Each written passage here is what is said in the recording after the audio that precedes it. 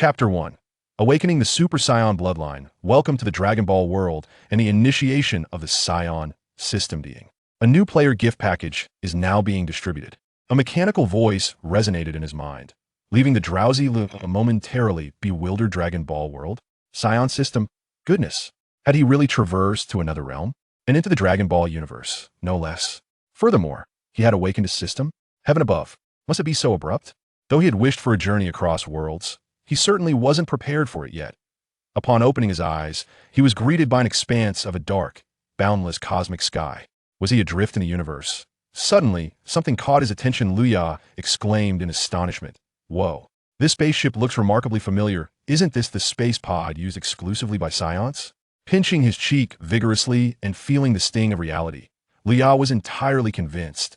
He was not dreaming. He had indeed crossed over into the Dragon Ball universe. But how did he end up in this space pod? Pondering this perplexity, Luya surveyed his surroundings, and himself his expression turned peculiar, for he was clad in the distinctive battle attire of a Saiyan, and to his surprise, a tail protruded from behind him. He was a Saiyan. Goodness, not only had he traversed, but he had also become a Saiyan. Ding. Notification. The new player gift package has been fully distributed. Would you like to open it? Suddenly, the mechanical voice chimed in at this. Luya nodded eagerly. Open it. Ding. Congratulations, host. You have acquired the Super Saiyan transformation skill. Ding. Congratulations, host. You have gained an initial combat power of 100 million points. Ding. Congratulations, host. You have received 1 transformation into a great ape. As the system's voice faded, an overwhelming surge of power erupted from within Luya. In the next instant, the entire space pod began to shake violently, fissures appearing across its surface. Witnessing this scene, Luya hastily suppressed his energy goodness. Starting off with a combat power of 100 million felt like a true tycoon. It left him slightly embarrassed. System, am I currently in the age of science? Luya inquired curiously. No. Host, you are now in the era of Dragon Ball Super, the system replied calmly. Hearing this, Luya's expression stiffened, and his eyes widened in disbelief. Are you serious? System, I am not jesting. Although your combat power stands at 100 million, you are not yet the strongest. Many far surpass you, such as Son Goku, Vegeta, and others. Luya. System. Host, the destination of the space pod you are currently aboard is Earth. Upon hearing this, Luya felt a wave of relief wash over him. That was a relief. Otherwise, being transported to an unknown planet would have been quite the predicament. Suddenly, a thought struck him. Luya asked, since we are already in the storyline of Dragon Ball Super, has the World Martial Arts Tournament begun? No, it has only just begun currently. Both Son Goku and Vegeta are not on Earth. They have gone to train under the god of destruction, Beerus. At this revelation, Luya furrowed his brow, and his eyelids twitched. Isn't that right around the time when Frieza is resurrected? System. Indeed, Frieza's resurrection occurs 3 hours later, while his invasion of Earth is 4 months away. By calculating the time, Frieza's army must already be in pursuit of the Dragon Balls. I want a time to reach Earth to stop them. With this thought, Luya inquired, is there any method to enhance my combat power? To be candid, though a power level of 100 million is formidable, it merely equates to the first stage of Super Saiyan.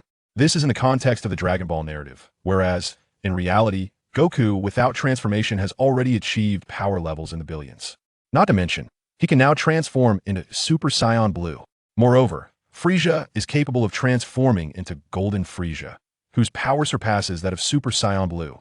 The system responded, yes. By completing the tasks assigned by this system, the host will be rewarded additionally. The host possesses the ability to transform into a Super Saiyan. Would you like to activate it? Upon hearing this, Luya shook his head. I do not wish to perish here.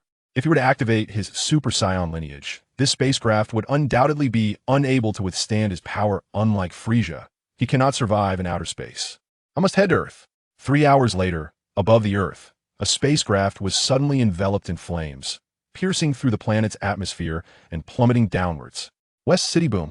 With a resounding roar, a massive pit emerged in a valley of West City, its diameter reaching 100 meters. At the center of the pit, a space capsule was embedded in the soil, emanating scalding steam.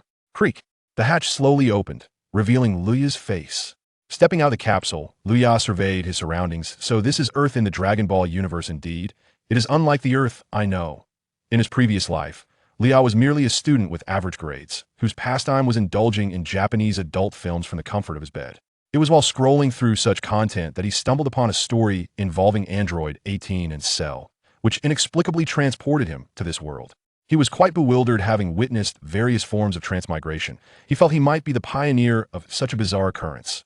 As Luya contemplated finding a place to settle, two immense presences suddenly approached him. He glanced curiously, wondering who it could be.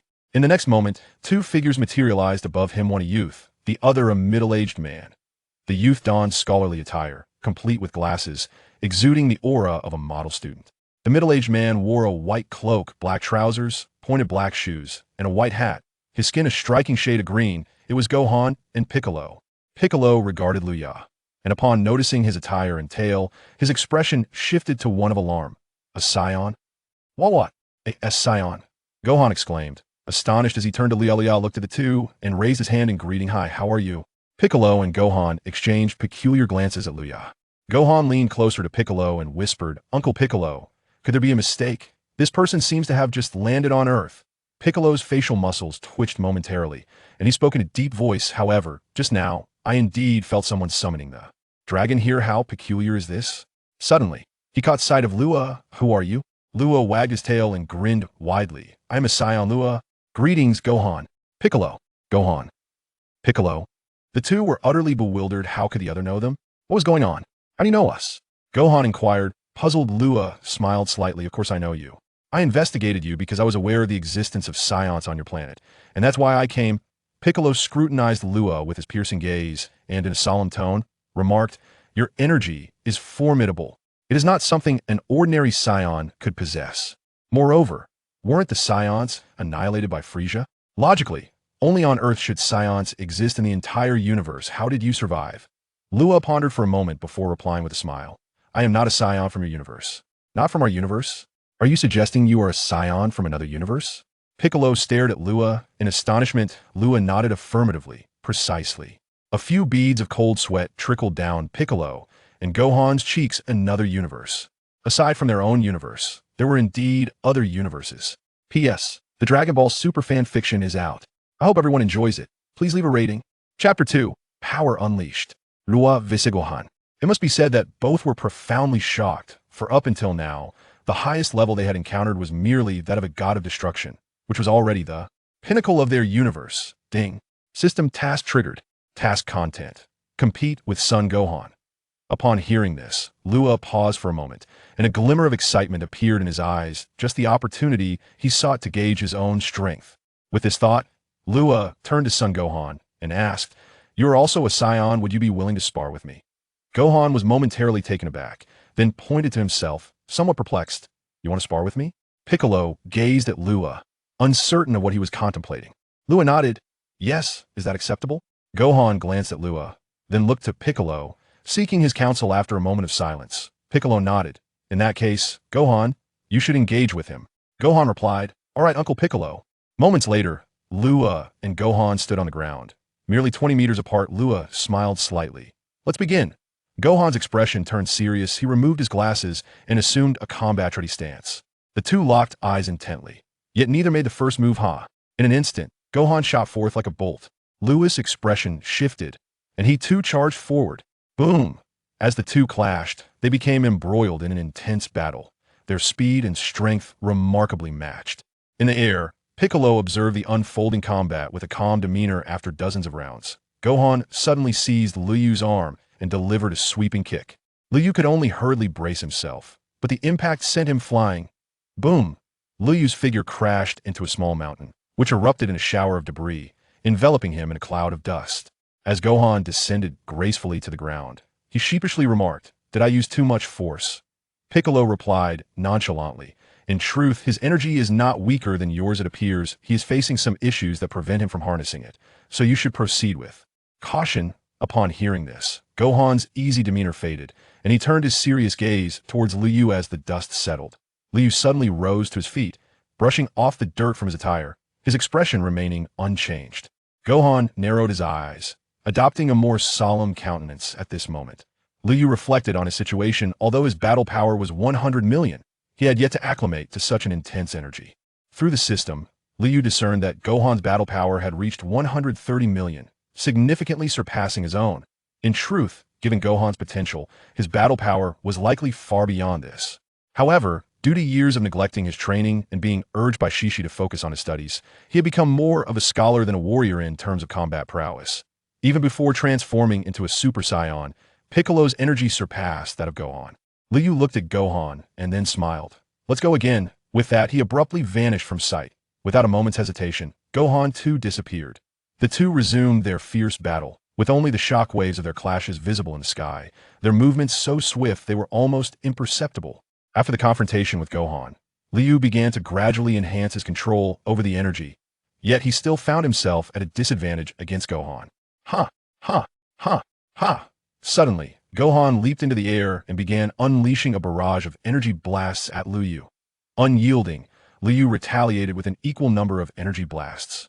The two forces collided, resulting in a tremendous explosion that shook the very fabric of space between them. Whoosh! In an instant, Gohan vanished, reappearing behind Liu with a powerful elbow strike that sent Liu crashing into the ground, causing another explosion of dust. Gohan hovered in the air, bringing his hands together at his waist, preparing to gather energy Kamehameha. With a powerful shout, Gohan unleashed the Kamehameha wave, a colossal shockwave barreling towards the ground where Liu had fallen. Boom! In an instant, the entire valley was leveled to the ground.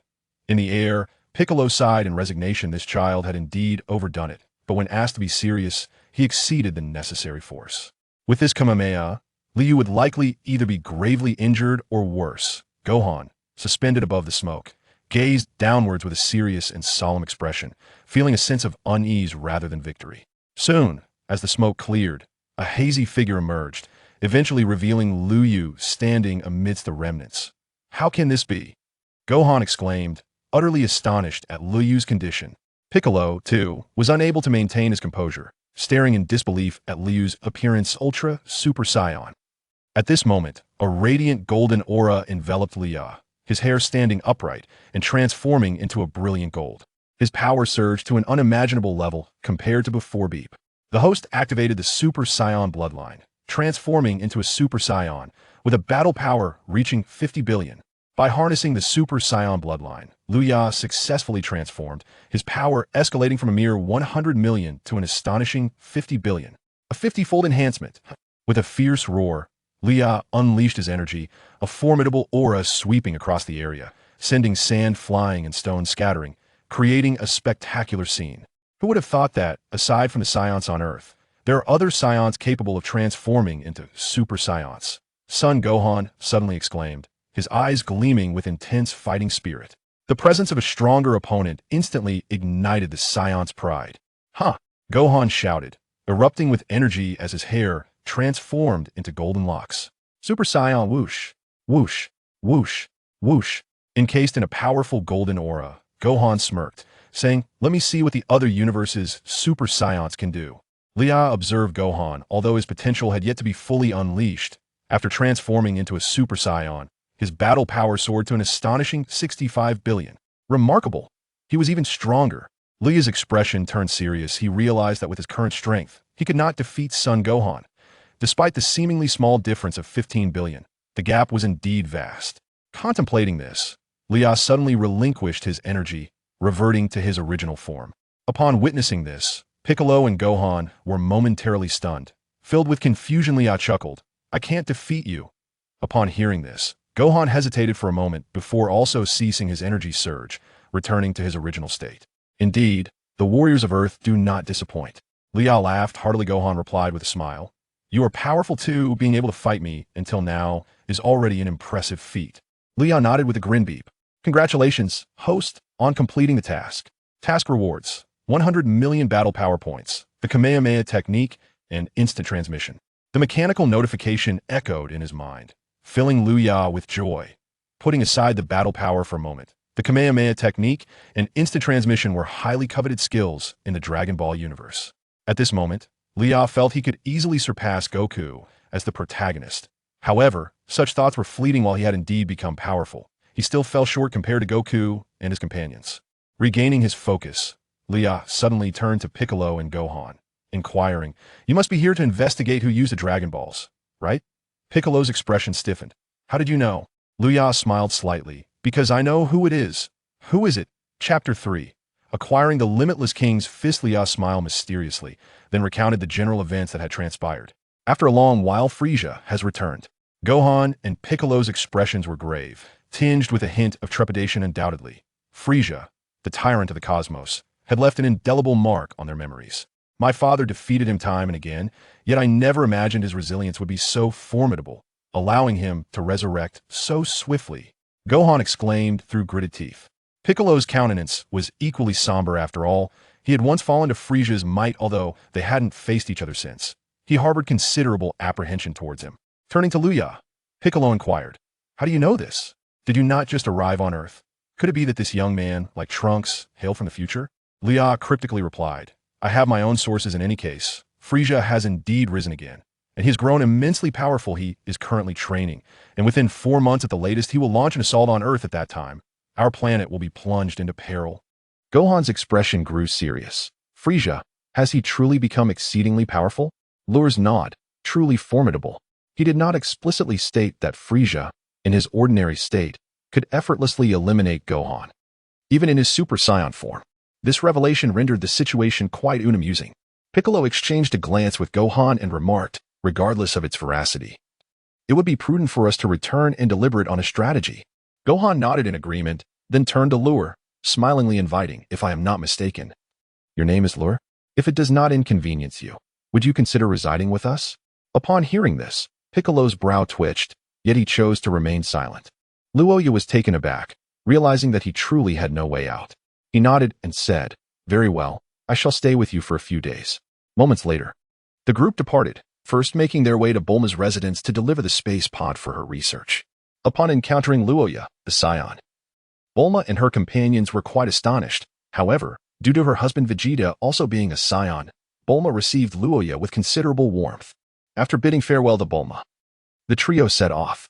In the following days, Luya resided at Gohan's home, where he requested Gohan to teach him various techniques, including the Kamehameha. Krillin and the other warrior comrades, having heard of Luya's existence, were equally surprised, yet disbelief struck them when they learned of Frieza's resurrection. Consequently, they all began their rigorous training. A few days later, Bulma conveyed astonishing news. According to the Cosmic Patrolman, or rather, as referred to by Gak, Frieza had indeed been revived. Moreover, he was expected to arrive on Earth imminently.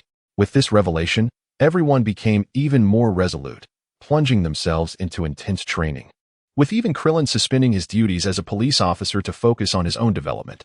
2 months later, Rua has become well acquainted with the immense power of his own physique, and his combat prowess has astonishingly reached an impressive 210 million. His innate talent for cultivation has already manifested the bloodline of a Saiyan.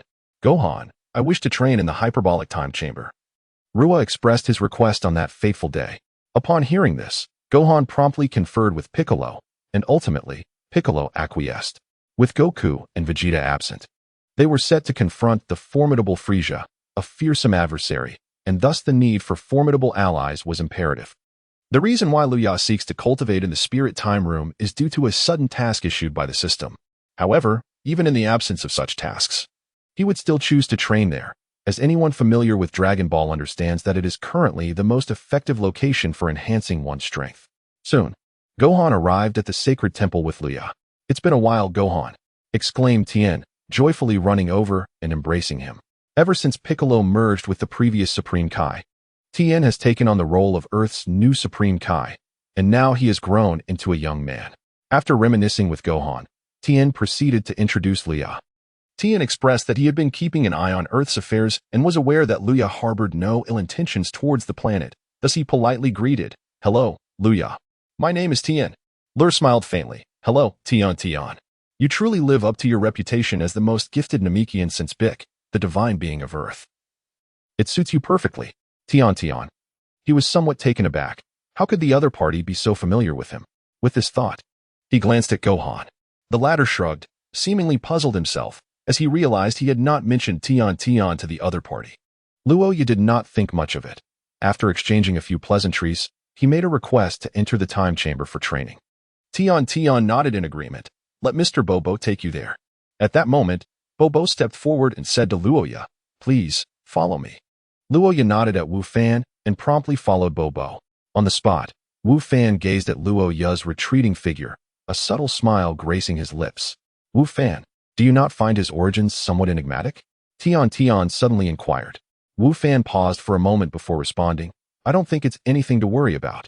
He claims to be a scion from another universe. Tian appeared somewhat exasperated.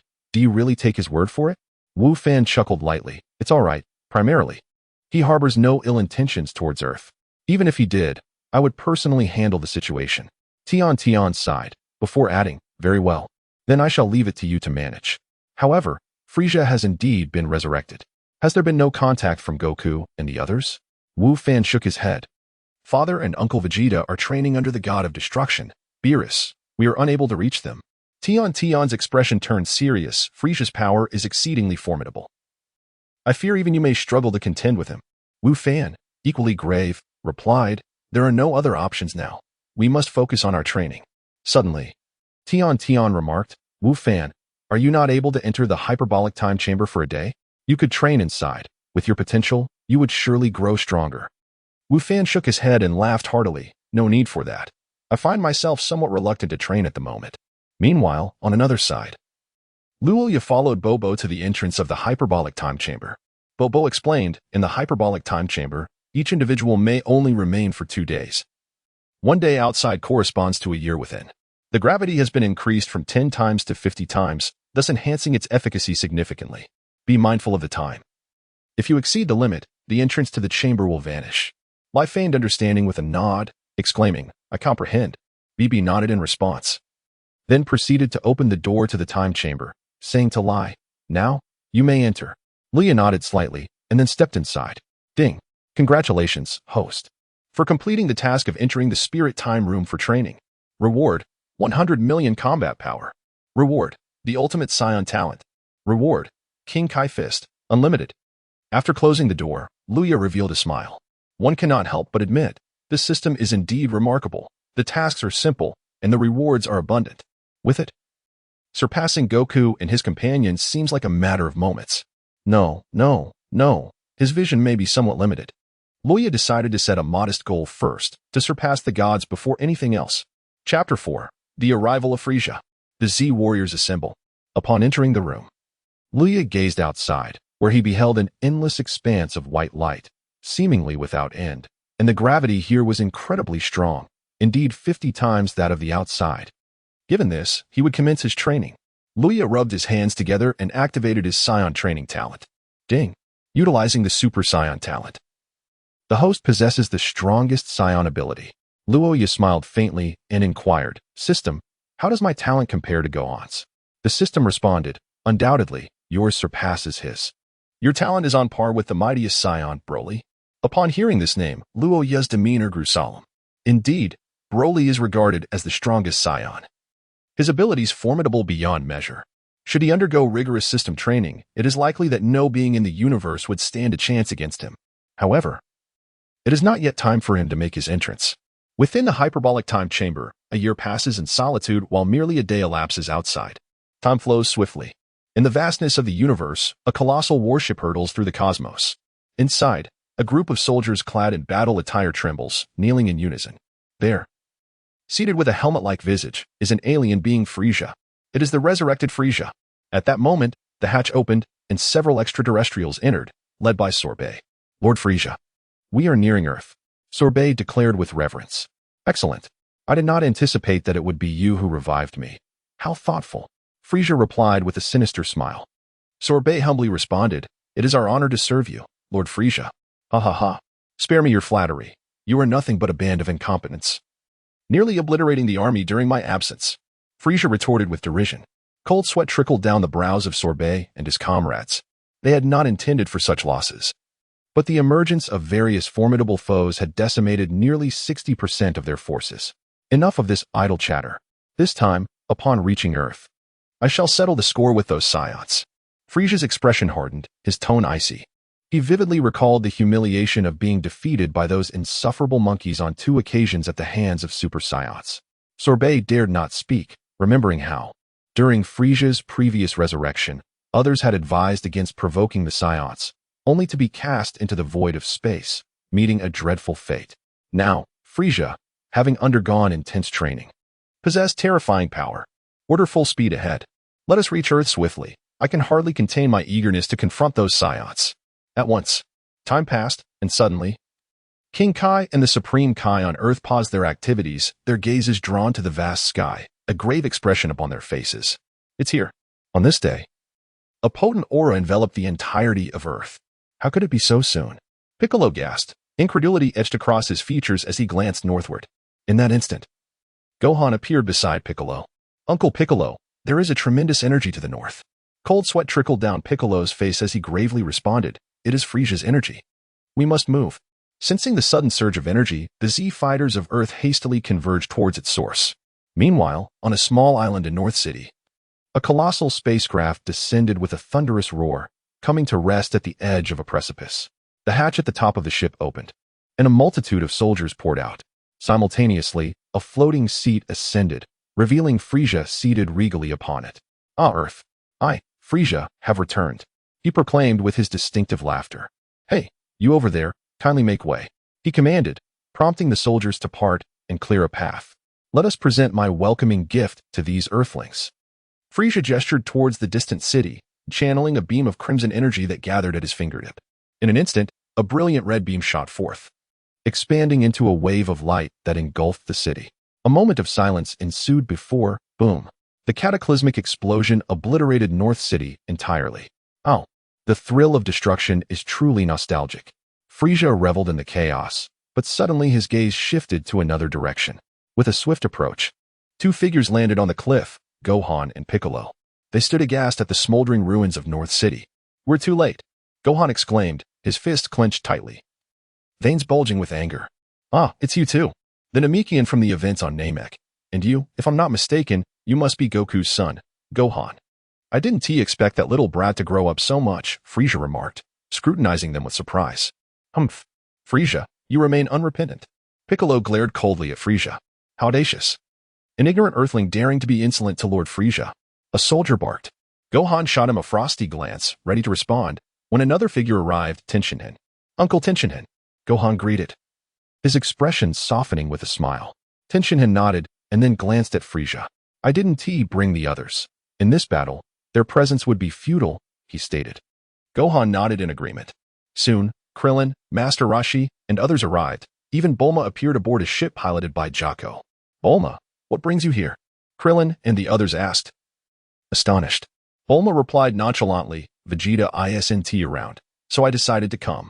By the way, Trunks is still young, so I haven't informed him about this. Krillin nodded in understanding before inquiring. Still no contact with Goku and the others? Bulma shook her head, expressing her frustration. I attempted to reach out to Whis, yet he is yet to respond. Upon hearing this, the others felt a sense of unease. Truth be told, without Goku around, they lacked a sense of security. By the way, who is this? Krillin inquired, glancing toward the figure concealed within the spaceship. Bulma smiled gently and replied, allow me to introduce my friend. He is a galactic patrolman named Gak. At this revelation, Krillin and the others nodded in acknowledgement, having grown accustomed to Bulma's penchant for befriending an assortment of peculiar characters. Hey, are you all neglecting me a bit too much? Frieza interjected, his expression devoid of emotion. Chapter 5, Training in the Hyperbolic Time Chamber, Power Surge. Bulma turned her gaze toward Frieza, curiosity piqued. Is this the infamous Frieza? Quite an unattractive appearance. Frieza retorted, hey, mind your words. That is the mighty emperor of the universe, Frieza. Gak suddenly exclaimed in irritation, goodness, why does this woman always have to be so sharp-tongued? As a friend, I must admit, this is quite alarming. Bulma glanced at Gak, unfazed, and remarked, what is the big deal? Although Frieza is formidable, our Gohan has become even stronger. Dealing with him should be a mere formality, right, Gohan? Gohan, with a grave expression, gazed at Frieza but shook his head. I'm afraid not, Aunt Bulma. The current Frieza possesses a terrifying level of power. Even I fear I might not prevail against him. What? How can this be? Bulma's earlier composure evaporated as disbelief flickered across her face while she stole a glance at Frieza. Frieza, now growing impatient, turned to Gohan and asked, where is your father? Goku? Gohan replied solemnly, father is currently engrossed in intense training. If you wish to find him, you may have to wait. Bulma quickly added, yes. Goku and the others will return shortly, so please be patient. Oh, is that so? Frieza suddenly chuckled. Very well. I've already waited this long. What's another moment? I'll wait for you all for precisely 10 seconds. 10 seconds? The group was taken aback, their expressions strangely incredulous. Hey, that's rather stingy of you. Bulma retorted, visibly displeased. Well then, time's up. Let the games begin. Frieza's expression darkened menacingly. Sorbet then waved his hand, commanding, kill them. In an instant, over 1,000 soldiers surged forward like a tidal wave. Gohan and the others gritted their teeth, witnessing the scene unfold, and in the next moment, they unleashed their power. With over 1,000 soldiers, that averages out to over 170 foes per person, everyone. Master Roshi stated gravely. Without hesitation, Gohan and the others charged forward. Meanwhile, within the hyperbolic time chamber, Luya continued his training, his energy reaching a truly terrifying level. He has been cultivating here for a year and 3 months, equivalent to merely 6 hours in a day in the outside world. At this moment, his combat power has soared to an astonishing 6.5 billion.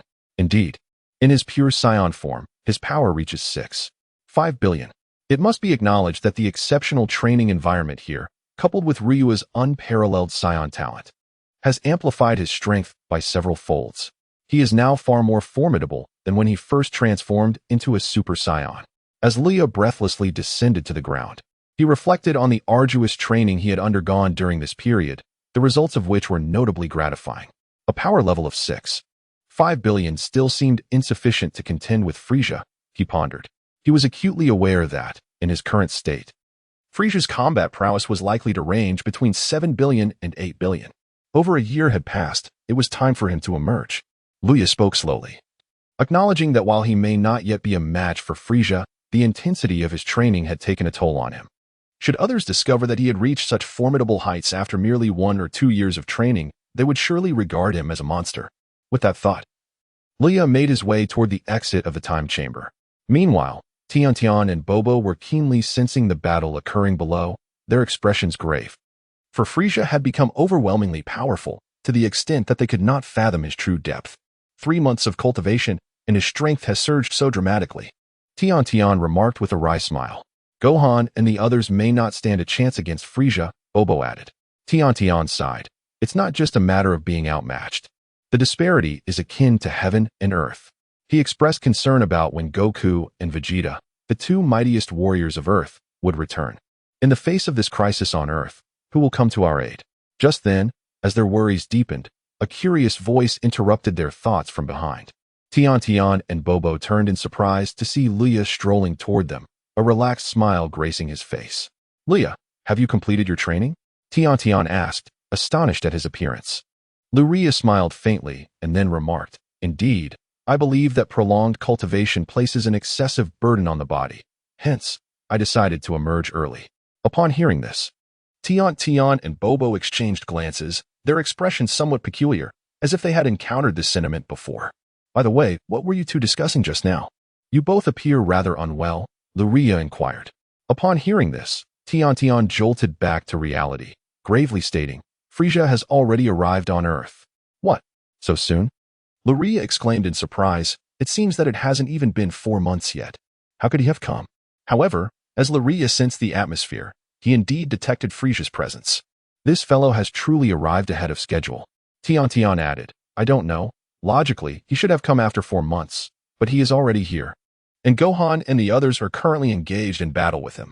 Hearing this, Luya narrowed his eyes slightly, his demeanor turning serious. Undoubtedly, Frieza's swift arrival was unexpected.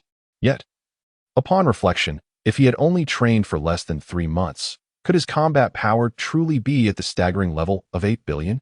With this thought in mind, Luya suddenly contemplated, System, is it possible to detect Frieza's battle power?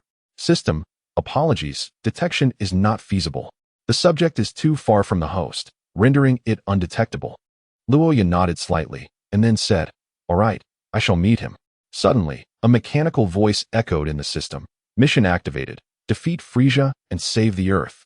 Upon hearing this, Luya's expression stiffened. What? Defeat Frieza? How is that even possible? I can't even ascertain if I stand a chance against him, let alone defeat him. Isn't that Son Goku's mission? Just as Luya was lost in thought, Tian unexpectedly bowed to him and said, Mr. Luya, may I ask you to join the battle? To assist Gohan and the others in defeating Frieza? Although this may seem somewhat unrealistic, I sincerely request your help. Upon hearing this, Luya turned his gaze towards Tian and smiled gently. Well, you are the god of Earth, so there is no need for such formality. Moreover, I have utilized your hyperbolic time chamber. Therefore, I shall personally defeat Frieza. As he spoke, Luya pointed between his eyebrows, sensing Frieza's energy. Upon witnessing Luya's gesture, both he and Tian were struck with astonishment, as if they had conceived something utterly extraordinary. Luya suddenly exclaimed in delight, I found it. He waved goodbye to Tian and Bo, saying, see you next time. With that, he vanished from sight. Tian and Bo, still reeling from the shock, realized that it was instantaneous movement. Chapter 6, Are you here to amuse me? Kamehameha. Keyblade slash. Demon light cannon. Key blast. Boom, boom, boom. Amidst the cacophony of explosions, countless soldiers were reduced to mere remnants, even though their numbers vastly outnumbered Gohan and his companions. The quality of their combat prowess was severely lacking. Each individual present was a master capable of taking on 100 foes. Yet, astonishingly, these soldiers seemed relentless, gradually exhausting the stamina of the Z-fighters. Seeing his comrades struggling to hold their ground, Gohan could no longer restrain himself. He erupted with energy, transforming into a Super Saiyan. In an instant, his power surged dramatically. With a cold expression, Gohan extended his palm towards the soldiers, unleashing a devastating laser blast that resulted in significant casualties. Meanwhile, Piccolo was engaged in an evenly matched battle with a bull demon soldier. Without hesitation, Gohan blinked and appeared right in front of his adversary. He did not strike, but merely fixed his gaze upon him intently. You wretched little brat. Die! The bull demon soldier bellowed in fury, launching a fierce punch towards Gohan. However, the bull demon struck nothing but air. Gohan had swiftly maneuvered behind him, delivering a precise knife hand strike that left the soldier dazed and unconscious, crashing heavily to the ground. After neutralizing his opponent, Gohan nodded at Piccolo and vanished once more in the blink of an eye. It is worth mentioning that Gohan did not resort to lethal force. His benevolence led him to merely incapacitate the soldiers.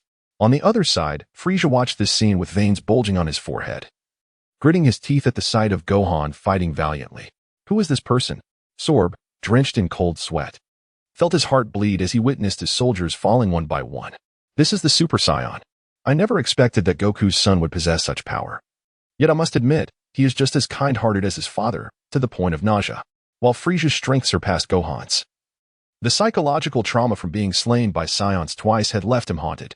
Now, witnessing Gohan's transformation, his expression darkened significantly. In the next moment, Frieza suddenly appeared before Gohan. Sensing the impending danger, Gohan shouted in anger and hurled a punch at Frieza. Frieza, with an emotionless countenance, effortlessly caught Gohan's fist, closing the distance between them and delivering a powerful blow to Gohan's abdomen. Ugh! Gohan could hardly withstand the impact, and he doubled over, expelling bile from his mouth. Although Frieza had grasped his fist, Gohan did not fly backward. Instead, he slumped down, his golden hair reverting to black, and his energy rapidly dwindling. Gohan. As Krillin and Piccolo beheld Gohan being swiftly knocked out, their expressions turned to sheer horror. Frieza gazed upon Son Gohan, and then a sinister smile crept across his face. In the next instant, he seized Gohan's hand and delivered a powerful kick to his body. Ah! Gohan cried out in agony, hurtling backward to crash against a cliff, which subsequently crumbled under the impact. Quickly, save him! Krillin exclaimed, his face paling. Piccolo clenched his jaw tightly, his fury igniting as he charged toward Gohan's location. Suddenly, Frieza obstructed his path, a malevolent grin adorning his features. With an open palm, he unleashed a crimson energy blast that sent Piccolo plummeting into the ocean. Piccolo, Krillin, and the others were engulfed in despair. If even Piccolo was no match for their adversary, how could they possibly prevail? Frieza cast a glance at Krillin and the others, his smile laden with ominous significance. They were paralyzed by fear, entirely aware of the overwhelming threat he posed. Ha ha ha. It seems I am far too powerful. This feels a bit like bullying, Frieza remarked, his desire to engage further dissipating. He had anticipated a challenge. Yet these opponents were proving to be insufficient.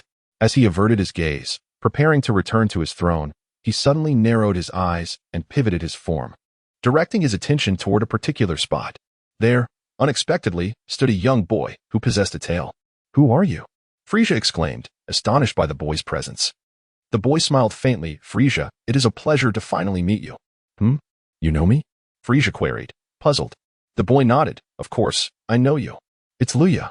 What brings you here? No, wait, you have finally arrived. At that moment, Bulma exclaimed joyfully. Luya nodded slightly. Thank you for your patience. What? Is he truly the Saiyan Luya?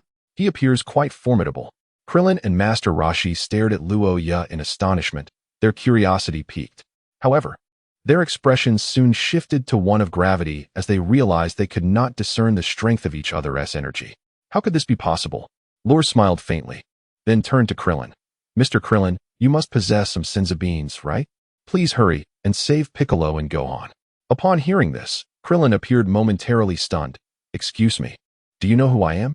Luya, momentarily taken aback, then chuckled. Indeed, we are acquainted, but this is not the time for such discussions.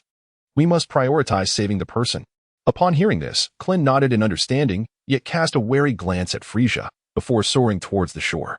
However, Frieza was evidently not inclined to let him succeed. In the next instant, he materialized before Krillin, obstructing his line of sight. Krillin's expression shifted dramatically. His teeth clenched as he fixed his gaze upon Frieza, steeling himself for a desperate struggle.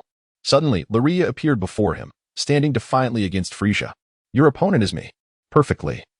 I wish to witness the prowess of the Cosmic Emperor, Frieza. Upon hearing this, a smirk crept across Frieza's lips. Oh, is that so? Very well then. It seems I must oblige. With a smile curling at the corners of his lips, Krillin immediately soared over to rescue the person in distress. Luya and Frieza locked eyes in the air, neither of them making the first move. Just moments ago, he had ascertained Frieza's combat power, which stood at a mere 7 billion, as his adversary had not launched an attack in the past 4 months. In contrast, when Gohan transformed into a Super Saiyan, his power surged to 6.8 billion. It was this slight difference of 200 million in combat power, coupled with Frieza's flawless ambush, that resulted in Gohan's swift demise. Luya couldn't help but feel a tinge of regret. Had Gohan persistently dedicated himself to training, he likely would not have been inferior to Frieza at this point. Nevertheless, with his own combat power resting at a formidable 6.5 billion, he felt a renewed sense of confidence. While there was a discernible gap, it was not insurmountable enough to guarantee his defeat. Luya suddenly extended his palm towards Frieza. Taken aback for a moment, Frieza soon smiled faintly, making no further movements. In an instant, Luya unleashed a burst of energy, shooting directly at Frieza. Yet, Frieza's smile remained unchanged as he effortlessly tilted his head, causing the energy blast to whiz past him without making contact. Gazing at Luya, Frieza remarked, "Are you here to amuse me?" Luya's enigmatic smile caught Frieza off guard, instilling within him an ominous premonition. Suddenly, a realization struck him, prompting him to whirl around. To his astonishment, he observed that the energy sphere launched by Luya had taken an unexpected turn and was hurtling towards Sorbet. No, no. Lord Frieza, save me. Help. He cried out in desperation. Boom. Sorbet was utterly obliterated by the energy blast. Chapter 7. Fierce Battle. Luya versus Frieza. No one anticipated that Luya's true target was, in fact, Sorbet. However, confusion lingered among the onlookers, for Sorbet was merely a lowly minion. Why would Luya choose to strike him first? Frieza's expression contorted with rage as he turned his gaze sharply towards Luya, his voice tinged with fury. It seems you have grown rather arrogant. With a slight smile, Luya remarked, I simply believe that a fair battle between us should exclude any external distractions. What do you think? Upon hearing this, Frieza's expression darkened. Did the other party possess some knowledge? In truth, he had meticulously prepared a trump card for this expedition to Earth, yet unexpectedly, it had been thwarted by this enigmatic individual. This incited a sense of indignation within him. However, as if a sinister realization struck him, Frieza suddenly broke into a cruel smile. Ha ha ha. Since you have suggested that, let me assist you in eliminating distractions. No sooner had he spoken than he pointed decisively in the direction of Tien Shinhan, and with a swift motion, a crimson beam shot forth with a piercing sound. With a piercing gaze, the angler suddenly materialized before Tianjin Fan, effortlessly deflecting Frieza's attack. Frieza's expression remained calm, yet a chilling aura emanated from him. Luya softly stated, Leave Frieza to me. You all should retreat to a safe place. Upon hearing this, Tianjin Shan nodded in agreement, saying, Please take care of it. With that, he exchanged a glance with Master Roshi and then soared towards Bulma's direction. Luya gazed at Frieza and remarked with a smile, Now, we can commence the battle. Frieza gradually descended and, fixing his gaze upon Luya, inquired, Who exactly are you? What accounts for the immense power that emanates from you? As Luya smiled with a sly grin, he promptly revealed the tail that was coiled around his waist. Upon seeing that tail, Frieza's expression suddenly shifted. A tail? You are a Saiyan. Luya smiled and said, Indeed. Surprising, isn't it? Frieza, somewhat incredulous, responded, Impossible. Aside from the Saiyans on Earth, all other Saiyans, along with planet Vegeta, have been annihilated by me. The angler, with a shake of his head, remarked, Do not concern yourself with such trivialities. Let us engage in a match. Frieza, regaining his composure, responded with a smile, Are you so confident that you believe you can defeat me? Luya suddenly broke into a smile, and then, with a fierce roar, a terrifying aura erupted from his being in an instant. Frieza, witnessing Luya's sudden surge of power, was momentarily stunned. Impossible. How can your strength be so formidable? Cloaked in a pure white aura, Luya wore a confident smile. I initially thought you would arrive in 4 months, but to my surprise, you showed up early. Now, unleash your true strength. Frieza gazed at Luya, his expression darkening, as the unfolding events surpassed his expectations. He had not anticipated encountering such a powerful Saiyan beyond Goku and Vegeta. How infuriating. Boom. In the next moment, Frieza also erupted with energy, enveloped in a purple aura, its intensity rivaling that of Luya's. Luya gazed at Frieza, a slight smile gracing his lips, every cell in his body trembling with exhilaration. Meanwhile, Krillin helped Piccolo and Gohan to their feet, administering the miraculous senzu beans. True to their reputation for healing all wounds, the two awoke almost instantaneously after consuming the beans. Krillin, are you all right? And where is Frieza? Gohan inquired. Sitting up with a look of confusion, Krillin smiled gently, responding, Gohan, I'm fine. That Saiyan friend you brought back is incredibly formidable. Saiyan. Gohan echoed, bewildered. Suddenly, Piccolo exclaimed in astonishment, That's the Saiyan Luya. At this revelation, Gohan quickly turned his gaze towards the battlefield. Instantly, even he was taken aback. Is this really Luya? How has his energy transformed so drastically? It's so powerful. Gohan's mouth fell agape in disbelief. He recalled suppressing Luya not long ago. Yet now he felt dwarfed by the latter's presence. Piccolo's expression grew serious as he remarked, I never anticipated his talent to be so extraordinary. Merely a day in the hyperbolic time chamber has elevated his strength to such heights. I fear even Goku may fall short in comparison. At this statement, the others' expressions turned grave. Among Gohan's companions, none had ever surpassed Goku in strength, and if anyone could, it would undoubtedly be Vegeta. Now, however, a new contender, Luya, had emerged. How could this not astonish them? It appears that Vegeta, the perennial second, may need to reassess his position. In the arena, Luya and Frieza locked eyes. And suddenly, Luya's aura surged once more. Frieza gritted his teeth, equally unwilling to relent. Huh. Luya suddenly let out a fierce shout and surged forward with great momentum. Humph. Frieza scoffed softly, unleashing his own burst of energy as he charged ahead. Boom. The two fists collided with tremendous force, unleashing a shockwave that rippled through the air. Their fists remained locked, neither yielding an inch, as they relentlessly escalated their power. Caught in a stalemate. Suddenly, a sly smile curved Frieza's lips. In an instant, he seized Luya's hand, yanking it fiercely while simultaneously delivering a powerful kick.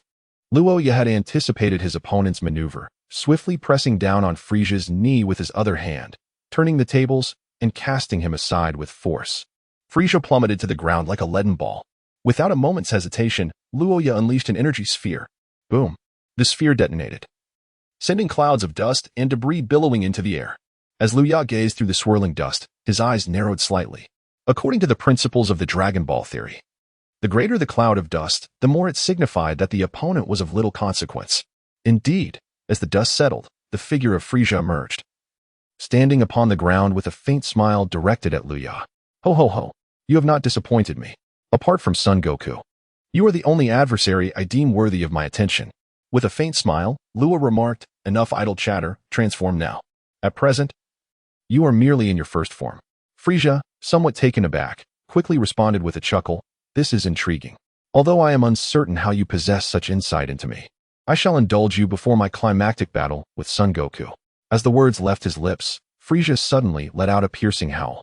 In an instant, the ground beneath him fractured, and debris defied gravity, rising into the air. Following this, a formidable surge of purple energy erupted from within Frieza. Frieza's body began to swell, expanding to more than 3 times its original size. Yet, this transformation did not cease.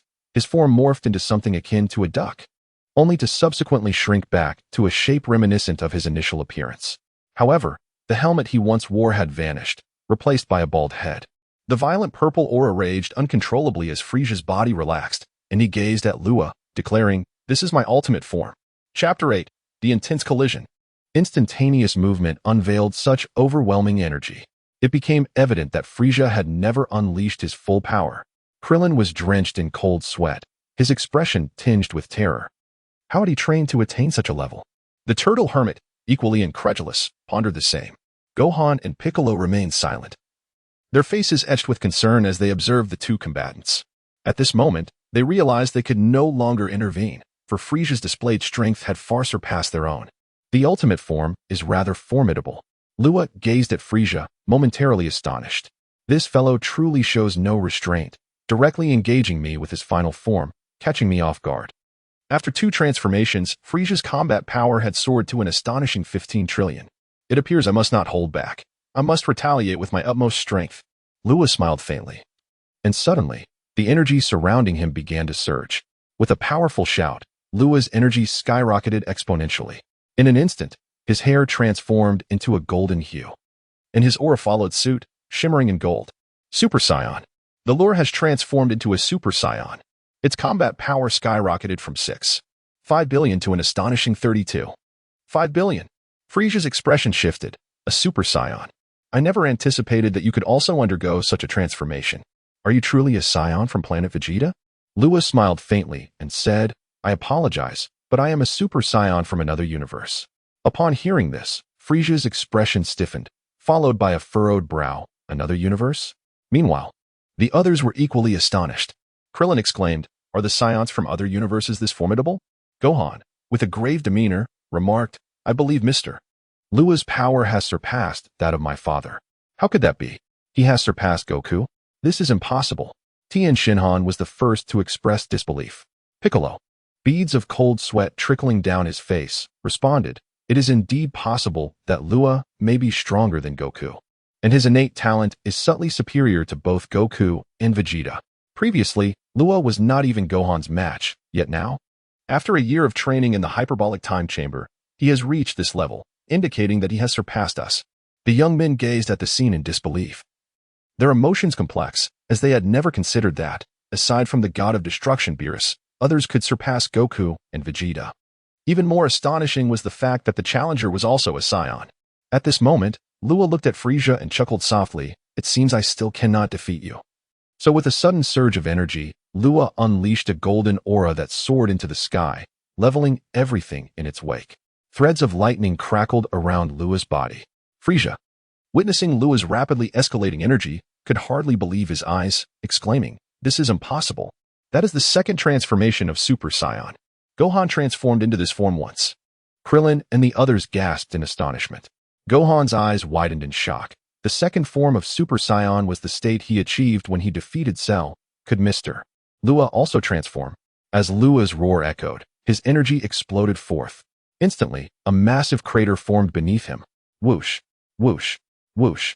The golden aura enveloped in electricity, and Luya's hair grew significantly longer, resembling a spiky hedgehog, even more striking than in his first Super Saiyan form.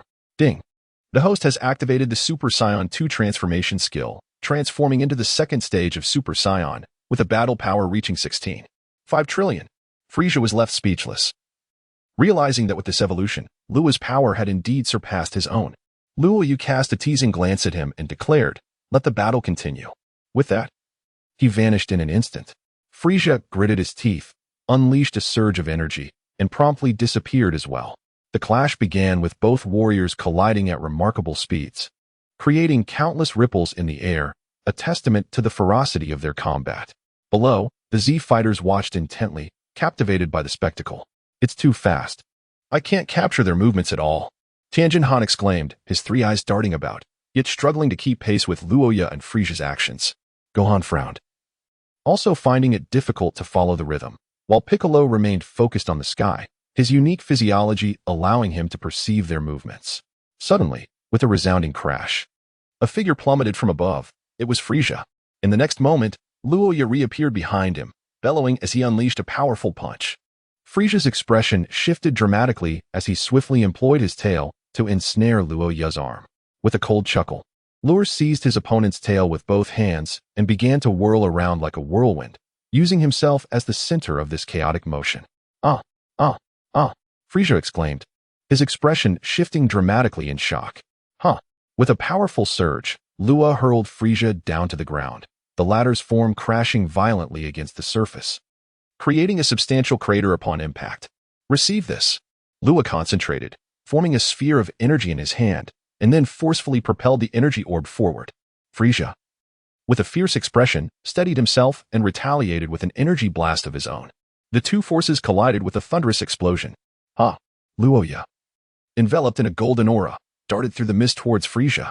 The latter suddenly erupted with energy, relentlessly unleashing energy blasts towards Luya.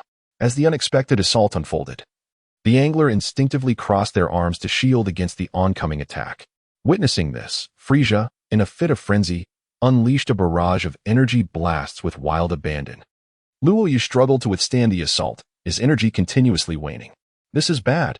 We must help him, Krillin exclaimed, his complexion pale as he prepared to intervene. No.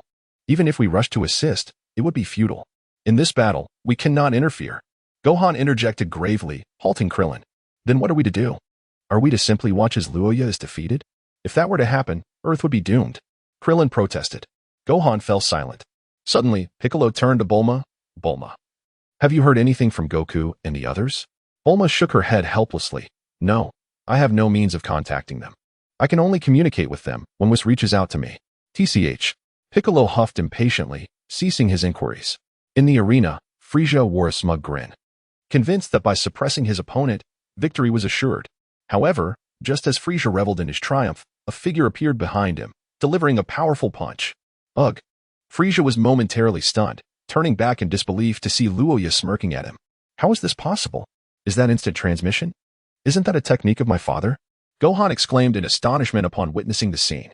P.S. Based on the reactions from various readers, the power levels have been adjusted. No more claims that the author cannot calculate. I admit my mistake. The ordinary form transforming into Super Saiyan yields a 50-fold increase in power. From Super Saiyan to Super Saiyan 2, a 5-fold increase. From Super Saiyan 2 to Super Saiyan 3, another 5-fold increase.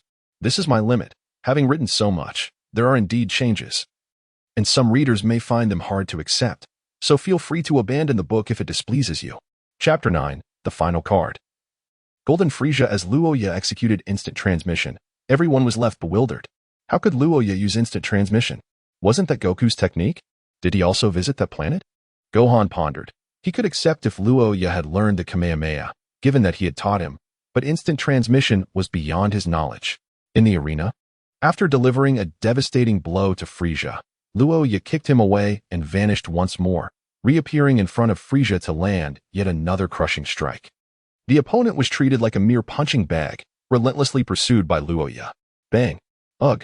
Luya clasped his hands together and, with a powerful strike, sent Frieza crashing into the ground, causing the earth to fracture beneath him. Suspended in the air, Luya gazed downwards, then brought his hands to his waist. The familiar gesture was immediately recognized by the onlookers as the Kamehameha technique. Krillin, beads of sweat forming on his brow, exclaimed, Gohan, did you teach him the Kamehameha? Gohan nodded affirmatively. Indeed, it was I who taught him. In truth, it was not Gohan's instruction. Luya possessed a system that allowed him to learn effortlessly. Unbeknownst to Gohan, Kamehameha. In an instant, a formidable energy coalesced in Luya's hands, radiating brilliance. With a sudden thrust of his fishing rod, a tremendous wave of energy erupted like a fountain, plunging directly into the ground. Boom, boom, boom. A colossal explosion ensued, causing the entire island to tremble violently. We must leave this place, Gohan exclaimed, his expression shifting dramatically. In an instant, he dashed to Bulma's side, taking her with him as they soared into the distance. The others, witnessing the chaos, were equally alarmed and swiftly fled far away. Rumbling echoed around them. The strike of the lure, akin to the Kamehameha wave, obliterated the entire island, causing it to collapse and be engulfed by the surging waves. Whoosh, whoosh, whoosh. Luya was enveloped in a golden aura. gazing downwards with an impassive expression. He did not believe that Frieza had been vanquished. After all, this adversary had yet to unleash his true potential. With this thought, Luya suddenly became vigilant. Meanwhile, the others had also arrived at a nearby island, their expressions grave as they observed the unfolding scene. Do you think Luya can truly defeat Frieza? Krillin queried, a hint of uncertainty in his tone. Gohan shook his head, replying, I'm not sure. Frieza must have come to Earth well prepared. Though he has transformed into his final form, I cannot shake the feeling of foreboding. I share your sentiments, Tien Shin'an spoke solemnly. Nevertheless, the fact that Luya is able to engage Frieza to this extent is already remarkable, at the very least. He buys us precious time while we await Goku's return, Piccolo asserted gravely. Upon hearing this, the group felt a sense of helplessness. Goku and the others had yet to send word, and Whis had not initiated contact with Bulma, leaving them without a means to locate their friends. Thus, all they could do was wait. Suddenly, a faint tremor reverberated through the air, causing everyone to tense with anticipation. In midair, Luya's demeanor shifted to one of seriousness as he scrutinized the waters below, sensing that something was poised to erupt from within. Boom! In the next moment, a colossal column of water surged skyward. From within the watery spout, a vague silhouette emerged, and without needing to guess, Luya knew it was Frieza. This fiend was indeed unscathed. Yet, this revelation filled him with exhilaration. The stronger the opponent, the more invigorated he felt. Frieza ascended slowly into the air. Although he bore no grave injuries, the abrasions upon his body rendered him somewhat disheveled. With an inscrutable expression, he regarded Luya, lost in thought. Luya gazed at his opponent, a faint smile gracing his lips as he remarked, "How intriguing that you remain unscathed." His combat prowess surpassed that of his adversary by a staggering 100 billion, yet throughout the course of their battle, he had only managed to gain a slight advantage. This clearly indicated that his opponent possessed combat experience that eclipsed his own. Frieza regarded Luya with a serious expression, then inquired, "Your current strength is truly perplexing. How can you be so formidable? Are you truly a Saiyan from another universe?" Luya raised an eyebrow and remarked, "What else could it be?" Frieza's expression instantly turned icy as he responded, "I never anticipated that the Saiyans from other universes would possess such formidable strength. Could it be that there are members of the Frieza race in their realm as well?" Luya was somewhat taken aback, pondering how the other party could possess such knowledge. Although he was not a Saiyan from another universe, he was aware of a universe that boasted formidable beings akin to those in their current 7th universe, namely, the 6th universe. There, Saiyans existed alongside a nefarious individual reminiscent of Frieza. Observing Luya's expression, Frieza realized, "It seems my conjecture was correct." Luya shook his head and said, "Enough of the idle chatter. Let us engage in combat once more. My intention is to defeat you, not to indulge in boastful banter." "Banter? What does that mean?" Frieza inquired, puzzled. Luya paused momentarily, then a peculiar expression crossed his face as he realized that the linguistic style of his world differed somewhat from this one. He replied nonchalantly, "It means exactly what it says, boasting." "Do you understand? Are you a foreigner?" Frieza furrowed his brow. Luya's glare intensified. "Do you truly know the foreigners?" Felicia furrowed his brow, then retorted coldly, "With your abilities, do you truly believe you can defeat me? That is utterly impossible." Having previously suffered defeat at the hands of the Saiyans, he could not bear the thought of enduring such humiliation once more. Luya, with a mischievous smile, declared, "I am aware that you have yet to unleash your true power. Thus, it is time for you to transform." "What?" Frieza's expression faltered, and he exclaimed incredulously, "How did you know that I am capable of transforming again?" The fact that he could once more become Golden Frieza was a closely guarded secret, his most formidable technique. How could the opponent possibly be aware of it? Luya smiled faintly, stating, "I am thoroughly familiar with this plot." Frieza retorted, "Come on, show me just how powerful Golden Frieza truly is. Otherwise, you are no match for me." Luya responded with a teasing grin. Frieza's expression darkened. As a sense of wariness crept into his heart, not only did the opponent know he had yet to transform, but he was also aware of his Golden Frieza form. Who exactly is he? This realization filled Frieza with unease. However, with no path of retreat left, and without transforming, he knew he would be no match for this Saiyan. If that were the case, his plan would be utterly thwarted. Originally intended for Son Goku, but since you are so provocative, then I shall comply. Frieza suddenly sneered. And immediately, the energy emanating from him began to surge violently. Chapter 10, Eruption. Sevenfold Kaioken. Boom. As Frieza unleashed his energy, the heavens darkened. Thick clouds rolled in, and lightning flashed, as if the apocalypse had arrived. In that moment, for miles around, nay, the entirety of Earth, was enveloped by Frieza's formidable aura. It was astonishing and powerful. Krillin and the others gazed in astonishment at this spectacle, unable to fathom that Frieza's energy could escalate to such extremes. What kind of training had he undergone during his years of absence? Piccolo, drenched in cold sweat, stared in disbelief. They had believed that after all these years, their own powers had surpassed that of the Frieza they once knew, yet they were utterly unprepared for the fact that Frieza had grown exponentially stronger. He was truly a prodigious genius. Gohan regarded Frieza's form with an unusually grave expression. He feared that even if he transformed into Super Saiyan 2, he would still be outmatched. Boom, boom, boom. Not only were they shocked, but Luya was equally astonished. Unlike the others, he could distinctly sense the magnitude of Frieza's energy surging to an abnormal extent. 150 trillion, 160 trillion, 170 trillion. The escalation of his energy was nearing exponential proportions. Luya found himself in a rather awkward predicament.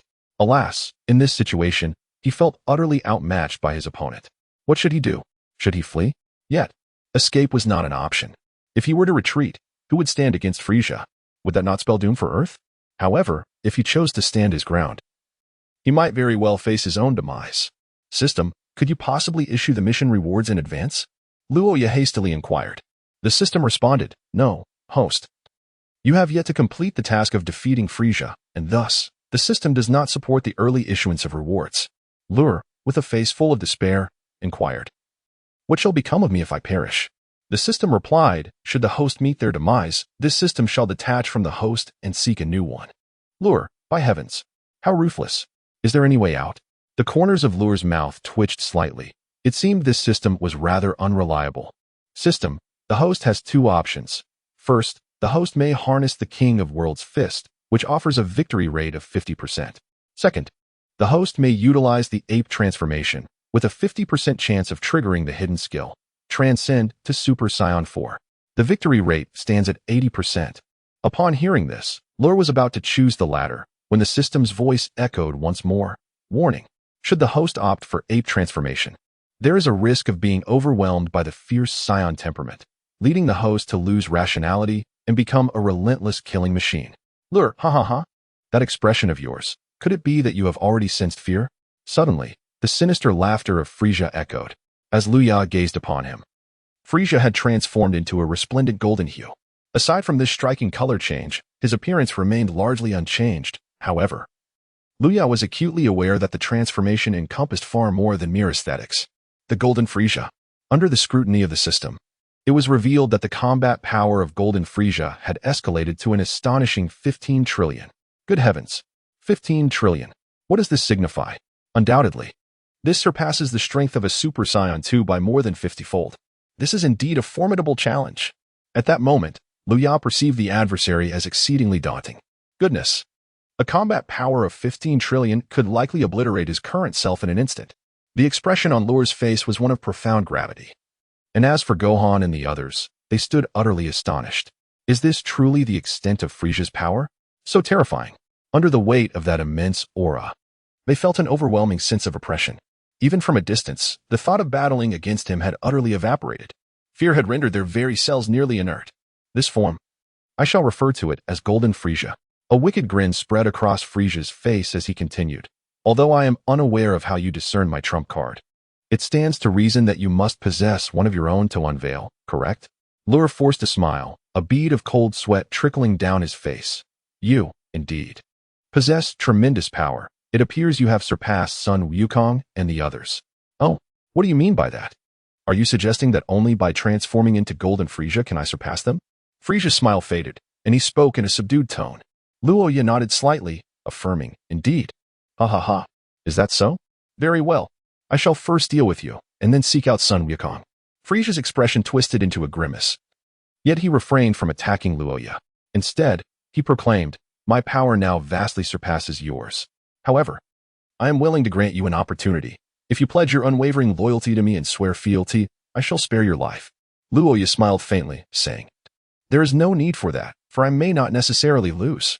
As soon as the words left his lips, an explosive surge of energy enveloped him. A golden aura crackling with lightning. Huh. King Kai Fist. Suddenly, with a roar, a crimson aura erupted around Luya, amplifying his power at an astonishing rate.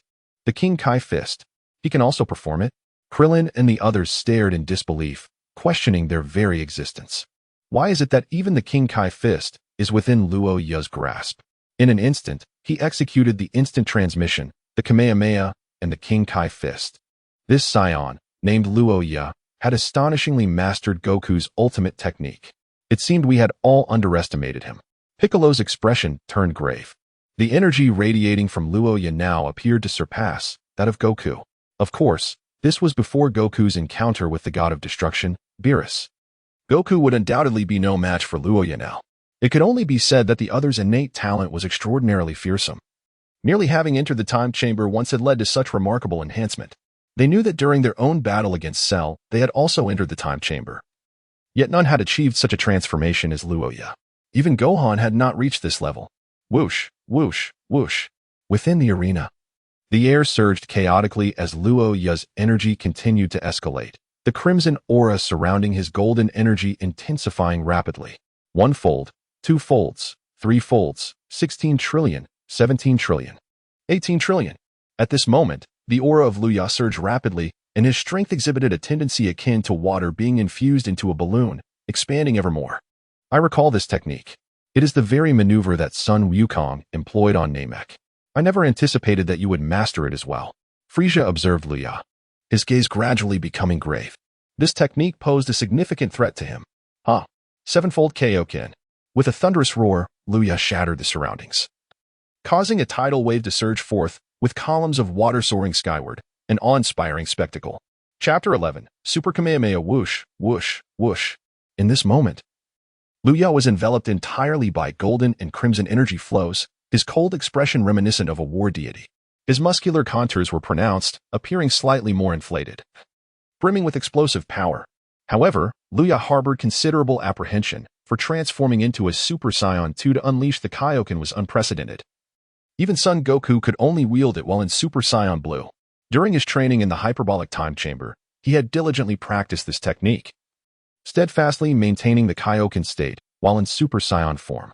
Achieving this current 7-fold Kaioken, even with his exceptional Saiyan talents, had taken him 6 months.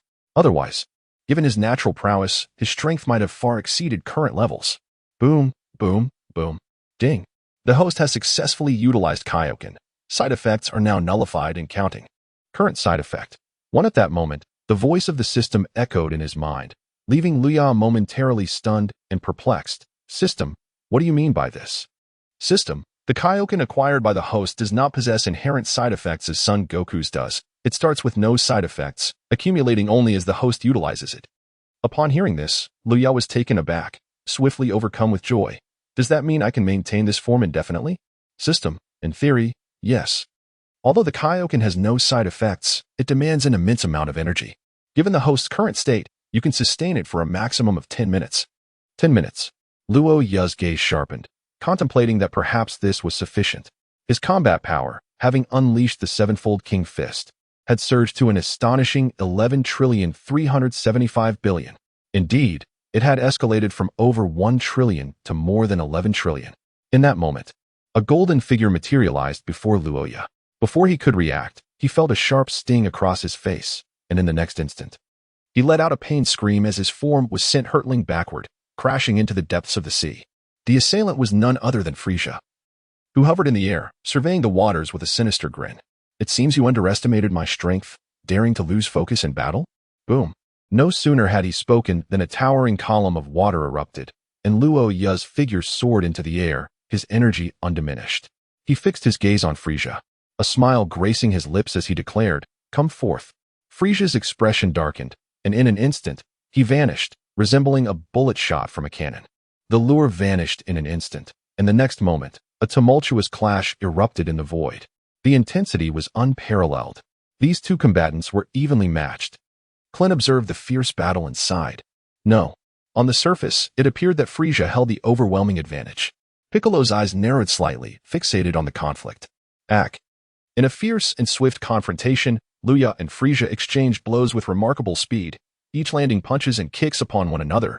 However, their accuracy remained notably low, as most strikes were deftly intercepted by their opponent.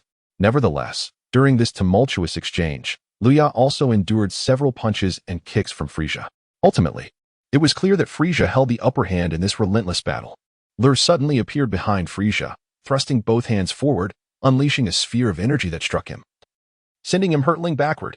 Luya charged forward, but in the next instant, the flying Frieza suddenly vanished, only to reappear before Luya with such astonishing speed that Luya could merely catch a glimpse of a fleeting shadow. Bang! Ugh! What a sight! Frieza unleashed a powerful punch that struck Luya squarely in the abdomen, causing him to spit out white foam and send him hurtling backward like a shrimp in flight. Frieza did not afford Luya a moment's respite. He accelerated even further, dashing towards Luya with supersonic swiftness, his fist raised to deliver another devastating blow. Ugh! With a piercing scream, Luya plummeted downwards. Frieza, his expression twisted in malice, gazed at the falling figure of Luya. He then extended his index finger, unleashing a barrage of laser beams towards him. Boom! Boom! Boom! Boom! Numerous crimson beams detonated, shrouding the area in smoke. Amidst the billowing haze, a silhouette emerged. Luya, though bearing some injuries, remained alive, landing adeptly upon a rocky outcrop. Frieza, surveying Luya with a mocking grin, exclaimed, "Ha ha ha. Is this truly the extent of your power? It appears you are no match for me." Luya wiped the blood from the corner of his mouth, a smirk playing on his lips as he declared, "You are indeed formidable, but how could I possibly be defeated by you? Oh, do you possess any other techniques? Feel free to unleash them," Frieza said, spreading his arms wide and flicking his tail with a mocking demeanor. Luya gritted his teeth, momentarily surging with an explosive intensity, elevating his aura to its zenith. Even in this state, he found himself grappling with an underlying strain. Under normal circumstances, he could sustain this for 10 minutes, however, now, channeling energy to confront Frieza also demanded considerable stamina, leaving him with scant time. He needed to resolve this swiftly. With this thought, Luya pushed his energy to its utmost limit, simultaneously bringing his hands to his waist in a familiar stance. Witnessing this reminiscent scene, Gohan and the others were jolted into awareness. Krillin, on the verge of exclaiming, was hastily silenced by Gohan's urgent gesture. "Do not disturb them," Gohan admonished with a serious tone. Krillin nodded fervently, and once Gohan released him, he excitedly remarked, "Is he attempting to use Goku's technique against Frieza, just as he did with Cell?" Gohan gazed at Luya in the arena, silently praying for success. Meanwhile, Luya continued to fervently gather energy, pushing his aura to its pinnacle. The energy in his hands swelled dramatically, only to be meticulously compressed. Frieza, sensing the shift, regarded Luya with a puzzled expression. "Hey, are you out of your mind? Such a buildup of energy could obliterate the entire planet." Luya smiled faintly. "What's the matter? Are you afraid?" Frieza's expression momentarily faltered before he chuckled. "Kid, putting aside whether your attacks can inflict any damage on me, your speed alone is insufficient to reach me. Therefore, you would be wise to conserve your energy. This way, you may still have a fighting chance." Luya smiled faintly, remaining silent, yet in the next moment, his aura surged dramatically. Frieza observed this scene, a sense of foreboding creeping into his heart. However, he could not bring himself to believe that the opponent could strike him. Or perhaps, was the adversary merely stalling for time? With this thought, a glimmer of murderous intent flickered in Frieza's eyes.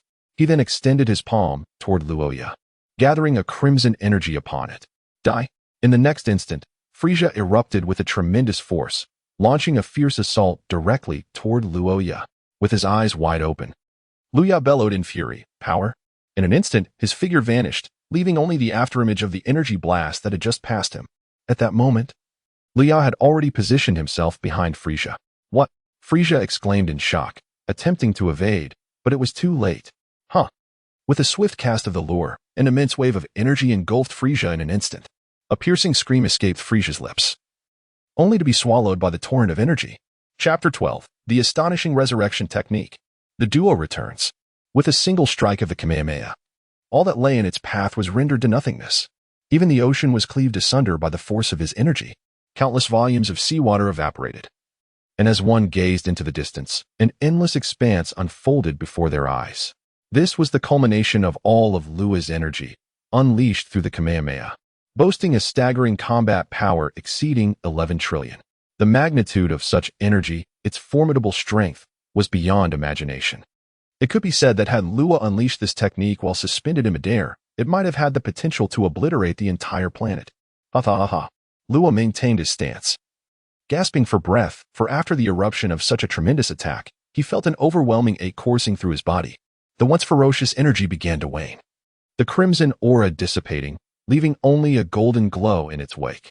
Luya, now depleted of energy, could no longer sustain the immense power of the Kaioken times 7. Thus, he hastily retracted the technique, and his transformation into a Super Saiyan 2 was also beyond his reach, reverting him to an ordinary Super Saiyan. After unleashing the Kamehameha, the pent-up energy he had been holding dissipated, rendering him temporarily incapable of transforming into his Super Saiyan 2 form. Surely that foe has been vanquished, right? The Z fighters gazed at the scene with a mix of trepidation, recalling how Goku had once used this very technique against Cell, who had been unable to react in time and was left severely weakened. Given that Luya's attack was undoubtedly far more formidable, Frieza should be unable to withstand it. Or so they hoped. With this thought, excitement surged through them, as it seemed there would be no need for Goku and the others to return to confront this powerful adversary. However, something felt amiss. Gohan and Piccolo did not share the same sense of relief as the others. Instead, a grave expression crossed their faces, for Luya remained vigilant and far from complacent. Could it be that this adversary possesses abilities akin to those of Uncle Piccolo? Gohan pondered, suddenly gritting his teeth. Piccolo felt beads of cold sweat trickle down his brow. Meanwhile, Luya was also troubled, for he realized that although his attack had been formidable, it had not succeeded in eliminating Frieza. The enemy still lived. Beep. The detection system indicated that Frieza's energy remained, therefore the host had not completed the mission. The host must strive further. Lure. Indeed, it is not dead. At that moment, everyone suddenly sensed something and turned their gaze towards a singular direction. Lure gazed at the surface of the sea, a chill of apprehension creeping over him. Meanwhile, a figure gradually emerged from the depths of the water, first revealing its head, then its body, until the entire being surfaced, bringing an eerie silence to the air. It was Frieza. This individual was none other than Frieza. He was still alive. As Luya gazed at Frieza, a faint smile graced his lips. "You truly are fortunate," he remarked. Frieza's visage contorted with rage. His current state was indeed pitiful. He had reverted from his golden form, one arm had vanished entirely, and he was left with only half of his waist. Even his tail had suffered, reduced to a mere fragment. How tragic. Although the golden Frieza had sensed Luya's presence, he had been a moment too late. The instantaneous movement exhibited by Luya made his energy exceedingly elusive, rendering even the evolved golden Frieza somewhat overwhelmed. Damn it! Those accursed Saiyans! Frieza growled, his expression darkening. Suddenly, he unleashed a terrifying energy surge. Almost immediately, the severed parts of his body began to writhe, as if something within were striving to break free from the flesh. Piccolo's eyes widened in alarm, urgently warning, "Act now.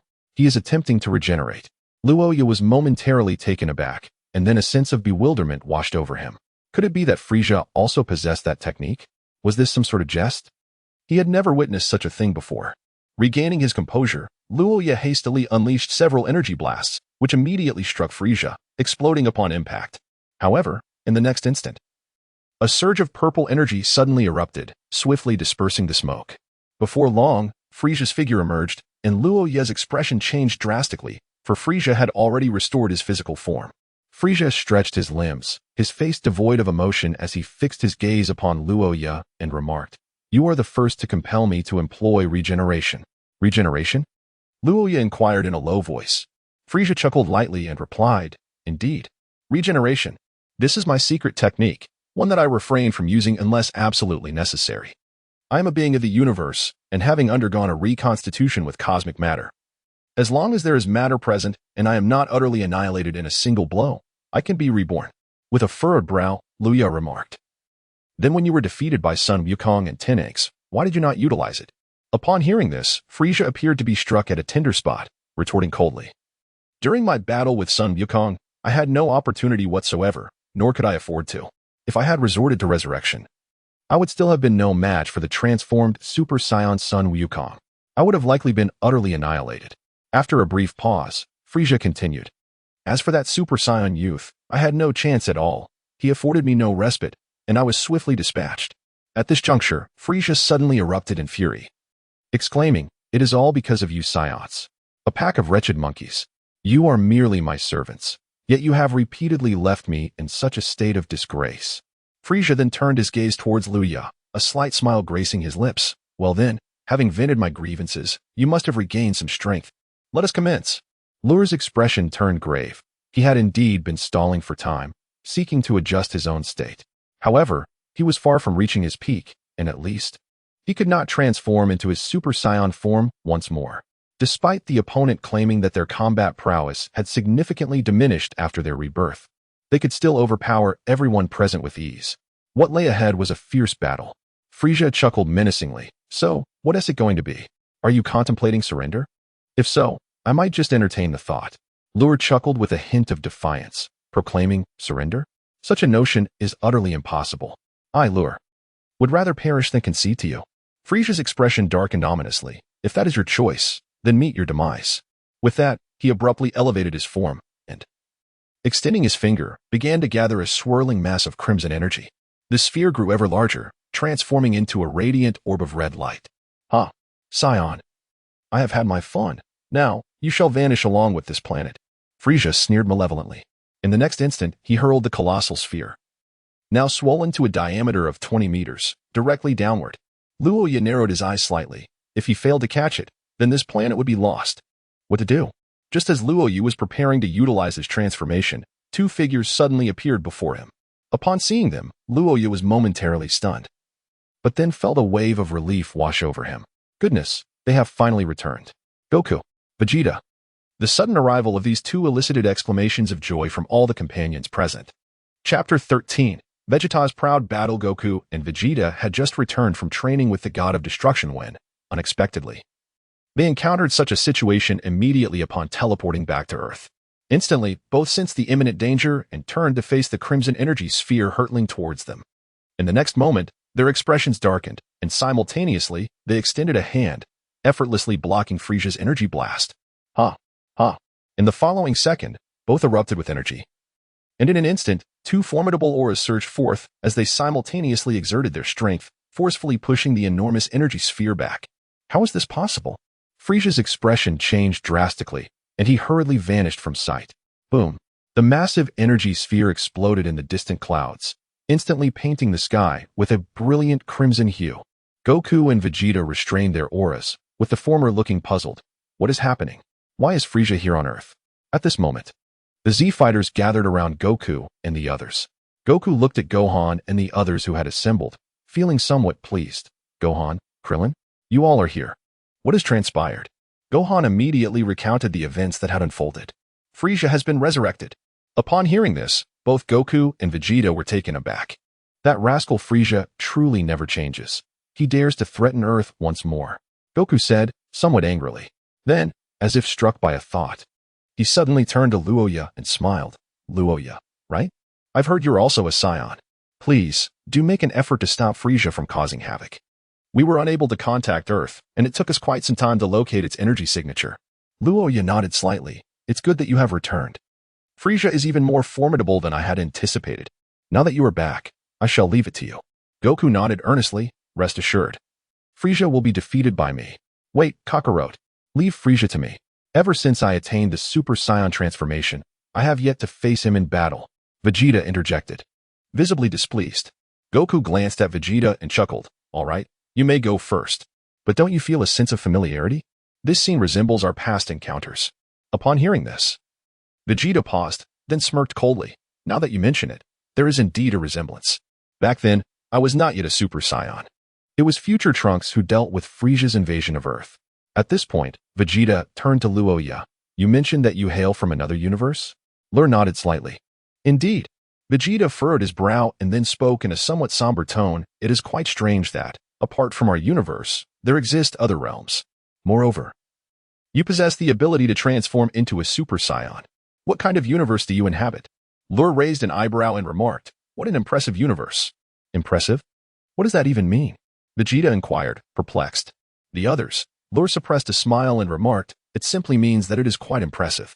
Upon hearing this, Vegeta nodded in a manner that suggested he understood, albeit vaguely, and asked, how impressive is it?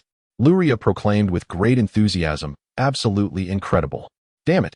Vegeta's expression stiffened momentarily, and his fist clenched tightly. His fiery temper nearly compelled him to confront the opponent directly. Enough chatter. We must first deal with Frieza. This foe is significantly stronger than before. At that moment, Goku interjected, having been preoccupied with Frieza rather than the conversation between them. A fervent battle spirit igniting in his eyes. Let it be known, Frieza, that I, Vegeta, shall be the one to vanquish you.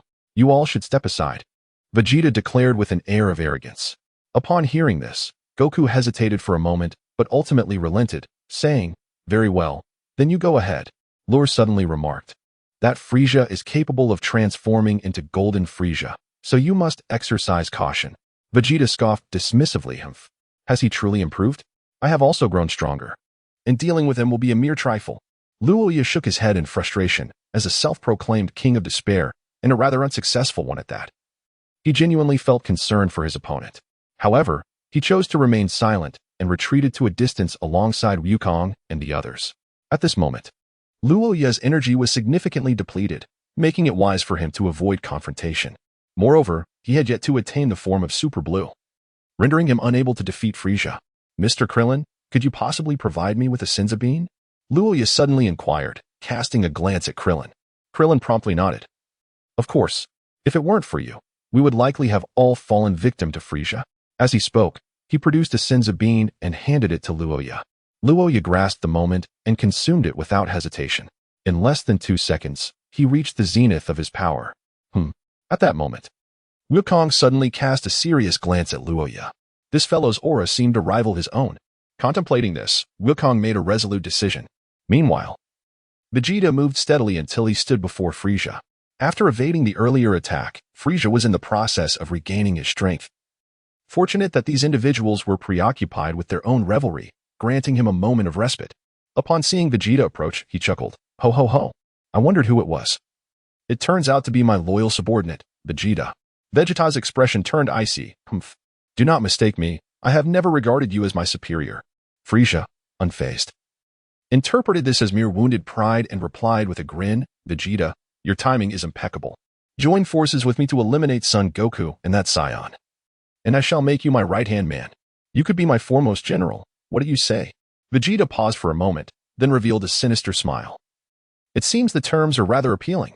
Frieza, convinced he had secured Vegeta's loyalty, continued, Indeed, so come to my side. To his surprise, Vegeta actually began to stride toward Frieza.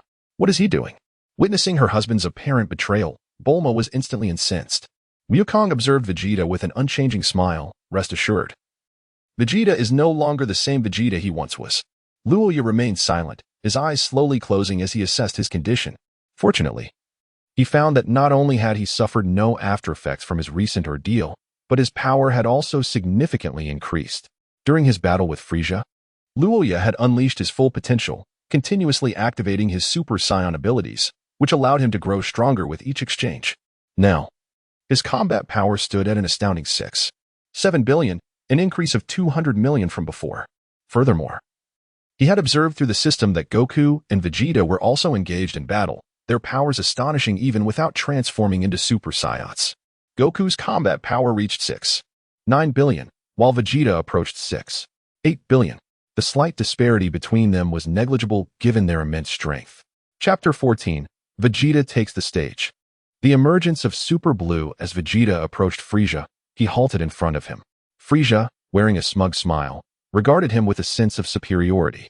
Suddenly, with a resounding impact, Frieza recoiled as if struck heavily, his body curling up like a shrimp.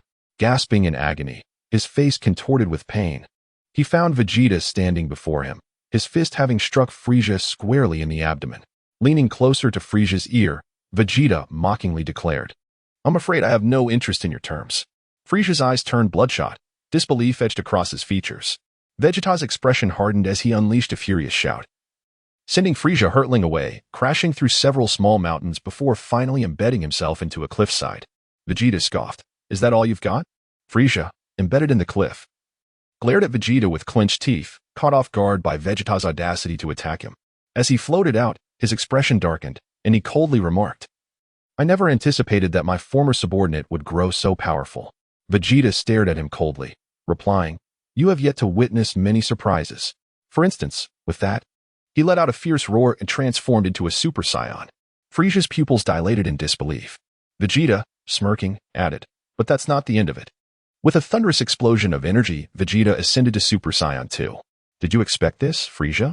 I, Vegeta, am also capable of transforming into a Super Saiyan," he taunted, pointing a thumb at himself. Frieza gritted his teeth, his eyes suddenly closing as tranquility washed over him.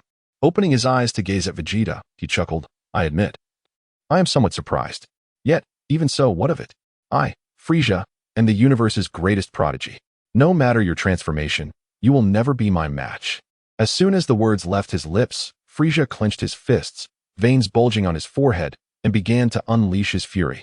With a thunderous roar, the purple aura surrounding Frieza transformed into a radiant golden brilliance.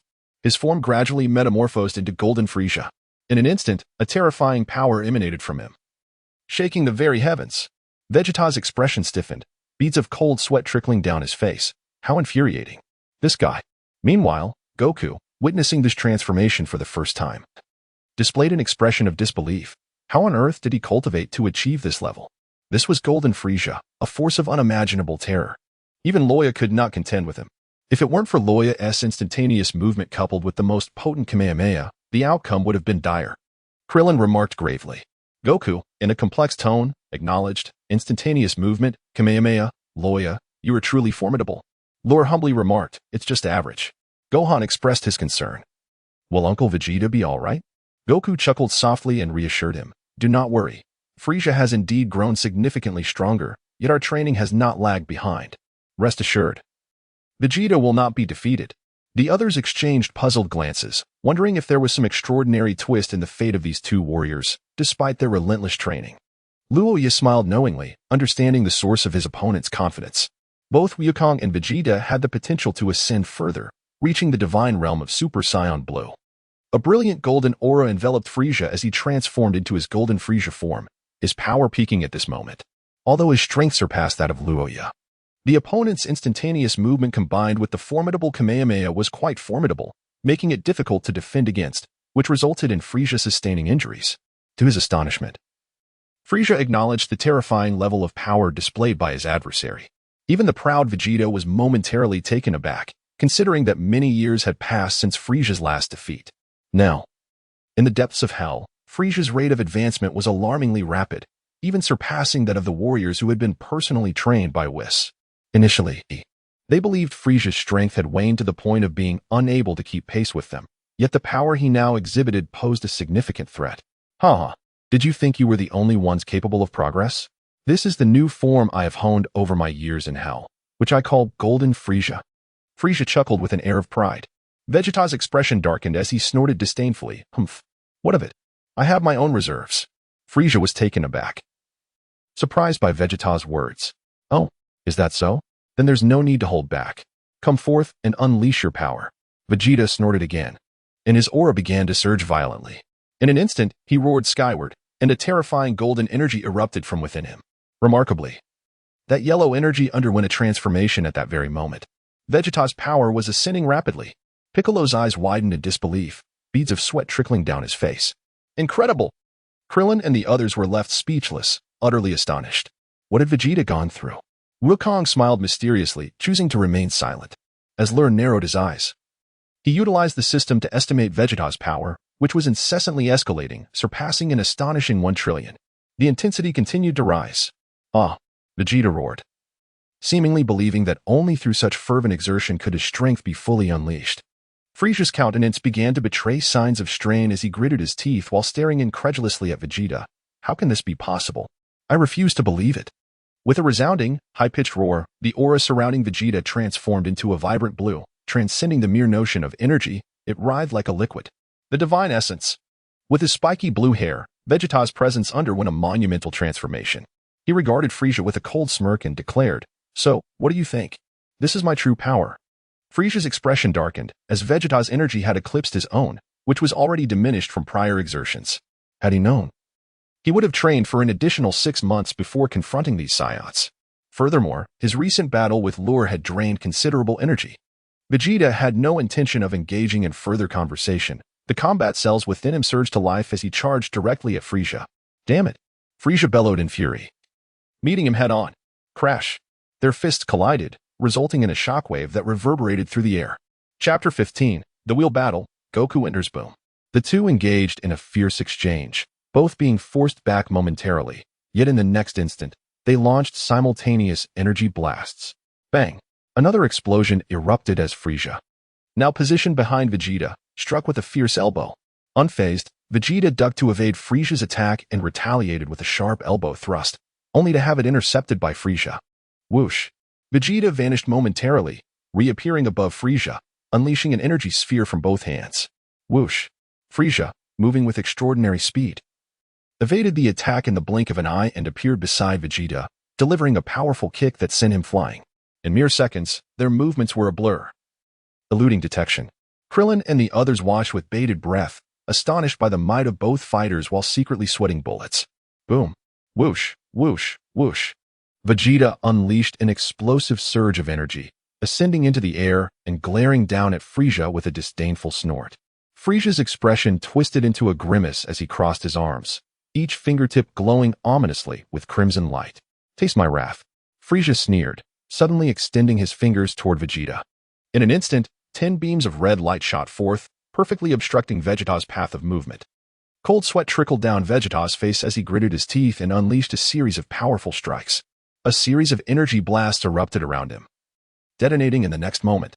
Simultaneously, Vegeta unleashed a surge of energy, a blue beam piercing through the smoke and ascending into the air, before he charged fiercely towards Frieza. At that moment, Frieza revealed a sinister smile, as if anticipating the confrontation. Suddenly, he extended his palm towards Vegeta. Boom! A terrifyingly concentrated energy blast shot forth instantaneously. Vegeta's expression shifted. Unable to evade in time, he could only brace himself with his arms crossed. Bang! In the next instant, Vegeta plummeted downwards. Frieza, seeing this, had no intention of letting him off easily and lunged towards Vegeta with ferocity. In an instant, Frieza delivered a flying kick to Vegeta's back, accelerating him downward at an alarming speed, crashing into the sea and creating a spray of water. However, with a furious shout, Vegeta surged back out of the water, glaring at Frieza as he gritted his teeth and concentrated his energy. Ultimate flash. Whoosh, whoosh, whoosh. A terrifying energy erupted once more, as Vegeta gathered a formidable force within his palm. Frieza's countenance changed, revealing a grave expression. In the next moment, he growled menacingly, "Then come at me." Whoosh! Frieza began to amass a horrifying energy of his own, a golden aura coalescing in his palm, radiating an ominous presence. "Frieza, prepare to meet your end," Vegeta roared, unleashing his ultimate technique, a colossal energy wave diving downward. Frieza sneered, "Ha ha ha. Let the beautiful fireworks bloom." Boom. In an instant, he exerted force from his palm, unleashing a dreadful golden light wave. Boom, boom, boom, boom. The two energies collided, each holding their ground against the other. Yet, the surrounding environment could not bear the weight of their powers and began to crumble. Goku and the others watched the scene with grave expressions. Goku lamenting, "Frieza has truly grown this powerful?" Nearby, Rhea observed the battle, already contemplating a decisive strike against Frieza. If he could eliminate him, his mission would be accomplished. "These two are incredibly strong," Gohan remarked, feeling a surge of exhilaration as a Saiyan. He thought to himself that if he had continued his training over the years, perhaps he too could reach such heights. With that thought, Gohan's expression hardened. It was clear he could not afford to be complacent. "I must not let these two run rampant, or else the Earth will be destroyed," Goku declared gravely.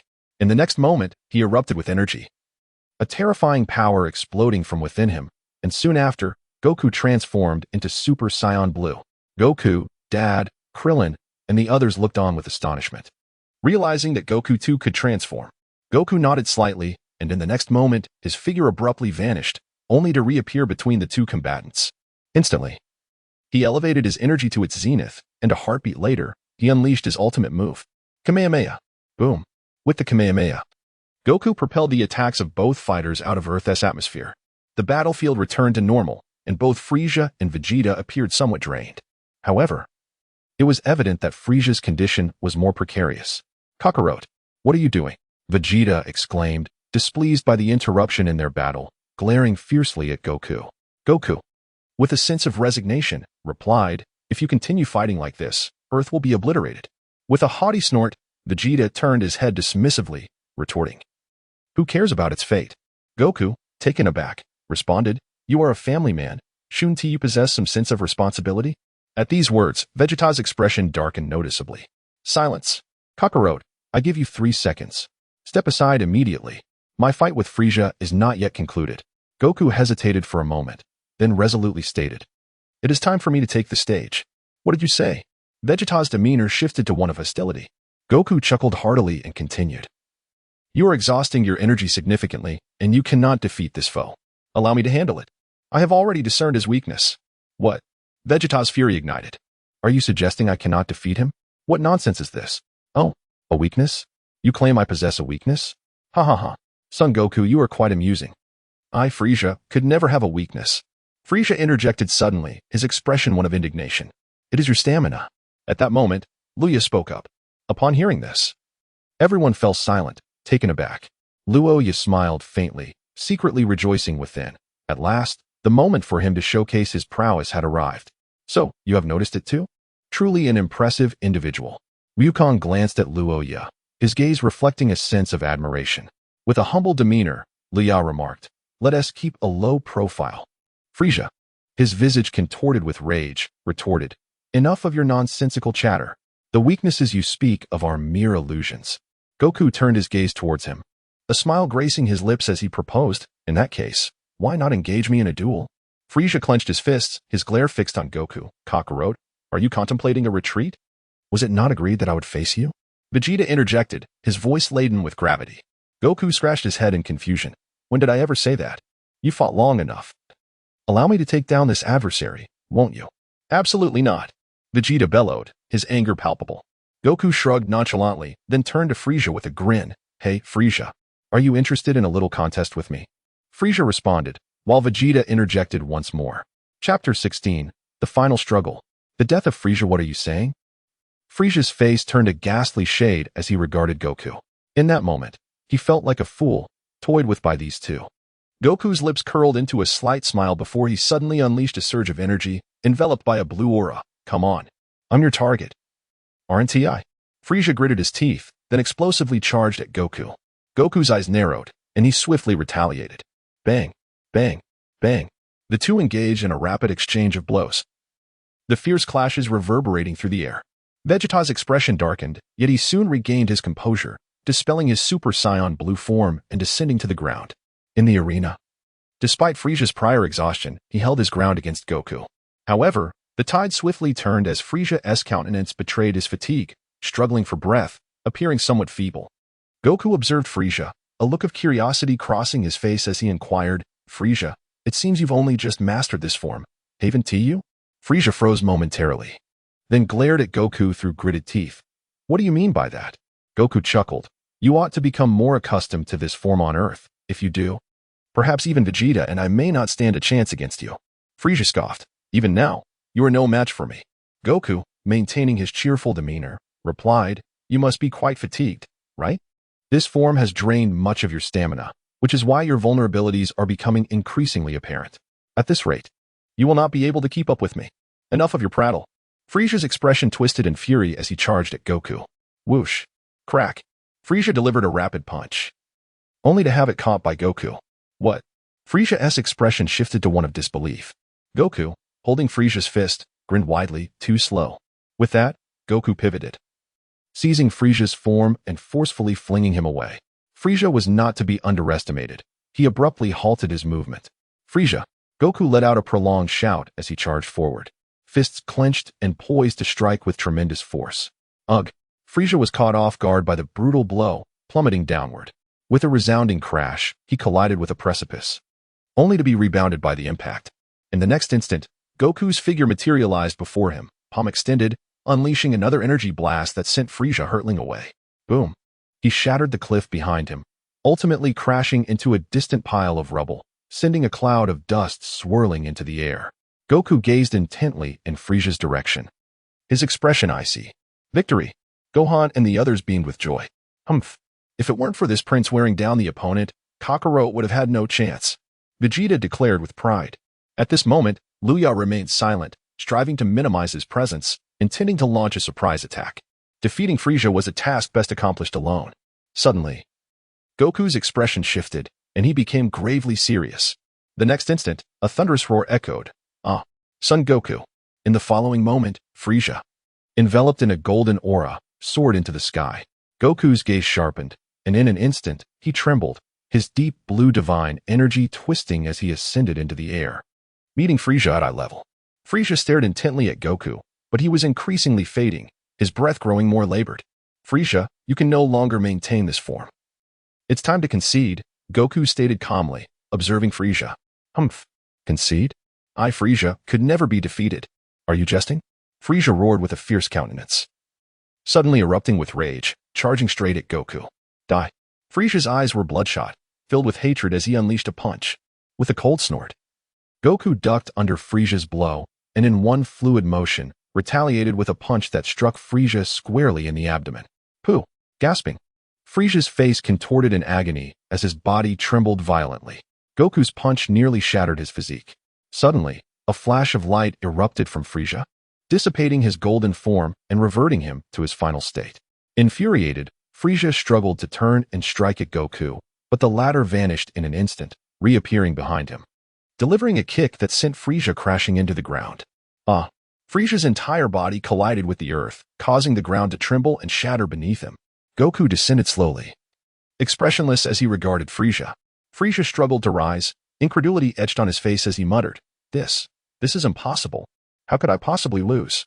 With a furious blow, Frieza pounded the ground twice, creating a small crater.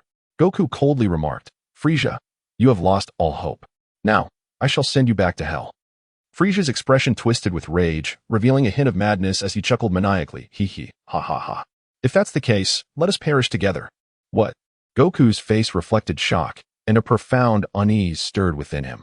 Suddenly, Frieza raised his fist, preparing to strike the ground. Goku realized it was too late to intervene. "Disappear." Frieza's face twisted in malice as his fist descended. Just as he was about to smash the ground, a figure appeared beside him, grasping his wrist. "Well, what?" Frieza's expression shifted drastically as he gazed incredulously at the person who had thwarted him. Luya smiled faintly, eagerly awaiting the moment.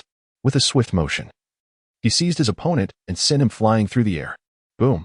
In the next instant, Luya erupted with energy, attaining the Super Saiyan 2 transformation, and then unleashed the Kaioken technique, gathering his power for the Kamehameha wave.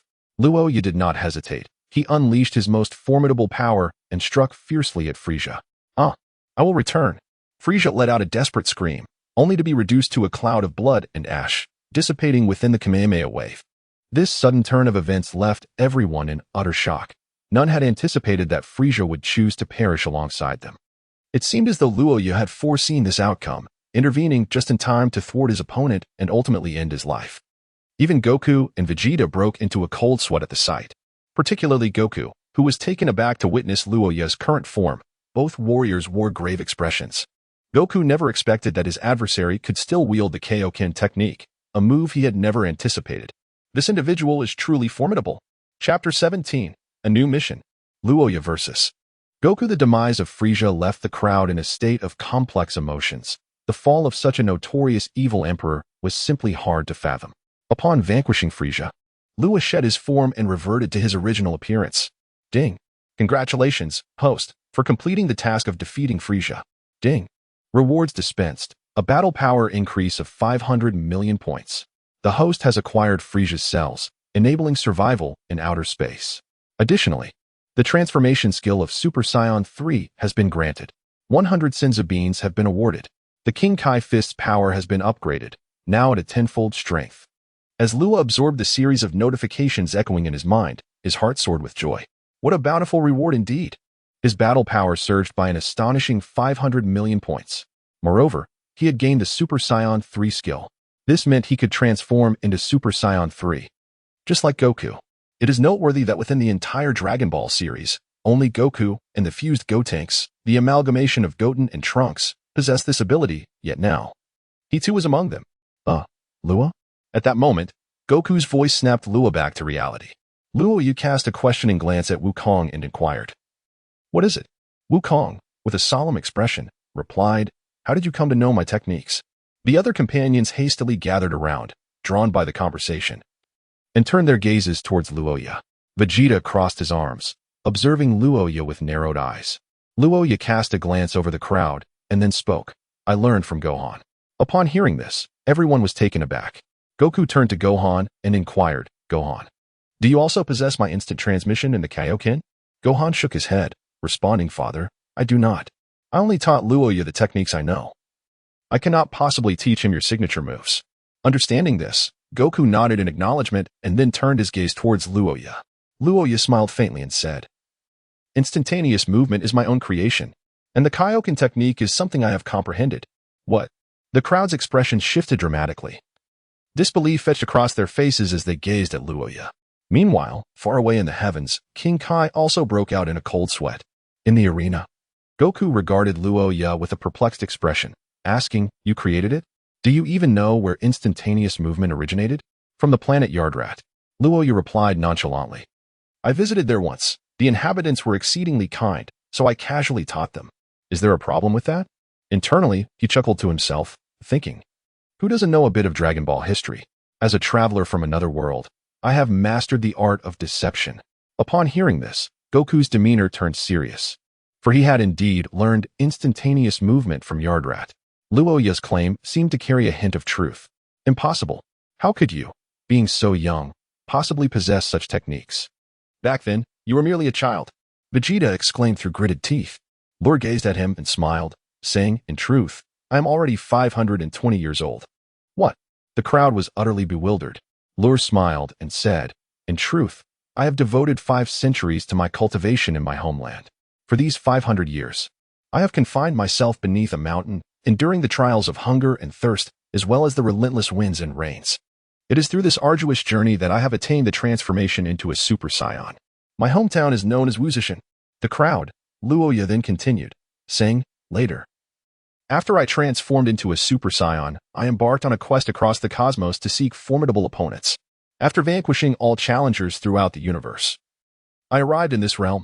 During my travels, I discovered the existence of Saions in this universe, which led me to Earth.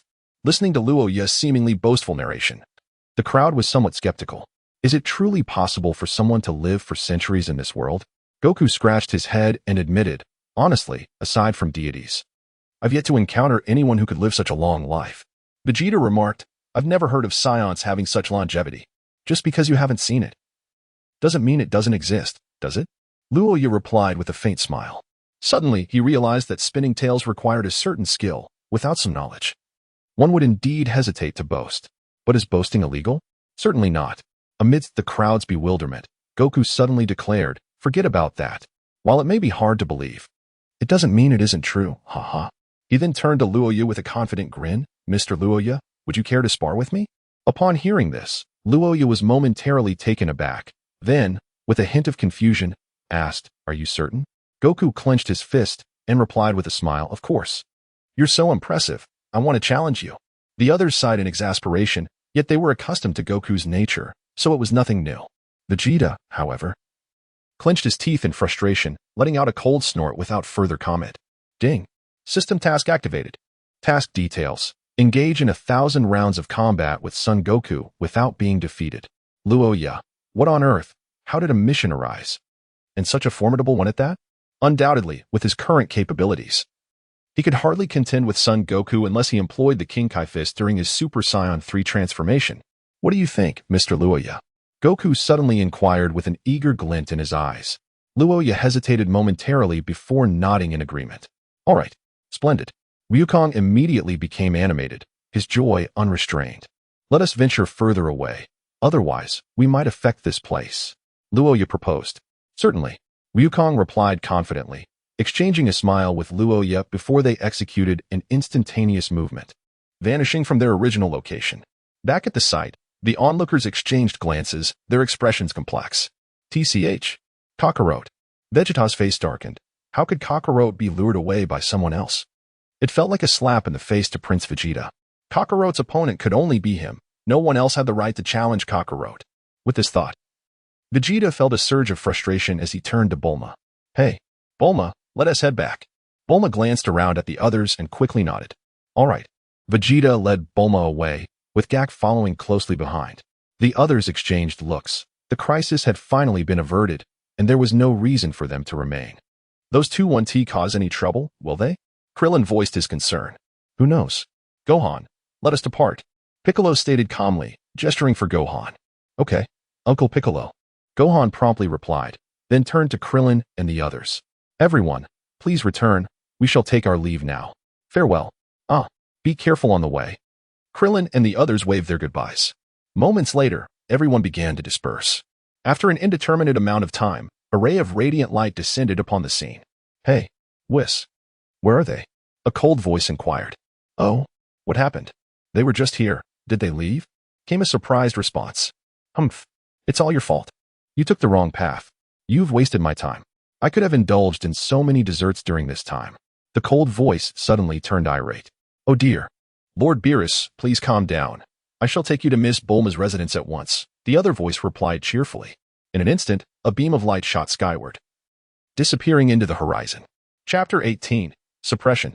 Farewell. Super Blue in a vast desert, Luya and Wukong gazed at each other from a distance, both suspended in the air, unmoving amidst the howling winds. A fierce gust swept through, causing both to slightly flutter their eyelids, and in the next moment, they abruptly vanished. Bang! In the sky. They reappeared simultaneously, launching their fists at one another, unleashing waves of energy. Locking eyes, they both revealed a hint of a smile, and the next instant, they shouted in unison, their auras erupting. They commenced a rapid and chaotic battle. Bang! Bang! Bang! Ha! The intensity of their fight only fueled their spirits, as their energy surged drastically. Boom! Whoosh! With a resounding clash, both fighters swiftly retreated. Meanwhile, both individuals erupted with rage, transforming into Super Saiyans. Goku gazed at Rhea and, with a faint smile, remarked, I never anticipated your strength to be so formidable. No wonder you were able to withstand Frieza. Lur smiled faintly. You are quite formidable as well. If it weren't for the sudden surge of 500 million in battle power, he would likely not stand a chance against Goku at this moment. Even now, he must remain exceptionally vigilant. The opponent's combat experience is overwhelmingly vast. In comparison to his own half-hearted skills, the disparity is quite substantial.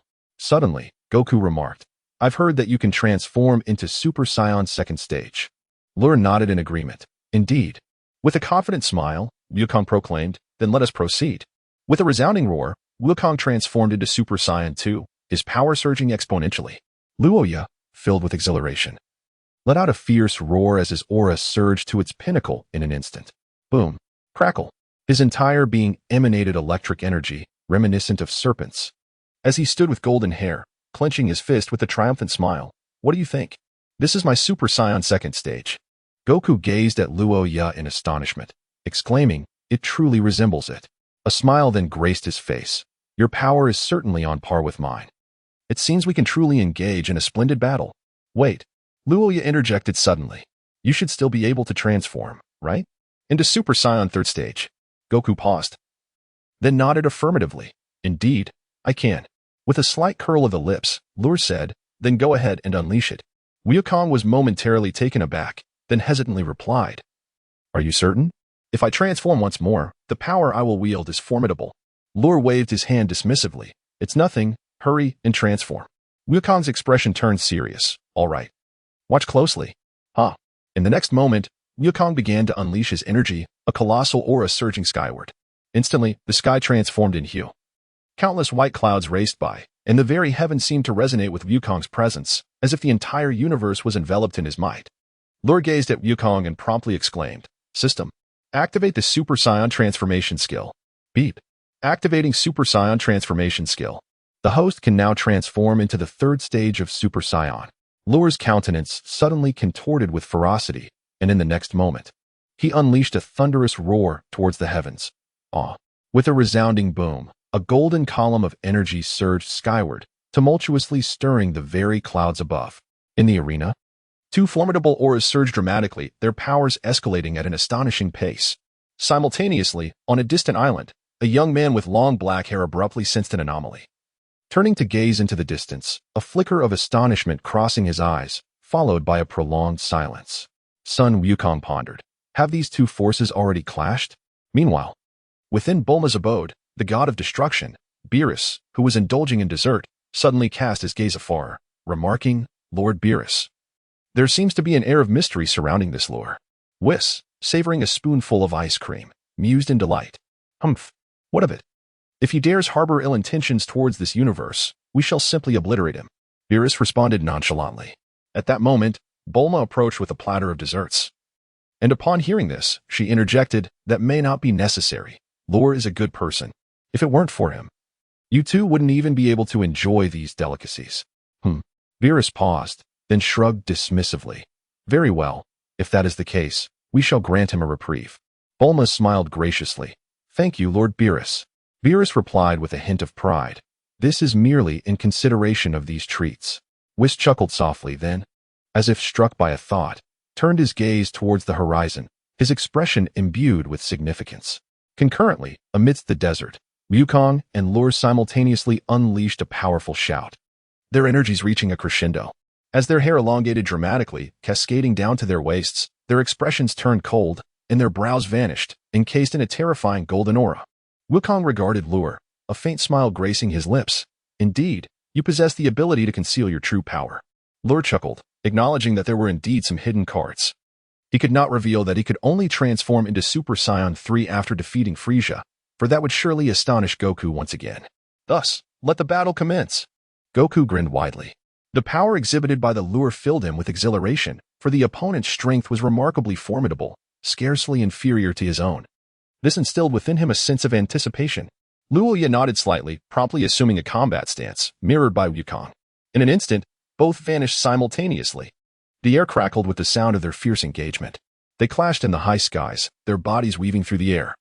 Their punches so swift that they left mere afterimages, rendering their movements nearly imperceptible. As they collided, a torrent of thunderous lightning engulfed the arena, the shockwaves formidable, and the resonance of their blows echoed like thunder. Suddenly, Wukong landed a punch squarely on Luoya's face, eliciting a pained scream as Luoya was sent hurtling backward. In a blink, Wukong disappeared, reappearing behind Luoya, poised to strike once more.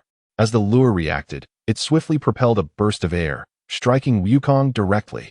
With a pained cry, Wukong was sent reeling back a considerable distance. The angler seizes the opportunity, unleashing the prince's technique, as countless energy orbs rain down upon Wukong.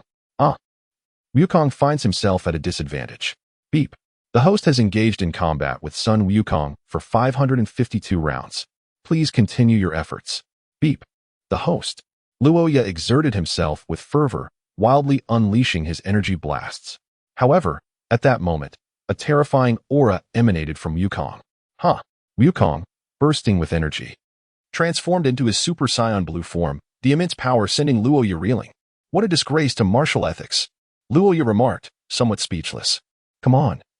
We were supposed to have a fair fight, and you go and transform into Super Saiyan blue? Are you taking advantage of my lack of that form? Wukong gazed at Luoya and then offered a slight smile. You were truly formidable, capable of pushing me into my Super Saiyan blue state.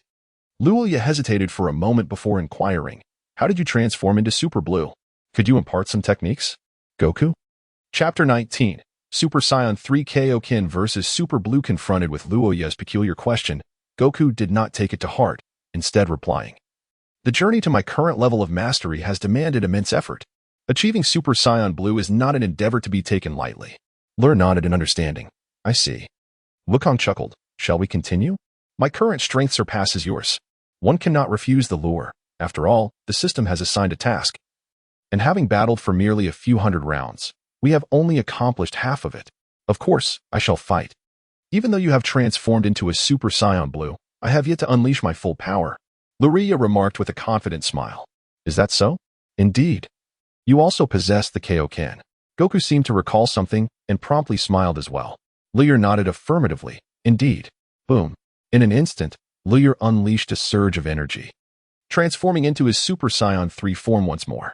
Kaioken. Suddenly, with a fierce roar, an overwhelming force erupted around him. Whoosh, whoosh, whoosh, whoosh. A crimson aura enveloped him once again, striking terror into the hearts of onlookers. Goku narrowed his eyes, a serious and solemn expression crossing his face. But above all, there was excitement. Remarkable. He has managed to amplify the Kaioken to 7 times.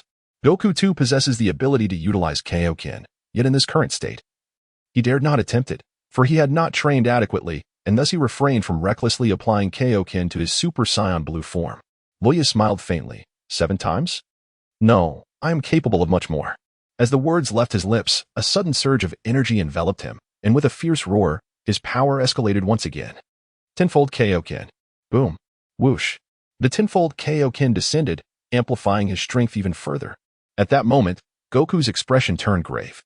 For the opponent's power was now on par with his own. Such formidable strength. It seems I must also train in the Kaioken. Goku smiled slightly, but then added, though your power has surged, the physical strain that the Kaioken imposes is immense. You are not unlike Frieza. Luya smiled enigmatically. Is that so? Then let us take a look. With that, Luya suddenly dashed towards Wukong with astonishing speed, catching even Wukong off guard. With a resounding impact, Wukong, barely able to react, was struck hard and cried out as he was sent flying. How swift! Wukong exclaimed as he came to a halt, wiping the blood from the corner of his mouth, revealing an exhilarated smile. Lord gazed at Wukong, a surge of anger igniting within him, his expression turning grave and frigid. Once more, Wukong chuckled heartily and without hesitation charged forward. With a cold snort, the lure did not show any signs of weakness and charged forward as well. Crash, crash, crash, crash. The two commenced their encounter with a flurry of rapid collisions. As they exchanged blows, it became a fierce contest of punches. Bang! Suddenly, the lure erupted with a surge of energy, unleashing the King's fist, elevating its speed to an extraordinary level. In an instant, it launched a powerful strike, sending Goku plummeting into the desert below. Boom! A massive crater formed as Goku's figure fell into the abyss. But he gritted his teeth and soared back into the sky, his speed inexplicably escalating once more. A stirring sensation coursed through Luya's heart as he suddenly unleashed a powerful energy blast. Whoosh! In an instant, Wukong vanished from his original position, only to reappear beside Luya, delivering a swift kick to his abdomen. Oof! The force of the blow caused Luya to expel his stomach acid, without granting Luya a moment's respite. Wukong struck him with a punch that sent him crashing into the desert sands. Kamehameha! In a heartbeat, Wukong concentrated his energy and unleashed a devastating Kamehameha wave. Boom! The surrounding desert, spanning several kilometers, erupted in a tremendous explosion, revealing a colossal crater in its midst. As the dust settled, Wukong gazed down into the vast pit, a slight smile gracing his lips as he remarked, I knew you wouldn't be so easily defeated. In the next moment, a tremendous uproar resonated through the air, sending tremors rippling across the entire desert. With a thunderous roar, a powerful column of energy shot skyward, churning the heavens into a tempest of swirling clouds. From the source of this radiant beam, Luya's figure ascended slowly, his attire tattered and his body marked with numerous scrapes, yet his energy remained remarkably intact. Witnessing this spectacle, Wukong's expression shifted to one of grave concern. He had underestimated Luya's prowess. This opponent was astonishingly formidable, despite lacking the divine realm. He could contend with Wukong to such an extent. Even Wukong could not help but admire his strength. At this moment, Ryuya has yet to shake off the effects of the Kaioken technique. However, he now finds himself somewhat breathless, akin to Frieza earlier. It must be said that the more he employs the Kaioken, with its increasing intensity and prolonged duration, the more he feels its repercussions.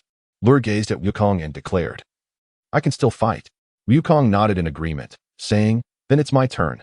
No sooner had the words left his lips than Wukong erupted with energy, enveloped in a radiant blue aura, and charged directly at Lure.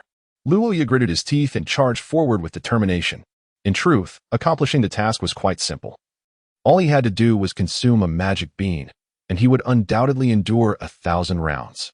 However, not only would Sun Wukong find this unacceptable, but even Luya himself could not bring himself to do such a thing. He was a Saiyan, inheriting their pride, and his lofty sense of self-worth would never permit such an act. Crash! The two engaged in a rapid exchange once more, yet as the battle progressed, Luya began to find himself at a disadvantage. Nevertheless, he recognized that although it was a contest between them, Sun Wukong was also rectifying his shortcomings amidst the fight, and his mastery over Super Saiyan 3 was superior to Luya's. The latter was, in fact, receiving assistance and becoming stronger, awakening his ultimate Saiyan prowess.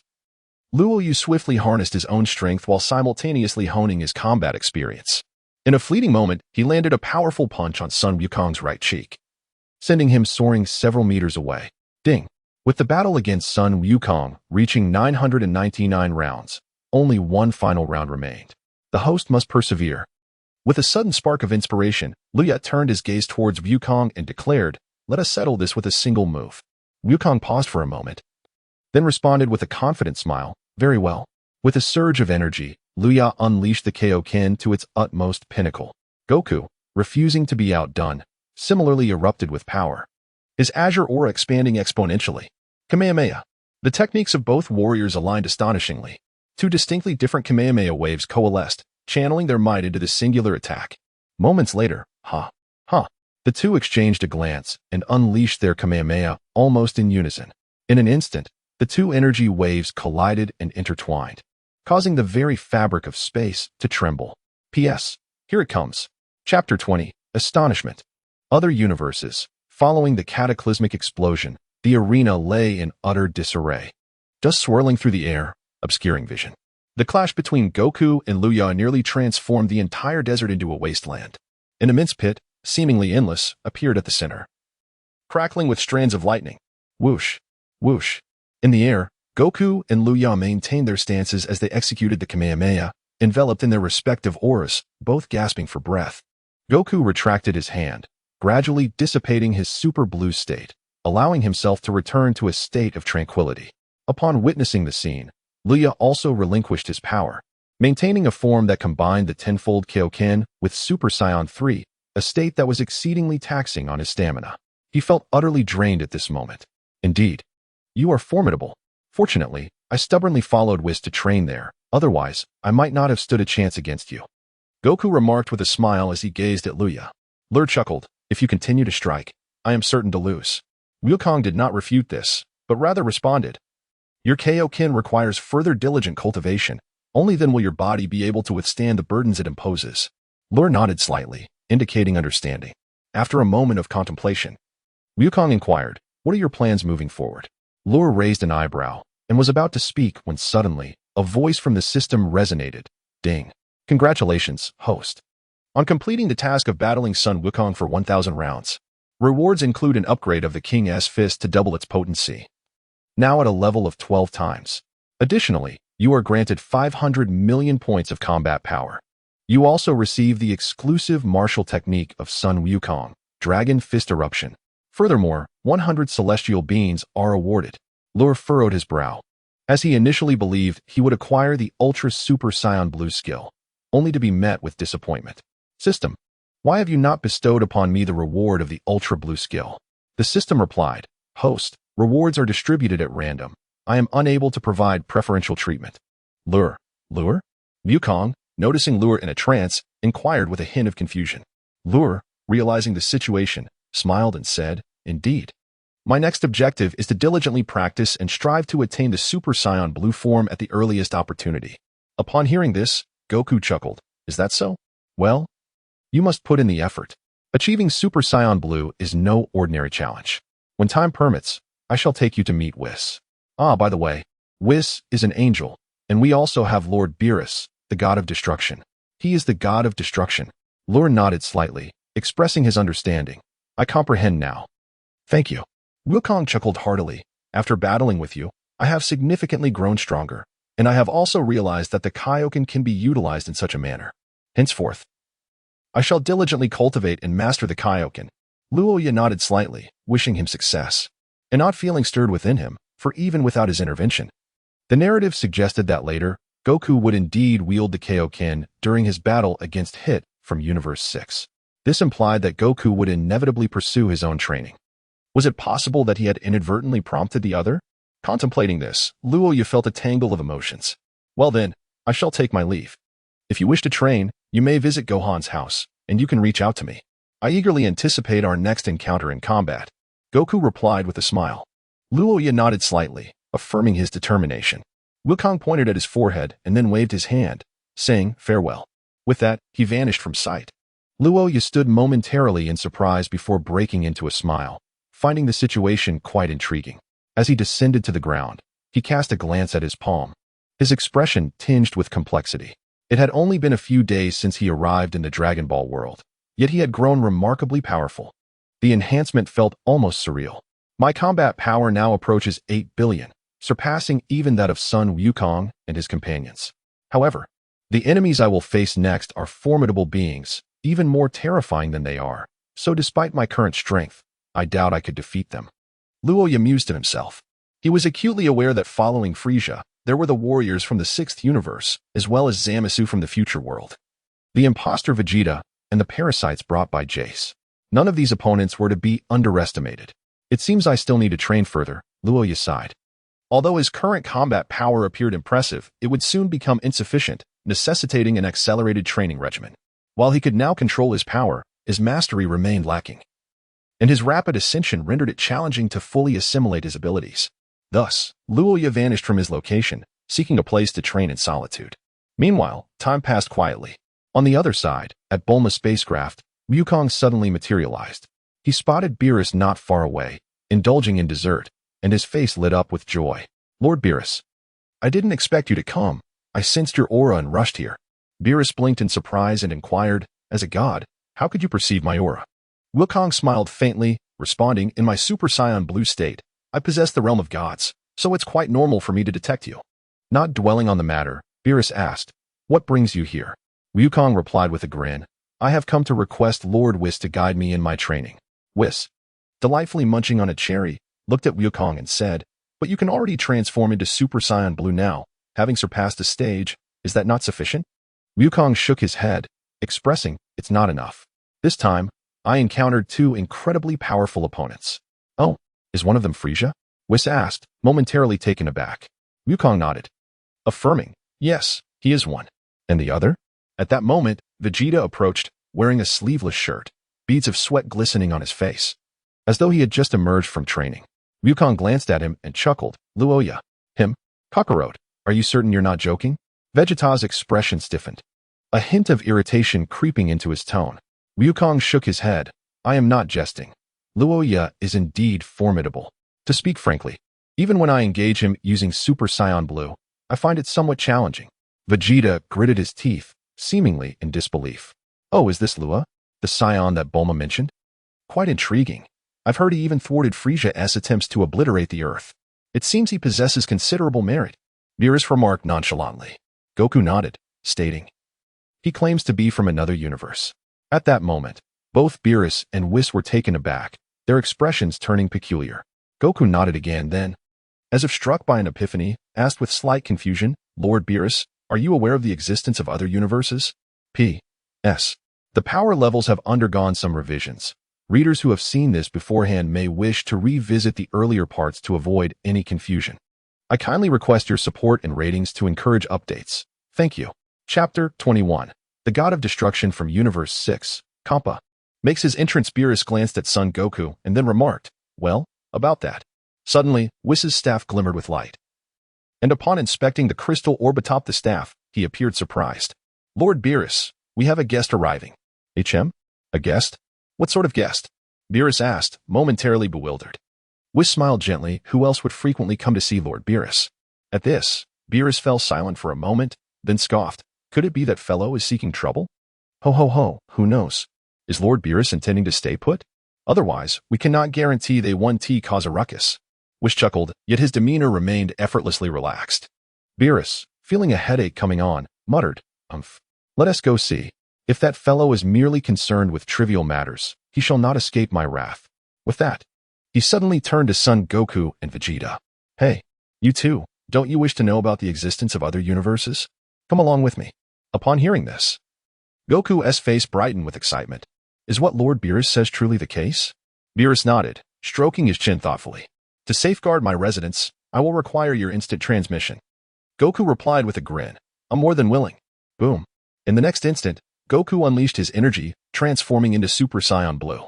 A brief moment later, the four were whisked away from Earth through Goku's instant transmission. They appeared at Beerus' domicile. Boom. Just as they arrived, a destructive sphere shot towards them. Goku and Vegeta's expressions changed drastically, quickly seeking refuge behind Beerus. With a cold huff, Beerus extended his finger and flicked the destructive sphere, which instantly vanished. Oh, Beerus. So you are here. A robust voice echoed, and in the next moment, a short, somewhat portly being resembling Beerus appeared before them. Kampa. Behind him, there followed an angel strikingly similar to Whis. Beerus regarded him with an impassive expression and then spoke nonchalantly. If you do not provide me with a reason, I shall undoubtedly teach you a lesson. The figure chuckled softly, saying, do not be so indifferent. After all, we are brothers, are we not? Brothers? At that moment, Goku and Vegeta, who were hiding behind Beerus, exclaimed in astonishment. So that's why this individual resembles Lord Beerus so closely. They are indeed siblings. Goku observed the figure with curiosity, his brow furrowed in confusion. Vegeta's expression grew complex. If Lord Beerus is a god of destruction, then his brother, who dons the same attire as Lord Beerus, could he also be a god of destruction? How is that possible? Is there not only one god of destruction in a universe? The figure took note of Goku and Vegeta, his demeanor cooling as he addressed Beerus with indifference. Who are these humans? Are they your disciples?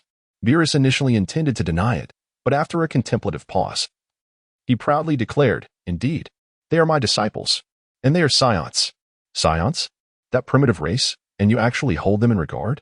Your taste is quite poor. The figure sneered. What did you say? Vegeta, unable to tolerate such slander against the Saiyans, bristled with anger. An affront to the Saiyans was an affront to him as the Prince of Saiyans.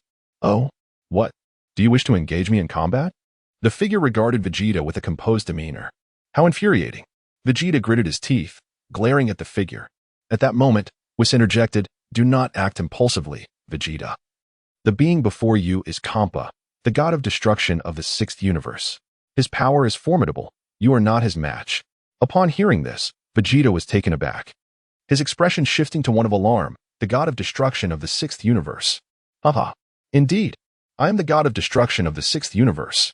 Have you come to appreciate my might?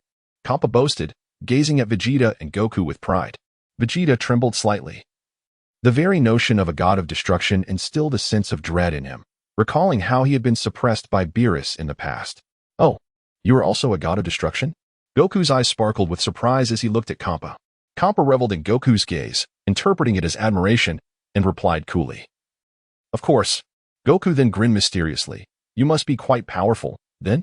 Kampa nodded dismissively. Naturally. Goku inquired further. How do you compare to Lord Beerus in terms of strength? Kampa was momentarily taken aback, as was Beerus, who then burst into laughter. Kampa, did you hear that? He is asking who among us is stronger. Shouldn't you respond to that? Kampa's expression darkened as he turned his gaze to Goku. A Saiyan, is it? Goku promptly introduced himself. I am Son Goku. Kampa choked slightly and retorted angrily. I do not care who you are. You claim to be a disciple of Beerus? Then you must possess considerable strength. Goku chuckled heartily, scratching his head in modesty. Oh, I'm just average, really. His humility was palpable. Kampa remarked nonchalantly, coincidentally, I also have a group of underlings. Perhaps we should arrange a contest between you all. Goku's eyes sparkled with excitement. Really? Haha. Lord Kampa, are the experts from your sixth universe formidable? Kampa was taken aback, clearly unprepared for Goku's enthusiasm. Whis smiled subtly, well aware of Goku's character. His mind was solely occupied with martial arts, and engaging with Kampa would surely frustrate him. Vegeta and Beerus observed the scene with indifference, familiar with Goku's nature, so their lack of surprise was evident. However, Beerus interjected, Goku, step back. This matter concerns him and me. You may leave. Goku scratched his head again, replying, all right, Lord Beerus. He then moved to stand beside Vegeta. Beerus turned his attention back to Kampa, stating, speak. What brings you here? Kampa stood with his hands clasped behind his back, feigning an air of superiority, then flashed a boastful grin, pointing at Beerus. This time, what I have brought is something you have never seen or tasted before. Upon hearing this, Beerus raised an eyebrow. Food. Kampa affirmed, indeed. But I must ask, Beerus, after traveling such a long distance, is this how you entertain your guests? Beerus twitched the corner of his mouth. Haha. Lord Kampa, you are a god of destruction. Do maintain your image. Behind him, the angel Vados smiled faintly. Kampa huffed in pride, choosing not to respond. After a brief silence, Beerus scoffed. If you do not provide me with some surprises, I shall show you how to be disciplined. Moments later, Beerus and Kampa sat across from each other at an elongated dining table, their gazes locked. Whis and Vados stood behind them, while Goku and Vegeta were positioned behind Beerus. Hey, Kampa, didn't you say you had something for me to see? Where is it? Beerus tapped his fingers rhythmically on the table, speaking in a flat tone. Kampa smiled mysteriously. Vados. Here. Vados responded, smiling, and with a flick of her will, her staff illuminated, and a large covered platter appeared before Beerus. "Oh, what is this?" Beerus inquired with curiosity. Kampa laughed heartily. "This is a delicacy from my universe. I have brought it especially for you, to let you know that my 6th universe is truly a gastronomic paradise. A feast you shall never find in your 7th universe. We have it in my 6th universe." Haha. As Beerus and Whis exchanged glances, Beerus promptly lifted the lid of the dish, revealing a gooey mass of yellow substance. The corners of Beerus's mouth twitched slightly. "What is this? Is it feces?" Upon hearing this, Kampa sputtered, slamming his hands on the table and glaring at Beerus. "Hey, open your eyes and take a look. Use your nose to smell this. It is gourmet food." "Gourmet." Beerus curled his lip, hesitated for a moment, then extended a claw to taste a bit of the concoction. Whis, curious as well, followed suit. In the next instant, both of them wore expressions akin to having tasted excrement, promptly spitting out the contents from their mouths. Kampa's face turned completely dark with frustration. "Ugh, Whis, take this and feed it to the dogs." "No, wait. Even dogs wouldn't eat this. Dispose of it," Beerus exclaimed furiously. Before Whis could make a move, Kampa, as if insulted, slammed his fists onto the dining table. "Hey, what do you mean by that?" Beerus replied nonchalantly. "If you came all this way just to flaunt this, then you might as well head back." Kampa retorted coldly. "What? Is my delicacy not to your liking? Delicacy? More like spoiled food. How dare you present something like this?" Beerus scoffed. Kampa was taken aback. This was not how he had envisioned it. Shouldn't the other party be expressing delight and he himself be basking in pride? It seemed as though the situation had flipped entirely. "Hey, Whis," Beerus called out. "Yes." Whis understood immediately, and with a stomp of his staff, several cylindrical containers appeared before Kampa. Both Kampa and Bados were taken aback, curiously asking, "What is this?" Goku and Vegeta were also surprised upon seeing the containers. "No way. Isn't this braised beef noodles? And they're already prepared. Since visiting Earth." Beerus and Whis had developed refined tastes. Perhaps in the past, he would have shown some interest in Kampa's offerings. But now, what on earth was that? Was it fit for mortals, let alone gods? "Give it a try. Don't say I'm discouraging you. I want you to be utterly convinced," Beerus stated calmly. Kampa crossed his arms defiantly. "Humph. This looks unpalatable. It's probably poisoned." At that moment, Bados curiously used a fork to twirl some noodles and tasted them. After a few chews, she trembled as if struck by lightning. "Wow, this is delicious." "Hey, Bados, what nonsense are you talking?" Kampa shouted angrily upon witnessing Bados favoring an outsider. Bados smiled. "Lord Kampa, this is genuinely delicious. And it's even better than what you brought." "Really?" Kampa hesitated for a moment before he couldn't resist tasting a bit himself. Holy moly. After a few strands of noodles went down, Kampa's eyes widened. And he immediately scooped up an entire container of noodles, pouring it directly into his mouth. With a slurp, Xiangpa devoured an entire bucket of instant noodles in mere seconds. "Delicious. What is this?" he asked, still savoring the taste. Seeing his reaction, Beerus smirked with satisfaction and declared, "Humph. This is merely instant noodles, just an ordinary delicacy." "What? Just ordinary?" Xiangpa exclaimed in disbelief. It was unimaginable that something so delectable could be deemed commonplace. "Weiss, you must enlighten me," Bardosh chimed in, glancing at Weiss with surprise. "Ha. It's not that I don't wish to share, but Lord Beerus forbids me," Weiss replied with a gentle smile. "Sister?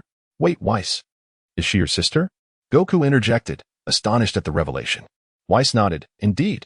This is my sister Bardos, the angel of the 6th universe." "The 6th universe sounds impressive. There must be many skilled fighters there," Goku remarked with a hint of yearning. "Aha. Naturally. And I must reveal a secret. The 6th universe and our 7th universe are parallel universes. They are among the most unique of all the universes." Weiss smiled subtly. "All universes? How many are there in total?" Vegeta inquired, seizing the opportunity. Weiss replied, "There are 12 universes." 12 universes. Goku and Vegeta exclaimed in shock. Weiss continued, "Each universe is governed by a god of destruction and an angel. They oversee the lives and deaths of all beings within their realm, just like Lord Beerus. If any planet defies his order, it shall be eradicated. 12 gods of destruction." Goku and Vegeta exchanged complex expressions. The strength of Beerus was already formidable. To think there were 11 others of equal power was staggering. Goku, brimming with excitement, asked, "Can I visit other universes to challenge those strong fighters?" Weiss shook his head. "That is not permitted. You are not a deity, and traversing between universes at will could lead to your erasure." Goku felt a bead of sweat trickle down his forehead. Is it that serious? Humph. A Navi fool, merely a brash child. Xiangpa remarked coolly. Weiss, please explain the sixth universe to them, Beerus suddenly requested. Weiss nodded. Of course, Lord Beerus. As I mentioned, the sixth universe is parallel to the seventh universe. In simple terms, whatever exists in our seventh universe, the sixth universe possesses as well. This includes Earth and the Saiyans. What? The sixth universe has Saiyans too? Goku and Vegeta gasped in astonishment. Could that Luya possibly be from the sixth universe? Goku pondered, a sweat forming on his brow. Vegeta gritted his teeth. This revelation caught him off guard. The existence of other Saiyans was indeed overwhelming. Chapter 23, The Bet. In the confrontation between the sixth universe and the seventh universe, Kappa appeared perplexed. Clearly, he had not anticipated that a Saiyan from his universe had ventured into the seventh universe. Impossible, he exclaimed. If the Luya you speak of is indeed a Saiyan, then he bears little connection to our sixth universe. Bardoss smiled gently. Why is that? Goku inquired, somewhat confused. Because whenever a living being breaches the cosmic barrier, the deity of that universe is immediately alerted.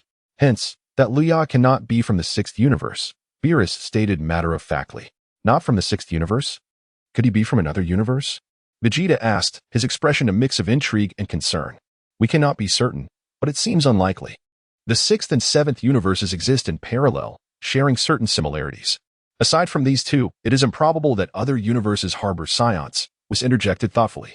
Even we deities cannot ascertain the depths of this Saiyan named Luya, nor do we know his origins.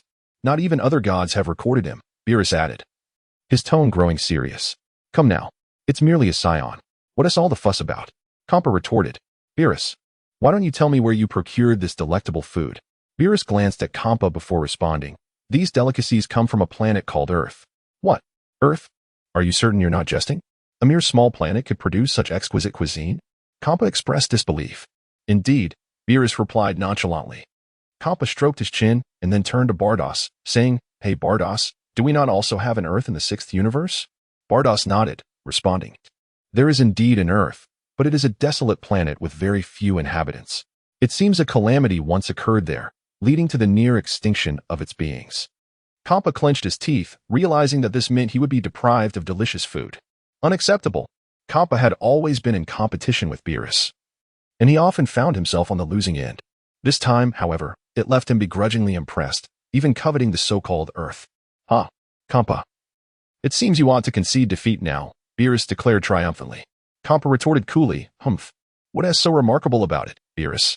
In truth, I came to you with a wager in mind. Beerus raised an eyebrow, intrigued. What do you wish to wager? Kappa replied, I have gathered 6 Super Dragon Balls. You remember them, don't you? The ones that can grant any wish. Beerus's pupils narrowed. How do you propose to wager? Kappa responded simply, it's quite straightforward. We shall each select 5 warriors from our respective universes to engage in combat. Should you emerge victorious, I shall bestow upon you these 6 Dragon Balls. However, should you falter, the Earth shall belong to me. Upon hearing this, Beerus's expression darkened, and both Goku and Vegeta were taken aback, beads of sweat forming on their brows. What do you think? Not a bad deal, is it? Or are you afraid? Kappa chuckled slyly, his eyes gleaming with the anticipation of Earth's delectable cuisine. If he won, he could indulge to his heart's content. Beerus regarded Kappa with a discerning gaze, but soon replied coldly, Then let us compete. Very well, Lord Beerus. Beerus sputtered, his composure shaken, and shot a furious glare at Goku. What did you just say? Goku, with a confident smile, replied, Let us compete against them. We will surely triumph. You little rascal. Do you even comprehend what you're saying? Defeating my sixth universe? You must be jesting. Kappa burst into boisterous laughter. Goku, undeterred, stated, I am quite interested in the strongest fighters from your sixth universe. If possible, please send your mightiest to compete. Hey, do you realize the implications of your words? If we lose, the Earth will indeed fall into his hands. Can you accept that? Beerus inquired, his tone measured. Goku confidently retorted, I will not be defeated. I intend to train diligently and overcome them. Do you not desire that Super Dragon Ball as well, Lord Beerus? Hey. Do not presume to speculate on the thoughts of a deity. Beerus responded, exasperation evident in his gaze. Goku chuckled, scratching his head. What a simple-minded fellow. Vegeta remarked haughtily. Vegeta, do you not wish to witness the prowess of the sixth universe? Goku suddenly turned to him with a grin. Vegeta's expression stiffened. Hesitating before he declared, I have no interest in their kind. Very well. Then you need not participate. I shall compete alongside Gohan and Piccolo. Goku laughed heartily. Hey, Kakarot, are you doing this deliberately? Vegeta's face darkened, frustration boiling within. Does this fool not realize he is merely being prideful? Beerus observed the duo and chuckled softly. Then turned to Kappa. All right, I accept your challenge. Kappa snapped his fingers, exclaiming, Excellent. Beerus, you will regret this agreement. For the champions of my sixth universe shall easily vanquish your disciples. Beerus scoffed, It is premature to make such claims. We shall see. Kappa, brimming with confidence, declared. Very well. I shall determine the venue for our contest. Once arranged, I will inform you. Vados, let us depart. Yes, Lord Kappa. Vados bowed slightly and promptly escorted Kappa away. In the arena, Beerus turned to Goku and Vegeta. Did you hear that? The sixth universe wishes to compete against our seventh universe. Goku affirmed confidently, Rest assured, I will not be defeated by them. Moreover, we have many formidable experts among us. No. You are underestimating the sixth universe. There exists a remarkably powerful individual there. Whis suddenly remarked with a smile. Is that true? Is he truly formidable? Goku's eyes sparkled with excitement. Whis nodded. Indeed, and should you confront him alone, you may find yourself at a disadvantage. Only if you both cooperate can you hope to prevail. What? Is he that powerful? Vegeta was taken aback, then turned to Goku. Kakarot, allow me to handle this one. Goku immediately protested. That won't do. I want to face him first. The two began to bicker. When will these two truly unite their strengths? Whis sighed. Chapter 24, Mastery. Re-entering the time chamber after Kappa's departure, Goku and Vegeta requested to train here, with Whis personally guiding their cultivation, which undoubtedly brought immense benefits to both. They were now awaiting Kappa to prepare for the match arrangements, eager to contend with the powerful beings of the sixth universe. 3 days later, in a valley on Earth, a tremendous aura suddenly surged into the sky, affecting the entire horizon. Distantly, Piccolo and the others sensed this powerful energy. Their expressions filled with astonishment as they gazed in that direction. It was the energy of Luya. This fellow had become even more perilous. In the valley, Luya stood within a vast pit, enveloped in a creamy white aura, exuding an imposing presence. The great pit was a result of his overwhelming energy, forcefully created by its sheer strength. Luya let out a sigh of relief, feeling his aura retract at that moment. At last, I can perfectly control the energy within me. My combat power has reached 8 billion, Luya exclaimed with delight. Through these days of training, he had significantly enhanced his strength, and he controlled his aura with fluidity, as if it were an extension of his own being. Not only that, but with the activation of his strongest Saiyan abilities, he had achieved more than just this. His Kaioken technique had also been perfected. Now he could unleash a 15-fold Kaioken. Such power was undeniably terrifying. Luya now felt confident. Even in the presence of a Super Saiyan Blue, he would not falter. However, he still could not master it perfectly. I wonder if those individuals from the sixth universe have arrived yet? Luya smiled slightly, then employed instant transmission, vanishing from his location. In the heavenly palace, whoosh, the figure of Mr. Lure suddenly materialized in the arena. Mr. Lure. Upon seeing him daily, there was a flicker of surprise. What brings you here? He harbored a certain apprehension and respect for Lure, for he had witnessed this Saiyan confront Frieza, ultimately vanquishing him. Undoubtedly, the prowess of this individual was on par with that of Goku and his companions. Lai smiled faintly and then remarked, I have no place to stay. So I came here. You don't mind, do you? TNTIN was taken aback for a moment and then responded somewhat peculiarly. Mr. Lai has nowhere to reside? Loya awkwardly nodded. Indeed, he had nowhere to reside. Previously, he could stay with Wu Fan, but now he felt somewhat embarrassed. Continuing to impose would surely intrude upon the intimacy of Wu Fan and Videl as a couple. After a moment of hesitation, he finally acquiesced. Very well. If you do not mind, Mr. Loya may reside here. I can assist you in creating a room. Lure nodded slightly, saying, All right, thank you. Tian. With a shy smile, replied, It's just a small matter. Lure nodded thoughtfully, and then suddenly recalled something. He inquired, by the way, Are Wukong and the others still on Earth? Tian shook his head and replied, They departed a few days ago. I can no longer sense their presence. They must have gone to train under Lord Beerus. Indeed, Luya, in a state of keen contemplation, surmised that it likely pertained to matters concerning the sixth universe. With this thought in mind, his eyes narrowed slightly. He yearned to participate in the martial arts tournament and engage in a contest with the elusive assassin who wielded time. At present, Luya had attained an extraordinary level of strength, with only Goku's Super Saiyan Blue and those of even greater prowess capable of drawing forth his full potential. To truly feel powerful, one must confront formidable adversaries in battle. Ding. System task activated. Task details: participate in the martial competition of the 6th universe and defeat Hit. Upon hearing this, Luya was momentarily taken aback. What in the world? Defeat Hit? System, what are you thinking? Are you trying to challenge me? System, host, remain calm. The tournament is still several days away, allowing you ample time for cultivation. Furthermore, allow me to divulge that should you vanquish Hit, there will be unexpected rewards awaiting you. At this revelation, Luya felt a flicker of excitement. He could surmise the nature of the rewards promised by the system, most likely Hit's ability to manipulate time. With such a power, he could effortlessly overpower Super Saiyan Blue. The thought was exhilarating. System, host, accept your fate. This system is professionally trained. Unless the host destroys the system entirely, once a task is issued, there shall be no retreat. Luya sighed, realizing he had no choice but to fulfill his mission. With this thought, he felt a slight headache and turned to Tian, inquiring, I should still be able to enter the time chamber, correct? Tian nodded affirmatively, indeed. You only utilized 6 hours of a single day last time. Each individual is permitted to stay for 2 days, so you still have 18 hours remaining.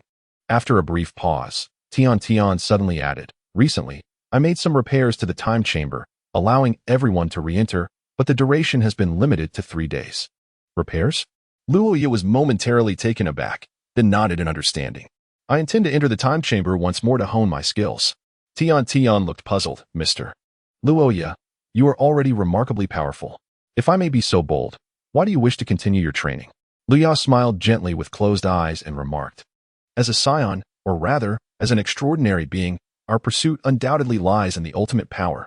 Moreover, I have an unsettling premonition that what is to transpire next will be exceedingly grave, and it seems I may have to rise to the occasion. Although Tian found himself somewhat at a loss, he still responded, very well. In that case, Mr. Luya may enter the time chamber.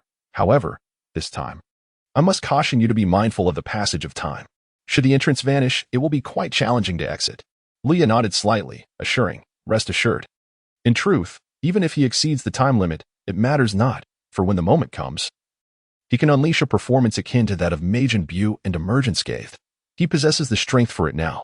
Suddenly struck by a thought, Luya added, by the way, should Goku return to Earth, you need only inform him that I am here if he seeks me. Tian was momentarily taken aback, perplexed by the situation. Goku was searching for him. What could that mean? At that moment, Tian felt as though his mind was somewhat inadequate. Nevertheless, he acquiesced, all right. When Uncle Goku and the others return, I shall notify him. Thank you. Luya offered a faint smile before turning and entering the house. Tian observed the other with a complex expression, reflecting, what a unique Saiyan he is. In the ensuing time, Luya practiced diligently within the room of spirit and time, instructing Tian that if it were not Goku, he should refrain from notifying him of anyone else's arrival. Tian and Bobo were both beset by a sense of foreboding. 3 hours later, Goku, Vegeta, and Beerus, along with Whis, returned to Earth. Their singular purpose for returning was to seek formidable warriors and engage in combat with the elite of Universe 6. Hey, have you decided who will participate in the tournament? Beerus inquired, somewhat bored, as he held a cup of lemon tea. Goku and Vegeta exchanged glances, feeling a bit of a headache. Why not let Krillin go? He is currently the strongest Earthling, Goku suggested suddenly. Vegeta crossed his arms, dismissively stating, he is inadequate. His power is limited to Earth, and he pales in comparison to those masters from other universes. Vegeta, your words are rather hurtful. Goku replied with resignation. Humph. If you wish for Earth to lose, then by all means, let him compete. I shall not bear the consequences. Vegeta retorted with a cold snort. Goku scratched his head, feeling somewhat troubled. I have one slot available. His name is Manaka. The rest, you shall have to find for yourselves. At that moment, Beerus interjected. Manaka? Who is he? Is he strong? Goku inquired with curiosity, while Vegeta also cast a puzzled glance at Beerus. Beerus grinned proudly. Of course he is strong. He is the most formidable opponent I have ever encountered. He then turned to Goku, stating, did I not mention before that you ranked second among the opponents I have faced? Manaka is the first. Oh, Is that so? Lord Beerus, is the Monaka you speak of truly that formidable? With great excitement, Goku exclaimed. Vegeta's lips twitched slightly, his expression turning somewhat grave. Beerus nodded and replied, of course. Would I deceive you? He chuckled heartily. Whis smiled quietly, choosing not to speak. Remarkable. Such a formidable opponent exists. Yet we did not encounter him during our training with Lord Beerus? Goku exclaimed with enthusiasm. A bead of cold sweat trickled down Beerus's face. But he feigned calmness and retorted, nonsense. He is a great master, exceedingly busy. Do not concern yourselves with that. Focus on finding the other two participants. Then let us seek them out. Goku laughed heartily. Vegeta pondered for a moment before stating, Piccolo and Gohan are currently the strongest, however. There is also Majin Buu, selecting them should suffice. Goku stroked his chin thoughtfully and replied, Gohan will not do. He has not trained for many years, and besides, Chi-Chi will not permit him to participate. Moreover, with my granddaughter just born, his mind is entirely preoccupied with her. Vegeta's lips twitched again, as if he wished to speak. But Goku abruptly interrupted.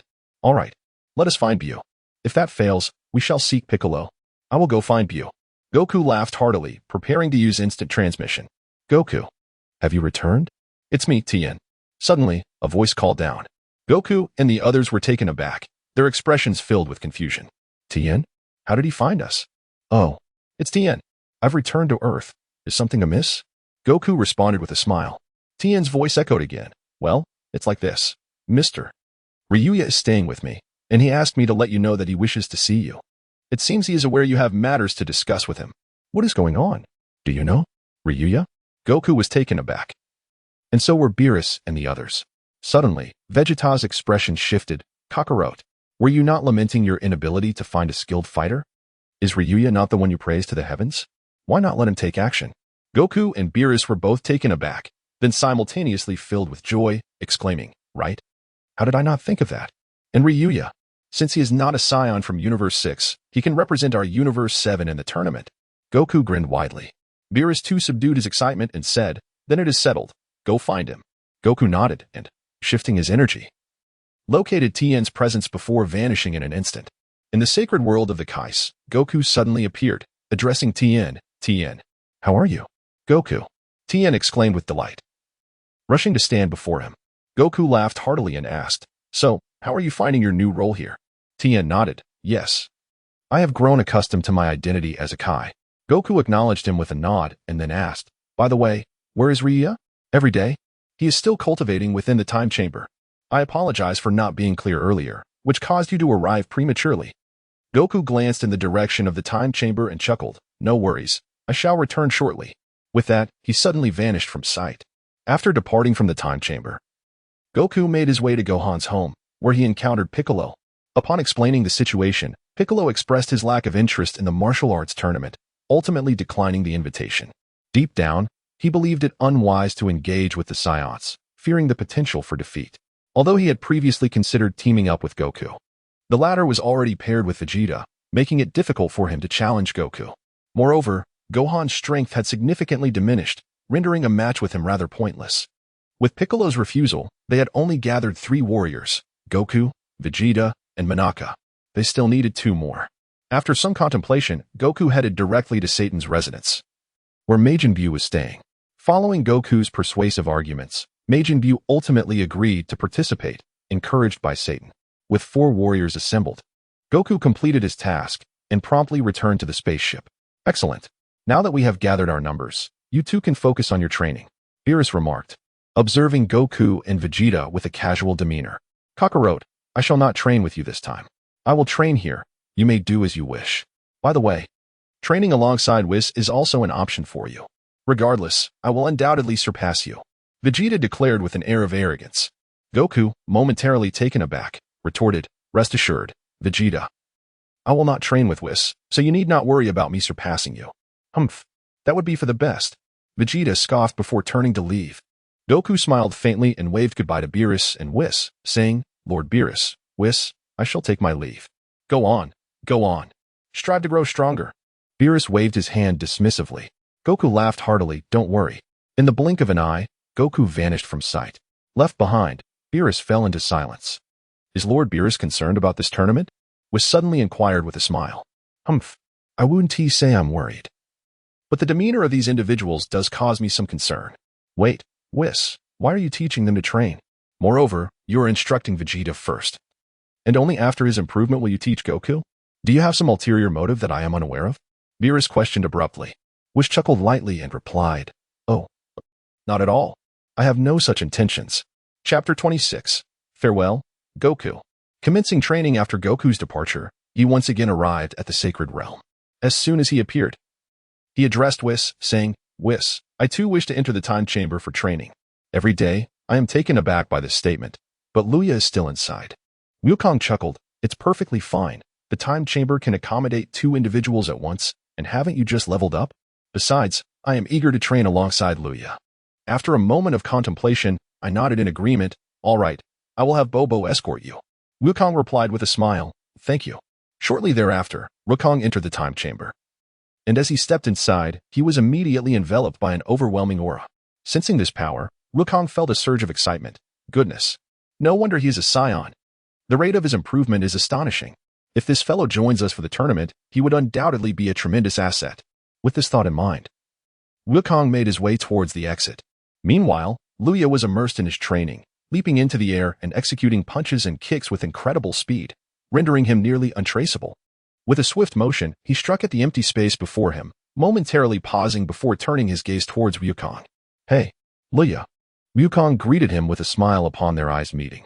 Lure smiled faintly, as if he had anticipated the arrival of his visitor, thus he was not taken aback. His figure descended gracefully, approaching Wukong. Mr. Wukong, what brings you to seek my presence? Wukong chuckled heartily and responded. I heard from Tian that you seemed to know I would come to find you. How is that so? What is your secret? Luya silently mused. How could I not be aware of the current situation when I have thoroughly studied the Dragon Ball series? I can confidently assert that aside from Goku and Vegeta, I am the true master of Earth. Thus, when Earth faces peril, it is inevitable that they would consider him. However, Luya miscalculated. With Goku's simplistic mindset, he nearly forgot about his existence. If it weren't for Tian's timely intervention, he might have even solicited Krillin's assistance. Goku nodded thoughtfully. I see. By the way, the reason I sought you out is to invite you to participate in the martial arts tournament. Goku smiled faintly. Luya was momentarily taken aback. Though it was merely an act, he had to feign surprise. Otherwise, appearing all-knowing would undoubtedly raise suspicions. What does this mean? Goku chuckled lightly and proceeded to recount the existence of the 6th and 7th universes, elaborating on the total number of universes. He ultimately spoke of the agreement between the 6th and 7th universes. By the way, Luya, are you perhaps a Saiyan from the 6th universe? Suddenly, a thought struck Goku, prompting his inquiry. Luya was momentarily taken aback, then turned to gaze at Wukong. Wukong was also looking at him. No. After a brief silence, Luya shook his head. I do not hail from the 6th universe. Upon hearing this, Wukong displayed a faint smile and then said, Understood. In that case, I would like to extend an invitation for you to join us in the martial arts tournament. Will you accept? Without hesitation, Luya nodded and declared, I accept. Damn it. Only a fool would hesitate. He had a mission to fulfill, and to feign modesty would be an exercise in futility. Excellent. Welcome to our fellowship. Wukong extended his hand towards Luya. Lore smiled gently and extended her hand in return. Let us cultivate together, she suggested. Practicing alone can be rather solitary. Wukong suddenly proposed. As the two engaged in a fervent exchange of skills, both Goku and Luya found themselves immersed in relentless training within the confines of the time chamber. Each day, they sparred fervently, their prowess burgeoning at an astonishing rate. Outside, 3 days passed, while inside, 3 years unfolded in a whirlwind of discipline and growth. Vegeta, equally determined, refused to be outdone. He diligently trained within the gravity chamber of his space pod, which had been expertly enhanced by Bulma, yielding ever greater performance. Meanwhile, Beerus and Whis made themselves comfortable in the space pod, relishing the culinary delights prepared by Bulma, a veritable treasure trove of gastronomic wonders. As deities, they were unencumbered by the constraints of monetary concerns, and Bulma was nothing short of a wealthy benefactor. Upon learning of Goku's training in the hyperbolic time chamber, Vegeta's ire flared. He exclaimed vehemently about the lack of martial ethics displayed by his rival in choosing such an unorthodox training method. With newfound resolve, he sought out Whis, imploring him to impart his wisdom. Under the irresistible allure of delectable cuisine, Whis acquiesced to Vegeta's request for guidance. as their training progressed. The day of the anticipated encounter with the sixth universe drew near, a mere 5 days away. 3 days later, a thunderous sound resonated as the doors of the divine temple swung open, and two figures tumbled forth, Goku and Luya. Goku. Mr. Luya. Tenshin rushed over. Concern etched on his face. Goku, with a hearty laugh, replied, "My apologies. I became so engrossed in training that I nearly lost track of time." Luya gently brushed off the dust from his attire and remarked, "The time chamber is indeed a remarkable creation. If only it could be transformed into a realm devoid of temporal limitations, it would be splendid. In such a scenario, they could immerse themselves in training indefinitely. Akin to cheating, where a single day's effort would equate to the training of an entire year. Consequently, surpassing the god of destruction would become effortlessly attainable. However, Tian shook his head and responded, such an alteration is unfeasible. Recklessly tampering with time would disrupt the very fabric of this space-time continuum, and as a result, the entire Earth could bear the repercussions, potentially facing destruction at the hands of Lord Beerus. Luya, it matters not. In contrast, I still prefer to compete against the masters, for it is through them that I shall grow stronger. That is the essence of true strength." Wukong chuckled heartily. Tian suddenly chimed in with a smile. "Wukong, Mr. Luya, allow me to fetch you a garment."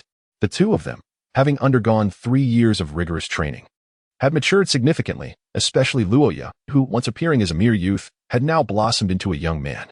However, Wukong declined the offer, as he remained fond of his traditional martial arts attire, while Luya was indifferent, donning only the most casual of outfits. Tian had crafted for him a fitted green combat suit. Once attired, Wukong turned to Luya and said, "Let us proceed to meet Lord Beerus. I shall also take the opportunity to introduce you." Luya nodded slightly, eager to witness the formidable Beerus, the feline entity, and pondered whether he would dare to engage with him. Whoosh. Accompanied by Goku, Luya bid farewell to Tin before departing from the Heavenly Temple. In the spacecraft, Goku and Luya materialized in the arena. "Oh, Vegeta, did you not claim you would not seek training with Whis? How deceitful of you." Goku's dissatisfaction was palpable as he chanced upon the sight of Vegeta sparring with Whis. Sensing Goku's presence, Vegeta paused, his expression icy. "Humph.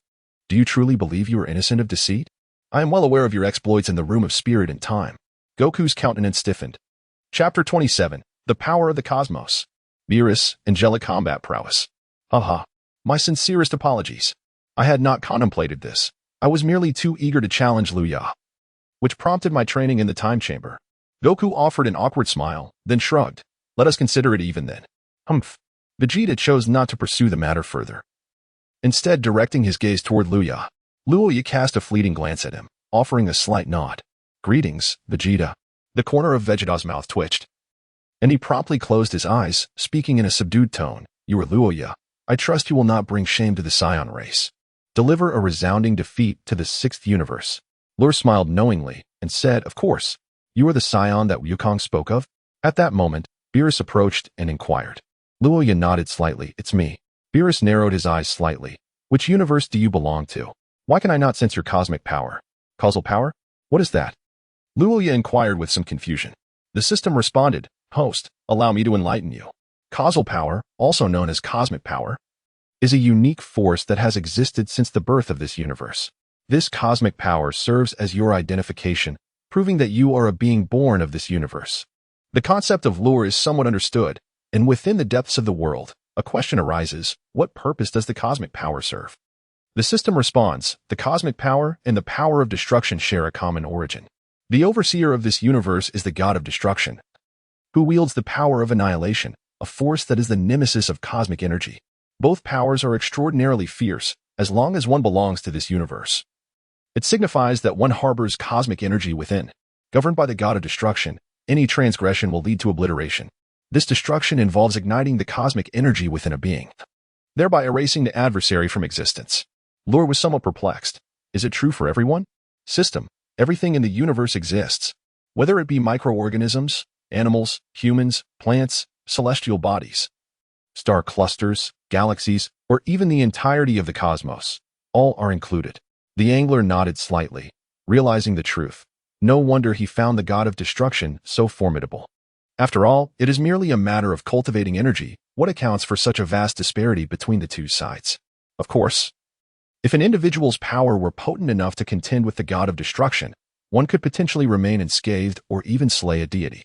However, host, your body lacks the cosmic energy of this universe, which is precisely why Beerus has chosen to target you, the system remarked calmly.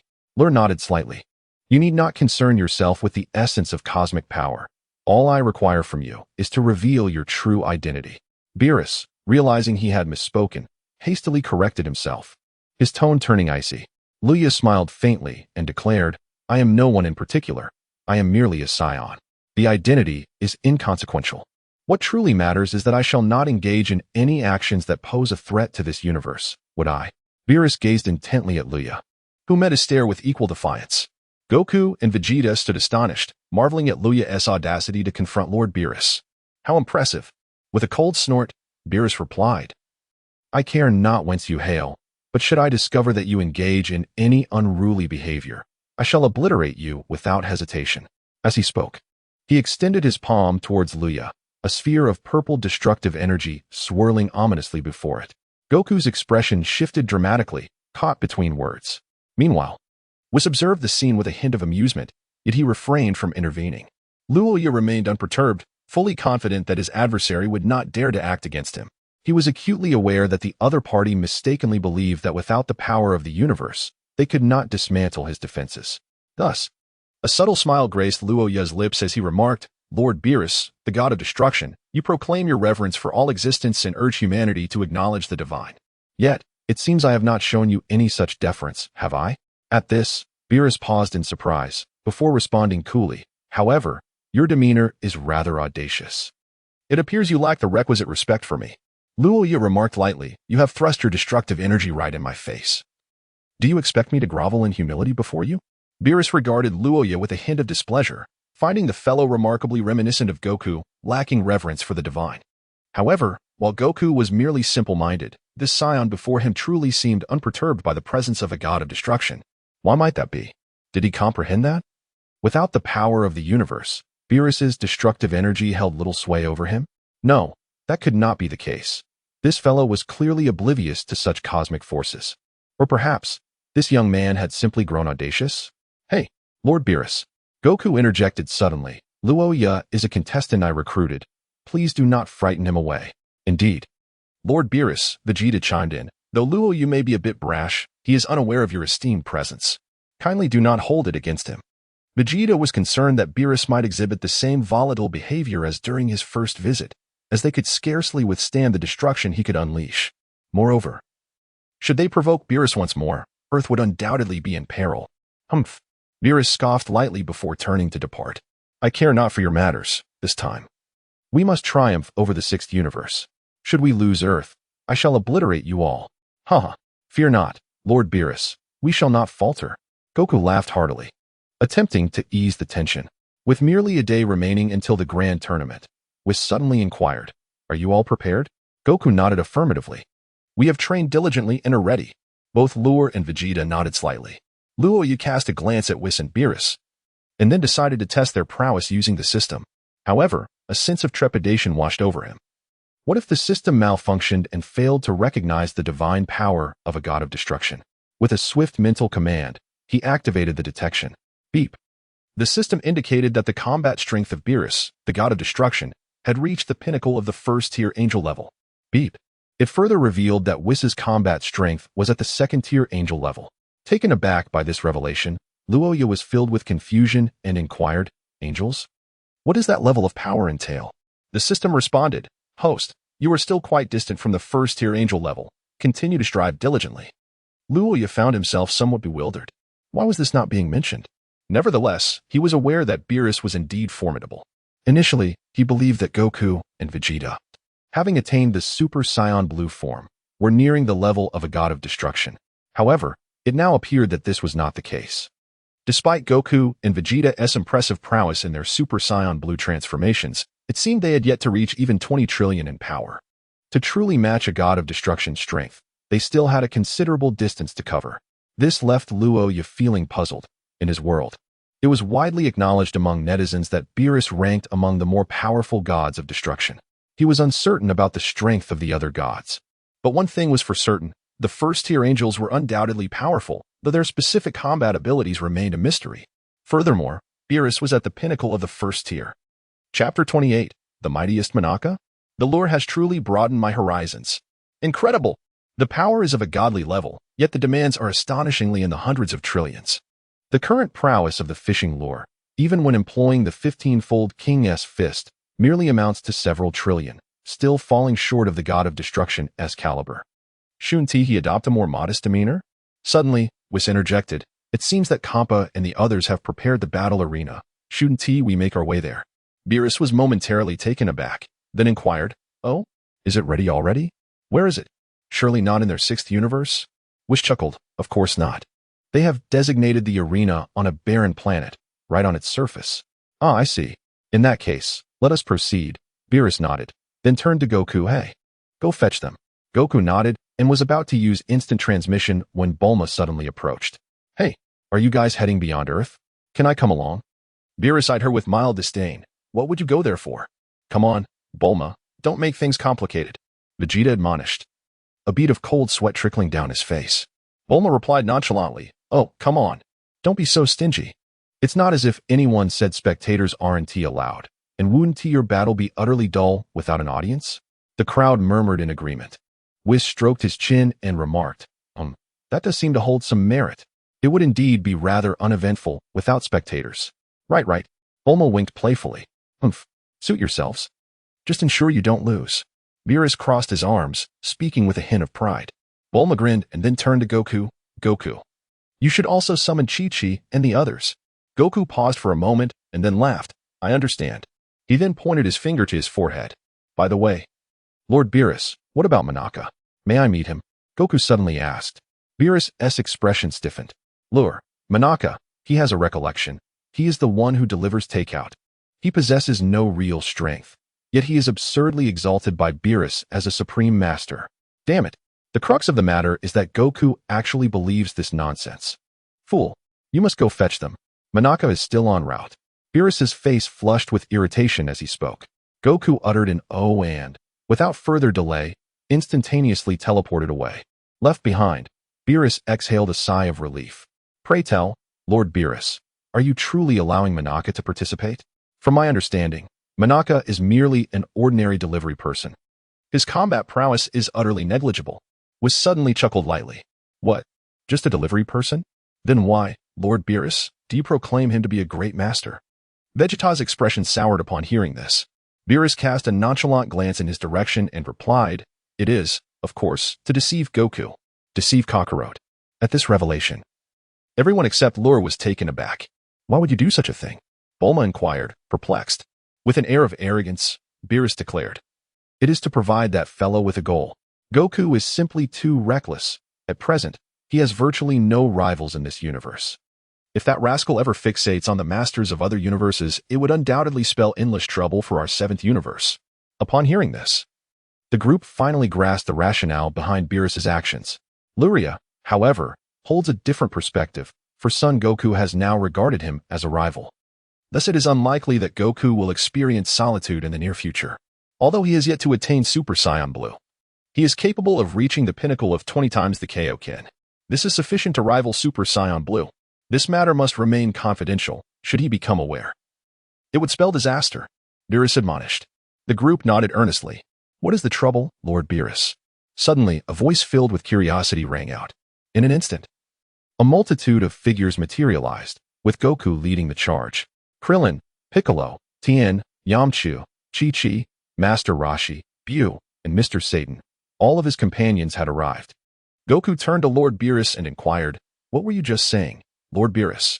Beerus's lips twitched slightly, but he quickly averted his attention. I was merely stating that Manaka should refrain from engaging in battle. He is a trump card, and thus, Manaka should only intervene as a last resort. Upon hearing this, Goku expressed surprise. Is that so? Impressive. By the way, where is Manaka? Beerus glanced at Whis, who nodded in understanding.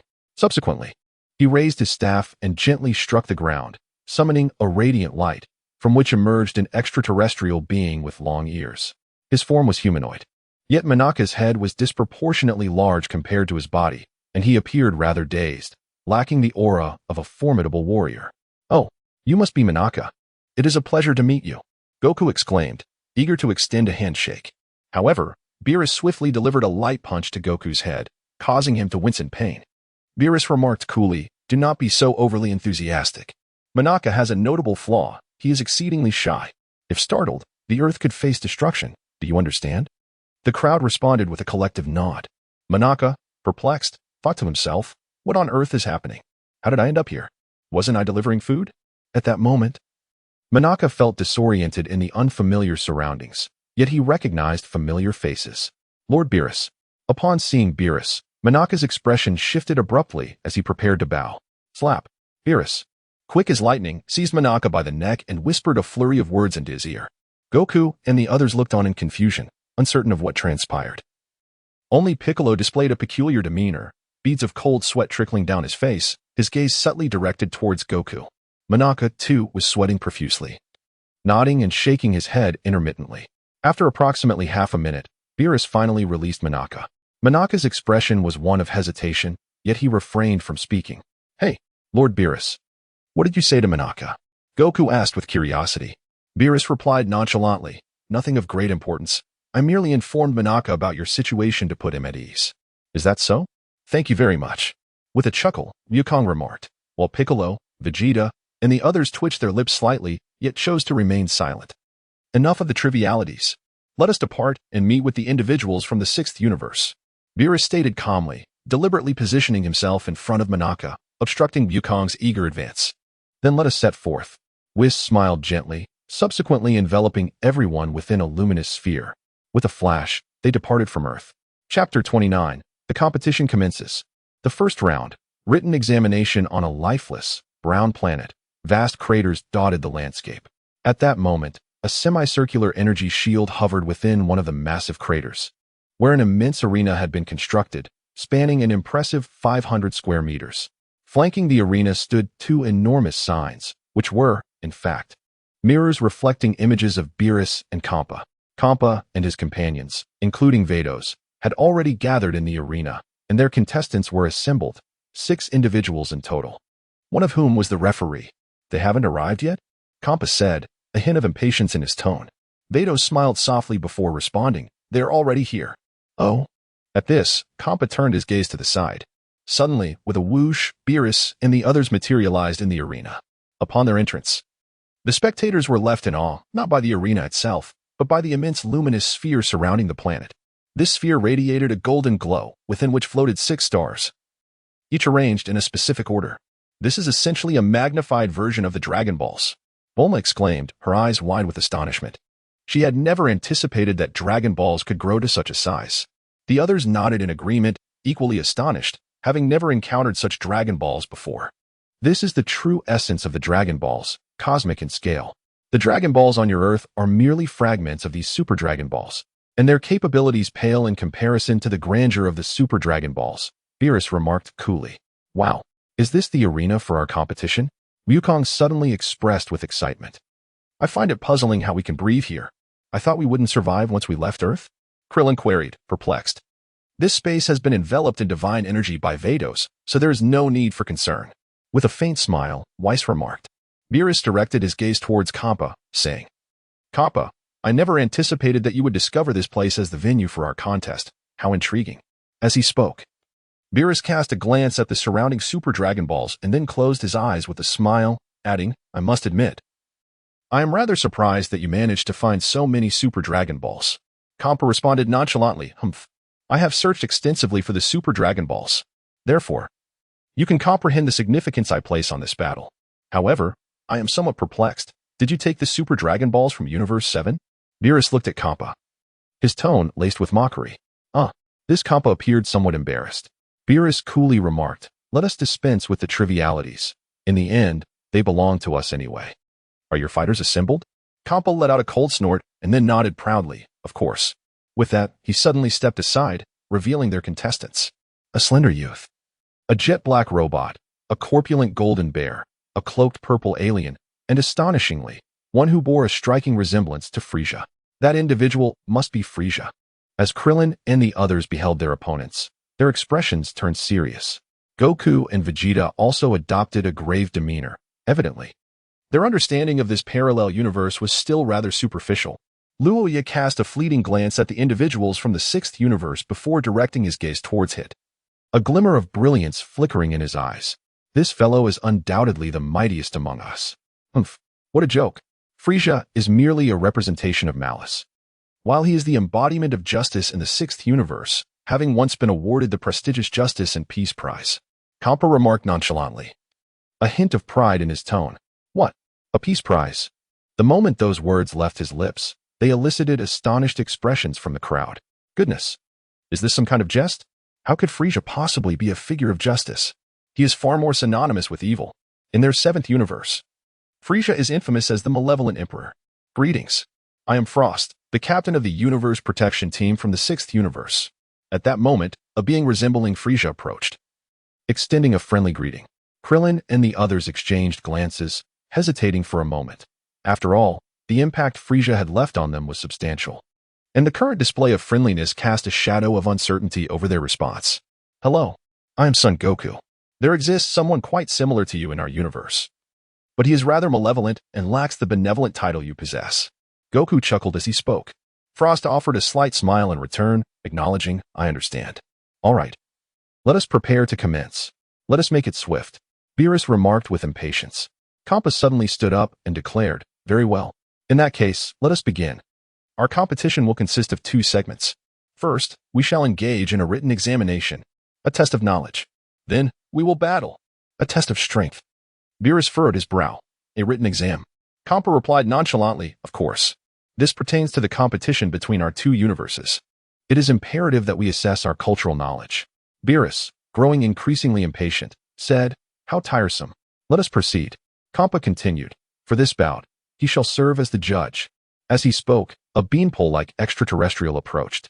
Beerus gave the newcomer a cursory glance before nodding. Let us begin. Soon enough, the participants from both sides sat at a table, each in front of a blank sheet of paper.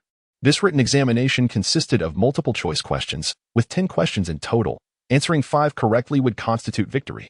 Bardos smiled slightly. The expressions of the crowd grew serious as they gazed at the blank sheets before them. Upon examining the contents, confusion arose. Goodness, are these all about food? Who is the fool that devised such childish queries? Yawn. Suddenly, both Beerus and Kampa simultaneously sneezed. They both turned to one another and exclaimed in unison. Did you just insult me? They both. Vados, Bardos, humph. Such trivial questions could never stump me. Vegeta, clearly impatient, quickly seized a pen and began to write. After all, he is the husband of the wealthy Bulma. What luxuries had he not indulged in? Beep. This contestant. You have been eliminated. Suddenly, as Vegeta poised to write, Vados produced a whistle from an unknown source and blew it vigorously beside him, startling Vegeta to the core. The perplexed onlookers turned their attention towards the commotion. Hey, what does this mean? How can you declare that I have been eliminated? Vegeta exclaimed, visibly irked. Vados smiled gently and replied, I have yet to announce the start, yet you have already responded. According to the rules, that constitutes cheating. Vegeta retorted, P.S. I have made slight alterations to this scene. There are minor discrepancies, but they are not significant. Chapter 30. An odd and bizarre written examination. Vegeta's elimination was an unforeseen turn of events, eliciting a measure of sympathy from the crowd. It was indeed somewhat awkward to have an ending before the beginning. Hey, Vegeta, you are far too impatient. This is unacceptable, Goku lamented. Vegeta's countenance darkened as he scoffed. Humph. So what? It's merely a written test. I have no interest in it. With that, he soared into the air, directly approaching the audience. Of course, he could not escape a barrage of reproaches from Bulma. Faced with a woman capable of striking even a god of destruction, Vegeta found himself utterly subdued, his pride silenced. Now, the written examination commences, Vados declared suddenly. Instantly, the participants began to answer the questions. Luya glanced at the solemn expressions on the faces of the crowd and couldn't help but find it somewhat amusing. How could this be considered culture? It was utterly laughable. Anyone who had undergone 9 years of compulsory education could easily achieve a perfect score. Shaking his head, Luya chose to remain silent. Although his arrival had altered the course of the narrative from its original version, it hardly mattered. In a matter of moments, the fisherman completed a sheet of paper, infusing it with his own insights. Before long, time was up. As the responses from the contestants were collected, Beerus meticulously compared them. Suddenly, her gaze froze. and she abruptly lifted a piece of paper high, proclaiming, "I declare that the seventh universe triumphs in this written examination. Fair and square."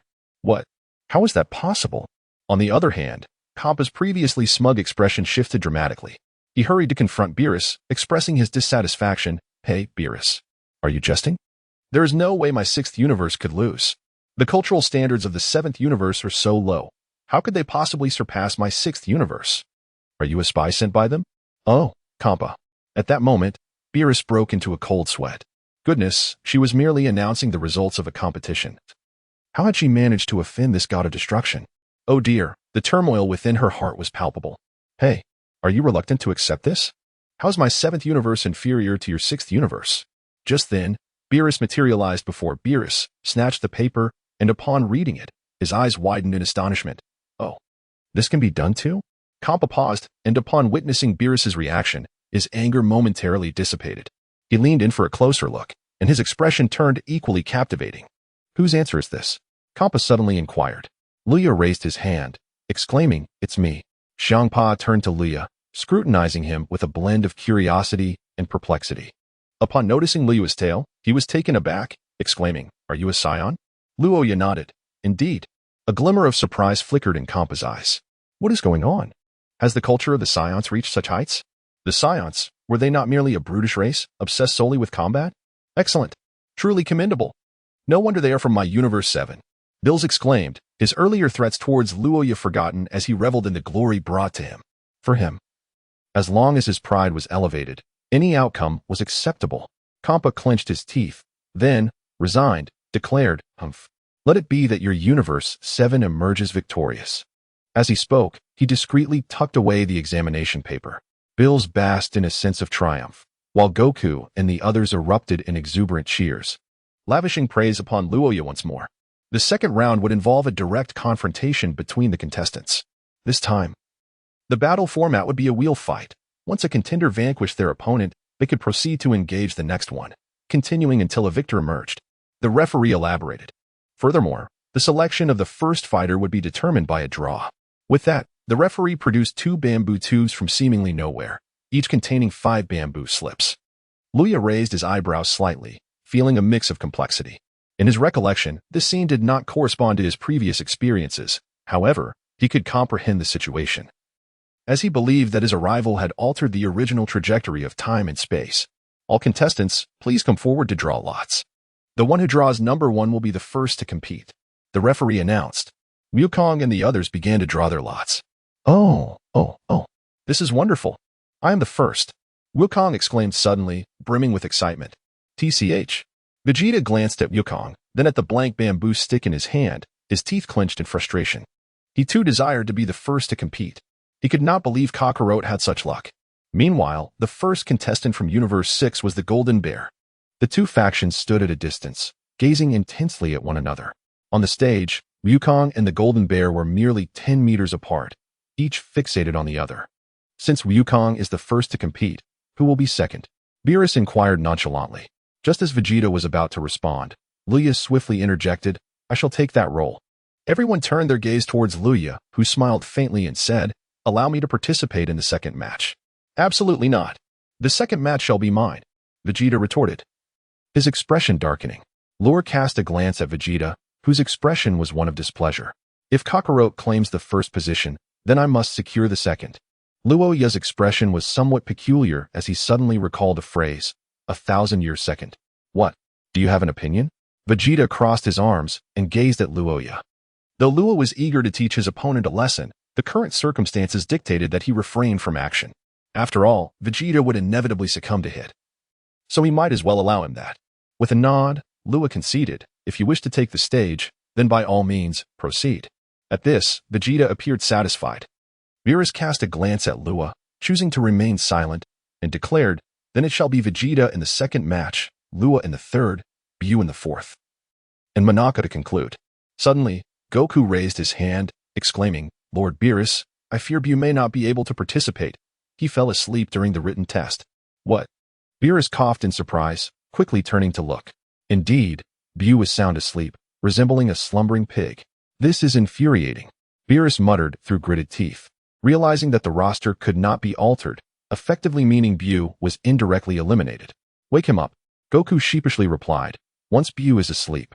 It's nearly impossible for anyone to rouse him. At that moment, Monaka sat upright like an elementary school student, nervously observing the unfolding scene. So, those are the Scions from Universe 6? Why do they appear so frail? Krillin inquired with curiosity. Upon hearing this, the others turned their attention to the Scions of Universe 6. It was evident that while the Scions of Universe 7 were muscular and robust, their counterparts from Universe 6 appeared thin and weak, lacking a sense of power. Vegeta narrowed his eyes slightly and remarked, "Do not underestimate them. Their energy is formidable, possibly even surpassing yours." At his words, Krillin and the others fell silent, realizing that being in Vegeta's presence was akin to standing on the edge of a volcano. Suddenly, Vegeta turned to Luya. "Hey, after training with Kakarot for so long, have you not managed to transform into Super Saiyan Blue?" Luya shaking. "Not yet. P.S. Do not inquire about why the Supreme Kai has not appeared. It is not the focal point. The essence lies in the battles." Chapter 31. Goku vs. Golden Bear. Higi, you should be well aware that the current arena is dominated by Super Saiyan Blue. If you have yet to attain this level and comprehend the realm of the divine, then it is unrealistic for you to aspire to surpass us, Vegeta remarked with a subtle smile. Luya nodded slightly, acknowledging his understanding. In truth, he also yearned to transform into a Super Saiyan Blue. Yet the circumstances were not in his favor. During his time in the hyperbolic time chamber, he had sought guidance from Goku, but despite his efforts, he found himself unable to succeed in the transformation. It appeared that becoming a Super Saiyan Blue required specific conditions. Nevertheless, Luya remained unperturbed, choosing instead to await news from the system, wondering if completing this task would reward him with the Super Blue bloodline. All right, let us not make a racket. Focus on the match instead, as it will provide you with insight into the strength of the sixth universe. Beerus suddenly interjected. Upon hearing this, everyone fell silent and turned their attention to the arena. At this moment, Goku was locked in a silent gaze with the Golden Bear, both refraining from uttering a word, even their breaths barely perceptible. Clearly, they were both observing one another closely. Suddenly, Goku broke the silence with a grin. "Hey, what is your name?" The Golden Bear replied coolly, "You may call me Golden Bear." Goku mused. "Golden Bear indeed suits your demeanor, but I am more curious about your strength." "Heh, allow me to show you." The Golden Bear replied with a mysterious smile, striking his chest fiercely a few times. His plump form began to bounce rhythmically, gaining speed with each leap. Witnessing this, the crowd was left puzzled and bewildered, questioning what this large bear was up to. Goku furrowed his brow slightly, but soon recognized the peculiarity in his opponent's increasing speed, which was becoming alarmingly swift. "Huh!" The Golden Bear suddenly let out a shout, leaping upwards to a height of several meters, and then he shot towards Goku like a rocket. Goku's expression shifted, and he quickly maneuvered to evade the bear's charge. The Golden Bear was not slow, and Goku found himself hurriedly dodging. Suddenly, the bear charged directly from behind him. Goku's expression darkened as he extended his palm to intercept. Bang! In the next instant, he halted the Golden Bear's momentum, momentarily stalling his advance. Seizing the opportunity, Goku delivered a powerful kick, sending the Golden Bear soaring into the air. Whoosh! Goku vanished from sight, only to reappear in the air, delivering a devastating punch downward upon the Golden Bear. Ah! The bear let out a cry of anguish as his hefty, elastic body plummeted. Boom! The entire arena erupted with a thunderous sound, yet curiously, the stage remained intact, nearly kicking up a cloud of dust. As the Golden Bear struck the ground, he rebounded like a spring. Wow! Impressive! You're unharmed, Goku remarked in surprise upon witnessing this scene. After enduring the assault, the Golden Bear's expression shifted to one of rage. In the next moment, he opened his mouth wide, unleashing a barrage of blue energy blasts that erupted forth like a torrential downpour towards Goku. Wukong's expression hardened, and he swiftly employed his aerial maneuvering technique to evade. Meanwhile, the Golden Bear relentlessly pursued Wukong, unleashing energy blasts as if they were of no consequence. At that moment, Wukong raised his hand and released an energy blast, which collided with the opponent's projectile, resulting in a spectacular explosion. Simultaneously, Wukong unleashed a barrage of energy blasts, executing a series of princely combat techniques with fervor. In the ensuing stalemate, the Golden Bear found itself at a disadvantage, resorting to rapid, spring-like evasive maneuvers. A glint of determination sparkled in Wukong's eyes, and in an instant, he appeared behind the Golden Bear, delivering a powerful energy cannon strike. Surprisingly, The golden bear chose not to evade, absorbing the blow head-on. With a thunderous explosion, thick smoke enveloped the arena. Excellent. A direct hit. Krillin, Chi-Chi, and others erupted in joyous cheers. However, not all was as it seemed. Both Vegeta and Luya voiced their concerns. As Luya surveyed the arena, he felt no surprise. In the Dragon Ball tactics, the thicker the smoke, the more it indicated that nothing significant had transpired.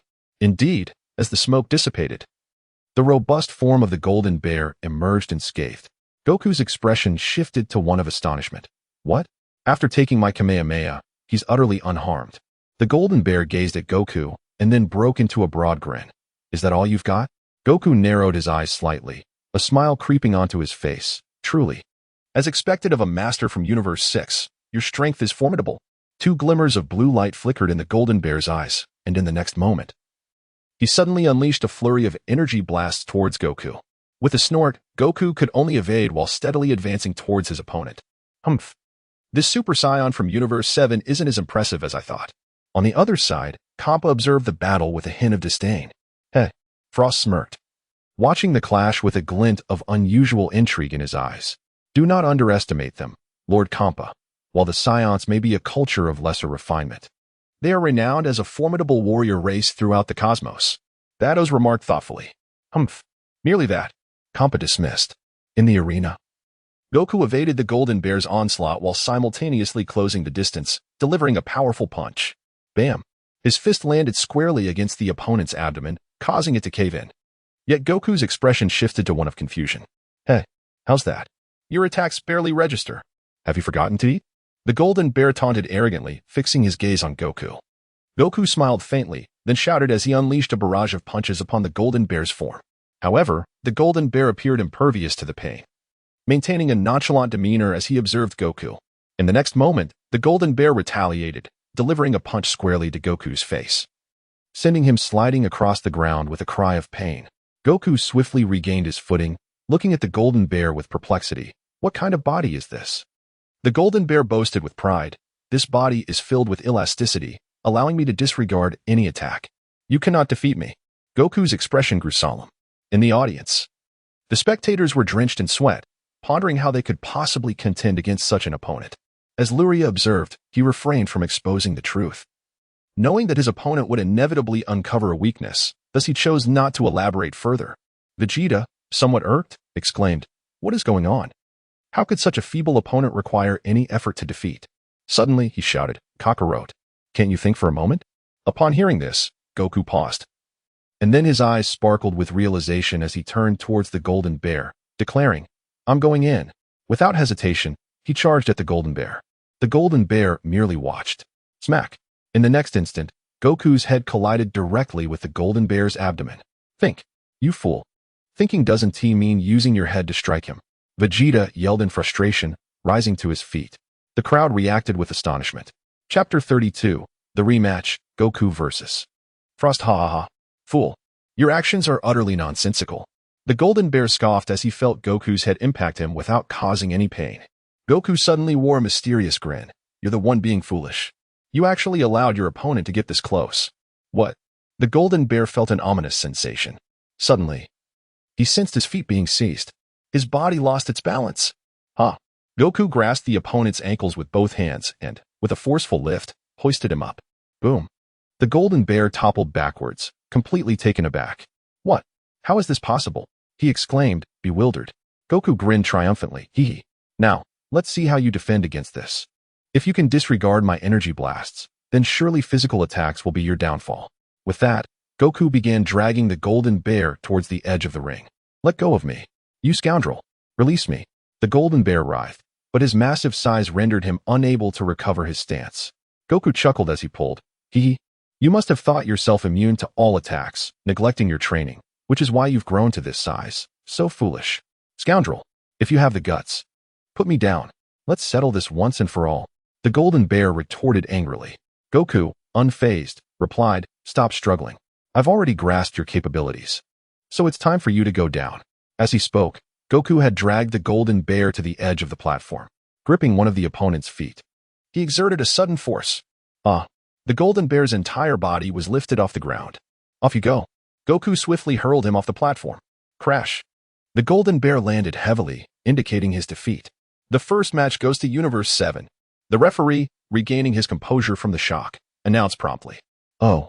The Universe 7 supporters erupted in jubilant cheers. Curse be it. We've lost.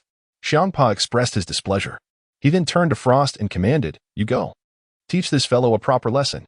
Frost bowed slightly, replying, At your command. In the next instant, he vanished from sight, only to reappear on the arena. Frost gazed at Goku and smiled. Now, I shall be your opponent. Please, enlighten me. Goku looked at Frost and smiled faintly. Ah, Frost. I too am eager to witness your strength. Frost spoke slowly. To be honest, as a champion of justice, I would rather not resort to violence against you. However, there is no alternative. Lord Xiangpa has promised that if I participate, he will invest a significant sum in enhancing our equipment. Goku nodded in understanding and remarked, You truly possess a kind heart, far kinder than our Frieza from Universe 7. Then, let us engage. Frost smiled gently in response. Suddenly, Goku chuckled. You must not be in your final form yet. Unleash your ultimate transformation, otherwise, you shall not triumph over me. Frost paused, taken aback. How do you know? Goku laughed heartily, because our Frieza from Universe 7 also transforms into other forms. Upon hearing this, Frost nodded in comprehension. He then suddenly shouted and began to unleash his energy. A tremendous aura enveloped the entire arena, the deep blue energy expanding outward. The atmosphere was formidable. As the brilliance dissipated, Frost's form was revealed. He had transformed into a different state, though not his ultimate form, rather akin to Frieza's second transformation. Resembling a duck-like appearance, he had not yet unleashed his full power. Frost looked at Goku and declared, This is my final form. Goku furrowed his brow. You have yet to reveal your true strength. Frost smiled subtly. It is sufficient. Goku assumed a battle stance, stating, Then come. Frost brought his fists together at his waist. And in the next moment, his pupils dilated, and he shouted, transforming into a blur. Goku's expression sharpened, and he too vanished in pursuit. The collision of their forms echoed, and they began to move at incredible speeds, each chasing the other, exchanging blows, leaving the spectators in a daze. What is happening? What is Kakarot doing? Shouldn't this be an easy victory? Vegeta remarked from the audience, visibly displeased. Luya observed the figures in the arena and naturally heard Vegeta's words. However, he had anticipated this. Goku, unlike Vegeta, typically refrained from exerting his full strength at the outset of a battle, always leaving a sliver of opportunity, which reflected his benevolent nature. In stark contrast, when Vegeta chose to strike, he did so with a thunderous force that sought to dominate his opponent. Their fighting styles were entirely opposite, yet they managed to engage in combat together, a phenomenon that surprised Luya. Perhaps this was indicative of a certain pure friendship that existed between the two. Suddenly, with a resounding crash, Goku was struck in the face by Frost, causing him to plummet. However, he quickly regained his footing, landing gracefully before combining his hands to unleash a Kamehameha. The overwhelming energy surged forth like a torrential waterfall, hurtling towards Frost. Yet, to Goku's astonishment, Frost displayed a wicked grin and charged directly into the path of the Kamehameha, tearing through it with a disregard that was both shocking and audacious. What? Goku's expression shifted in disbelief, but it was too late. In the next moment, he was struck in the abdomen by Frost's head, sending him flying backwards and skidding across the ground for several meters. Frost stood triumphantly in the arena, a smug smile adorning his face. This form of Frost was known as the assault form, capable of shredding through opponents' attacks with the velocity of a bullet. As explained by Vados from Universe 6. Impressive, the Saiyan Kaba remarked in awe. Yet Vados chuckled. The Saiyans of Universe 7 have yet to reveal their true strength. What? They are holding back? Kaba and the others exclaimed in surprise. Hit glanced at the battle, but soon withdrew his gaze, losing interest. He found it hard to be engaged in a fight of such a caliber. Hey, Vados, how can you speak in favor of Universe 7? Kappa complained, somewhat displeased. Wah, Lord Kappa, I'm merely stating the truth. Bardiston expressed his grievances. Dear friends, it has come to my attention that some do not favor this book. That is perfectly acceptable. Each individual possesses their own preferences. I am aware that this work has its flaws, and it is understandable if some find it unappealing. However, I kindly request those who wish to disengage to do so quietly, without stirring discord or inciting ridicule among others. Such behavior is intolerable to me. If one is discontented, it is best to simply depart rather than leave behind a trail of negativity, particularly towards those who show disrespect. It is quite astonishing how some seem eager for others to be aware of their grievances. Furthermore, regarding the matter of the combat power system, it has indeed faltered to a point where I am reluctant to explore it any further. Writing about battles themselves suffices, as even in Dragon Ball. Despite vast disparities in combat power, conflicts can still ensue. Therefore, the system's breakdown is inherent. Some may find it challenging to adapt, which is understandable. I can only express my gratitude for your support, even if I have not been able to craft it in a manner that pleases you. Today, I shall refrain from soliciting favors. I have become somewhat thick-skinned due to my circumstances, and I assure you I will write diligently. Additionally, I would like to inquire whether you prefer updates at midnight or in the morning.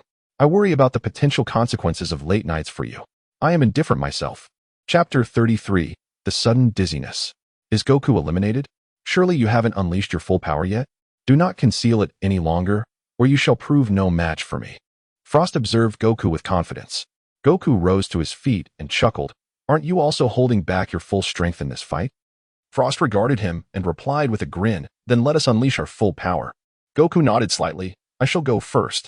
With a mighty roar, Goku erupted with energy, instantly transforming into a Super Saiyan. A tremendous aura enveloped him as he smiled at Frost. Now, it's your turn. Frost's face revealed a hint of cold sweat. Such overwhelming power. What form is this? The members of Universe 6, including Kappa, were left bewildered by this display, questioning when Saiyans had acquired the ability to transform. Hit merely cast a glance at Goku before returning to his meditative state. Goku explained, this is the Super Saiyan. Just like you, I have transformed from my original form. Hey, Kappa, you're a Saiyan too. Can you transform? Kappa inquired. Kappa, drenched in cold sweat, shook his head. I have never heard of Saiyans being able to transform. Kappa gritted his teeth, feeling a mix of emotions. All right, now it's your turn. Goku laughed heartily. Frost took a serious look at Goku, realizing that his energy had indeed reached a terrifying level, appearing stronger than himself. However, let me witness your power. After speaking, Frost's figure flickered and, in an instant, appeared before Goku, his fist clenched and launched forward with immense force. However, Goku merely extended his hand calmly and effortlessly deflected the blow, firmly grasping Frost's fist, rendering him immobile. Frost's eyes widened in disbelief as he gazed at Goku in astonishment. Goku smiled faintly, but his expression quickly turned serious as he advanced, delivering a powerful punch that sent Frost flying. The impact reverberated as Frost's body collided with the protective barrier, causing him to tremble in pain. Clearly, Goku's strike had inflicted significant damage. Yet, gritting his teeth, Frost charged forward once more. However, before he could close the distance, Goku vanished and struck with a critical hit, sending Frost hurtling away yet again. Futile. Your power pales in comparison to mine. You should transform swiftly. Goku grinned. Suspended in midair, Frost wiped the blood from the corner of his mouth and replied, I never anticipated such a vast disparity in your strength. It appears I must unleash my full power to contend with you. However, in my ultimate form, my strength is so tremendous that even I struggle to control it. With that, the veins on his forehead bulged as he let out a fierce roar, unleashing an immense wave of energy that swept across the arena. Goku furrowed his brow slightly at the overwhelming aura, yet remained unfazed. Moments later, the colossal energy dissipated, revealing Frost's transformed figure reminiscent of Frieza, indeed, his ultimate form. Goku smiled faintly. Now that's more like it. Frost returned a slight smile and warned, my power is formidable, so you must tread carefully. With that, he unleashed a deep blue aura enveloping him and charged at Goku with remarkable speed. Goku shifted his weight back and, in an instant, struck out. To everyone's astonishment, Frost was sent flying by Goku's punch. Frost crashed heavily to the ground, utterly disheveled. How is this possible? Jampa exclaimed, eyes wide in shock. Did he not already transform into his ultimate form? Why is he still so ruthlessly defeated? Impressive. The seventh universe breathes a sigh of relief.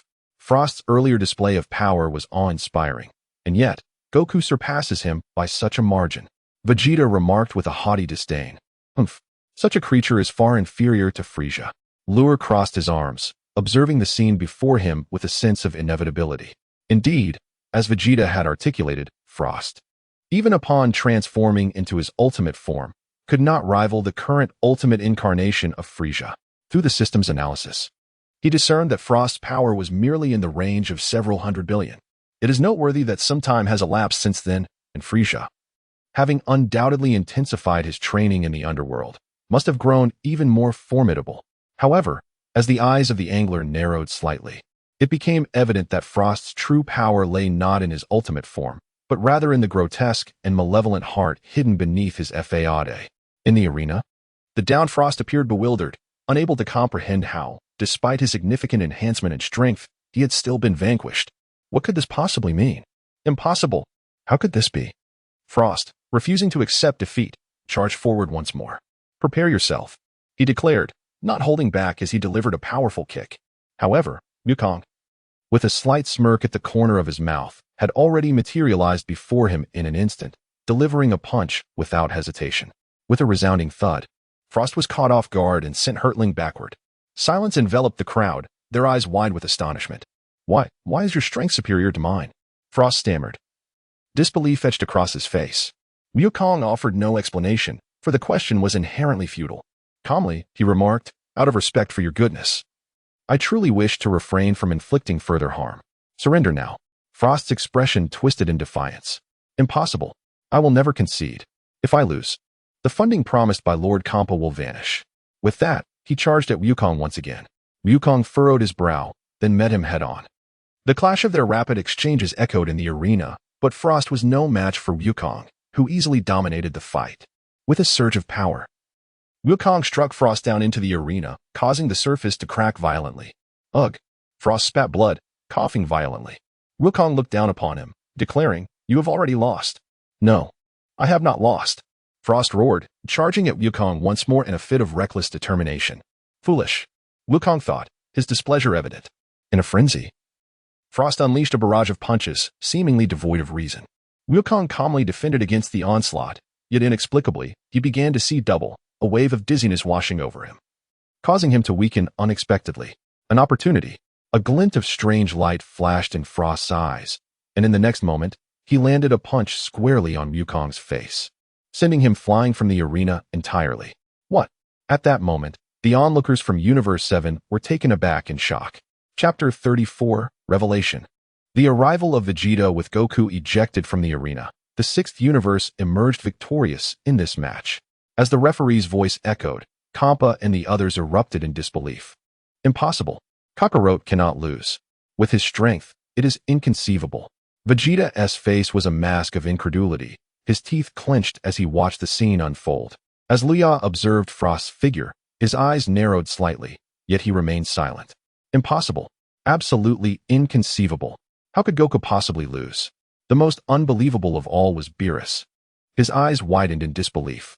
He had experienced Goku's strength firsthand, and there was no way he could be defeated by such a lackluster opponent.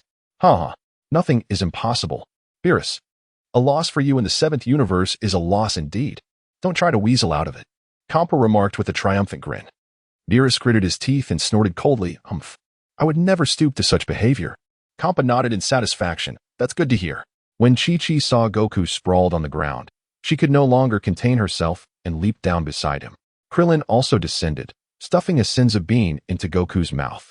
After consuming the bean, Goku awakened, bewildered. What happened to me? Chi-Chi replied with a hint of sadness. You fell off the stage. Really? Goku exclaimed, momentarily stunned. How could that be? At that moment, Frost approached with a smile. It seems Mr. Goku was a bit distracted. I was eager to win and may have struck a little too hard. My apologies. Hearing this, Goku chuckled heartily. No. I lost fair and square. No need for modesty. Frost bowed slightly to Goku. Thank you for your understanding.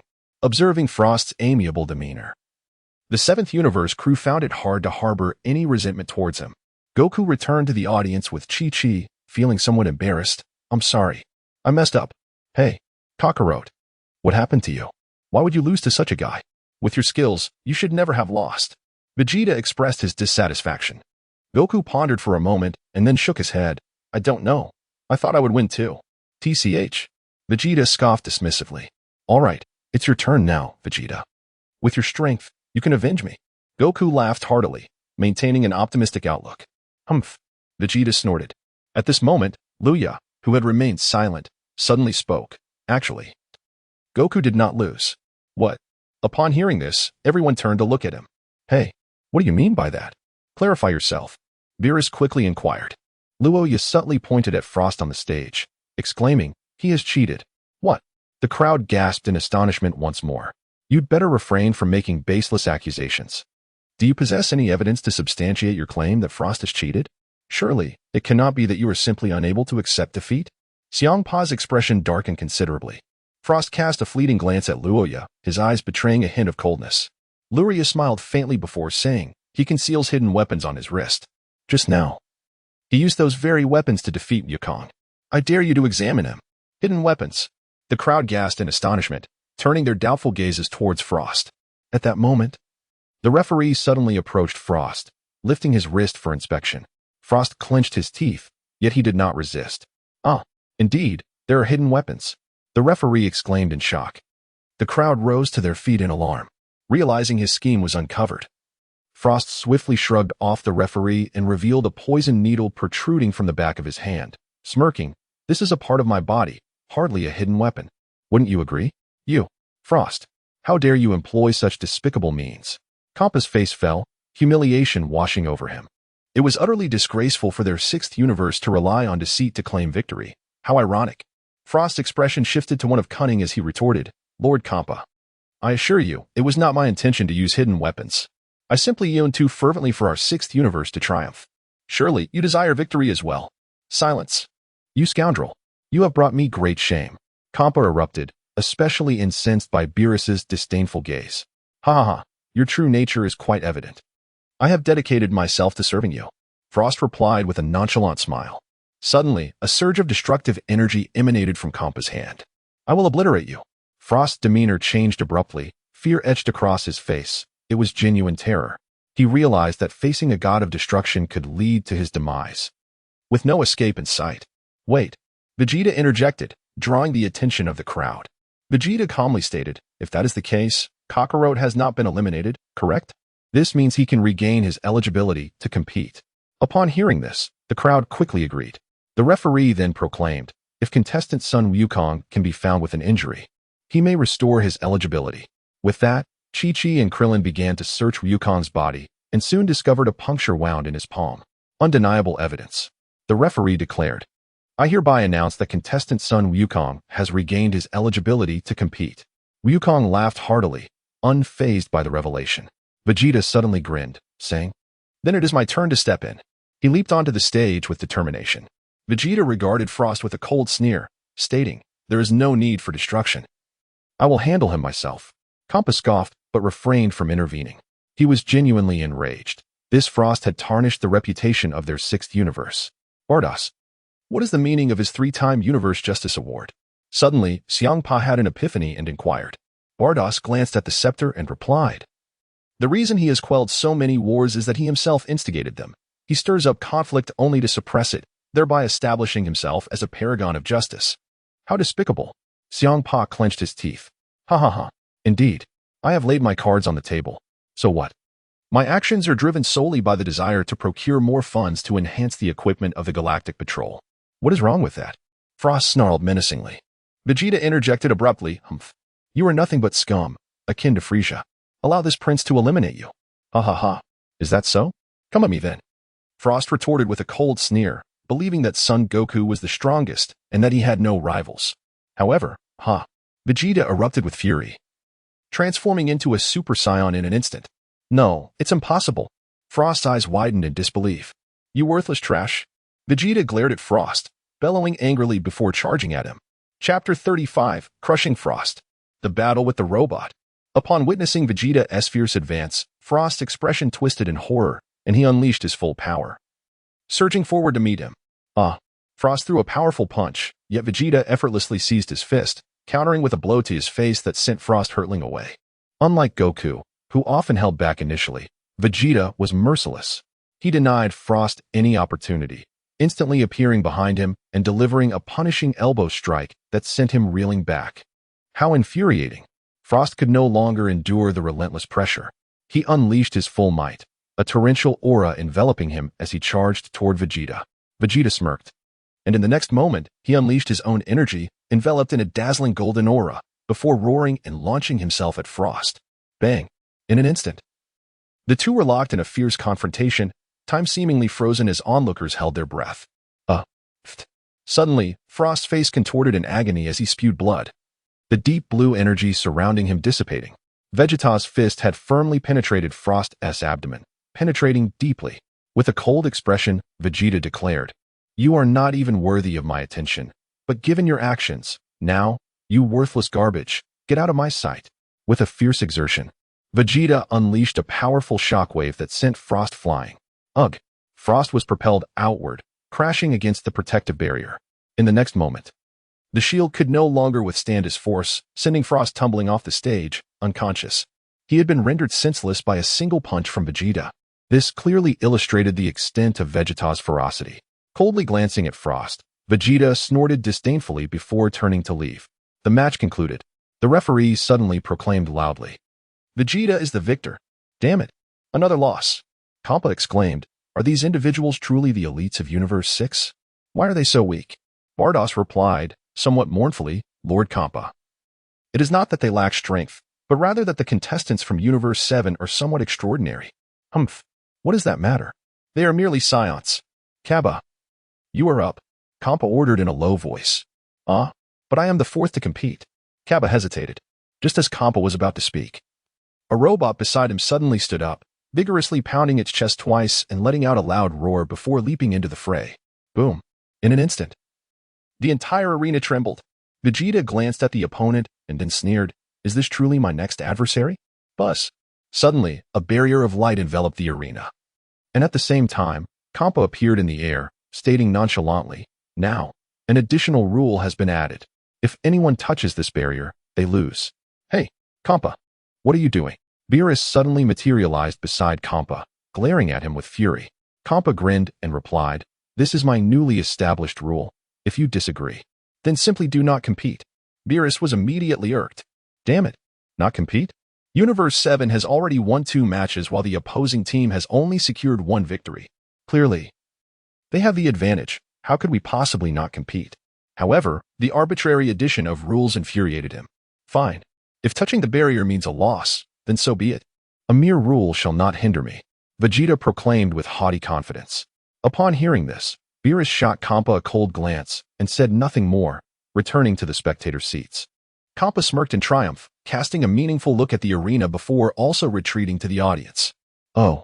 The steam robot let out a howl peculiarly. Its abdomen filled with magma, releasing 2 jets of hot steam from its back, with each cry, "Vegeta." Suddenly, Luya spoke up. Vegeta turned to Luya, inquiring, "What is it?" Luya smiled faintly before stating, "Its weakness lies in its inability to endure insults. If you can hurl a few insults its way, then victory is yours." Upon hearing this, everyone was momentarily taken aback. How could Luya possibly know the robot's weakness? It was inconceivable, utter nonsense. How could one ascertain its vulnerabilities? It was fundamentally invulnerable. Xiangpa suddenly roared, "How can you be so certain it has no weaknesses? Or perhaps you are deliberately concealing something?" Beerus sneered. Xiangpa gritted his teeth, not one to hide his feelings. A bead of cold sweat trickling down his face. Beerus then turned to Vegeta, saying, "Hey, Vegeta, follow Luya's advice." However, Vegeta was not one to rely on such underhanded tactics for victory. With a disdainful snort, he declared, "I will defeat it in my own way. You need not command me." "What? Vegeta, you dare to disregard my orders?" Beerus exclaimed, a hint of anger in his voice. Goku, sensing the tension, quickly intervened. "Lord Beerus, let him find his own path to victory. Besides, with Vegeta's strength, he is unlikely to lose."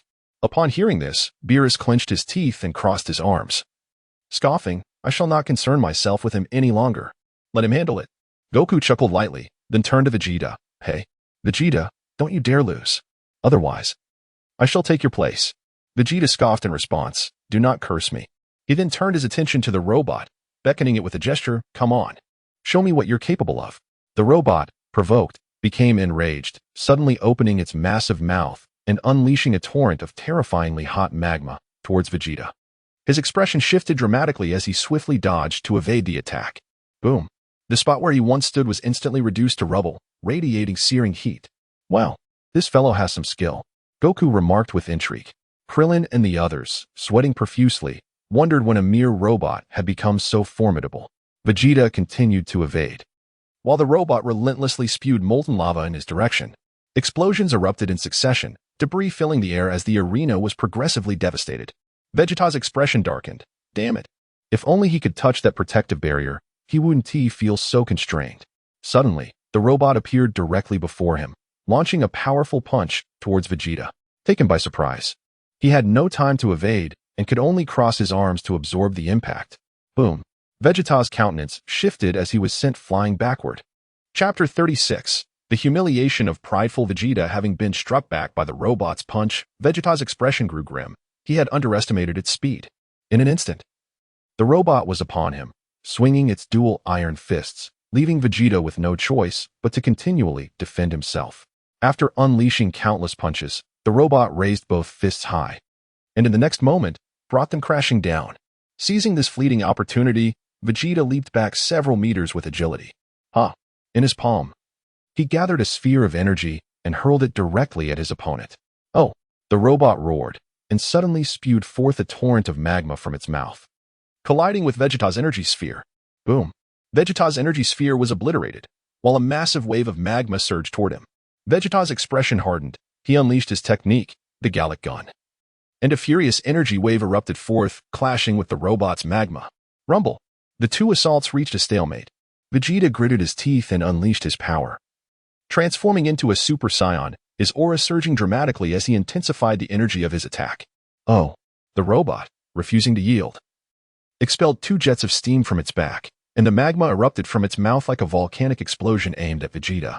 Strangely, the robot's magma appeared capable of scorching Vegeta's aura. Observers noted this scene with grave expressions. This magma-spouting creature is incredibly formidable. Krillin and others murmured in awe. However, Vegeta would not be defeated. After all, he is Vegeta. Goku smiled slightly, unperturbed. Have you noticed? Vegeta's situation is precarious, was suddenly pointed out. Startled, everyone turned their gaze to the arena. At this moment, although Vegeta did not seem to be at a disadvantage, his aura appeared unstable. His breathing looked labored. What is happening? Goku's expression tightened. It's the oxygen. The flames have consumed the oxygen within the protective barrier. Hence, breathing has become difficult. But that robot does not require air, Luya remarked coolly. Upon hearing this, the group's expressions turned grim. That rascal Panna. He is doing this on purpose, Beerus said, somewhat irate. Hey, Vegeta, be careful.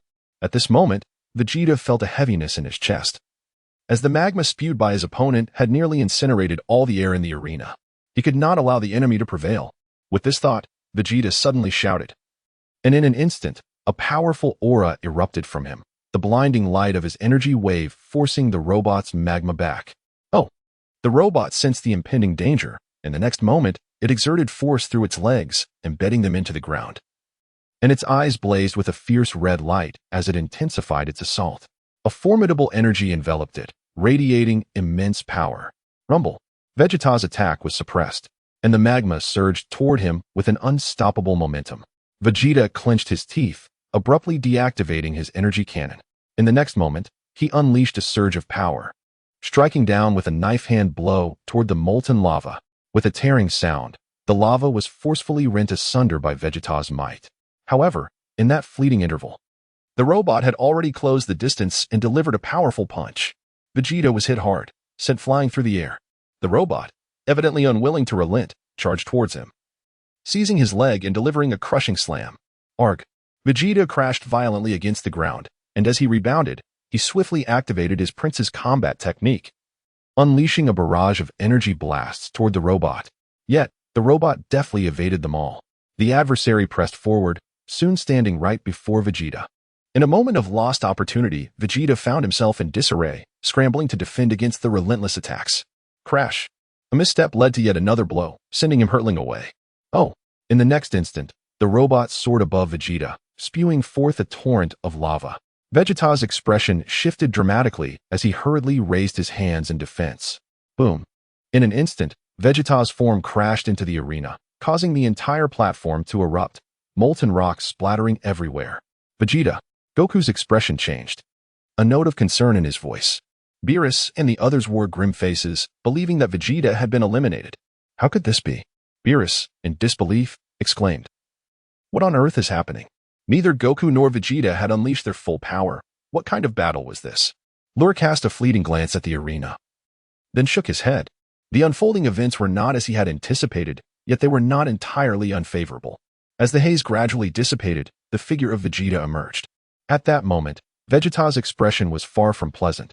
Beads of sweat streamed down his face as he ground his teeth, glaring at the ground beneath him, standing precariously on one foot. The referee, upon noticing this, rushed over and quickly discovered that Vegeta was standing on a shard of the arena floor. With a hint of astonishment, he declared, "No, out of bounds. Contestant Vegeta is standing on a fragment of the arena. According to the rules, he has not been disqualified." The match continues.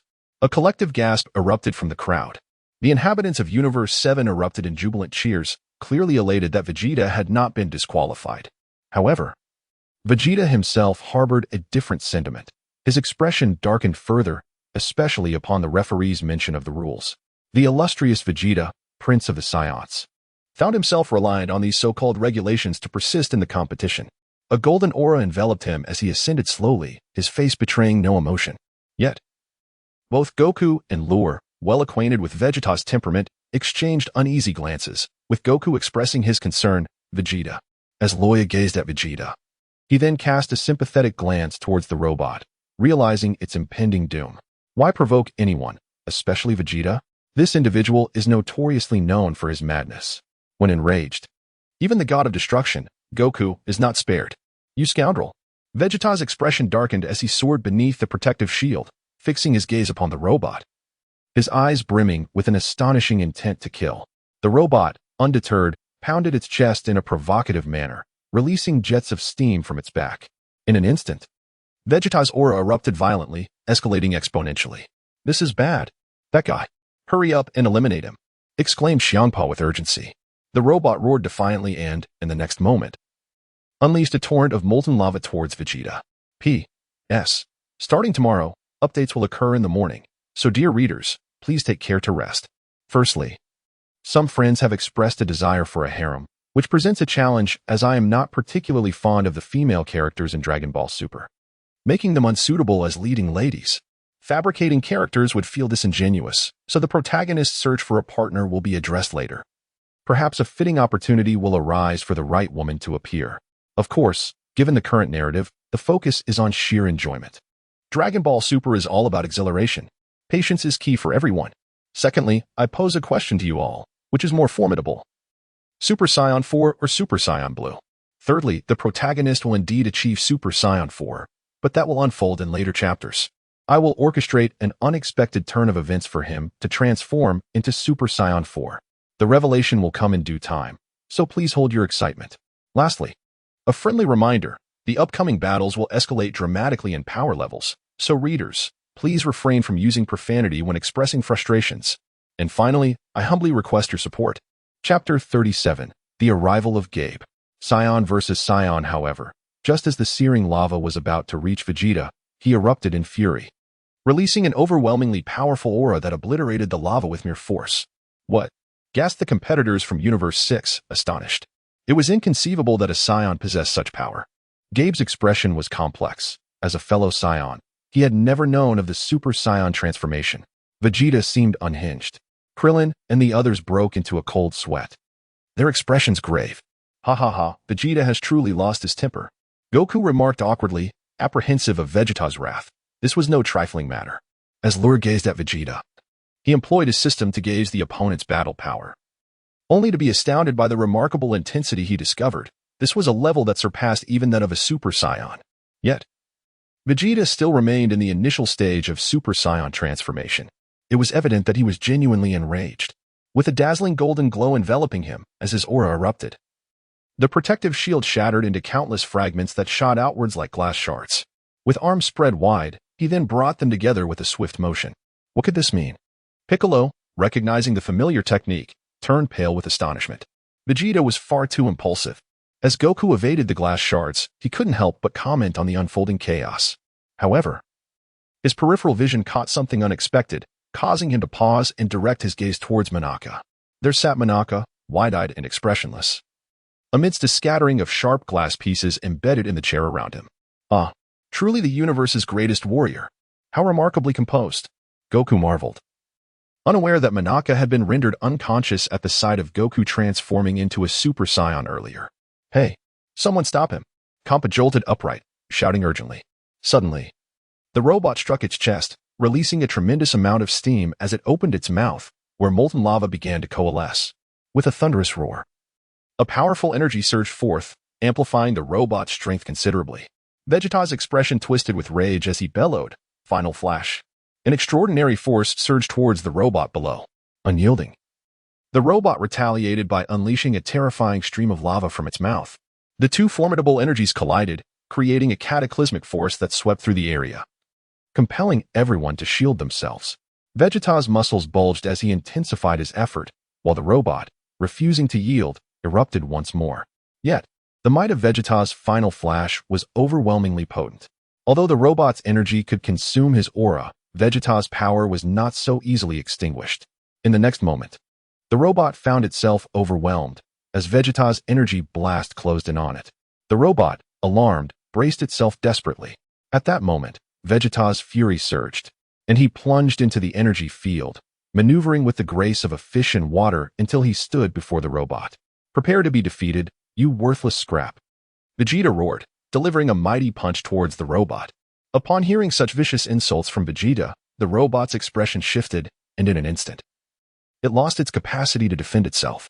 Vegeta disregarded the searing magma emanating from his opponent, his fist radiating a dazzling brilliance as he delivered a single punch that shattered the molten rock and struck the robot's face, sending it crashing off the stage. The onlookers gasped in awe at this spectacle, their expressions a blend of surprise and admiration. Out of bounds. Out of bounds. The competitor from Universe 6 has been eliminated. In this contest, the champion from Universe 7, Vegeta, has emerged victorious. The referee approached the robot and, upon confirming it had indeed touched the ground, promptly announced the result. "Yash, splendid," Beerus exclaimed, his face alight with joy. "We've won." Krillin, Bulma, and the others all erupted in excitement. Goku chuckled awkwardly, noting how fiercely Vegeta had struck his opponent. Vegeta, with an unperturbed demeanor, flew back to the stands and accepted a bottle of water from Bulma, drinking deeply. "Vegeta, you really injured your opponent," we suddenly remarked. Hearing this, the crowd turned their attention to the Universe 6 side, where the robot sat huddled, sobbing pitifully as though emotionally shattered. "Humph, isn't it a robot? It shouldn't be capable of feeling pain," Vegeta replied nonchalantly. No. What I mean is that his spirit has been deeply wounded. He cannot endure being insulted. Your earlier comment about him being scrap metal undoubtedly inflicted significant damage," Whis chuckled. "Humph." Vegeta's eyelids flickered, yet he chose not to elaborate further. "All right, let us prepare for the next match." Goku laughed heartily. Though he too felt a twinge of sympathy for the defeated opponent, the disparity in strength was simply too vast. Before long, Bados and Whis appeared above the arena, both summoning divine energy to restore the stage to its pristine condition, along with the protective barrier. Suddenly, a slender boy descended onto the arena. He was Cabba, the Saiyan from Universe 6. Vegeta cast a glance at him before leaping onto the stage. "Excellent. Let the next match commence," the referee proclaimed, raising the microphone high. Cabba and Vegeta locked eyes, yet neither made a move. Unexpectedly, Cabba bowed slightly to Vegeta, saying, "Please, teach me." Vegeta smiled faintly. "Come, let me witness the strength of the Saiyans from Universe 6. Cabba's expression hardened as he assumed a battle stance, and strangely enough, his fighting posture bore a striking resemblance to Vegeta's. Vegeta paused in surprise, then smirked with pride. "Humph, quite intriguing." With that, he too took his stance. Cabba initiated the attack, darting forward with remarkable speed. He unleashed a punch. The frail figure erupted with an unexpectedly potent force. Vegeta's pupils widened, and his expression shifted as he quickly crossed his arms to defend himself. Bang! With a single blow, Vegeta was forced to retreat repeatedly, while Gabe seized the opportunity, advancing relentlessly and unleashing a flurry of rapid punches that overwhelmed Vegeta. "Oh my! This Saiyan is truly formidable, able to contend with Vegeta to such an extent," Goku exclaimed in astonishment. The onlookers observed the scene with solemn expressions. Although they were aware that Vegeta had not unleashed his full power, his opponent was undeniably impressive. Chapter 38, The Pride of the Saiyans. Gabe transforms as Vegeta found himself increasingly suppressed. He suddenly erupted with energy, momentarily halting Gabe in his tracks. Seizing this fleeting opportunity, Vegeta launched a counterattack, delivering a barrage of swift punches.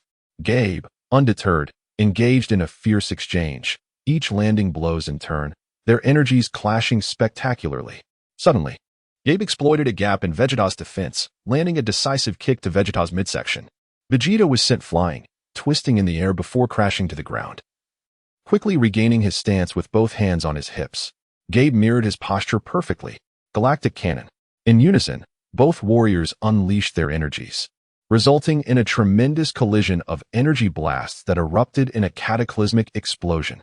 They were evenly matched. As the smoke cleared, Vegeta and Gabe were revealed, both bearing expressions of mutual respect. Vegeta regarded Gabe with admiration, remarking, "Not bad at all, truly a Saiyan." Gabe replied with a smile, "You are quite impressive as well." Vegeta narrowed his eyes slightly and declared, "Then let's continue." As his words echoed, Vegeta erupted with energy, instantly transforming into a Super Saiyan, enveloped in golden light. His power surged exponentially. Gabe was taken aback, but quickly assumed a fighting stance. Vegeta frowned, questioning, "Why aren't you transforming into a Super Saiyan to fight me?" Gabe shook his head, responding, "I cannot." Vegeta was momentarily stunned. "Cannot?" Gabe nodded earnestly, explaining, "In our realm, the concept of a Super Saiyan does not exist." Vegeta fell silent. Suddenly, Gabe looked at Vegeta with sincerity, saying, "Mr. Vegeta, please teach me how to become a Super Saiyan." "Nanny? Teach you?" Vegeta spoke in a low voice. Gabe bowed to Vegeta and said, "Yes, I too wish to transform into a Super Saiyan. Please teach me." Vegeta's expression stiffened, and suddenly, a sinister smirk crept onto his lips. "Where do you place the pride of a Saiyan, you fool?" Gabe was taken aback, and before he could utter a word, Vegeta's figure had already flickered in front of him. Startled, Gabe realized the vast difference in power between himself and the transformed Vegeta, who struck him in the abdomen with a powerful punch, sending him flying. Gabe let out a cry of pain, and before he could regain his composure, Vegeta appeared before him once more. With a resounding thud, Vegeta unleashed a relentless barrage upon Gabe, pummeling him like a mere punching bag. In a fleeting moment, Gabe managed to unleash a ki blast, but Vegeta deftly tilted his head to evade it. Seizing Gabe by the neck, he applied a slight pressure. Gabe struggled desperately, feeling as though he were on the brink of asphyxiation. Vegeta sneered at him, "What right do you have to ask me for guidance with such pitiful strength?" Gabe was incredulous at Vegeta's abrupt transformation. He had not anticipated such ferocity. "Humph. As a Saiyan, you dare to beg for assistance. Where is the pride of a Saiyan in that? You are bringing shame upon our race. I am deeply disappointed in you." Vegeta gazed at Gabe with evident disillusionment. Gabe trembled, unable to resist, for Vegeta's power completely suppressed him. In the audience, the onlookers were perplexed. "That Vegeta character is being excessively harsh," Bulma remarked, her frustration evident as she found her husband to be quite vexing. Vegeta wouldn't act without reason. He must have his own intentions behind this. Goku defended Vegeta, understanding him better as his partner. "The way Vegeta is handling this reminds me of when he previously abandoned his dignity to seek my help for training. It's rather adorable." Whis suddenly laughed. The crowd responded with a mix of surprise and contemplation. Ellie observed the scene in silence, meticulously studying the combat tactics employed by the warriors of the Sixth Universe, all in preparation for the upcoming Universal Power Tournament. Although he had previously witnessed such battles, the experience felt somewhat unfamiliar in person.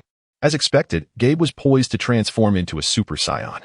In the arena, Vegeta continued to hurl scathing remarks at Gabe, relentlessly mocking him. "You little brat. I could slay you right now. You are nothing but a disgrace to the Saiyan race.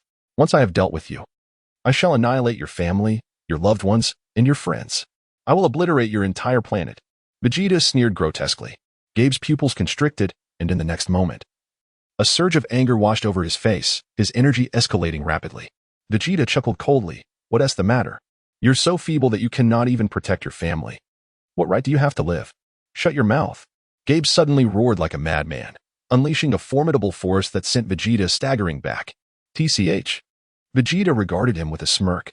"Do not harm my loved ones?" Gabe suddenly lifted his gaze and roared. "Ha! Boom!" In an instant, Gabe was enveloped in a golden aura, and his hair transformed into a brilliant gold. Super Saiyan. At that moment, the onlookers were awestruck, witnessing the transformation unfold before their eyes. Goku raised an eyebrow, then laughed. That Vegeta really has a knack for this. Gabe unleashed a furious roar and charged at Vegeta, launching a flurry of Wolf Fang fist attacks. Strangely, Vegeta did not seem to retaliate with full force, appearing to allow Gabe to dominate the fight. his leniency all too apparent.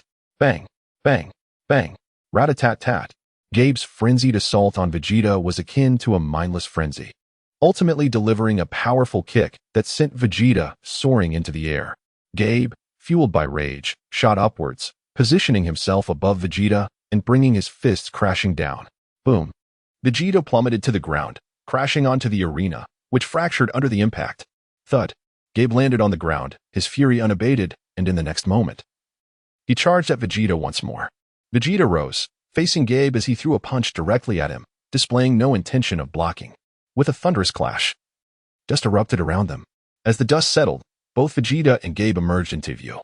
At that moment, Gabe's fist connected with Vegeta's forehead, while Vegeta, with a tranquil expression, gazed at Gabe before breaking into a reassuring smile. The youth is teachable. Gabe momentarily froze, then, realizing what he had just done, his expression shifted, and he hastily retreated. The kind-hearted individual he was, he had nearly attempted to kill Vegeta. Chapter 39, Order Change. The emergence of Ultra Blue, is this truly me? Gabe gazed at his reflection, astonishment etched upon his features.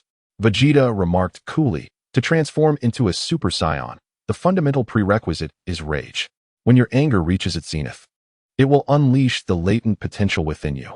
Thus, your ability to ascend to Super Saiyan status stems from your fury, provided you meet all other criteria. Upon hearing this, Gabe experienced a moment of clarity and asked, Master, was your earlier behavior intended to provoke my anger? Vegeta, with a hint of pride, replied, what else could it be? Feeling relieved, Gabe abruptly retracted his Super Saiyan form, taken aback as it was not an intentional act. Follow my instructions once more, Vegeta instructed calmly. Gabe nodded, slowly closing his eyes. In the next instant, he suddenly opened them wide. Boom. With a surge of energy, a terrifying aura erupted from Gabe's being, and in that instant, he transformed into a Super Saiyan. Golden light enveloped him, and he was overwhelmed with excitement. I did it. Vegeta smiled, a glimmer of satisfaction in his eyes. Thank you for your guidance, Master. Gabe bowed earnestly. Vegeta responded nonchalantly. Becoming my disciple is no simple feat, I understand. I will strive diligently. I have faith that I will astonish you in the future. Gabe declared with confidence. That is a matter for another day. For now, it is time to conclude. Vegeta said with a slight smile. Gabe suddenly chuckled. Master, defeating me may prove to be quite the challenge. Vegeta crossed his arms, a teasing smile gracing his lips. You underestimate me far too much. Gabe blinked in surprise. Huh. Vegeta clenched his fists, and in the next moment, he exploded with energy. Enveloped in a brilliant blue light, his power multiplying exponentially. What? Gabe's eyes widened in disbelief. What on earth?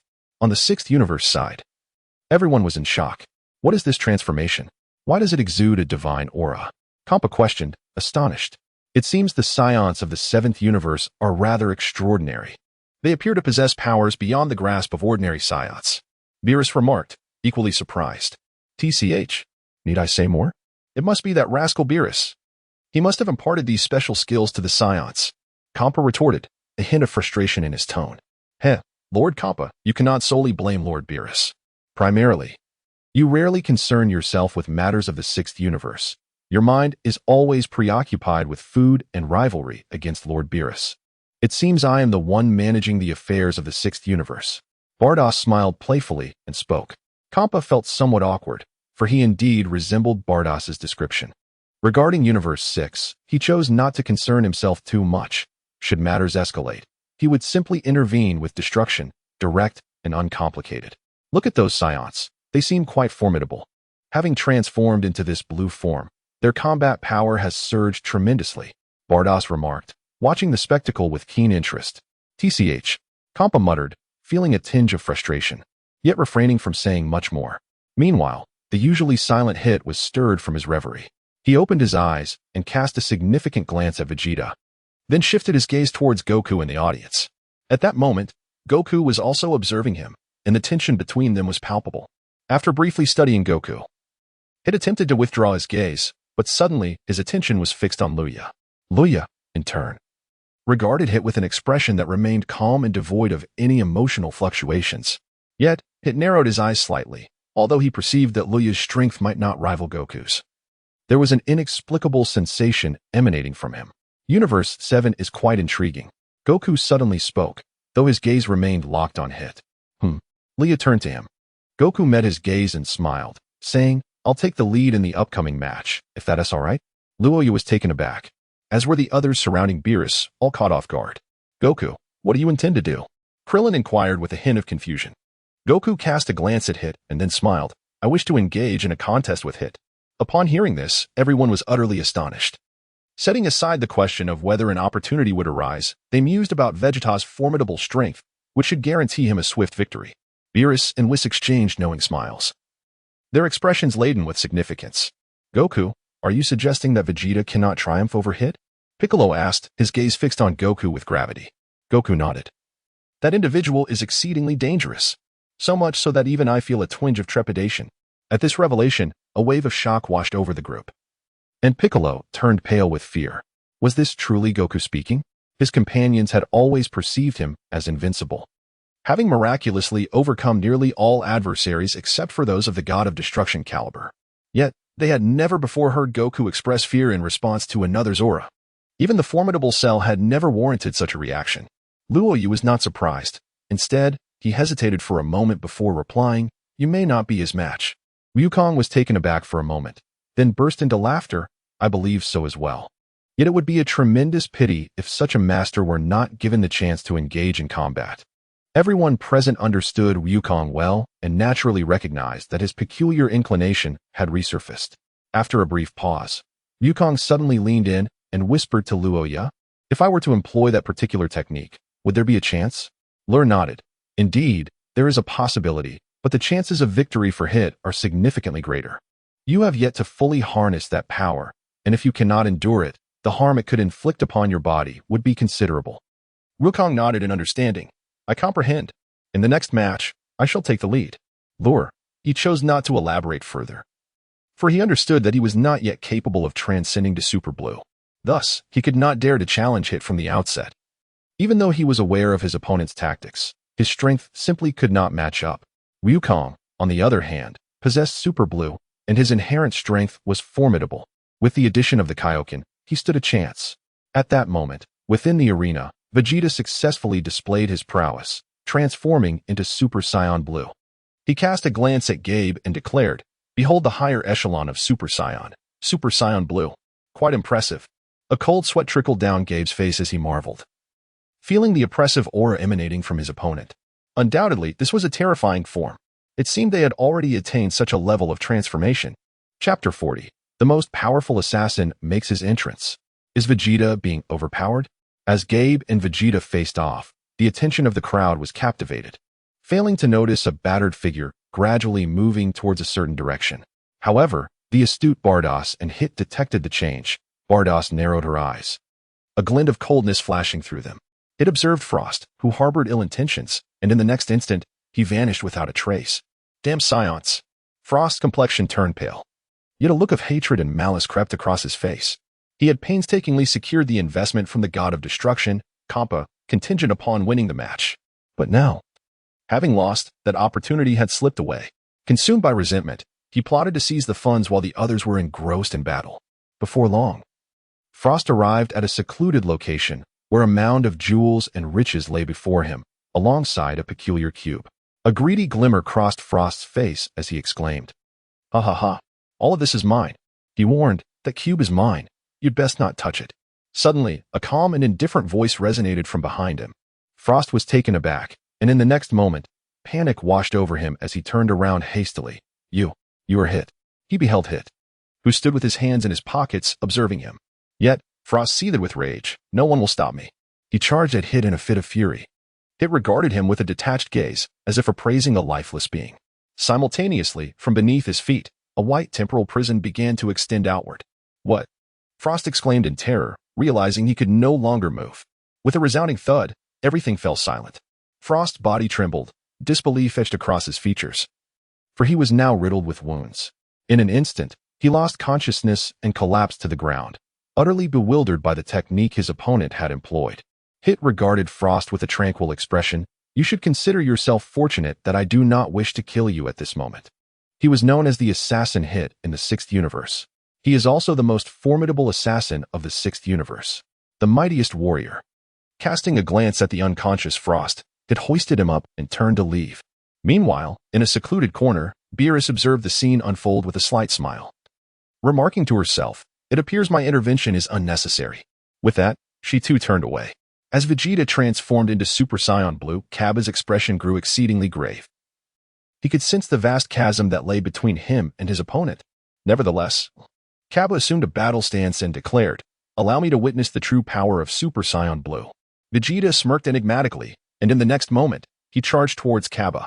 With a fierce cry, Cabba unleashed his energy, pushing himself to the utmost limit, and in an instant, he lunged at Vegeta. Unfortunately, Vegeta's speed was far superior. Cabba extended his fist, yet it failed to connect, and instead, he was met with a devastating punch. Bang! Ugh! Cabba was struck hard, spitting out a mouthful of water, instantly reverting to his original state. With a single blow, he transformed into a Super Saiyan, but could not withstand even a single strike from the blue form. Cabba collapsed to the ground, that punch robbing him of all combat capability.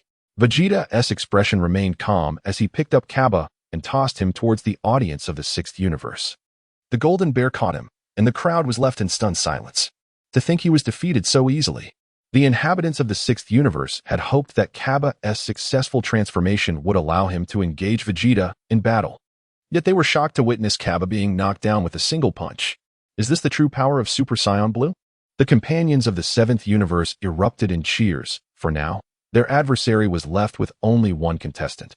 If they triumphed, the Seventh Universe would emerge victorious. However, Goku and Ryu remained devoid of joy, as did Beerus and Whis. Their gazes were fixed on the last standing fighter of the Sixth Universe, Hit, with profound significance. In the arena, Vegeta turned his attention to Hit, aware that the ace of the Sixth Universe was now preparing to make his move. "Come, show me your true prowess." A sinister smile crept across Vegeta's lips. Before the referee could utter a word, Hit leaped down, for reasons unknown, as he descended. The atmosphere in the arena suddenly turned grave. Even someone as proud as Vegeta exhibited a hint of seriousness. He could not sense Hit's energy. This was undoubtedly a terrifying realization. Vegeta regarded Hit, and then assumed a fighting stance. Boom! A blue radiance enveloped his form as he faced Hit in his most potent super blue state. Hit observed Vegeta's transformation, his eyes flickering with intrigue, and then uttered, "Come." As he spoke, he struck a pose, yet it was the most ordinary of stances, with no discernible flaw in sight. Goku's expression turned grave. Even though Luya possessed a system, it must be acknowledged that Hit was indeed impeccable at this moment. Humph! What a charade! Vegeta scoffed, and in the next instant, he charged directly at Hit. "Take this." Vegeta unleashed his utmost speed, delivering a powerful punch aimed at Hit. However, in the blink of an eye, his expression shifted. For Hit had mysteriously appeared at his side, causing his fist to miss its target entirely. What? The members of Universe 7 were taken aback, as they had failed to comprehend what had just transpired. Hit wasted no time, landing a single blow that sent Vegeta flying. What? Vegeta winced in pain. Yet disbelief overwhelmed him. He never anticipated that his attack could be so effortlessly countered. Impossible. It must be an illusion. Gritting his teeth, Vegeta erupted with fury, charging forth once more. As he neared Hit, he suddenly vanished, appearing behind him to deliver a swift knife hand strike. Yet, perplexingly, it instantaneously materialized beside Vegeta, once again sending him reeling with a punch. The onlookers gasped in astonishment. "Vegeta!" Bulma cried out, her heart in turmoil. "He's too fast. We can't even see his movements." Piccolo, despite his focused gaze, found it equally impossible to discern Hit's attacks. Goku and Luya exchanged solemn glances, their expressions laden with complexity. After enduring 2 strikes, Vegeta was now truly infuriated. As the proud prince of all Saiyans, he could not fathom being rendered defenseless. With that thought, he exploded with energy, his combat prowess surging to new heights. Yet, Hit did not grant him an opportunity. He flickered into existence before Vegeta in no time. Vegeta's face contorted in rage. In the next moment, he prepared to strike Hit with all his might. However, bang! He was caught off guard, coughing up blood. Before he could regain his composure, Hit unleashed a relentless barrage of punches, each one raining down upon him like a deluge. Chapter 41. Vegeta's devastating defeat. Goku enters the fray. Under Hit's overwhelming assault, Vegeta found himself utterly incapable of mounting any resistance. Cold sweat dripped from the brows of the spectators, particularly the allies of Universe 7. as they had witnessed the Super Saiyan Blue, the most formidable form they had ever encountered. Aside from the god of destruction, none had ever triumphed over anyone.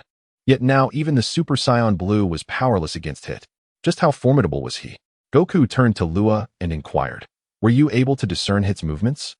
Luya remarked, "At present, it is difficult to perceive clearly. However, his attack has transcended time."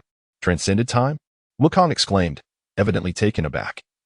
As it was his first encounter with such a concept, Luya was indeed correct. Hit's power undeniably surpassed the constraints of time. Yet, this was not a manifestation of his inherent strength, but rather a skill honed through rigorous training. To elucidate it, he possesses the ability to anticipate his opponent's movements a mere 0.1 seconds in advance, allowing him to manipulate time and traverse into an alternate parallel dimension. Thus, Vegeta's assaults prove ineffective against him. Suddenly, Whis interjected with an explanation. Beerus cast a casual glance at Luya, remarking, "You seem to possess quite a wealth of knowledge." Elia smiled faintly and then remarked, "One might say I am quite knowledgeable." Beerus then asked, "Elia, since you are aware of the opponent's skill, is there any way to counter it?" Goku inquired.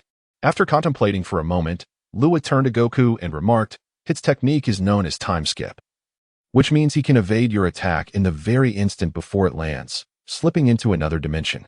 However, his physical form remains in this reality, making it impossible to touch him, while he can deliver a lethal blow to you in the next heartbeat.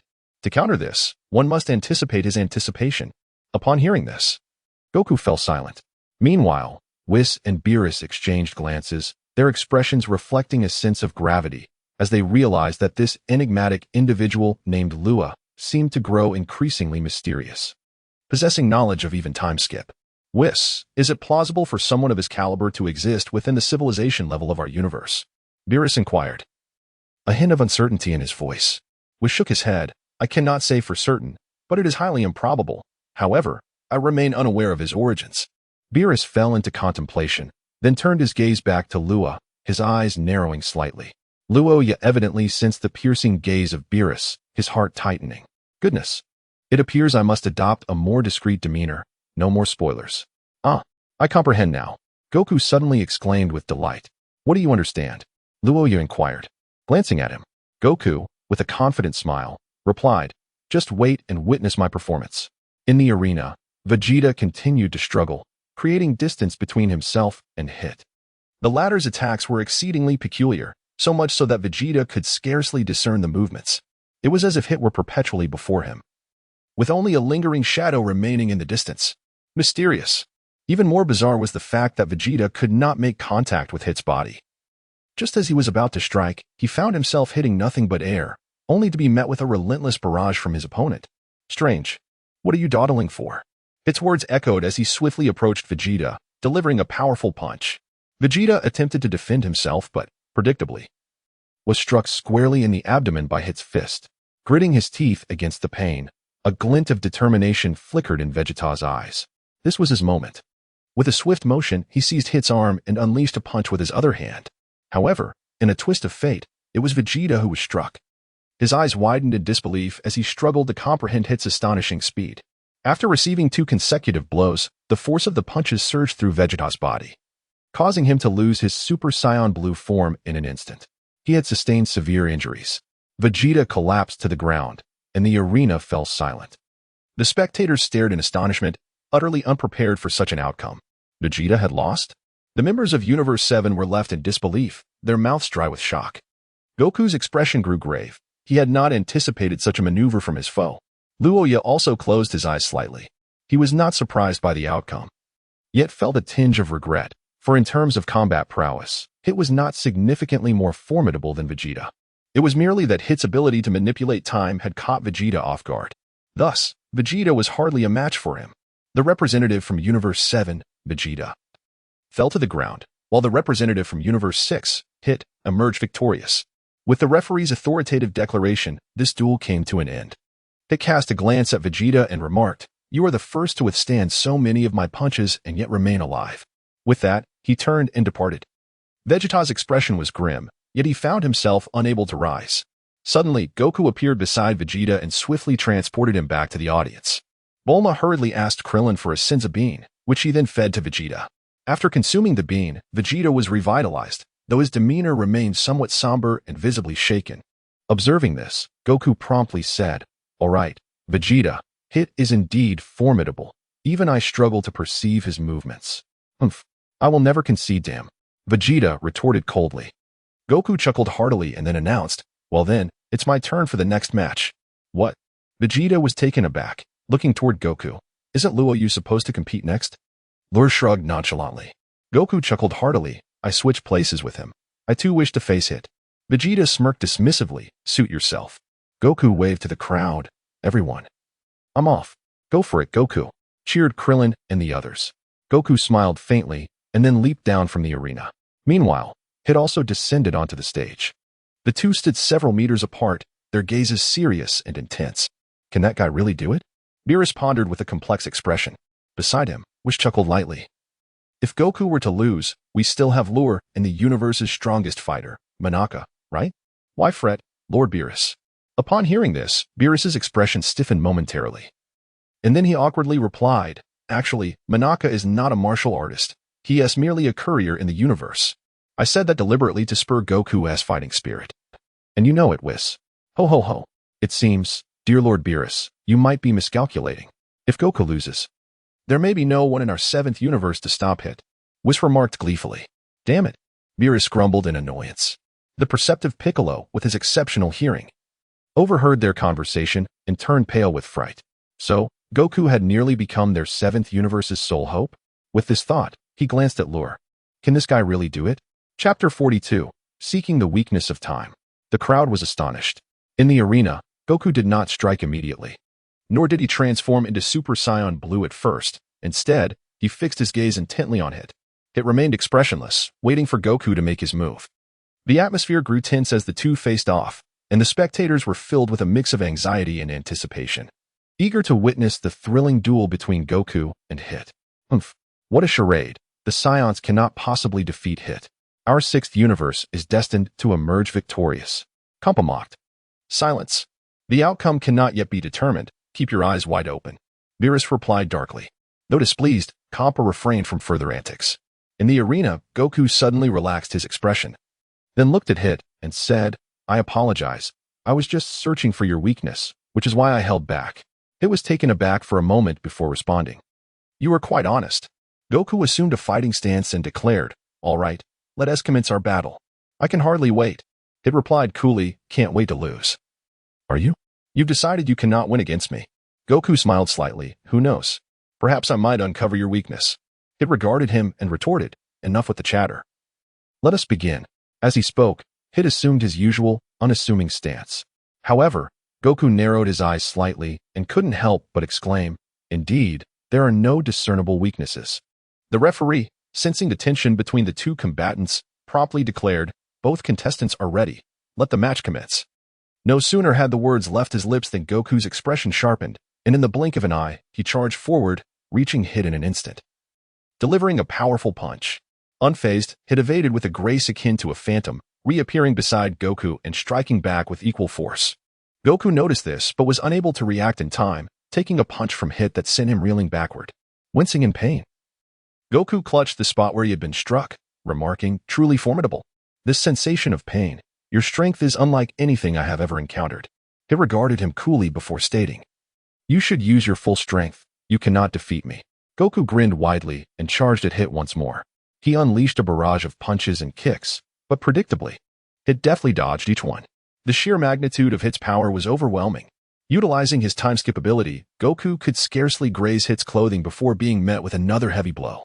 Such force was simply unbelievable. With a resounding thud, Goku was sent flying after enduring a series of punishing strikes. As he neared the edge of the ring, he executed several rapid flips in midair, successfully landing on his feet. Looking at Hit, Goku smiled and said, "Though I paid a price, I have now discerned your moves." "What?" Hit was taken aback, momentarily doubtful. "Humph. Son Goku, your bravado is amusing, but I possess no weaknesses." "Not true. Hit, I have identified your weakness. From here on, I will take this seriously," Goku replied confidently. TCH. Hit, now visibly unsettled, lost some of his earlier composure. Could Goku truly be joking? After all, how could there be flaws in Hit's attacks? Krillin also found it hard to believe.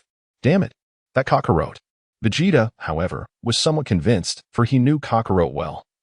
He was not one to deceive. Perhaps he had indeed discovered something. Just then, Goku erupted with energy. A tremendous power surging from within him as he transformed into Super Saiyan Blue. Swirling with blue light, Goku faced Hit and declared, "Hit, you are indeed strong. But I shall not be bested by anyone."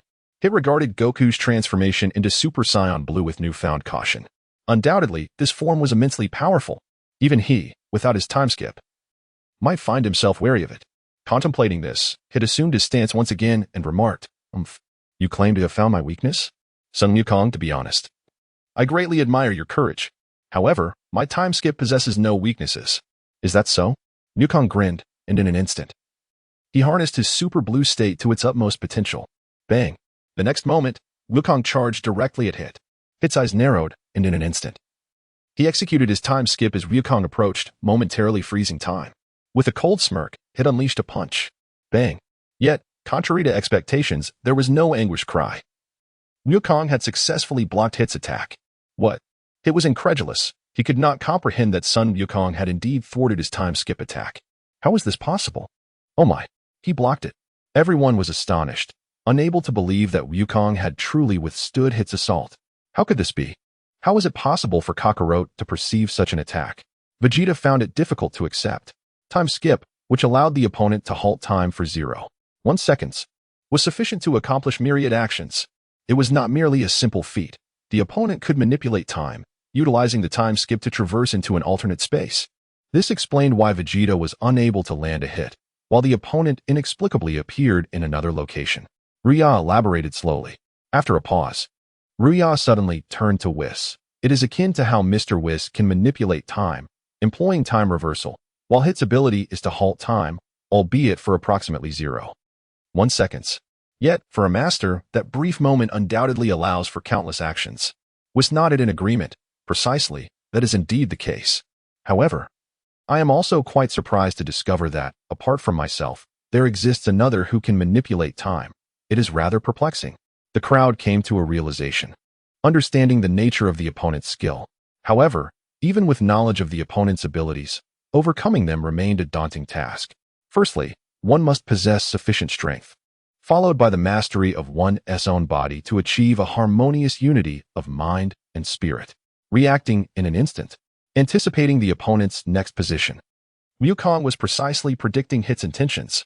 Whis explained, "This is simply incredible." Krillin and the others gazed at the arena with complex expressions, astonished that such maneuvers were even possible. Chapter 43, Hit Evolves. An unprecedented master. In the arena, Hit stared in shock at Wukong. "How can you do this?" Wukong chuckled. "Success has been achieved." Whoosh. In the next moment, Wukong delivered a sweeping punch toward Hit. Unfazed, Hit once again employed his time skip, witnessing the space freeze, and without hesitation, he aimed a punch at Wukong's abdomen. Bang! Yet, an unexpected scene unfolded. Wukong had firmly grasped Hit's fist with one hand. In the next moment, Goku unleashed a sweeping kick. Bang! It was instantly knocked back. He gazed at Goku, his face etched with grave concern. His time skip had truly been breached. To this day, Goku was the first to unravel his time manipulation. Goku assumed a fighting stance, casting a slight smile at Hit, and declared, "Hit, without your time skip, your power is not exceptionally formidable. Thus, I shall show no mercy now." Hit narrowed his eyes as he regarded Goku, and then, with a calm demeanor, remarked, "I must admit, you have indeed surprised me. To decipher my time skip indicates your judgment is remarkably astute. However, to defeat me, you remain far from that goal." Crack, crack, crack. Clenching his fists, Hit displayed an exhilarated smile. "It has been a long time since I have experienced such a thrilling battle." Boom. In the next instant, he erupted with energy, unleashing a formidable surge of purple power that resonated deeply. Goku remained silent, his expression gradually turning serious. For years, no one had evaded his assassinations, nor had anyone deciphered his time skip. Thus, he had refrained from advancing further. Yet now, you have made me realize that I can become stronger. After Hit's proclamation, he suddenly vanished. Goku's expression shifted, and in the next moment, he bellowed in fury, bursting forth with energy and charging ahead. Crash! Ugh! Caught off guard, Goku was struck by a punch. How could this be? He was hit. The expressions of Krillin and the others changed dramatically, their eyes filled with astonishment. Even Goku could not counter it? Hit's time skip had escalated from a 0.1 second control to 0.2 seconds. Moreover, he was continually growing stronger. Rua spoke slowly. Is this fellow a monster? He has improved so effortlessly. Krillin responded with a complex expression. It's not that he is a monster, rather. He was always capable of advancing further, but he felt it unnecessary, as he had never encountered an opponent worthy of his attention before. Rua remarked indifferently. The group wore solemn expressions. Would Goku truly lose? Bulma voiced her concerns. Vegeta observed the battle with a calm demeanor, then slowly closed his eyes. Kakarot must still possess a hidden card, so let us watch and see. At that moment, Goku stumbled back repeatedly, clutching his abdomen. That last punch had significantly intensified in power. You have grown stronger, Goku said, looking at it, his voice steady. It met his gaze, replying, It is you who has enabled my growth. Thus, I must thank you, for you have illuminated my own shortcomings. As he spoke, Hit suddenly added, Son Goku, just now? My time skip was executed at 0.2 seconds, and now it is at 0.5 seconds. With that, he vanished from sight. Wukong was taken aback, for he could not discern Hit's movements at all. Suddenly, Wukong's eyes narrowed. There. With that exclamation, he unleashed an energy sphere towards his left. Boom. The energy sphere detonated. Yet Hit's figure did not materialize. Instead, he had already appeared before Wukong, delivering a powerful punch. Wukong reacted in time, erupting with immense energy that sent Hit reeling backwards. Seizing the opportunity, Wukong charged forward. However, at that moment, his movements abruptly froze. Hit's fist was already swinging forth. Boom. There was no doubt it struck true. The violet energy from Hit's punch pierced through Wukong's body, just as it had with Vegeta before. This punch embodied Hit's true power. Its force was so great that even Wukong could not withstand it, spitting out a mouthful of blood. Thud. Wukong collapsed to his knees, clutching his abdomen, his body trembling slightly. Hit stood before him and remarked, Although you can anticipate my movements, I, endowed with the ability of time skip, and an enhanced version at that, can predict your predictions. How many of my punches do you think you can endure? Wukong gritted his teeth, his expression defiant. Suddenly, he erupted with energy once more, charging straight up and throwing a punch at Hit. Crash. However, there was no doubt that Hit, employing his time skip, effortlessly evaded Wukong's attack, and once again unleashed a powerful blow that made Wukong cough up blood. Unable to withstand Hit's two devastating punches, Wukong's body fell forward. Wukong. Krillin and the others gasped in shock, calling out urgently. Is it over?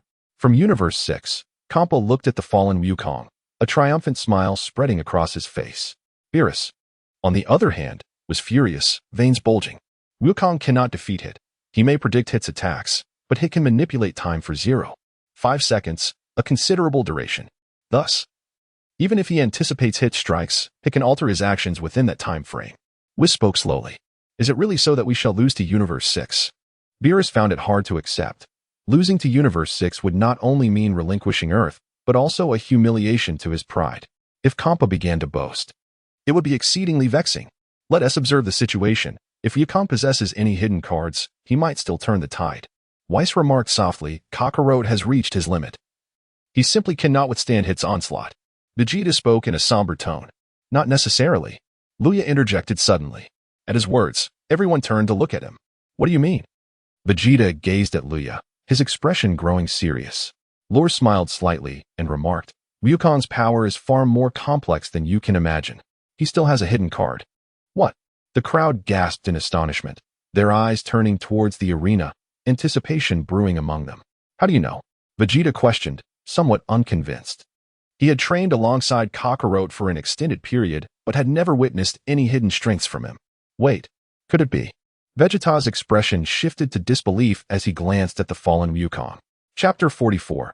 King Kai Fist Super Saiyan Blue observing the incapacitated Wukong. It refrained from striking again and instead called for the referee. Hey, referee, what do we do now? The rules state no killing, right? However, the opponent cannot even concede. What is the verdict? Hit stated flatly. The referee appeared somewhat perplexed, glancing from the prostrate son Wukong to Hit. Are we declaring a winner? Hit asked, eyeing son Wukong before declaring, it's over. With that, he turned to leave. Wait, a deep voice suddenly echoed. What?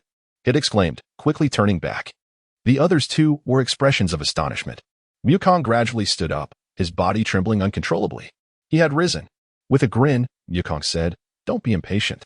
I haven't lost yet." Hit stared at him in disbelief. "This is impossible. Even the equally powerful Vegeta fell from my full-strength punch. How can this guy, after receiving 2 of my strikes, still be standing? What kind of monster is he?" Wukong gasped for breath, acknowledging the peril he had faced moments ago. Hit's power was indeed terrifying. Moreover, his ability to predict Wukong's moves was a testament to an extraordinary talent. I can still fight," Wukong insisted, undeterred. "Why? Is victory truly that significant to you?" Hit inquired flatly. "Not at all." Wukong shook his head and then looked at Hit. "I just don't want to disappoint you." "Oh," Hit responded, puzzled. Wukong chuckled. "You must wish for a worthy opponent, right? Therefore, I refuse to concede." Hearing this, Hit slowly closed his eyes, then opened them to regard Wukong with a cold demeanor. "You can barely stand. How do you intend to battle me?" Wukong grinned. "I had planned to keep this hidden. But now there is no choice. It's not out of pettiness. It's just that this technique was recently perfected, and I lack confidence in it." Hit's gaze sharpened. The spectators were taken aback, their curiosity piqued by Wukong's words, realizing he still had a hidden card to play. How could it be that Vegeta's expression appeared somewhat displeased? With a faint smile, Luya observed the unfolding scene. Goku firmly planted his feet, inhaled deeply, and proclaimed, "Now, it is time to get serious." Assuming a battle stance, Goku unleashed his energy, activating Super Saiyan Blue to its maximum capacity. Goku's roar echoed as an overwhelming aura erupted from him, and to the astonishment of onlookers, a faint red glow enveloped the blue energy surrounding him. What could this possibly mean? Could it be? Vegeta's expression shifted dramatically. He suddenly recalled the truth. The Kaioken. Kakaroto's trump card was indeed the Kaioken. Goku continued to bellow, his energy surging exponentially, seemingly without end. Crack, crack. Under the immense pressure, the protective barrier above shattered. Impossible. This power had transcended Super Saiyan Blue. Could there exist a state even more potent? This was unfathomable. Yet what was this? The spectators from Universe 6 gazed in horror at the spectacle, while Kampa and the Angel Vados simultaneously displayed expressions of trepidation. A bead of cold sweat trickled down Kampa's brow as he sensed the gravity of the situation, his voice rising in urgency. "Hit. While he hasn't fully transformed. Eliminate him now." Hit's eyes glinted with cold determination as he regarded Goku, preparing to strike. "Hurry. Defeat him." Kampa insisted once more. However, Hit hesitated, lost in contemplation. Soon, he lowered his hand, poised for attack. Seeing this, Kampa erupted in anger. "Hey, what are you doing? Do you dare defy my command?" Ignoring Kampa, Hit turned his gaze to Goku, a confident smile gracing his lips. "Goku, you are indeed formidable, but I will become even stronger than you." Goku's energy continued to swell, causing the arena to tremble and crack beneath the force of his power. Suddenly, Goku ceased his energy release, and the radiant glow surrounding him vanished without a trace. The crowd was perplexed, sensing no trace of Goku's energy. Hit, too, watched Goku intently, but in the next instant, his pupils contracted. Goku's voice thundered once more, and in the blink of an eye, an overwhelming force surged forth. A blue light enveloped by a red glow.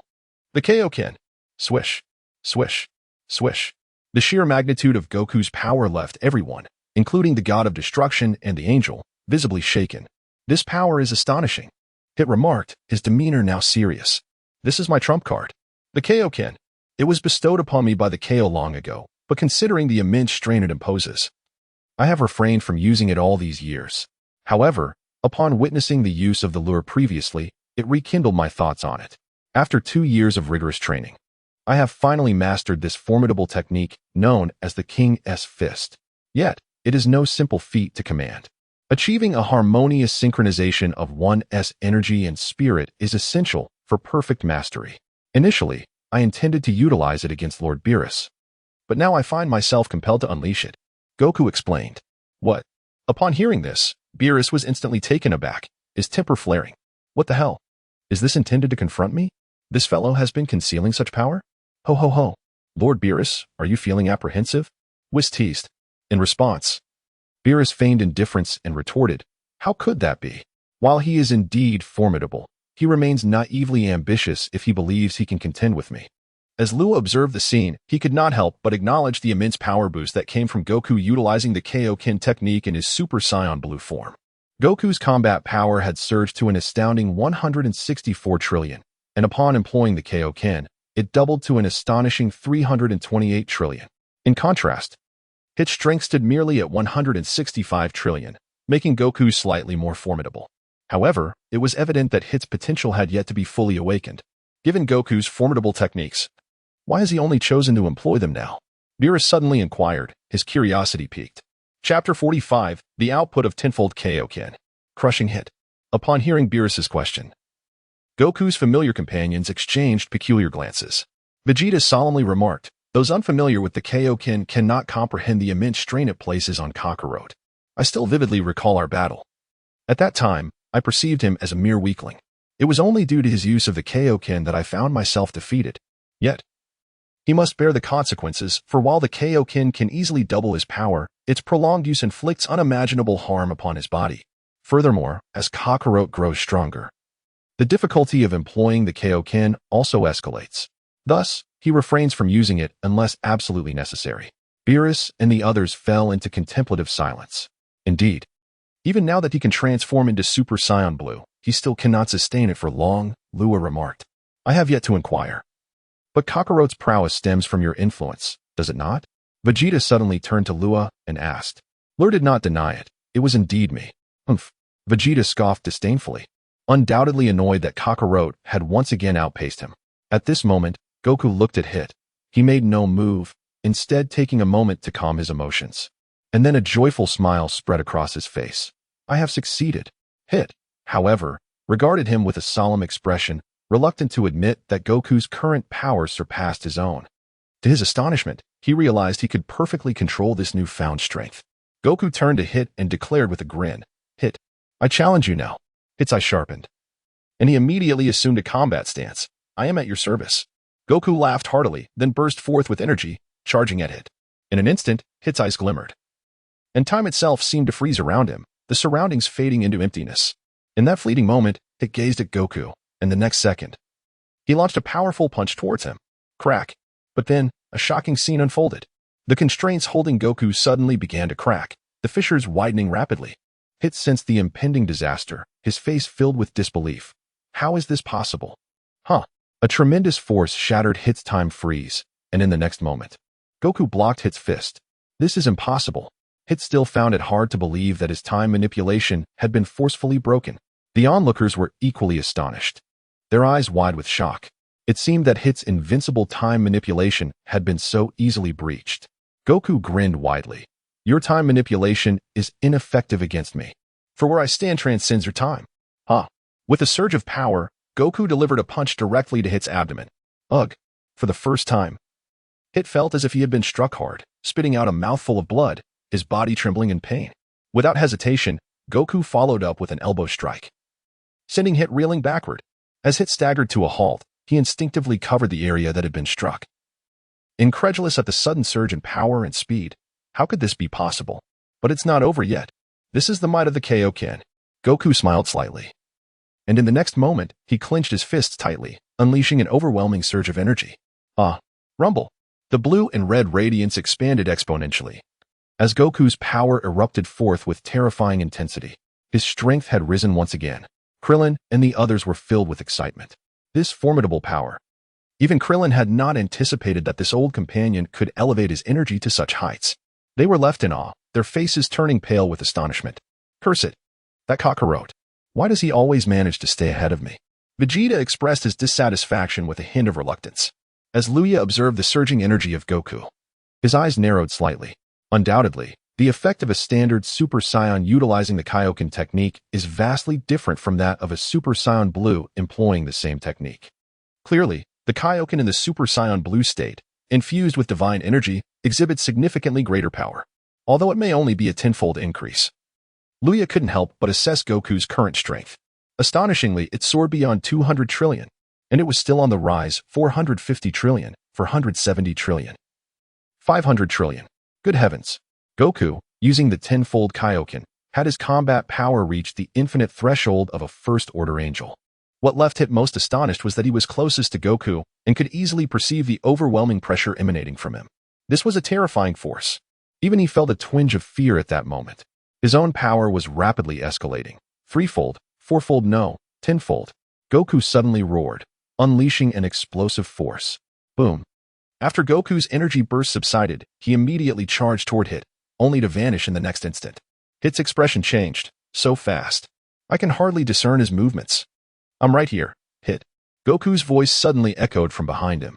Hit turned, only to find Goku had disappeared again, teleporting around him multiple times, leaving no trace. Whoosh. Suddenly, Goku appeared behind Hit and landed a punch that sent him flying. But that was not the end. Goku pressed the advantage, teleporting before Hit and unleashing a flurry of punches and kicks, rendering Hit utterly defenseless. Boom. A punch connected with Hit's face, and in the next moment, Goku delivered a knife hand strike, propelling Hit into the air. Seizing the opportunity, Hit, after alleviating the pain in midair, unleashed several energy blasts toward Goku. Goku calmly extended his hand, effortlessly deflecting Hit's attacks. Useless. I have surpassed you now, Hit, Goku declared.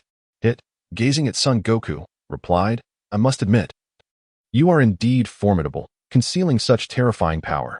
However, I regret to inform you that my strength will grow even greater alongside yours. Goku's gaze sharpened, and in the next instant, he appeared behind Hit, striking him with both fists directly into the arena. Boom. An explosion resonated as the ground beneath them cracked. Gulp, gulp, gulp. At that moment, Goku's muscles twitched violently, and his expression changed dramatically. P.S. Do not inquire why I am updating now. I am elated. The fan rankings have been revealed, quite a rarity. I am immensely grateful for everyone's enthusiastic support. Let us strive to bring the donation rankings to light as well. You understand what I mean, right? I was almost done for, but now I am reinvigorated. Such is the magic of it all. Chapter 46, A Clash of Titans. Approaching the battle of angels, sensing the strain in his muscles, Goku's expression grew increasingly grave. It appeared that even as a Super Saiyan Blue, he could not maintain the Kaioken times 10 for long. As his power escalated, so too did the strain on his body from the Kaioken's immense force. Contemplating this, Goku cast a focused gaze towards the arena below. Boom, boom, boom. At that moment, a cacophony erupted, and a surge of purple energy swept through, dispersing the dust and revealing Hit's figure. At that instant, Hit was enveloped in a radiant purple aura, his energy surging exponentially. What? That fellow Hit possesses such immense power? Vegeta's expression turned to one of disbelief as he realized Hit's energy had far surpassed that of the Super Saiyan Blue. In an instant, the companions from Universe 7 felt a wave of anxiety for Goku. Meanwhile, the mood in Universe 6 was tumultuous. Initially, they had believed their universe would lose, only to find hope with Hit's entry. However, Goku's unexpected move left them reeling. Now, Hit was striving to surpass him. Hit's latent potential was tremendous, and he had likely never fully unleashed it before, as he had seldom faced worthy opponents. Yet now, encountering the peculiar Goku activated his combat instincts, revealing his full power. Bardoss spoke slowly. His potential is vast. He must have been holding back. Kappa scoffed him. Victory is undoubtedly ours in Universe 6. Goku cannot sustain that form for long. Indeed, Lord Kappa is correct, Bardoss replied with a smile. Such an explosive transformation cannot be borne without significant strain on the body. Kappa crossed his arms, a smug smile adorning his face as if victory were already assured. In the air, Goku remained fixated on the surging Hit, feeling the rival's energy gradually catching up to him. Unable to conceal his astonishment, Goku murmured, I never anticipated such a formidable opponent from another universe. Had I known, I should have insisted that Lord Beerus take us to witness such strength. I must respond to this challenger who instills a sense of dread within me. Clenching his fists, Goku roared, unleashing his energy once more, elevating it to its pinnacle. The crimson glow radiating brilliantly. Is Goku mad? Why is he escalating his energy? Clearly, he is already stronger than Hit. Krillin voiced his concern. Vegeta, in a somber tone, remarked, Kakarot's condition will deteriorate as his power increases, thus he must resolve this battle swiftly. Under this premise, Kakarot's strength must far exceed Hit's. As Luya observed the scene before him, a slight twitch appeared at the corner of his mouth. At that moment, Hit had completed his explosive transformation, and astonishingly, his power, as measured by Hit himself, had soared to over 100 trillion. This represented an increase of several times. Was this truly a monster? How could such immense power reside within him? Although Hit's combat strength had yet to reach the level of Sun Wukong, it was important to note that even at a combat power exceeding 100 trillion, Wukong could not unleash his full potential in his current form. At this juncture, Hit was enveloped in a resplendent purple aura, his presence more formidable than ever before. He slowly raised his gaze to Wukong and said, "I must express my gratitude. Son Wukong, for it is thanks to your assistance that my inner potential has finally been fully unleashed." Wukong smiled faintly at Hit and replied, "Excellent. Then let us commence once more." Hit's eyes sharpened as he assumed a battle stance, his body revealing no vulnerabilities. It was evident that he was taking this seriously. Suddenly, Hit vanished from sight. In the next instant, the space surrounding Wukong transformed into a blinding white. Everything came to a standstill. In a flash, Wukong gritted his teeth and abruptly unleashed a surge of energy, shattering Hit's time skip. In the following second, he raised his arm to block. Bang! A powerful fist collided with his arm, but fortunately, Wukong managed to absorb the blow. With a roar, Wukong launched a counterattack. Smack! To his surprise, Hit caught Wukong's fist. Hit gazed at Wukong and slowly remarked, "With the full eruption of my power, my time skip has surpassed the 1-second limit, so do not think you can surpass me." Wukong suddenly wore a mysterious smile and said, "Is that so?" "Ha!" Bang! Oof! Hit was struck hard, bending like a shrimp from Wukong's knee strike. And with another powerful punch, Wukong sent Hit crashing to the ground. It landed awkwardly, but in the next moment, he erupted with energy and activated his time skip once more, appearing right before Wukong. Yet, Wukong easily shattered Hit's time skip, while he was completely overpowering Hit. He was certainly capable of suppressing him. Crash! In a sudden opening, Hit launched a punch at Wukong, who had no choice but to cross his arms in defense. Landing heavily on the arena floor. Whoosh! Hit reappeared right in front of Wukong. Unexpectedly, Wukong let out a furious roar, his formidable aura forcing Hit back. His energy surging even higher. Swish, swish, swish. After repelling Hit, Wukong wasted no time. He employed the Prince's battle technique, relentlessly unleashing energy blasts towards Hit. Under the overwhelming and concentrated barrage of power, Hit was forced to retreat repeatedly, unable to evade in midair. However, Wukong's expression suddenly soured as he continued to release energy blasts. His muscles began to contract. Even in his Super Saiyan blue form, he could not maintain the tenfold Kaioken for long. It was a race against time. Wukong's expression turned serious, and in the next moment, he suddenly withdrew his hands, bringing them together at his waist. The Kamehameha. Hit also sensed the impending threat, and his demeanor shifted to one of grave intensity. He let out a fierce roar, immediately elevating his power to its zenith. With a whoosh, he extended his palm towards Wukong, and within his hand, a formidable violet energy began to coalesce. Whis! Suddenly called out from the audience, Beerus. Indeed, Whis understood, and in the blink of an eye, he appeared above the arena. Simultaneously, Beerus also materialized beside him. The two angels exchanged a glance and nodded.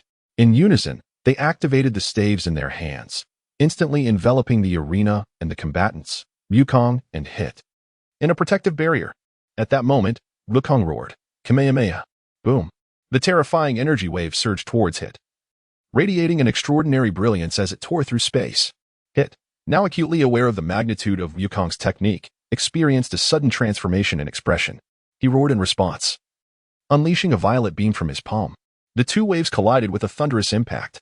Both Wukong and Hit poured forth their utmost strength, cognizant that only through such exertion could they withstand each other's onslaught. However, it was evident that Wukong had the upper hand. His colossal energy wave gradually overwhelmed Hit's, advancing relentlessly towards him. Realizing the precariousness of his situation, Hit hastily activated his time skip ability, causing his form to vanish in an instant. I've been waiting for you, Wukong bellowed, immediately executing instant transmission, reappearing before Hit in the blink of an eye. With an explosive shout, the Kamehameha struck Hit directly. Hit desperately defended himself, yet he had underestimated the sheer force of his opponent in his rush. Boom. With Hit's last act of defiance, a tremendous explosion erupted in the sky. A brilliant light enveloped the arena, blinding all spectators, who instinctively shielded their eyes. What immense power! Who would have thought that old sun would ascend to such heights? Piccolo could hardly conceal his astonishment, knowing that he had journeyed alongside Wukong from the very beginning. Yet his rival continued to surpass him time and again. In truth, aside from the long-suffering Vegeta, who was perpetually vexed, Piccolo felt a profound frustration himself. Before the arrival of the Saiyans on Earth, he had considered himself Wukong's most formidable adversary, but since encountering the Saiyans, he found himself devoid of any opportunities to rise to prominence. Since the incident with the artificial beings, he no longer engaged in the relentless pursuit alongside these Saiyans. For he possessed the self-awareness that he could not possibly match their extraordinary prowess. In stark contrast, Vegeta harbored an insatiable desire to surpass Goku. However, witnessing the vast chasm of disparity as Goku suddenly eclipsed him was a source of profound discomfort and frustration. Truly, the martial prodigy Goku exhibited remarkable strength. Wouldn't you agree, Lord Beerus? Whis chuckled lightly, glancing toward Beerus. The corners of Beerus's mouth twitched slightly, while he acknowledged Goku's prowess. He also felt a tinge of disrespect at the thought of Goku employing such a technique against him. Whis, with a knowing smile, remained silent. At that moment, as the haze dissipated, the arena revealed that both Goku and Hit had vanished from sight. Where have the contestants Goku and Hit gone? The referee exclaimed in astonishment. Over there, someone called out, prompting the crowd to shift their gazes in unison. There, atop the mirrored visage of Kappa and Beerus, stood the two figures, Goku and Hit. The audience erupted in astonishment upon realizing that neither had fallen. Unexpectedly, it had evaded Goku's decisive Kamehameha. Goku regarded Hit with a furrowed brow. How could you possibly evade my Kamehameha? Hit smiled enigmatically, replying, Thanks to you, I was able to elevate myself at a critical moment, thus dodging your attack. As he spoke, he clenched his fist, his gaze shrouded in mystery. Goku gritted his teeth slightly. His body was on the verge of exceeding its limits. The recent technique had drained an immense amount of his energy and stamina, leaving his muscles aching and twitching involuntarily. Observant Kappa quickly noted this and exclaimed with excitement, Hey, what an opportunity. Son Goku can't hold out much longer. Hit, finish him off quickly. The faces of the 7th universe's participants darkened with concern. Hit gazed at Goku, who, despite his evident strain, maintained the Kaioken and a defiant smile. Suddenly, Hit reciprocated the smile, saying, Son Goku, I must admit, I hold you in great esteem. In all these years, I have never encountered anyone quite like you. Goku returned the gesture with a slight smile. Likewise, this is my first encounter with a formidable opponent like you, aside from Lord Beerus. The two exchanged glances, their smiles hinting at a mutual respect. In the next instant, both unleashed their power, a dazzling display of crimson and violet radiating tremendous strength. They assumed their stances, prepared to settle the contest once more. Suddenly, Goku's muscles began to convulse violently, and he could scarcely endure the pain, beads of sweat cascading down his face as he gritted his teeth to persevere. This is bad. Goku is nearing his limit. The old Kai exclaimed, his expression shifting in alarm. Hang in there, Goku. Krillin voiced his encouragement. And the other companions joined in to cheer for Goku. Beerus squinted slightly, observing the scene in silence. A perfect opportunity. Yes. Hit. Do not engage in conflict with Son Goku. Stall for time. He will inevitably falter. Kappa exclaimed with excitement. His words immediately attracted numerous disapproving glances. Even from the competitors of Universe 6, who appeared displeased. Gab stood up defiantly, addressing Kappa, Lord Kappa, please do not interfere with them. Show some respect for the integrity of martial artists. Silence. Kappa could hardly tolerate a mere child's insolence. He glared at Gab in fury. You, boy, mind your own business. Remember, you are merely my pawns. Who cares about your lives? As he spoke, Kappa extended his hand toward Gab menacingly. Utter another word, and I shall obliterate you on the spot. Gab's complexion turned pale, and he stumbled backward in fear. At that moment, two piercing gazes bored down upon Kappa. Exuding an icy chill. Startled, he instinctively took a step back, only to find that the intimidating stares belonged to Goku and Hit, which incited his anger further. How dare he be intimidated by two mere mortals? Yet, Goku and Hit paid no heed to Kappa, and instead exchanged glances. Let us continue. Goku took a deep breath, suppressing the burden of the Kaioken, and smiled. Hit nodded, then swiftly appeared before Goku. Goku refrained from striking. They locked eyes, smiled simultaneously, and lightly tapped their fists together. This is how camaraderie through martial arts is forged. Hit then retreated, assuming a new combat stance, and in the next instant, he made the first move, utilizing his time-skipping ability to appear in front of Goku. It was astonishingly swift. Goku was unable to react in time, and was subsequently pummeled by Hit, letting out cries of distress. How is this possible? Krillin and the others could hardly believe their eyes. Lure spoke in a low voice. Goku's stamina can no longer sustain the peak of the tenfold Kaioken. He cannot keep up with Hit's time skip. The expressions of the onlookers turned grim. Chapter 48. Goku surrenders. The agreement of the strong. Boom. Ugh. Goku endured several punches from Hit, each strike landing with a thud, causing him to lose consciousness and plummet from the sky. Disaster. Beerus's face changed dramatically. It's over. Oh dear. Whis lamented, shaking his head in disappointment. Goku. Krillin and the others rose in concern. Is he really about to lose? Has Goku truly been defeated? How splendid. On the other side, Kampa was overjoyed, nearly ready to applaud. Hit remained silent, watching Goku as he descended slowly, then closed his eyes, seemingly lost in thought. It's over. Just as everyone believed the match had concluded, Goku suddenly opened his eyes wide, and in that instant, a powerful mental resolve surged within him, igniting his aura. With Goku's roar, his energy peaked in an instant. In the next moment, he charged directly towards Hit. Impossible. Hit's expression shifted in an instant. Caught off guard, he was struck by several punches from Goku, his form sent flying into the wall. Champ and the others stood up, incredulous. Who could have anticipated that Goku would counterattack at such a critical moment, and with such formidable strength? After the explosive strike, Goku suddenly released his energy, collapsing onto the stage, gasping for breath. Hit, embedded in the wall, struggled to extricate himself, panting as he gazed at Son Goku. Goku gritted his teeth and stood up with great effort, then took a deep breath, looking at Hit. Hit, you must still have a trump card you haven't used, right? Hit was taken aback, then replied, on what basis do you make that assumption? Goku laughed heartily and said, I sensed that you were somewhat restrained during our battle. You must be mindful of something. Hit regarded Goku, then after a moment of silence, replied, I am an assassin. My duty is to kill. Therefore, to avoid killing you, I refrain from using my lethal techniques. Goku nodded, I understand. Suddenly, he turned to Kampa and said, Hey, Lord Kampa, I request to revoke a rule of the match. What? Goku's request left everyone perplexed. Hit paused, studying Goku deeply without uttering a word. Kampa, surprised, inquired, Oh? Which rule do you wish to revoke? Goku smiled slightly. I wish to revoke the rule against killing. Otherwise, Hit will not be able to unleash his full potential. Kampa was taken aback, bewildered by this maneuver. How could the opponent dare to say such a thing? Everyone was astonished, never expecting Goku to act so recklessly. Had Goku taken leave of his senses? Klin, somewhat perspiring, spoke. The others were perplexed. Why? Hit turned to Goku. Are you not afraid of death? Goku smiled and explained. Of course I fear such things, but I cannot allow you to have any regrets. You should also contribute your strength to this battle, shouldn't you? Hit gazed at Goku, remaining silent for a long while, then chuckled. Son Goku, you truly are an intriguing individual. Hee. Goku chuckled in return. Very well. Since you seek your own demise, I shall graciously comply. Let us abolish the rules of the match. Kampa exclaimed excitedly. Hey, I do not agree. Beerus suddenly appeared before Kampa, gritting his teeth. Why do you disagree? It was your 7th universe's request. Kampa glared furiously at Beerus. Disagreement stands as disagreement. Beerus snorted coldly.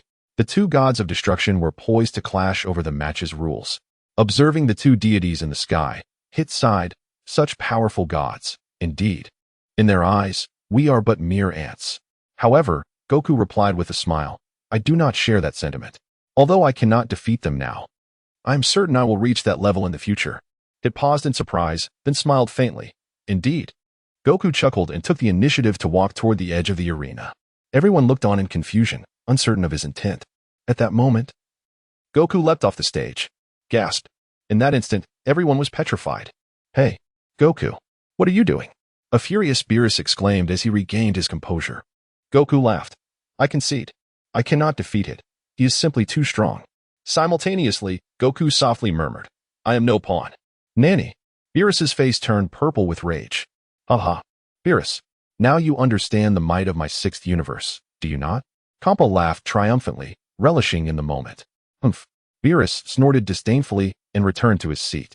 Suddenly, Goku retracted the Kaioken and Super Saiyan blue forms, and in an instant, his muscles twitched violently, overwhelming pain causing him to fall back. Goku, Chi-Chi, and the others rushed down, with Klin feeding Goku a Senzu-bean. Goku quickly felt much better and sighed in relief. I survived. Hit approached the edge of the arena and looked at Son Goku. Why? Goku chuckled. My body had long reached its limit. If I did not swiftly withdraw the Kaioken, the outcome would have been dire. Hit frowned. Is it truly so? Goku chuckled. Of course. I also wanted to demonstrate through my actions that we are not mere pawns. Hit was momentarily taken aback, his expression revealing a mix of complexity. Goku rose to his feet and turned to Hit, his fists slightly clenched. Hit, you are incredibly powerful. Perhaps even more so than I. Therefore, if the opportunity arises, I must insist on battling you again. Hit gazed at Goku, and then smiled. Son Goku, to be frank, among all those I have encountered, you stand out as one of the strongest. Thus, I look forward to our next confrontation. Goku, satisfied at last, responded with enthusiasm. Great. He then turned to Krillin and the others. Let us depart. With that, the group returned to the spectator seats. Lord Beerus, my apologies for losing the match, Goku remarked, displaying his awareness of the situation. Although Beerus felt a tinge of anger, he was also reasonable and waved his hand dismissively. It's fine. I do not hold it against you. Goku sighed reflectively. It is truly formidable. In our next battle, I must surpass him. Kakarot. Before that, I shall surpass you first. Vegeta suddenly declared, his tone serious. Haha. Then let us strive together. Goku laughed heartily. Humph. Vegeta turned his head arrogantly, choosing to ignore him. The atmosphere lightened, and the expressions of the group softened. Speaking of Hit's strength, it seems that only Manaka could possibly defeat him, Goku suddenly remarked. Upon hearing this, the expressions of those present shifted dramatically, with Beerus breaking into a cold sweat, appearing somewhat flustered. Goku then looked at Ryu and smiled. In the next match, it will be your turn to face Hit. Be cautious, that guy is no simple opponent. Luya chuckled, rest assured. Suddenly, Beerus interjected urgently, Hey, Luya, you must eliminate Hit for me. Otherwise, the consequences will be dire. Do you understand? Luya cast a glance at Beerus, then inexplicably turned his gaze towards Manaka. Expressing his helplessness, I will do my best. Beerus retorted, do your best? If you lose, it will be the end for him. Chapter 49. Luya takes the stage. A familiar scene, it was now Luya's turn to take the stage. Goku looked at Luya, pondering deeply. Luya should not be a match for Hit. Beerus replied calmly, it has also expended considerable energy during your battle, so perhaps there is still a chance. Goku was momentarily taken aback and then raised an eyebrow. Glancing at Krillin, do you still have any senzu beans? As soon as Goku spoke, the expressions of Krillin and the others shifted dramatically. Old son, what are you planning? Piccolo was equally astonished, his face paling. Did this guy intend to give Hit a senzu bean? Everyone shared this concern, as it reminded them of the battle against Zero from years ago. Gohan nearly suffered a serious injury then, had he not transformed into Super Saiyan 2 in time. All the Z fighters present would have perished. Could Goku really be considering doing something so reckless again? Beerus sensed the gravity of the situation and shot a cold look at Goku. Hey, you wouldn't be thinking of giving Hit a senzu bean, would you? He knew that with Goku's personality, he was entirely capable of such a folly. Goku chuckled awkwardly. It's nothing, right? He has also exhausted a lot during our fight. And besides, we still have Manaka as our trump card. Upon hearing this, Beerus panicked, swiftly delivering a punch to Goku's head. Baka, how could you think like that? The others twitched slightly at the corners of their mouths. Most of them were aware of Manaka's true capabilities, while only Goku remained blissfully ignorant, still believing Manaka to be a formidable master. Goku, nursing his head in pain, protested, Lord Beerus, why did you hit me? Beerus, fuming, clenched his fists. Let me ask you, do you want Luya to lose this match so that Manaka can step in? Goku laughed heartily. Yes, that's exactly what I was thinking. Beerus scolded, Goku, don't be foolish. Was suddenly interjected, exasperated with his master's antics. Of all things to do, why send Manaka in? This was the first time he had seen Beerus so flustered. Goku turned to Whis, who contemplated for a moment before saying, Manaka is not in a position to intervene right now, and this match is no trivial matter. You know the consequences of losing. Why is he not in a position? Goku asked, turning towards Manaka, intending to approach him. At that moment, Beerus hurriedly blocked Goku's path. Hey, what are you trying to do? Goku, puzzled, replied, I just want to talk to Manaka. Beerus coolly stated, no, Manaka cannot approach right now. Why? Hey? But why is he just standing there motionless? As Ryukong circumvented Beerus, his gaze fell upon Manaka. The reason is that Manaka has remained unconscious since witnessing the Turtle School's divine technique. Whis suddenly remarked in a hushed tone. Alarmed, Beerus quickly interjected, insisting, what I say is final. Ryukong's expression sharpened. He sensed something peculiar about the situation, though he could not quite pinpoint what was amiss. Just as the truth seemed poised to unravel, A spark of inspiration ignited within Beerus's mind, prompting him to nonchalantly declare, Manaka is currently undergoing a mental unification. It is imperative that he not be disturbed, lest the consequences be dire. There was once a planet that perished because of Manaka. Upon hearing this, Wukong was taken aback. Is that so? Goodness. To think a mere disagreement could lead to planetary annihilation. He truly is a formidable master.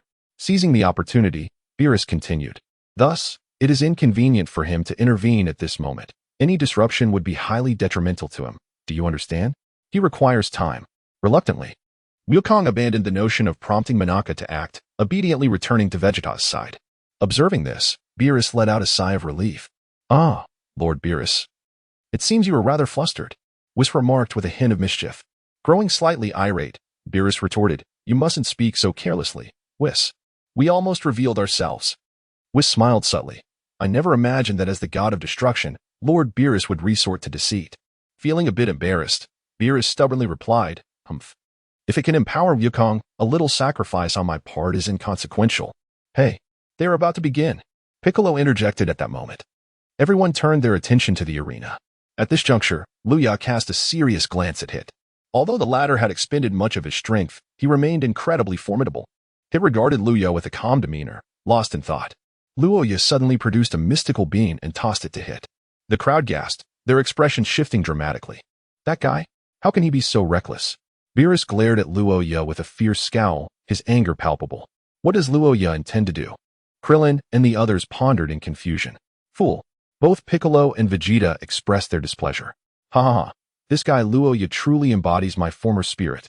Goku remarked with a hint of surprise, yet excitement flickered within him, for this meant he might witness Manaka's prowess in action. What is this? Hit inquired. Gazing at Luya, Lur chuckled. This is a magical bean that can instantly restore your stamina, bringing you to your peak condition. Hit, somewhat perplexed, replied. Why are you giving this to me? If I regain my full strength, the seventh universe may stand no chance. Lur smiled faintly. That may not necessarily be the case. I possess a modicum of confidence in my abilities. I am not one to act maliciously. Your strength and stamina are but a fraction of what they once were. Therefore, I eagerly anticipate a duel with you at your peak. Ha ha, fool. I never imagined there would be someone so naive. Are you offering yourself as a sacrifice for the sixth universe? Upon hearing this, Kappa could not help but burst into triumphant laughter.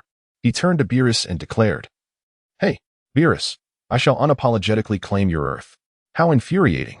Anger boiled within Beerus, turning his countenance a shade of purple.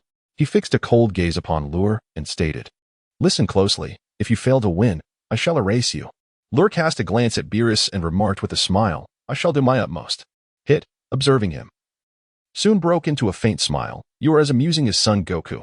However, even with your efforts, I shall show no mercy. With a confident smile, Luya proclaimed, Come at me. Hit glanced at the silhouette of Wukong in the audience and, without further hesitation, consumed the Senzu bean. In less than 2 seconds, Hit regained his peak condition. He looked at Luya and stated, You are a Saiyan as well, so unleash your power. Otherwise, you shall not stand a chance against me. Lur's enigmatic smile. I shall now unveil my humble offering. Boom. To my esteemed friends, I must express my heartfelt gratitude for the generous contributions from several distinguished patrons. Your kindness fills my heart with joy. As I diligently compile my drafts, prepare for an impending surge of content that will surely delight you. I kindly request the support of all the affluent and noble readers. Your encouragement will inspire more frequent and swift updates. Chapter 50, 18-fold King S Fist. Lur vs. Ha. Without a moment's hesitation, Luya transformed into a Super Saiyan.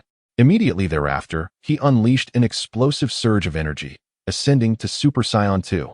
At this juncture, his combat power soared to an astonishing 50 trillion. With the enhancement of his normal state, Luya's battle prowess ascended rapidly following his transformation into a Super Saiyan.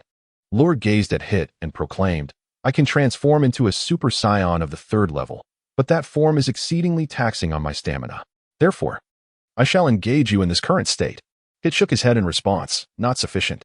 In his awakened potential, his combat power reached nearly 100 trillion under full exertion. Thus, even without utilizing time skip, he could effortlessly contend with his opponent. Luya smiled faintly, acknowledging his inadequacies, and then exclaimed in frustration, Aw.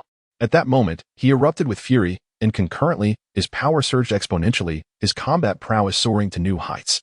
Witnessing this display, Hit's expression shifted dramatically.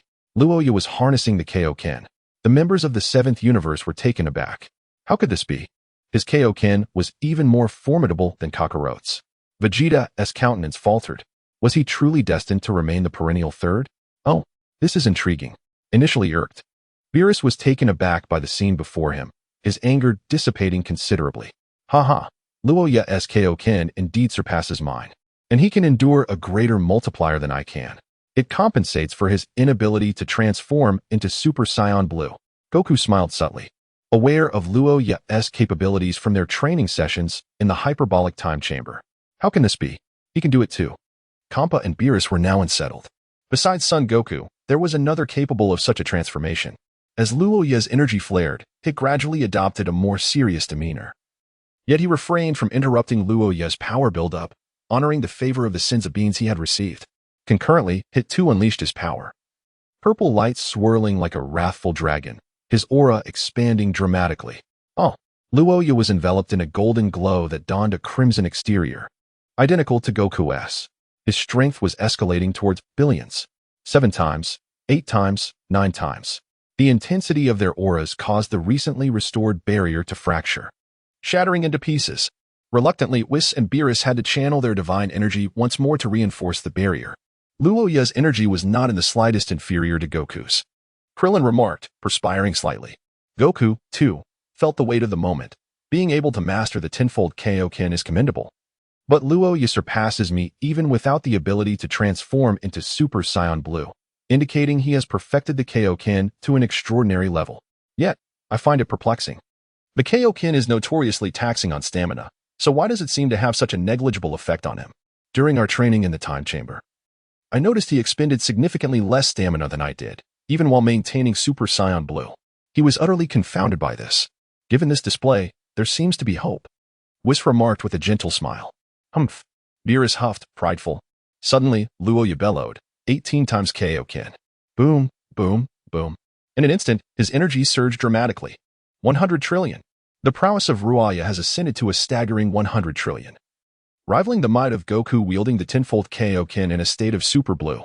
Within the confines of the hyperbolic time chamber, he has barely grasped the 18-fold Kaioken. Of course, his optimal threshold lies at 15-fold, with 18-fold proving somewhat strenuous. Yet, only through such exertion can he contend with Hit. Thunderous roars resonate as Hit, too, has unleashed his full power, his combat strength soaring to over 90 trillion, albeit still slightly inferior to Luya's. Observing Luya with a furrowed brow, Hit inquires, why? Based on what I witnessed from Goku's use of the Kaioken, such technique should be immensely taxing. You are not a Super Saiyan Blue. Yet you are capable of wielding strength surpassing that of Goku.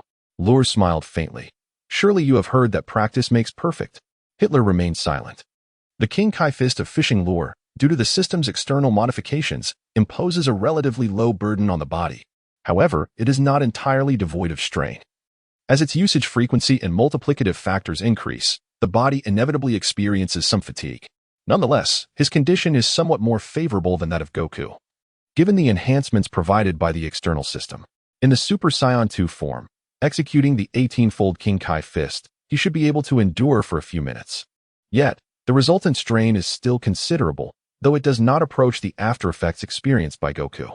Contemplating this, he turned to Hit and said, "Allow me to experience the prowess of your time skip." Hit assumed a stance and replied, "While your combat strength surpasses mine, under my time skip, you stand no chance against me." Lur Xiao Xiao, who knows? Hitler smiled slightly. Interesting, I never expected that besides Sun Wukong, there would be such a remarkable character in the 7th universe as you. Scions, truly a group of extraordinary individuals. Lur smiled and said, "Very well, let the battle commence." Hitler retracted his smile, and in an instant, his gaze sharpened, as a white domain began to unfurl around him, enveloping the surroundings. The time prison. With a fierce shout, Luya unleashed a surge of energy. In the next moment, he struck with his fists, which moved like shadows, relentlessly pummeling the air before him. Astonishingly, each punch he delivered resonated with a forceful collision. It was evident that Hit had already attacked him, yet Luya successfully repelled every strike. System. Activate the ultimate Saiyan talent. Luya silently commanded. Ding. Activating the ultimate Saiyan talent. This provided Luya with an exceptional opportunity for learning. Through this talent, he could perceive his opponent's trajectory and continuously surpass his own limitations through combat. Suddenly, Luya's pupils constricted as he felt a punch land squarely in his abdomen. In that fleeting instant, it had vanished and reappeared right before him. How was this possible? Beerus gasped in disbelief, his eyes wide with astonishment. Oh no! Goku and the others exclaimed, their expressions shifting with concern. Excellent! That's the way to fight! Kampa exclaimed with excitement. As Hit approached Luya, he coolly remarked. My time skip is far from simple. After my battle with Son Goku, I have surpassed 1 second. Thus, you cannot defeat me. Is that so? Luya suddenly lifted his gaze to meet Hit's. What? Hit exclaimed, startled. Before he could fully comprehend the situation, Luya's fist connected with his face, sending him reeling backward. A moment of reversal. P.S. Huh? Does this defy your expectations? Some have anticipated the arrival of Super Saiyan 4, but that moment is not yet upon us. I have elevated the concept of Super Saiyan 4 significantly, and it will make its appearance later on. Stay tuned. Chapter 51, Astonishment. I anticipated your anticipation. Hit was thrown back. This scene left the onlookers utterly stunned. Luya had managed to withstand Hit's punch. Truly remarkable. Goku's eyes sparkled with surprise. Vegeta was also taken aback, having personally experienced Hit's strength alongside Kakarot. They both knew how formidable Hit's attacks were, especially Vegeta, who had been knocked down by a full-force punch from Hit. Yet Luya could endure such excruciating pain and retaliate, leaving them all in a state of disbelief. In the arena, Hit wiped the blood from his face and turned to Luya, saying, I can't believe you managed to devise such a strategy. Lure fishing for the spotted base. This is our first encounter, and evasion is futile. I must entice you to draw near, otherwise, I stand no chance. Yet, the cost of this strategy is rather steep. Clutching my abdomen, I can feel the searing pain. And I finally comprehend why Goku and Vegeta succumbed to the force of their opponent's blows. For a weaker being, a single punch could indeed be fatal. Nevertheless, through my battle with Hit, I have gradually discerned the pattern of his assaults. If you can anticipate Goku's predictions, then as you foresee my deductions, I shall once again foresee your anticipations. In this manner, I can disrupt your time skip. Lure fishing chuckled with confidence. Hit offered a slight smile. Your words are easy. The challenge lies in execution. I can achieve it. With the utmost talent, I shall continue to grow stronger.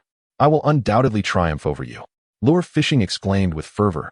And in the next moment, he unleashed his energy, executing the Kaioken technique to perfection. Whoosh! In an instant, Lure fishing appeared behind Hit, delivering a powerful strike. Hit, realizing the threat, immediately activated his time skip. In that fleeting moment, a white temporal cage enveloped the arena, freezing Lure fishing's assault. However, just as Hit prepared to retaliate, Lure fishing made his move. How is this possible? Hit's expression changed as Lure fishing seized his striking fist. Bang! Lure unleashed a merciless strike, delivering a powerful blow directly to Hit's abdomen. In an instant, an invisible force surged through Hit's body. Ugh! Hit immediately retched, the temporal confinement faltering under the pressure, causing his time skip to collapse. Hit! Xiangpa was taken aback, swiftly rising to his feet, his face drenched in cold sweat. It worked. Goku, Beerus, and the others rejoiced. That guy has shattered Hit's time skip. How impressive! Krillin remarked, drenched in perspiration. Although Goku had previously disrupted Hit's time skip while in his Kaioken form, the Hit of that time was incomparable to the one before them now. Thud. Hit knelt, gasping for breath, attempting to alleviate the pain. He was accustomed to being the one delivering blows, yet now he found himself on the receiving end. Had his time skip truly been breached? Impossible. He had mastered the manipulation of time to a 1-second precision. How could the opponent have broken through it? Lure gazed at Hit and remarked, I have anticipated your anticipation of my anticipation. The moment has gradually become futile for me. Hit clenched his teeth and, with great difficulty, rose to his feet, exclaiming, Why? Why is it that I can withstand only a single blow from you, yet find myself so utterly overwhelmed? Luya gently remarked, Your strength in direct confrontation is rather unimpressive. Your true advantage lies in your speed. However, I, who have unleashed the power of the 18-fold King Fist, possess strength that surpasses yours. Furious, Hitler gritted his teeth and, with a fierce roar, once again activated his speed. In the next moment, he unleashed a flurry of punches towards Luya. The angler swiftly evaded the attack, although his opponent's speed transcended the very essence of time. He discerned a faint trajectory of the impending strike. Coupled with his own advantages, he found it feasible to evade the assault. Ha! With a fierce shout, Luya swiftly countered, delivering a powerful punch that resonated with a thunderous sound, effectively neutralizing Hitler's blow and transcending time to nullify his strength. I have stated that I can foresee your foresight. Luya growled softly, and without delay, executed a sweeping kick. Hitler hastily raised his arm in defense. With a resounding clash, in the next moment, his figure was sent reeling backward. Lure has gained the upper hand. Shite gazed at the lure and remarked, even Sun Wukong cannot sustain this form for long after transforming into blue. How is it that you remain unscathed until now? He was astonished to observe that the opponent was adeptly maintaining this state without any adverse repercussions. Lure smiled faintly. It is because of my strength. If Goku could also disregard the burden imposed by the Kaioken technique, then perhaps Hit would have been defeated by him. Conversely, considering the situation, I, Lure, am still able to endure the strain of the Kaioken, which greatly increases my chances of victory. Hit gazed at Lure and immediately assumed a combat stance. I underestimated you. But from this moment forth, I shall unleash my full power. Luya struck a defiant pose. Come at me. He had acclimated to Hit's time skip. And it must be said that the innate prowess of the most formidable Saiyan was indeed remarkable. It is no wonder that Broly, who possesses such talent, could easily overpower Goku and his companions. At this moment, he was ready to rise. Boom. With a surge of energy, Luya took the initiative, instantly appearing before Hit. The enhancement granted by the King's fist was nothing to scoff at. His speed had transcended the very fabric of time. A sinister expression flickered across Hit's face, and in the next instant, he executed a swift maneuver, evading Luya's attack. Although he employed the time skip, he found himself unable to strike Luya during that fleeting moment, as his opponent displayed almost no vulnerabilities. Thus, he could only retreat. Nowhere to run, Luya bellowed, propelling himself forward with a precise kick to Hit's face. Hit cried out in pain, staggering backward, just as Goku appeared before him, unleashing a barrage of relentless blows. Each strike falling upon Hit like a torrential downpour. The force was terrifying, with energy surging in all directions. As Hit found himself thoroughly suppressed, Kampa became anxious, urgently exclaiming, "Counterattack! Counterattack! Hit, you cannot lose." The spectators gazed upon the scene with astonishment. They had not anticipated that the Saiyans could evolve to such an extent. The Saiyans of Universe 7 were truly fearsome, Gabe sincerely remarked, then suddenly pondered aloud, if she were here, she would surely be ecstatic. Excellent. The tide was decidedly turning in favor of Luya. Bills, who had previously harbored concerns, now felt excitement. This young man's performance was, well, commendable. Observing Kampa's impending grimace, Bills felt a wave of relief. Impossible. Besides Kakarot, how could anyone surpass me to such an extent? I refuse to accept this. Vegeta's expression darkened. Though these thoughts remained unspoken, Kakarot surpassing him was already a source of discontent, and now another rival had emerged, one who was also a Saiyan. His title of the third strongest had been solidified. Chapter 52, The Super Clash. The side effects finally manifest. The lure delivered a rhythmic series of rapid strikes, swiftly subduing the opponent. Although the adversary possessed the ability to blink, under the relentless pressure exerted by the lure, he found himself somewhat flustered, forced to rely solely on his arms to fend off the incoming assaults. Suddenly, Luya's expression hardened, and with a swift kick, he sent Hit staggering backward. The sound of impact echoed as countless energy orbs unleashed by Luya struck Hit with relentless ferocity.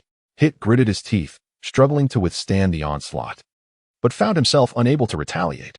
His energy waned. This is fantastic, Goku exclaimed. At this rate, Luya is certain to win. Krillin added, brimming with excitement. Humph. Now is the moment to defeat him, Beerus declared, his enthusiasm surging. Boom, boom, boom. After unleashing a multitude of energy blasts, the angler suddenly brought his hands together at his waist. Turtle-style, energy wave. In an instant, a formidable force coalesced in the palms of his hands. Hitler, seizing the moment to catch his breath, let out a furious roar, unleashing a surge of energy enveloped in a violet radiance. Simultaneously, he began to gather energy in his palms, compressing and intensifying the violet sphere. At that moment, both of their powers surged dramatically. Witnessing this, Whis and Bardos understood they were about to unleash their ultimate techniques, and promptly summoned their divine powers to maintain the barrier. At this moment, Luya held nothing back. He was determined to conclude the battle with a full-powered Kamehameha. It was no slouch either. His energy had reached its zenith. In this instant, he too showed no restraint. Suddenly, Luya bellowed, and in the next heartbeat, he unleashed the Kamehameha at maximum power. Hit, undeterred, immediately launched a violet energy sphere from his hand. Aware that Luya's Kamehameha was exceedingly formidable, with an expansive reach that even his timeskip could not evade, he resolved to confront it head-on. Boom. The violet energy sphere collided with Luya's Kamehameha, managing to intercept it, yet it was gradually being pushed back. Luya roared with all his might, continuously channeling immense energy to sustain and amplify the Kamehameha's power. Despite being at a disadvantage, it refused to relent. He exerted every ounce of strength to withstand the assault. As the purple aura surrounding him flickered precariously, as if on the verge of dispersing, the overwhelming energy surged forth, and even with the barrier in place, it struggled to contain the clash of their powers. In that moment, the entire barrier suddenly began to crack. The two angels, recognizing the futility of their efforts, simultaneously abandoned the barrier, reappearing in their respective camps to activate their protective shields. Without the infusion of angelic power, the barrier shattered instantaneously under the weight of their colossal forces. The onlookers were swept by the might of this overwhelming energy. Fortunately, the angels' shields safeguarded them, for without such protection, they would have surely faced dire consequences. What an incredible force! It surpassed my own capabilities. Goku observed this scene with gravity, though his combat strength, bolstered by the Kaioken X10, was comparable to Luya's current prowess. His physical stamina hindered his ability to unleash the full might of the technique. In contrast, due to the energy consumption of the Kaioken and his incomplete mastery of it, Luya was far superior. Such a battle was truly a rare spectacle. Even Beerus was slightly taken aback, astonished that a Saiyan could reach such heights. No, it was more accurate to say that a mere KO had devised such a technique, leaving him in awe. However, upon observing Goku's state, Beerus cast a glance at Monaka, seemingly realizing that his involvement was unnecessary. Perhaps Goku's ambitions did not require Monaka's participation. In the arena, a cataclysmic explosion became inevitable, with even the referee blown to an unknown corner. Once the smoke of the explosion cleared, chaos reigned in the arena. The stage lay in tatters, and aside from the spectators of both sides, everything else had been utterly annihilated. However, it is rather astonishing that this small asteroid, despite enduring the terrifying impact of both forces, remains unscathed. This unexpected outcome may be attributed to the fact that the two individuals merely exerted their power in waves, without directly assaulting the asteroid. Otherwise, it would likely not have emerged so unscathed. Suddenly, a figure collapses to the ground, gasping for breath, their aura exceedingly feeble, evidently drained. It is none other than Hit. In the face of Luya's full power output, he found it exceedingly arduous to withstand, nearly succumbing to the onslaught. Moreover, he harbored complex emotions, as he had initially intended to seize the opportunity to enhance his abilities, much like his previous encounter with Sun Wukong. Yet this time, he had faltered. Why? He remained oblivious. This encounter was, without a doubt, no less formidable than his clash with Sun Wukong, and logically, he should have been able to awaken his latent potential. Yet, this time, he had failed. Could it be that his potential had been entirely exhausted? It was left in a state of perplexity. Across from him, Luya was also feeling the strain. He too was somewhat drained, his chest rising and falling erratically, as the recent exertion had taken a toll on him. Furthermore, the effects of the Kaioken technique were becoming evident, as he felt his muscles twitching uncontrollably. Beep. Host has transitioned into Kaioken. Side effects 10. The system announced. A definitive confirmation. Luya managed a wry smile, realizing he had truly pushed himself this time. If he did not manage to enhance his abilities further, it would be challenging to utilize the 18-fold Kaioken again. Turning to Hit, Luya took a deep breath and proclaimed, "Hit, it is time to determine the victor." Hit rose to his feet, taking several moments to stabilize his breathing before gazing at Luya. "You are indeed formidable. I am no longer your match, yet I shall not concede easily." Having been an assassin for so many years, he had never truly tasted defeat. Even against Sun Wukong, he had never felt utterly vanquished. Now, facing this powerful adversary, he sensed a profound helplessness. The foremost assassin of Universe 6, as well as one of its most skilled fighters, he held onto his pride. With a fierce shout, Hit unleashed his remaining energy, and in the next instant, he launched a powerful punch towards Luya from a distance, simultaneously executing the flash time technique. An intangible yet palpable force surged forth, a desperate gamble. His speed reached an unparalleled zenith. As Luya gritted his teeth, he instinctively crossed his hands to shield himself. A resounding crash echoed through the air. Even Luya was forced to retreat, skimming across the ground. When he finally came to a halt, smoke began to rise from the point of impact, a testament to the formidable strength behind Hit's blow. In that moment, Hit, utilizing his instantaneous movement, had already appeared before Luya.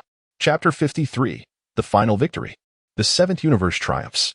As Luya braced himself against Hit's punch, the latter was already upon him, delivering a powerful strike. As Luya swiftly raised his hand, he seized Hit's fist, while his other hand struck out directly. With a resounding impact, Hit staggered back 2 paces, simultaneously condensing an energy orb in his grasp, which he hurled fiercely towards Luya. With remarkable agility, Luya leaped into the air, deftly evading the energy projectile. A resounding explosion followed as he concentrated luminous energy in both hands. Subsequently, he joined his hands together and, with a fierce shout, unleashed a powerful wave of energy.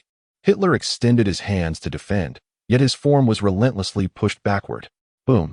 Whoosh, whoosh, whoosh.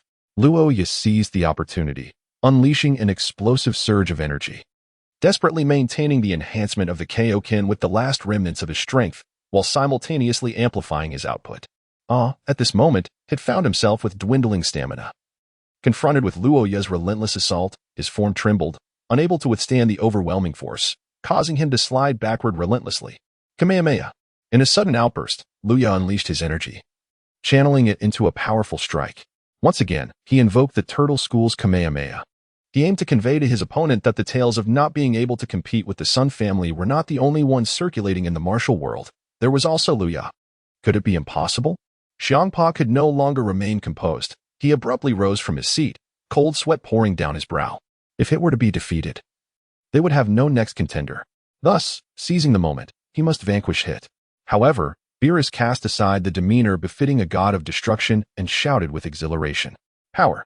With a resounding roar, the power of the energy wave surged dramatically, more than doubling in strength. Under such a formidable assault, Hit could no longer withstand it. The arena behind him shattered into fine dust and dissipated. Hit himself was propelled hundreds of meters away. Boom. A tremendous explosion erupted, accompanied by the rise of a mushroom cloud. Victory. The members of Universe 7 erupted in ecstatic joy upon witnessing this spectacle. Beerus wore a smile that could scarcely conceal his inner delight. Nothing could bring greater happiness than a triumph over Kampa. How formidable.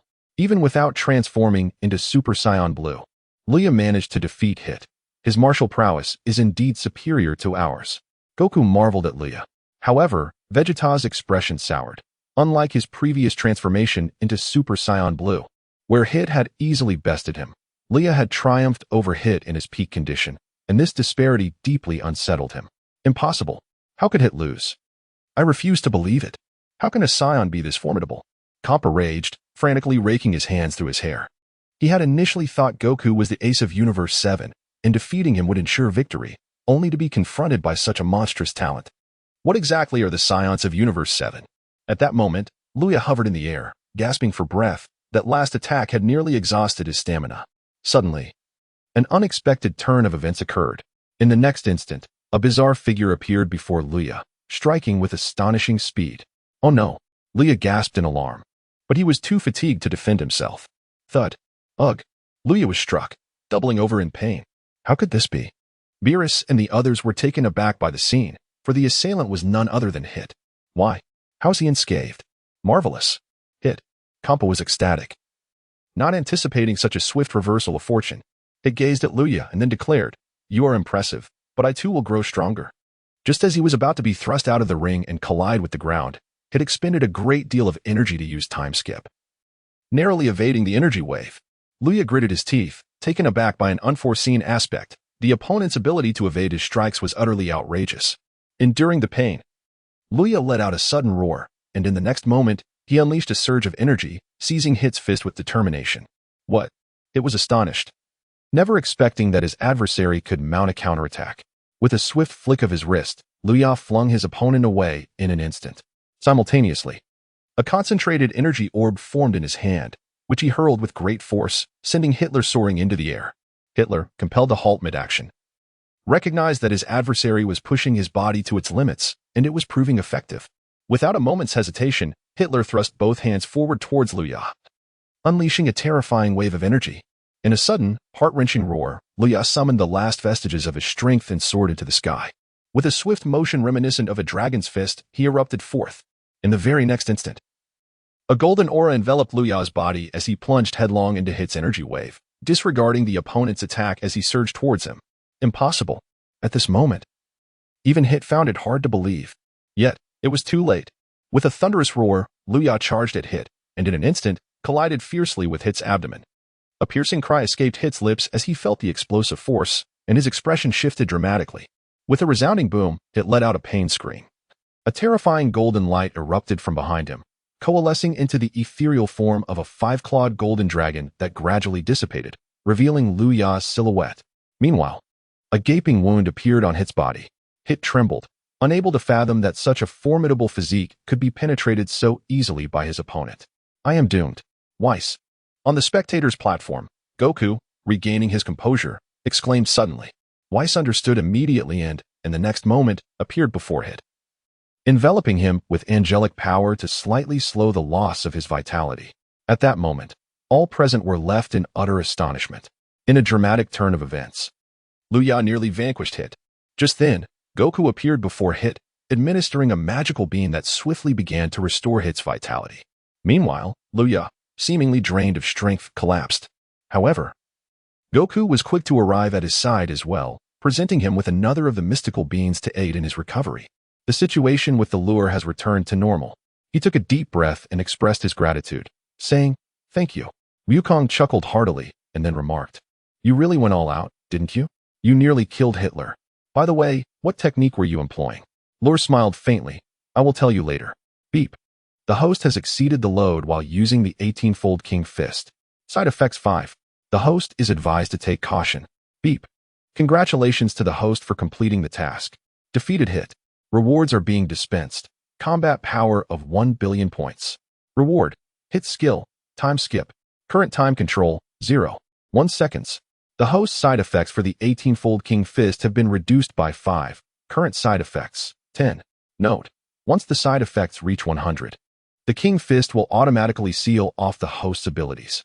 If it reaches 50, the host's power when using multiple King Fists will only be 80, and so on until the side effects reach 100.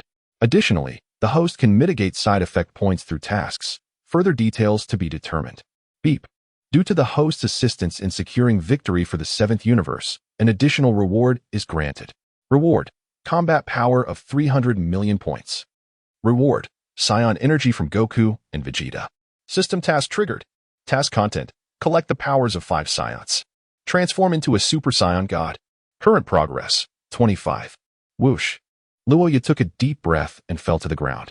However, when he heard the system's words, he was momentarily stunned. The god of Super Saiyan? The one with the red hair? He remembered that the god of Super Saiyan was a transformation achieved by merging the powers of 5 Saiyans into one. Could he also attain this form? With the energies of Goku and Vegeta already at his disposal, he only needed the powers of Gohan, Trunks, and Goten to complete the transformation. Lost in thought, he decided to set that aside and felt a surge of excitement. Indeed, he had truly acquired Hit's time skip. Although it was merely a 0.1 second control, it was still incredibly impressive. The time skip could easily outclass the Super Saiyan Blue. However, he understood that, having learned from this experience, Goku and Vegeta would likely train specifically to counter it, rendering ordinary time skips ineffective against them. Therefore, he must strive to grow even stronger. While he did not receive the transformation reward for Super Saiyan Blue, this acquisition was still quite remarkable. As for Super Saiyan Blue, he would first transform into the god of Super Saiyan, taking it one step at a time. Coming back to his senses, he noticed the cheers of the crowd and turned his gaze toward the distance. At that moment, Hit had recovered, though his condition was not very good. Upon seeing Luya, their eyes met, and after a few seconds, Hit slightly closed his eyes. The next moment, he appeared on the shattered arena. "I have lost." Lure smiled faintly. "You are formidable." Hitler glanced at Lure and replied, "You too possess great strength. Next time, I shall become even more powerful, and I look forward to battling you again then." The corners of Luya's mouth curled upwards. Indeed, Hit glanced at him and then, as if struck by inspiration, turned his gaze towards Wukong. "This encounter has proven quite fruitful. It is an honor to meet you both. It is precisely for this reason that I have transcended my own limitations." He was acutely aware of the vast potential within himself. Yet he recognized that he could not unleash it alone, for he had lacked worthy adversaries. The battle against Sun Wukong and Luya had exerted immense pressure upon him, compelling him to break through his own boundaries in the face of such extremes. Luya expressed a sense of astonishment, reflecting on how proud Hit was to utter such words. Hit nodded in acknowledgement, and, without further ado, swiftly made his way to the audience section of Universe 6. The referee, emerging from seemingly nowhere, hastily approached, declaring, "I announce that in this match between Universe 6 and Universe 7, Universe 7 is victorious." The crowd, including Krillin and others, erupted in jubilation. Meanwhile, Xiangpa's countenance darkened ominously, akin to a storm brewing, his expression as dark as the bottom of a pot. P.S. If one day I were to vanish, would you miss me? Chapter 54. The conclusion of the match. The pinnacle of the universe. The Grand King descends. A subtle aura of divinity emanated from beneath Xiangpa's feet, his demeanor chillingly cold. The performance of Hit and the others was a source of great embarrassment for him. In essence, Xiangpa could not accept defeat. "You worthless fools, how could you possibly lose to Universe 7? You have deeply disappointed me," Xiangpa declared grimly. He felt a twinge of regret. Had the rule against killing not been revoked, victory would have been theirs. As Hit landed on the ground, he turned to Xiangpa, stating, "I no longer desire the cube. Please, let me return." "Ha ha ha. It is not so simple. You have brought me utter disgrace. Therefore, your existence has become unnecessary." Suddenly, Xiangpa gathered a destructive sphere in his hand, raising it menacingly towards Hit. The faces of Golden Bear and the others turned pale, and they quickly stood up, bracing themselves for Xiangpa's wrath, knowing they could be obliterated alongside Hit. Hit regarded Xiangpa with an impassive expression, yet his gaze grew colder. Is that truly the case? Frustration welled up within him as Goku, unable to bear the situation any longer, clenched his fists, ready to intervene. At that moment, Beerus appeared before Goku, his back turned to him, and coldly remarked, "Undeniably, you have performed admirably, but in this matter, you no longer possess the right to interfere. When a god of destruction acts, mortals who meddle shall bear the consequences." But Goku's brow furrowed deeply. It was a martial arts master he had painstakingly befriended, and their personalities resonated well. A true friendship was conceivable. He did not wish to witness such a system eradicated so easily. Furthermore, he was deeply unsettled by the actions of the god of destruction, after all. Hit and his companions had valiantly fought for Universe 6 until the very end, and now, in defeat, they were to be discarded like mere pawns. Such behavior was unbecoming of a deity. Beerus turned to Goku, reiterating, "I shall say this once more. Do not meddle in affairs that do not concern you."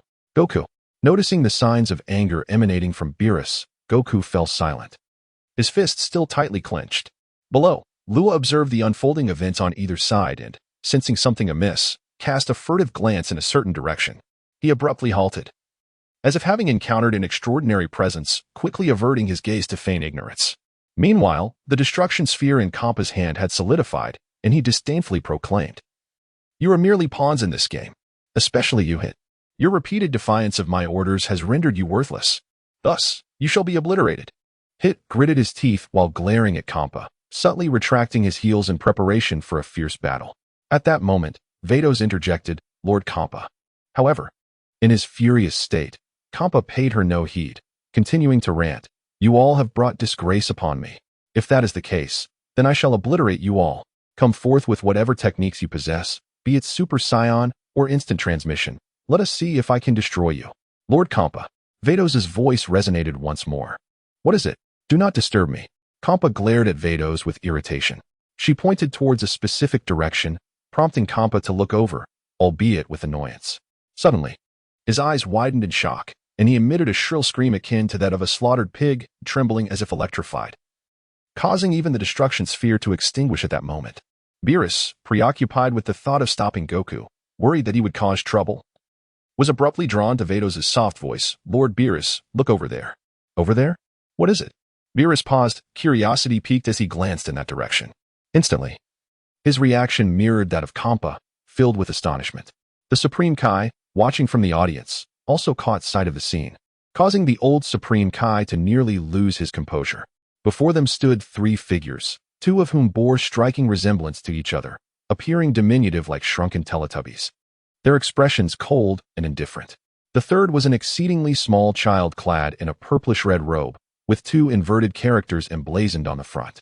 His head resembled an egg, adorned with 3 vertical lines of 2 distinct colors, purple on the sides and blue in the center. Who is that child? He looks insufferable. The Supreme Kai remarked in a hushed tone to the old Supreme Kai. The old Supreme Kai stiffened, then smacked the Supreme Kai's head with force, exclaiming, "Shut your mouth. He is the Omni King, the highest deity, above even the gods of destruction." What? The Supreme Kai's expression shifted dramatically, his mind racing with the thought of self-mutilation and shock. This cannot be true. Beerus stuttered, his body instinctively trembling. And no, it can't be. Kampa appeared equally alarmed, his visage betraying his panic. In the next moment, both gods of destruction cried out in unison, "It is the Omni King." Vegeta, resembling a child, crossed his arms and queried in confusion, "Who is that?" Beside him, Piccolo echoed the question. Whis, with a grave expression, responded, "Lord Zeno. That is the one who reigns over the 12 universes. No, he is a deity, the supreme god, the man standing at the pinnacle of all gods." What? Vegeta and Piccolo's faces transformed in shock. The others also displayed expressions of astonishment. "Lord Zeno. By the way, Lord Beerus, given that we are observing Lord Zeno from such a height, might it not have an adverse effect?" Whis spoke slowly. "What nonsense?" Beerus replied, beads of sweat cascading down his brow. In the next moment, Beerus and Kappa were the first to appear before the child, bowing at a 90-degree angle, their posture textbook perfect. As obedient as schoolchildren. "Welcome, Lord Zeno."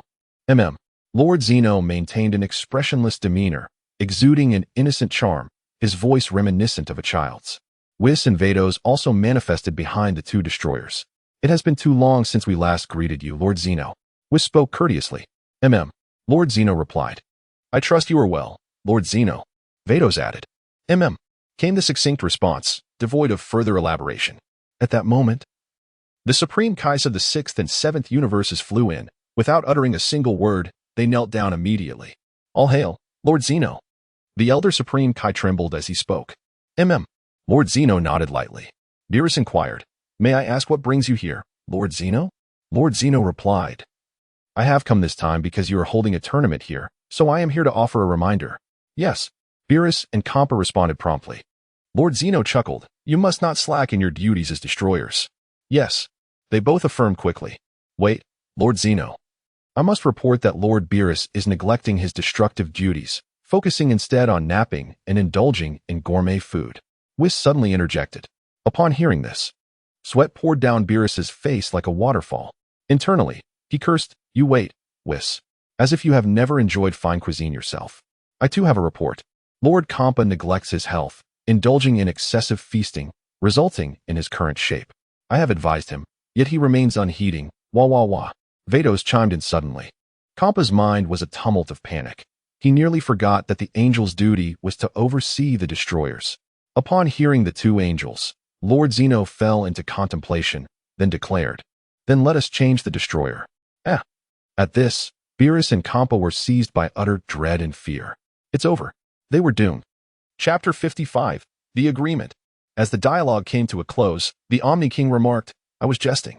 A simultaneous sigh of relief escaped the lips of the 2 brothers. Who thought? What a fright. The Omni King continued, "Indeed." The 2 gods of destruction quickly responded, devoid of their usual airs, filled instead with profound respect and trepidation. The Omni King chuckled, "I watched the contest between your 2 universes. It was quite entertaining." "Thank you, Your Majesty." The 2 gods of destruction replied in unison. "Thus, I have decided to summon all the powerful beings from every universe for another match." The Omni King declared, his tone tinged with anticipation. "Really?" A sudden voice of excitement rang out. The gods were taken aback and turned to see Goku approaching. "Is it true? All the powerful beings from every universe will participate? Let us do it." As he moved towards the Omni King, the 2 gods of destruction were momentarily stunned, realizing the gravity of the situations. But it was too late to intervene. Swiftly, the 2 guards beside the Omni King blocked Goku's path, as if to suggest that a single step closer would invoke their wrath. Goku paused, puzzled, and asked, "Is it not permissible for me to speak with him?" The guards shook their heads. "Please, allow me just a few words with your majesty," Goku pleaded, but the guards remained resolute, showing signs of readiness to act. "Fool! Maintain your composure." Beerus scolded. Such a lofty figure as the Omni King cannot be approached by mere mortals. It's all right. The Omni King interjected suddenly. What? Beerus and Kampa, along with the other gods, were astonished. The Omni King approached Goku and said, "Your performance was quite remarkable." Goku grinned broadly. "Thank you. Let us have a match soon. A competition between the universes." The Omni King smiled at Goku. "Excellent. It's a promise," Goku exclaimed, extending his hand in camaraderie. Beerus and Kampa watched this exchange with fluctuating emotions, their anxiety peaking. Even Beerus felt the urge to bury Goku for his audacity. Just as the onlookers feared Goku had overstepped, the Omni King hesitated for a moment, then extended his hand to clasp Goku's firmly. Haha. Goku laughed joyfully, shaking the Omni King's hand and lifting his small frame off the ground. Beerus and Kampa tensed again, their mouths agape in disbelief. "Goku, you are being exceedingly disrespectful," Beerus exclaimed in anger. "It's quite all right," the Omni King reassured, turning his gaze to Goku. "You were quite amusing. Haha. You were also quite entertaining." Goku complimented in return. "Well then, I shall take my leave." The Omni King nodded. Until we meet again." Wukong waved his hand, saying, Your Excellency the Omni King. You have worked hard." As the Omni King stepped between the two guards, they transformed into a streak of light and vanished into the depths of the universe. Once the Omni King departed, the oppressive atmosphere in the arena finally relaxed, and both Beerus and Kampa exhaled deeply, as if they had narrowly escaped death. Suddenly, Beerus rushed in front of Wukong, grabbing him by the collar. "Hey, you! How dare you be so disrespectful to His Excellency the Omni King?" Wukong paused. "Is it really that serious?" "What do you mean, not serious? If the Omni King were to become angry, it wouldn't just be us here. The entire universe could vanish." Kampa retorted angrily. Wukong raised an eyebrow and replied, "I don't think he's that kind of person." But Kampa glared at Wukong, his teeth clenched. "Is Wukong always like this?" Gab leaned closer to Vegeta and inquired. Vegeta's brow twitched before he responded. That guy is just that infuriating." Luya gazed silently in the direction where the Omni King had vanished, his heart aflame with astonishment. Just moments ago, he had intended to assess the Omni King's strength using the system, only to find it utterly incapable of detecting such power. What did this signify? It indicated that the Omni King's abilities had transcended the system's capacity for measurement. How astonishing. At that moment, Beerus remarked with a hint of disinterest, sigh. "Even if we won the match, the joy is rather diminished." Indeed. Kampa quickly concurred. This was merely a warm-up. The true competition will commence once the Omni King hosts his tournament. Therefore, losing holds little consequence. He attempted to extricate himself from responsibility. However, Beerus was not one to grant such leeway. With a cold snort, he retorted, "Humph. Regardless, a loss is a loss. You must adhere to your promise and relinquish the Super Dragon Balls." Kampa clenched his teeth and then responded haughtily, "Rest assured, I do not require your reminders. Consider the Dragon Balls a gift to you. However, you are still missing one, and you won't find it easily." "Humph. That is of no concern to me." Beerus scoffed. Kampa, vexed, gritted his teeth before declaring, "Let us depart." He then turned to Hit and the others, stating, "You all must leave as well. If you do not attend the next tournament hosted by the Omni King, you shall face dire consequences." Gabe and the others exchanged glances, wondering if they were indeed spared from death. Observing Kampa's departure without any intent to harm them, they finally felt at ease. They were truly safe. Gabe approached Vegeta, saying, "Master, you must visit our planet when you have the time." Vegeta paused, momentarily taken aback, then replied haughtily, "I do not recall ever becoming your master." "Understood, Master." Gabe was undeterred by Vegeta's pride. Meanwhile, on another side, Goku approached Hit, saying, "Hey Hit, shall we have another match next time?" Hit glanced at Goku, then at Luya in the distance, slightly closing his eyes. "I am going into seclusion. I am not interested at the moment." With that, he turned and walked away. Then we shall arrange for another time. Goodbye." Goku laughed as he watched them leave. Chapter 56. Luya's Plans. Goten's Master? After the departure of the Sixth Universe's participants, the atmosphere in the arena lightened considerably. "Boo, you're awake." Satan joyfully circled around Boo. Fapu chuckled, "Yes. I had such a comfortable sleep. It's a pity I couldn't assist Lord Satan in securing victory." Satan dismissed it casually. No worries. We have already won." Boo nodded in agreement. At that moment, Monako approached. Upon seeing him, Satan was taken aback. He had heard Lord Beerus speak of this man as an extraordinarily powerful fighter, even stronger than Goku. If he could persuade him to join his side, how delightful would that be? The world champion, indeed. As Satan contemplated the feasibility of his plan, he seized Monaka's hand, sporting a congenial smile. You are Monaka, aren't you? I am Satan, the mightiest man on earth. Monaka, somewhat puzzled by being halted, nodded slightly, recalling the impressive feats of fellow Earthling son Wukong. Yes, I am Monaka. Satan gathered his thoughts and continued, I would like to formally invite you to be my representative. Would you be willing? Monaka momentarily hesitated before swiftly declining, shaking his head. No, thank you. I have my own work. Satan, momentarily taken aback, still held on to hope. Being my representative comes with a handsome salary. Upon hearing this, Monaka's eyes flickered, but he quickly replied, I am not in need of money at the moment. Satan was left at a loss. Just then, Wukong excitedly approached, exclaiming, Hey, Monaka, there you are? Come, let us compete. I didn't see you in action during the last match, and I'm eager to know your strength. You must battle with me. Upon seeing Wukong, Monaka recalled the formidable energy he had unleashed earlier, causing his face to turn pale as he tried to pull away. However, Wukong wouldn't relent, keeping a firm grip on Monaka's hand, eager for him to agree to a duel.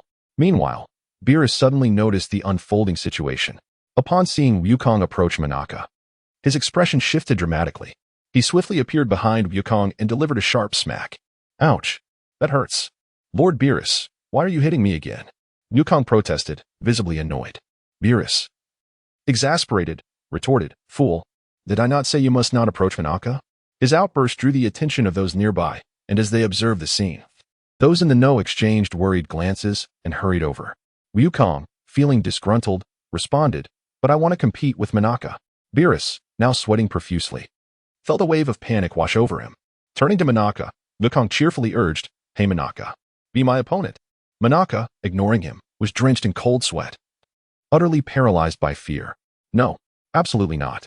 Beerus interjected decisively. Why not? Wukong asked, confused. After a moment's thought, Beerus concocted an excuse. Monaka has not yet achieved mental unification.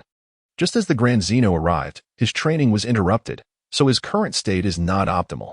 Surely, you wouldn't want to face Monaka under such circumstances, would you? As he spoke, Beerus became increasingly convinced of the rationale behind his words, straightening up as if he were declaring an undeniable truth. It is often said that to prevent a lie from being exposed, one must cloak it with another lie. This was precisely the sensation Beerus was experiencing. After pondering for a moment, Wukong nodded, acknowledging, indeed, there is some truth to that. Isn't that so? Beerus seized the opportunity to interject. The others fell silent, recognizing Wukong's singularly simplistic nature. Even Luya, who was already well aware of Wukong's character, could not suppress a smile. However, Lord Beerus, when will I have the chance to face Monaka in battle? Wukong lamented. Well, Beerus contemplated briefly, apprehensive that Wukong might cling to the idea of Monaka, and thus replied, How about this? Once Monaka is available, I shall arrange for you two to spar. But until then, you must refrain from plotting against him. Do you understand? Upon hearing this, Wukong's face lit up with satisfaction. Excellent. I shall await your news, Lord Beerus. Haha. Beerus breathed a sigh of relief. Dealing with this individual truly tested his divine composure. My Lord Beerus, you seem to be increasingly diverging from your role as a god of destruction, exhibiting such emotional fluctuations. Whis remarked softly. Beerus snorted in response. What choice do I have? This fellow is exceedingly troublesome. Whis discreetly inquired. So, when do you plan to arrange their duel? Beerus's expression stiffened momentarily before he quickly regained his composure, stating that matters shall be discussed at a later time. At that moment, Luya approached, gazing at Wukong before saying, Wukong, may I trouble you with a request? Wukong was taken aback for a moment, then smiled, saying, Speak freely. After all, you are a benefactor of our Earth. Had it not been for you, we might have had to evacuate the entire planet. The others shared knowing smiles, echoing his sentiments, even if Wukong had faltered. Without Luya's timely intervention, their victory would have been exceedingly difficult to achieve. Luya smiled faintly and then said, It is as such. I have nowhere else to go. Might I become your son's son Wukong's teacher? Allow me the opportunity to guide them in their cultivation. What? Upon hearing this, not only Wukong, but others were also taken aback, puzzled as to why Luya would express such a desire. Wukong, filled with curiosity, inquired, What is the reason behind this? Luya, How could you possibly entertain such thoughts? Luya smiled gently and said, I suppose I can now be considered a friend of yours, right? To be honest, I must integrate myself into your circle. Otherwise, my presence is rather negligible. Moreover, I hope to engage in some sparring with you while guiding Wu Tian. Upon hearing this, Goku's eyes sparkled with enthusiasm. What a splendid idea. Setting aside the reasons behind the proposal, the prospect of a friendly competition was indeed enticing. Luya's prowess was beyond compare, and frequent bouts with him would undoubtedly be beneficial for Goku. Absolutely not. I cannot agree. At that moment, Chi-Chi burst forth from the crowd, roaring like a fierce tigress. I refuse to consent. That child Wu Tian should focus solely on his studies. What need has he for martial arts? Is having you as a father not enough? Goku chuckled awkwardly. Well, Chi-Chi, do not say another word. Regardless of your arguments, I will not acquiesce. Chi-Chi retorted angrily. Lore, everyone, Chapter 57, The Search. The 7th Super Dragon Ball. Witnessing this man, capable of unleashing the tenfold Kaioken, grovel before a woman, the onlookers could hardly suppress their laughter.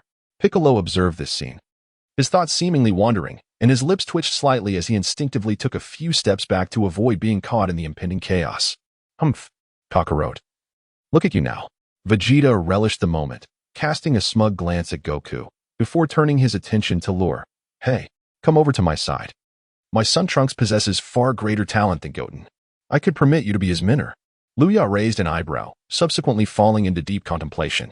The reason behind his request was to acquire the unique energy of Goten and Trunks, enabling him to harness the power of 5 Saiyans and transform into a Super Saiyan god. Naturally, although Vegeta's attitude irked him somewhat, he remained indifferent. As long as he obtained the energy, his mission would be accomplished. With this thought in mind, Luya nodded. At that moment, Bulma approached, visibly displeased, and said, Hey, Vegeta. Trunks is my son. Could you at least consider my opinion? Vegeta's lips twitched slightly before he coldly replied, What? Do you have any objections? Bulma crossed her arms defiantly. Humph. I've already decided to groom Trunks as the successor to my company. Upon hearing this, Vegeta staggered, incredulous. What? Hey, if you want to pursue that, you can do it yourself. We, proud Saiyans, noble warriors, would never stoop to managing such trivial matters. Kiki interjected with a cold snort. What's wrong with that? My son Gohan is doing just fine studying and has become a scholar. Goku and Vegeta exchanged glances, speechless. These two women were truly something else. Huh. It seems that even at such elevated levels of cultivation, they still have their vulnerabilities. Not far off, Beerus observed the scene with a faint smile, seemingly amused. Indeed, it's quite remarkable. After all, he is one who has struck Lord Beerus. Whis added with a teasing tone. Upon hearing this, Beerus exploded. Hey, Whis, let's not bring up the past. Ha ha ha. Whis covered his mouth, chuckling triumphantly. No way. I absolutely refuse to allow Trunks to languish in your company. Vegeta protested. What? Is it better for him to spend all day fighting and killing with you? Besides, you and Goku are already so powerful, with you two protecting the Earth. We should be quite reassured. Bulma remarked coolly. Humph. Protecting the Earth is Kakarot's responsibility. It has nothing to do with me. Vegeta replied with a sour expression. Goku added. I'm not particularly interested in protecting the Earth either. I just want to battle formidable opponents to improve myself. Besides, isn't Krillin around to protect the Earth? Krillin chimed in. Are you kidding me? Relying on him? If it came down to it, he probably wouldn't even have time to call for help before being taken down. TCH. Do as you wish, but that kid must train with me in the future. So if you cause any trouble, don't blame me for being unfriendly. Vegeta retorted grumpily. What could you possibly do? Bulma replied smugly, having him firmly in her grasp. If that's the case, then I guess there's no helping it. My apologies, Luya. Goku turned to Luya. Lur shook his head, assuring, it's quite all right. He sighed inwardly, realizing that even these two proud Saiyans had their nemesis. Hey, have you finished your chatter? It's time to focus on the task at hand. At that moment, Beerus suddenly interjected. The crowd turned their attention towards him. Beerus stated nonchalantly. We have successfully acquired 6 wish orbs from the 6th universe. We are merely one short of the final orb. Only by gathering all 7 can we summon the eternal dragon. Upon hearing this, the crowd became visibly excited, instinctively glancing at the golden Dragon Ball, which rivaled the size of an asteroid, with exclamations of awe. This spectacle, no matter how many times witnessed, never ceased to amaze. By the way, where's the 7th wish orb? Goku inquired with a hint of confusion. Beerus pondered for a moment before directing his gaze towards Bulma. Hey, Bulma. Could you retrieve your Dragon Ball radar? Bulma appeared taken aback, but quickly responded, of course. She then produced a capsule and pressed it, resulting in a loud pop as a radar, larger than the usual ones, materialized in her hands. The onlookers gathered around her. Let me have a look. Bulma murmured to herself, activating the radar. Beep, beep, beep. The yellow dots on the radar began to expand, when suddenly, Bulma gasped, impossible. What is it? Beerus inquired. Hastening to her side, Bulma, slightly embarrassed, explained, it seems the radar might be malfunctioning. What? Fool. Let me see. Beerus exclaimed, snatching the radar from Bulma. However, upon examining the display, he was momentarily taken aback. What does this mean? Lord Beerus, what is it? Whis approached Beerus from behind, inquiring. Beerus pointed at the radar, perplexed. It's strange. There are clearly only 6 wish orbs here, yet the radar indicates 7. At this revelation, Whis paused, and the crowd fell into a state of bewilderment. Luya cast a glance at Monaka, then at the ground, a subtle smile gracing his lips. Indeed, what could this mean? Weiss observed this scene, pondering in rare silence. At that moment, Monaka suddenly approached Weiss and tugged at his sleeve. Oh, what is it? Weiss inquired, his expression one of confusion. Monaka glanced at the Dragon Ball radar, gesturing slightly before stating, I frequently study cosmic maps. Generally, this requires a 3-dimensional perspective. A 3-dimensional perspective? Weiss paused, seeking confirmation. Monaka nodded affirmatively. After a moment of contemplation, Weiss's eyes lit up with understanding. I see it now. What? What have you understood? Beerus queried, perplexed. The others shared his confusion. Weiss chuckled. I have discovered the location of the 7th wish orb. What? Is that true? Beerus asked eagerly. What is it then? Piccolo pressed. This very asteroid on which we stand is the 7th wish orb. That is why the radar shows 7 Dragon Balls. Luya exclaimed suddenly. Ah! The crowd gasped, hurriedly surveying the ground beneath them. Indeed, this is a 3-dimensional spatial structure. Weiss smiled gently, then turned to them. Everyone, quickly enter the cube. At that moment, a colossal cube materialized in their midst.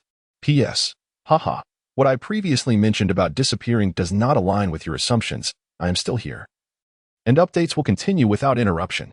I have been watching the Olympics these past few days, my heart racing with pride as I witness our country's efforts. It is truly exhilarating, more so than receiving recognition from readers. I can only say, China is remarkable. Additionally, if I were to maintain a regular update schedule of 5 chapters a day, would you generously shower me with gifts? Author, woo-woo, I stay up late and rise early, tirelessly typing away, often at the expense of my health. Will I ever receive recognition in my lifetime? Readers, of course you will. Let's bestow upon the author a token of recognition, a daily plea for appreciation. Shower me with gifts. I promise I will not retaliate. To those still studying, especially the younger ones, please consume wisely. If you enjoy the reading, a little support is all that is needed. Thank you to all the loyal supporters. Chapter 58, The Super Wish Orb. Assembled, everyone swiftly entered the cube, and Weiss began to levitate. He then stepped onto the cube, and in the next moment, he waved his staff, causing the entire cube to soar into the air. Gradually, they distanced themselves from the competition venue, and they beheld the appearance of the Super Dragon Balls, receiving a tremendous visual impact. These Dragon Balls, resembling asteroids, were a rare sight to behold in a lifetime, marking a stroke of good fortune. However, they were puzzled as the abandoned asteroid they had been competing on was nearly the same size as those Super Dragon Balls. Hey, Weiss, why have you brought us here? Beerus inquired loudly. Whis smiled faintly and responded, just watch, Lord Beerus. With that, he suddenly waved his staff and began to chant. In an instant, a pale green aura of angelic power enveloped Whis' staff. He glanced at the small asteroid and then pointed his staff towards it. Buzz! A beam of light shot forth, ultimately merging with the asteroid. Amidst the puzzled gazes of those present, an unexpected transformation occurred. The planet, which resembled a clump of earth, began to tremble, and cracks gradually appeared on its surface. In the next moment, fragments of rock and soil erupted from the surface as divine light burst forth, resembling a volcanic eruption. What in the world is happening? Exclaimed Bulma, her expression changing dramatically. Could it be? Contemplated Piccolo, before exclaiming in astonishment. Indeed, this asteroid is the 7th Super Dragon Ball. Whis smiled gently and explained, this is also the reason why there are only 6 Dragon Balls, yet the radar displays 7. How incredible! I never imagined that the true Dragon Ball was right beneath our feet. Bulma marveled. Humph. We owe it all to that brat, Kampa. If it weren't for him, it would have taken us ages to find the 7th Dragon Ball. Beerus remarked nonchalantly, though he was slightly taken aback. But why has it transformed like this? Goku inquired, a hint of confusion in his voice. At this moment, Loya smiled slightly and replied, it must be because, after the last wish was made, the Dragon Ball, adhering to the principle of disappearing upon the wish's fulfillment, collided with a similarly sized asteroid as it vanished. Thus, the debris of that asteroid now conceals the original appearance of the Dragon Ball. Piccolo nodded in agreement. Indeed, it's quite similar to the Earth Dragon. The crowd understood. As they chatted, the enormous Dragon Ball began to restore its original form. It was indeed a Super Dragon Ball. And now, all 7 Dragon Balls had been gathered. Aha! We finally collected them all. Beerus smiled softly. The others were equally astonished. The Super Dragon Ball loomed large like a planet. Yet in the vastness of the universe, it appeared so insignificant. How immense is the cosmos? Luya gazed at the Super Dragon Balls with a sense of yearning. They represented an extraordinary power capable of fulfilling any wish. Even the annihilated universes could be resurrected. If shit were to procure such an artifact for him, it would be sheer ecstasy. With these thoughts swirling in his mind, Luya observed the 7 Dragon Balls. They rotated in harmony, ultimately forming a hexagon. With the 4-star ball nestled among them, the 7 Dragon Balls had converged. It was once again the moment to witness a miracle. Whis, summon the dragon. Beerus suddenly commanded. Whis displayed a hint of exasperation, saying, Lord Beerus, I regret to inform you that I am unable to summon the dragon. Beerus's expression stiffened momentarily before he turned to Bulma, asking, Bulma, surely you know how to summon the dragon? Bulma hesitated briefly before responding. I can share the method to summon the dragon, but you must refrain from making frivolous wishes, especially those that could lead to the destruction of the universe. Understood, understood. How tiresome. Beerus retorted with impatience. Rest assured, I would never commit such an act. Upon hearing this, Bulma felt relieved and continued. The way to summon the dragon is to communicate with the Dragon Balls using the divine language, and then shout, I wish to make a wish. This will bring forth the dragon. After a moment of contemplation, Beerus turned to Whis, declaring, then summon it. Whis nodded subtly and, with a graceful motion of his staff, unleashed a divine aura from within. His demeanor shifted to one of seriousness as he invoked, Arise. Eternal Dragon. A profound silence enveloped the scene, leaving everyone puzzled. What did this mean? Had they failed? Suddenly, the 7 Dragon Balls emitted a brilliant golden radiance. Under the golden glow, the spheres illuminated, casting forth dazzling light. In an instant, the hexagonal formation transferred its energy entirely to the 4-star ball at its center. A reaction was indeed underway. Everyone held their breath, for they knew that a being of unparalleled supremacy was about to emerge. Buzzing with intensity, the 7 Dragon Balls were enveloped in golden light, which continued to expand, becoming increasingly blinding. Shield your eyes, Goku shouted, raising his hand against the searing luminosity. The others followed suit, shielding their eyes from the brilliance. Beerus, however, remained unfazed, accustomed to the spectacle of the Dragon Balls. In a matter of moments, the very fabric of space trembled violently, unleashing a powerful force that washed over them like a tidal wave. Whis' gaze sharpened, and he waved his hand gently, causing the staff to emit a faint green glow that enveloped the entire area, retreating cautiously. Once they retreated to a relatively safe area, all eyes were drawn to the magnificent spectacle before them, particularly Bulma, for as a scientist, this event held immense research value. Goku gazed upon the scene with a faint smile, reminiscing, this sight brings back memories of my childhood when the Dragon Balls on Earth were exceedingly difficult to find. Unlike now when they are so easily located. Indeed, I fondly recall the days when I accompanied you, Goku, on our quest for the Dragon Balls. How time flies. It has been so many years, Bulma exclaimed, overwhelmed by nostalgia. Haha, Bulma, you're not that old. Goku chuckled. Bulma, taken aback, retorted, Goku, what nonsense are you spouting? Goku laughed awkwardly. Meanwhile, Vegeta felt an unsettling premonition as his eyelids twitched dramatically. Why did he have the strange sensation of green looming over him? Chapter 59, The Conclusion. Bulma's invitation as the crowd marveled at the 7 colossal Dragon Balls. Suddenly, they erupted in a dazzling display of golden light.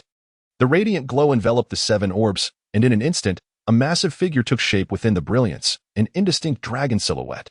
A resounding roar echoed through the cosmos, the entire universe resonating with this magnificent dragon's cry. Simultaneously, a golden dragon soared through the vastness of space, viewing planets as mere specks. and as it opened its enormous mouth, it devoured a planet whole. In the same moment, Goku and the others found themselves drawn into an endless abyss. What is happening? Their expressions shifted, believing they had been consumed by the eternal dragon. Do not panic.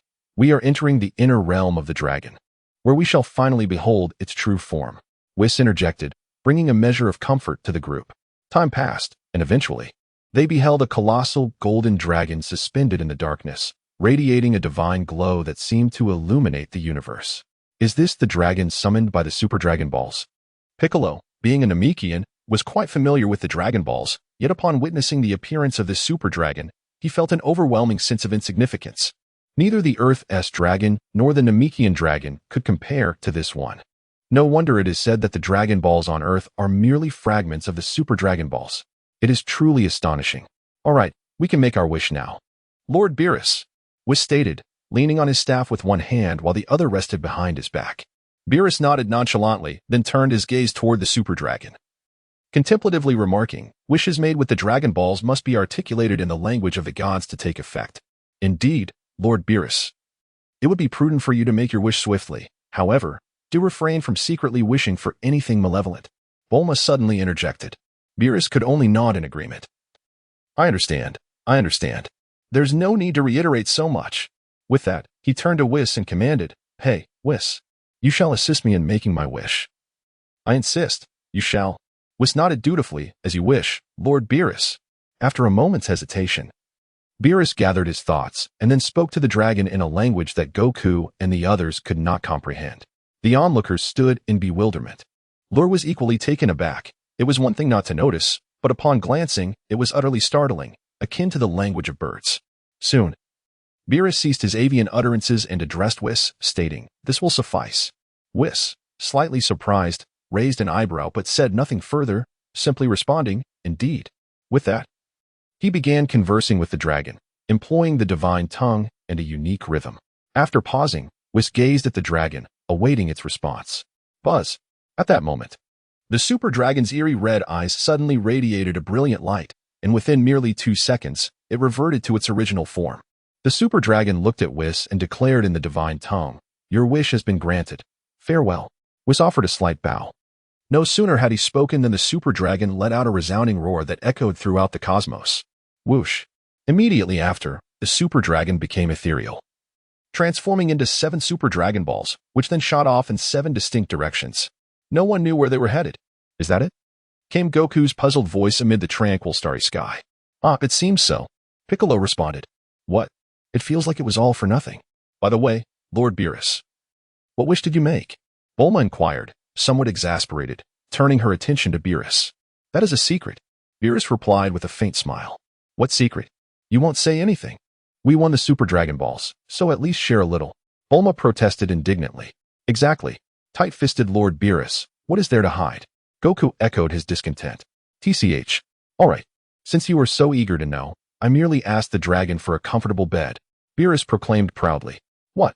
Everyone was momentarily stunned, not anticipating such an outcome. Fool. Such a request, I could easily fulfill myself. You squandered that opportunity. Bulma retorted, her anger bubbling to the surface. What?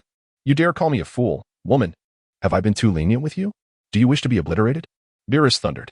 Yet Bulma remained unafraid, calmly stating that was precisely the case. Your wish. I could effortlessly realize.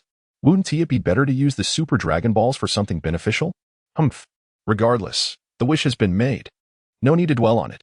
This journey concludes here. Whis, let us return. Beerus commanded. As you wish, Lord Beerus, Whis replied with a slight smile. Then navigated the cube through the cosmos. What a waste. Bulma sighed. This trip was for naught. I beg to differ. The opportunity to witness the prowess of other universes was exhilarating. I eagerly anticipate our next encounter. Goku exclaimed, his eyes gleaming with excitement. Humph. Simple-minded creature.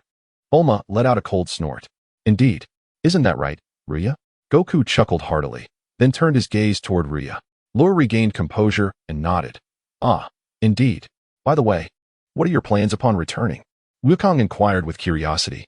Luya pondered for a moment before replying, I shall remain here in the heavenly temple for the time being.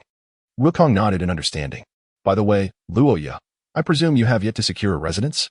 Considering your commendable performance this time. I have decided to gift you a house. What do you think? At that moment, Bulma interjected unexpectedly. Luya was taken aback, perplexed by the woman's intentions. Rest assured, that house is seldom occupied by me. It serves no purpose merely sitting there. You often linger in the heavenly temple, which can be rather dull.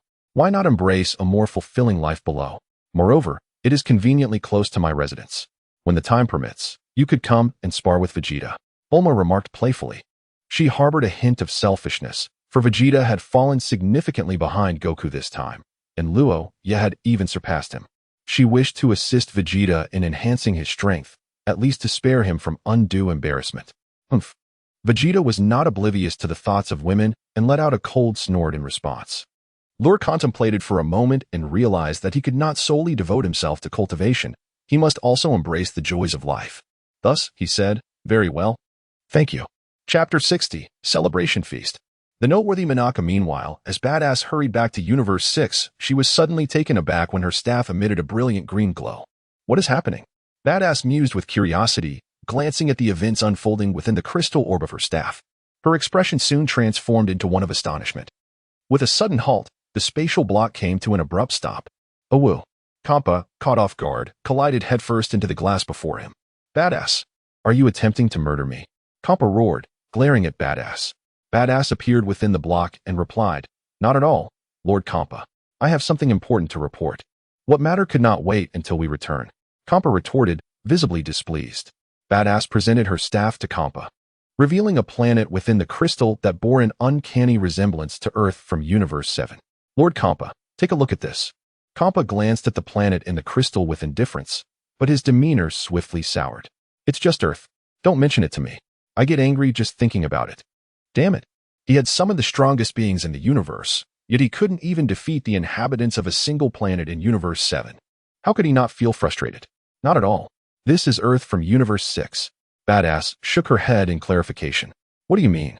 Kampa inquired, now intrigued. Badass explained, "This is Earth from our Universe 6. For reasons unknown, humanity has re-emerged on this planet, and its civilization and other aspects closely resemble those of Earth in Universe 7. Is that so? Does that mean we also possess our own Earth?" Kampa exclaimed with delight. "Indeed. We can also savor delectable cuisine." Badass smiled gently, responding, "That said, what could have caused this?" Kampa's expression turned perplexed as he pondered the situation. Badass reflected for a moment before saying, "It must be that Lord Beerus made a wish with the Super Dragon Balls to transform our Earth into something akin to theirs." Upon hearing this, Kampa's eyes widened in disbelief, followed by a frown. How could that be possible? Suddenly, a colossal golden sphere zipped past them, vanishing into the depths of the starry sky in the blink of an eye. That was the wish ball. Kampa stared in astonishment, struggling to comprehend what he had just witnessed. Badass remarked, "Lord Kampa, it appears to be just as I have described." Kampa fell silent, his thoughts swirling with complexity. After a lengthy pause, he suddenly lifted his head and smirked with a hint of pride. "Humph, that meddlesome fool. Don't think for a moment that I will express my gratitude. Our contest will not conclude so simply." Though he spoke thus, his tone was not as aggressive as before. Bardoss smiled knowingly and set off once more. Meanwhile, after concluding their match with the 6th universe, the companions returned to Earth. A life of tranquility began anew. Luya has also moved into the house that Bulma generously provided for him. To be candid, Luya had never envisioned such a lifestyle. In his mind, traversing into the Dragon Ball world should involve either engaging in battles or being en route to them. Beyond that, it would be an endless cycle of training. Who would have the inclination to reside in such a comfortable abode? However, the reality now was indeed different, and Luya's once-taut nerves began to gradually unwind. Given this, he decided to take a few days to rest. On the 3rd day, Bulma announced a gathering to celebrate their achievements, inviting all their companions to join. Naturally, their hero, Luya, was among those honored with an invitation. As Lur contemplated, he soon realized that this day seemed to revolve around the tale of Wukong and Minaka. Thus, he made his way directly to Bulma's residence. "Good day, Mr. Whis." On Beerus planet, Whis was engaged in a conversation with Bulma. "Oh dear, Miss Bulma, what brings you to me? Have any new delicacies emerged?" Whis inquired with a hint of anticipation. Within the crystal ball, Bulma smiled gently and replied, "Well, I am planning to host a celebration feast to honor the heroes who triumphed over the 6th universe, and I would like to invite you all to join us. Would that be convenient for you?"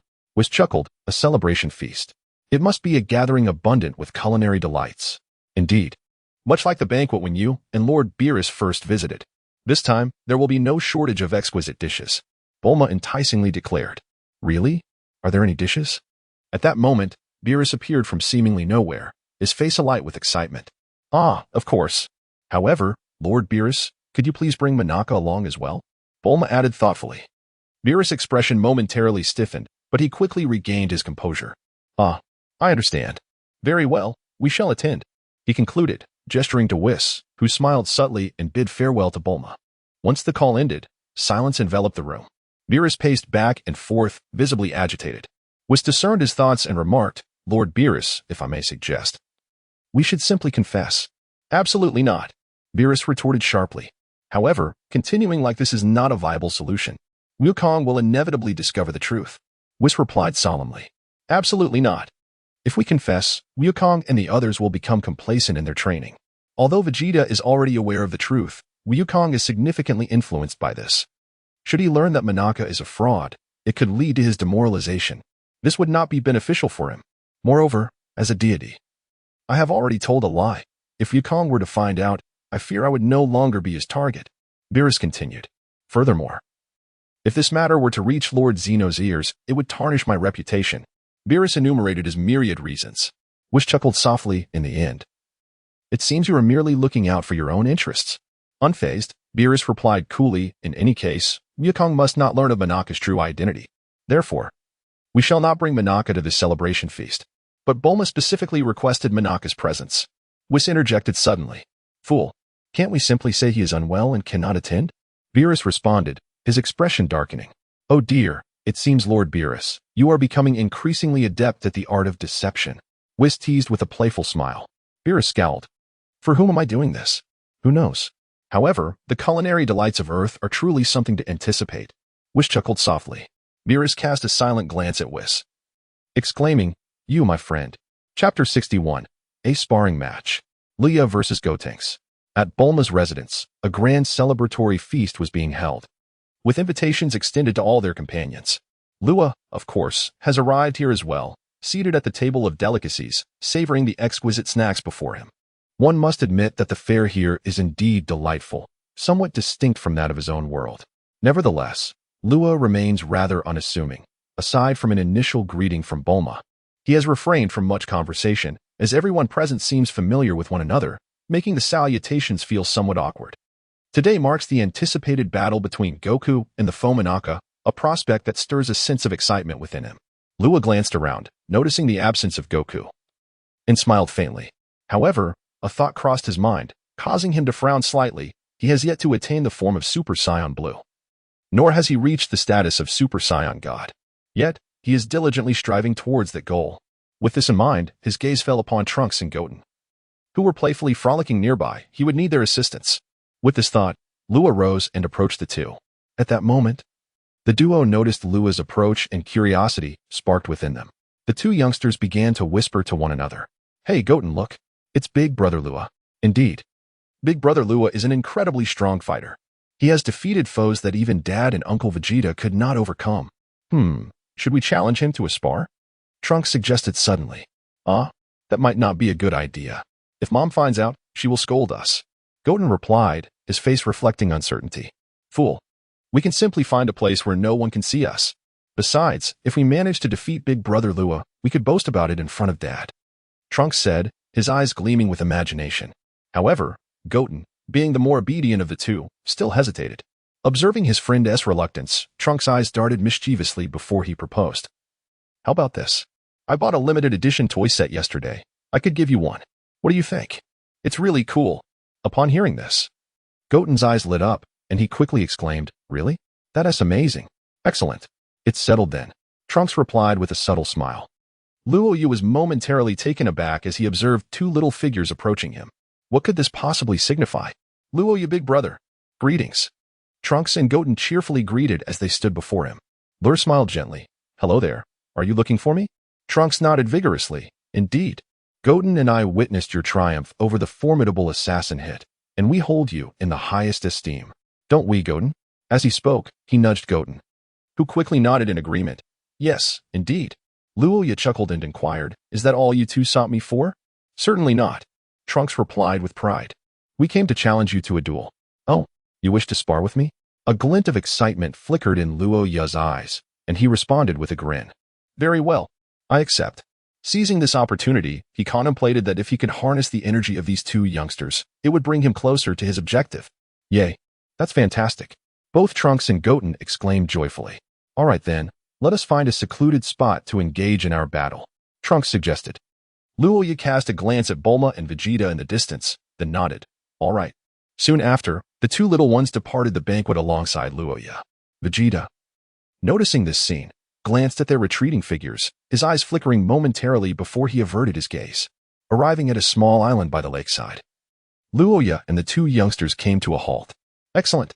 Here, our battle shall not disturb the festivities," Trunks remarked, looking toward Luya. "We must join forces. You know." As the lure smiled gently, it beckoned, "Come forth." Though these two little ones may not possess great strength, their fusion proves to be quite remarkable.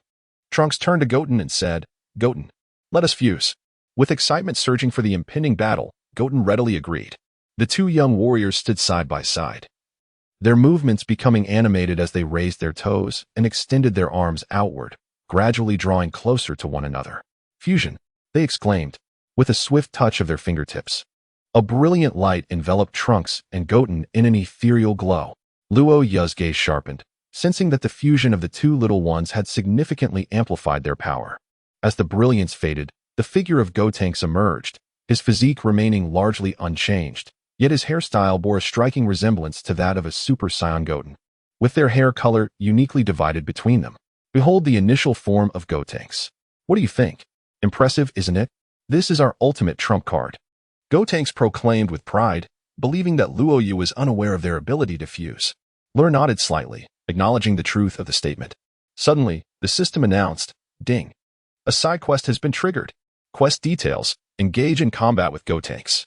Luya was brimming with excitement and vigor. He turned to Gotenks and exclaimed, "Let us go." "All right."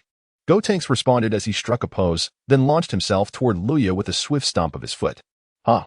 Gotenks aimed a punch at Luya, only for the latter to effortlessly grasp his fist. "What? How is this possible?" Gotenks was taken aback, unable to comprehend how, despite his fusion, he was not overpowering Luya as he had expected. Observing the two youngsters' misplaced confidence, Luya chuckled, "I can predict your movements, so you'll need to give it your all. If that's the case, then I shall unleash my full power," Gotenks declared, his voice low and resolute. In an instant, he erupted with energy, transforming into a Super Saiyan, his strength surging dramatically. Suddenly, an immense force swept through the air, causing Luya to furrow his brow and reluctantly release his grip. Seizing the opportunity, Gotenks unleashed a barrage of rapid punches and kicks towards Luya, the sound of tat-tat-tat echoing in the air. Yet, Luya skillfully evaded his attacks. Even with Gotenks' power amplified 50-fold, he was no match for him. Although both Goten and Trunks could transform into Super Saiyans, their combat prowess remained rather limited. Their fusion had indeed made them stronger, but they still lacked a certain finesse. However, it was evident that their forms were steadily enhancing their aura, compelling Luya to take the matter seriously. Bang! Crack! Luya intercepted a powerful punch from Gotenks, immediately retaliating with a swift elbow strike. However, Gotenks seemed to have anticipated this move. With remarkable agility, he supported himself on Luoya's arms and executed a graceful somersault, landing behind him. Without hesitation, he pivoted and unleashed a sweeping kick. The lure moved swiftly, its form vanishing in an instant. The two engaged in a fierce clash, their overwhelming energy causing water columns to erupt skyward. Chapter 62, Fierce Battle. Super Saiyan Trunks and Goten. At this moment, within the celebration banquet, the crowd sensed the distant energy. It was the aura of Gotenks, and also of the lure. "Why are they fighting?" Krillin remarked, somewhat astonished. "Indeed. What are those two up to?" Piccolo stated, narrowing his eyes and speaking in a calm tone. "They must be sparring, but given the nature of the lure, it's likely that Goten and Trunks approached him first." Krillin pondered thoughtfully. The others nodded in agreement, after all. The mischievous antics of these two youngsters could be quite exasperating. Chi-Chi and Bulma were irritated, exclaiming, "Where did those two go in the blink of an eye? Hey, Vegeta, go bring them back. The party is about to start." Bulma called out to Vegeta, who stood nearby with his arms crossed. Vegeta hesitated momentarily but ultimately acquiesced to his wife's request, vanishing from his spot. Meanwhile, the fierce battle between the Luya and Gotenks continued. And the Luya found himself struggling against the two young warriors, who had grown increasingly formidable once they found their rhythm. Haha, take this, Gotenks exclaimed with excitement. Then launched a punch, his fists and arms spinning like a whirlwind. Ha! Gotenks struck fiercely towards the Luya. Startled, the Luya quickly crossed his arms in front of him. Bang! In the next moment, the Luya was sent sprawling backward, his arms slightly numb upon stopping. Rubbing his arm, he looked at Gotenks and smiled. You've got some skills. Hee hee. Gotenks chuckled, his expression one of pride. However, I'm about to get serious now. The Luya tightened his fists, then roared, unleashing his energy as a brilliant white light enveloped him, his power surging. Previously, the Luya had not used his full strength. His approach was akin to Goku's, warming up before unleashing his true potential. Upon sensing such a powerful aura, Gotenks' expression shifted to one of apprehension. System, activate the ultimate Saiyan talent. The Luya silently commanded. Beep. The ultimate Super Saiyan talent has been activated. Luya gazed at Wutian Keisai, for he would not simply pursue the task at hand. It presented a splendid opportunity for personal growth. Excellent. Once more. A subtle smile graced Luya's lips as he immediately launched his assault. In the blink of an eye, he appeared before Wutian Keisai and delivered a punch that sent the unprepared Wutian Keisai flying. Oh dear. How painful. You dared to launch a sneak attack. Wutian Keisai covered his face, tears streaming from the agony. Luya, with an air of innocence, questioned, What ambush? I had forewarned you. Gotenks, hands firmly placed on his hips, declared with fervor, I am quite incensed. The repercussions will be dire. Prepare to experience my techniques. With that, Gotenks took a deep breath and subsequently exhaled in rapid succession, conjuring 6 ethereal manifestations of himself that materialized before him, each one akin to a soul. Loya raised an eyebrow. He had encountered such entities before. The moment they came into contact with these objects, they would detonate instantaneously, exhibiting astonishing destructive power. It seemed prudent to exercise caution. Seize him. Gotenks pointed at Loya. And in an instant, those underlings charged forth like untamed stallions. With a piercing gaze, the angler swiftly extended his palm and unleashed a barrage of energy orbs. Boom, boom, boom. In an instant, as the orbs collided with the ethereal entities, they erupted in a series of explosive bursts. The arena reverberated with the sound of detonations. What? Gotenks, somewhat indignant, inhaled deeply once more, summoning forth a cadre of over a dozen minions. The spectral beings surged forth once again, with an air of composure. Luya suddenly erupted with fury, propelling himself to the utmost limits of speed as he soared through the air, deftly evading the impending threats. Meanwhile, Wutian Keisai orchestrated a cadre of minions in pursuit, finding amusement in the chase as a joyful smile danced upon his face while he relentlessly followed Luya. Boom, boom, boom. Several of the entities that Luya had outmaneuvered collided, resulting in explosive chaos. Suddenly, Luya altered his trajectory, charging directly toward Wutian Keisai. Wutian Keisai, taken aback, quickly regained his composure. I understand your intentions. However, I shall not allow you to succeed. As Luya smiled faintly, in the next instant, he found himself before Wutian Keisai. Wutian Keisai erupted in fury, immediately launching a punch towards Luya. Meanwhile, the puppet showed no signs of relenting. Whoosh. Suddenly, just as Wutian Keisai was about to strike Luya, he deftly sidestepped, evading the attack, leaving them scarcely a fist's distance apart. In the next moment, Luya executed a technique of instantaneous movement, disappearing from sight. He had been merely a fist's length from Wutian Keisai, yet he harbored no intentions of assaulting him. Wutian Keisai was momentarily taken aback before realizing that his own subordinates had recklessly collided with him. Wutian Keisai howled in agony. Yet he could not escape the fate of being engulfed in the ensuing explosions. A series of blasts enveloped him in a cloud of smoke, obscuring his figure entirely. The Luya appeared several dozen meters away, and as he watched it explode, his expression suddenly stiffened. A resounding roar echoed, followed by a radiant golden light piercing through the smoke, revealing the form of Gotenks. At that moment, Gotenks had undergone a remarkable transformation. His hair had grown immensely, and his eyebrows had vanished. He had ascended to Super Saiyan level 3. The surge of energy was overwhelming. Luya squinted slightly, a look of solemnity crossing his face. They have actually compelled us to employ our true abilities. Excellent. Truly remarkable. Wutian Keisai gazed arrogantly at Luya, with arcs of lightning crackling around him, exuding an undeniable charisma. As Luya smiled with a hint of mischief, Wu-Tian Keisai returned the grin, and in the blink of an eye, he materialized before Luya, his index fingers incessantly pointing towards him. From the tips of his fingers, beams of light erupted, launching a series of bizarre attacks. With Wu-Tian Keisai's speed significantly enhanced, Luya found himself compelled to evade the onslaught. Simultaneously, he concentrated an energy orb in his hand, and in the next moment, he charged directly towards Wu-Tian Keisai amidst the deluge of attacks that fell like rain. Wu-Tian Keisai, perceiving this unfolding scene, swiftly assumed the stance for the Turtle School's Kamehameha, unleashing a resounding roar as he fired a brilliant wave of light. Luya let out a deep breath, and the energy orb he had gathered in his hand was launched forth, colliding directly with the ki blast. He successfully blocked Gotenks' ki attack. What a splendid opportunity! Naturally, Gotenks would not grant Luya a moment's respite. He immediately intensified his output, causing the energy of the ki blast to surge dramatically. As the expression on Luya's face shifted dramatically, he found himself compelled to retract his form, simultaneously extending his other hand, where a surge of energy manifested to counter the onslaught of Gotenks. P.S. Today marks the 5th update. Let us see the results. I am fervently typing away. In truth, I have always harbored a dream of supporting young models, yet recently, the tides have turned unexpectedly. The lessons of past experiences remind us to cherish life and steer clear of illicit activities. Chapter 63. My apologies. Perhaps I overexerted myself. Gotenks, seizing the fleeting opportunity, was certainly not reluctant to unleash his full strength. Luya braced himself against the force of his opponent, maintaining a remarkably composed demeanor. Suddenly, as Gotenks unleashed his Kamehameha wave, he expelled a spirit entity that surged towards Luya at an astonishing speed. Observing the approaching spirit, Luya broke into a mysterious smile. With a resounding clash, he single-handedly blocked the Kamehameha wave, while his other hand elegantly swiped through the air. The resulting explosion of immense power erupted dramatically.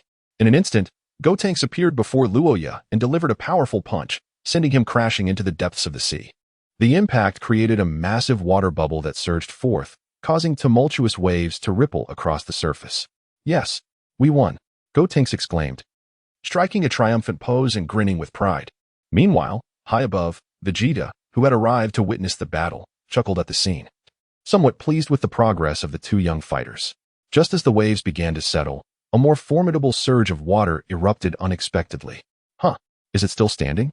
Gotenks remarked, his spirits dampened. From the depths of the ocean, a figure slowly emerged, revealing itself to be none other than Luya.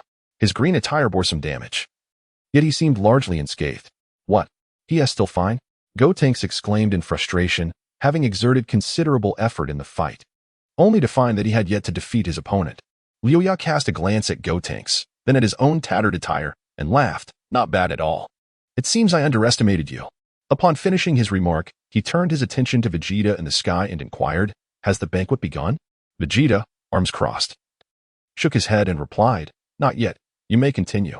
Gotenks, noticing Vegeta's presence, was momentarily at a loss for how to address him. After all, Trunks was Vegeta's son. But Goten was not.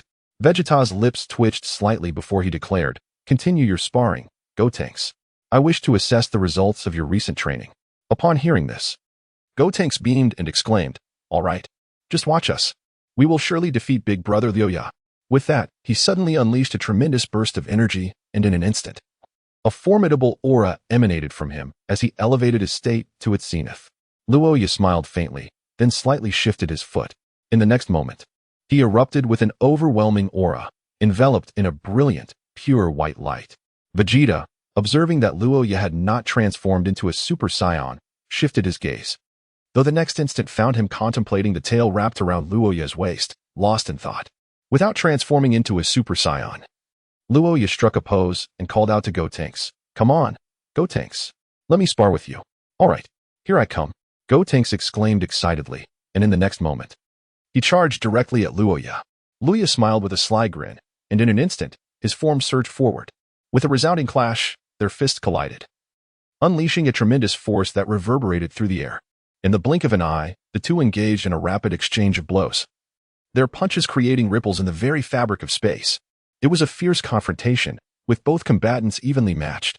However, Luya faced Gotenks, who had transformed into a Super Saiyan at the 3rd level, with a certain degree of ease.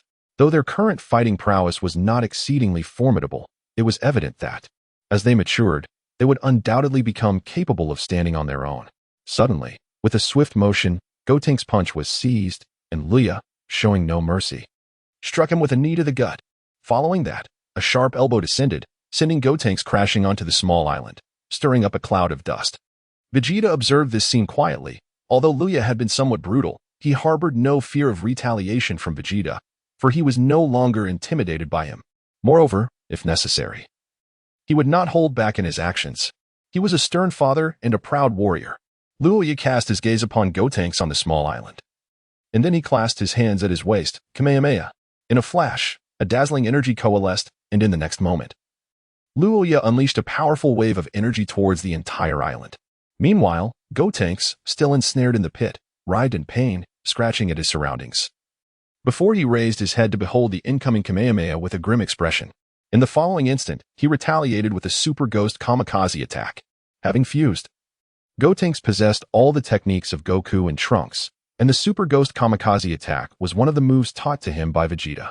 However, as he executed it, Vegeta in the air was visibly displeased, exclaiming, "What is this?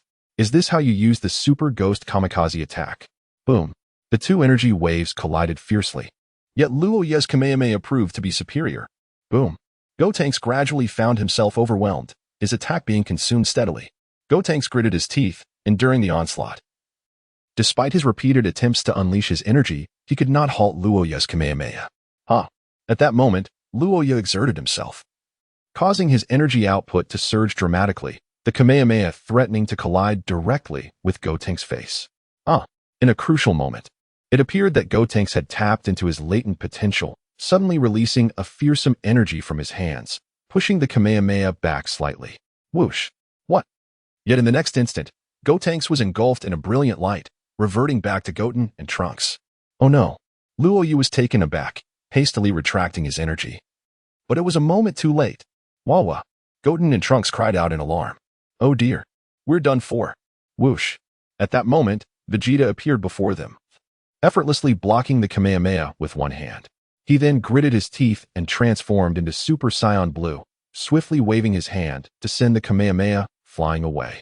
Phew! Luya exhaled in relief. He had indeed exerted considerable effort, intending to draw out the potential of the two youngsters, but he had nearly miscalculated. Had they been struck without defense, the children would have faced grave injuries. My apologies, I may have overdone it a bit, Luya said awkwardly. Vegeta shot a glance at Luya, then turned to Trunks and Goten. You two must train diligently from now on. No more slacking off. Huh? What? Trunks replied dejectedly. Fool. If you don't train properly, I won't take you to the amusement park. Vegeta retorted angrily. Fine. Trunks conceded, as he was particularly fond of amusement parks. He had originally thought he could defeat brother Luya, but unexpectedly, due to excessive energy consumption, the fusion had ended prematurely. Chapter 64, A Slip-Up. Manaka, in tears, concluded his sparring session with Gotenks, and the group returned to the banquet venue. Upon seeing their son in a beggar state, Chi-Chi and Bulma immediately reprimanded him. Eventually, both boys were ordered to take a bath, and of course, so was Ruya. Emerging from the shower rejuvenated, Ruya felt invigorated. His recent battle with Gotenks had yielded satisfactory rewards. The boost to his combat power was substantial, and he had also absorbed energy from the two young fighters, now merely a step away from attaining the status of a Super Saiyan god. Furthermore, he acquired Gotenks' technique, which enabled him to summon explosive orbs reminiscent of wraiths.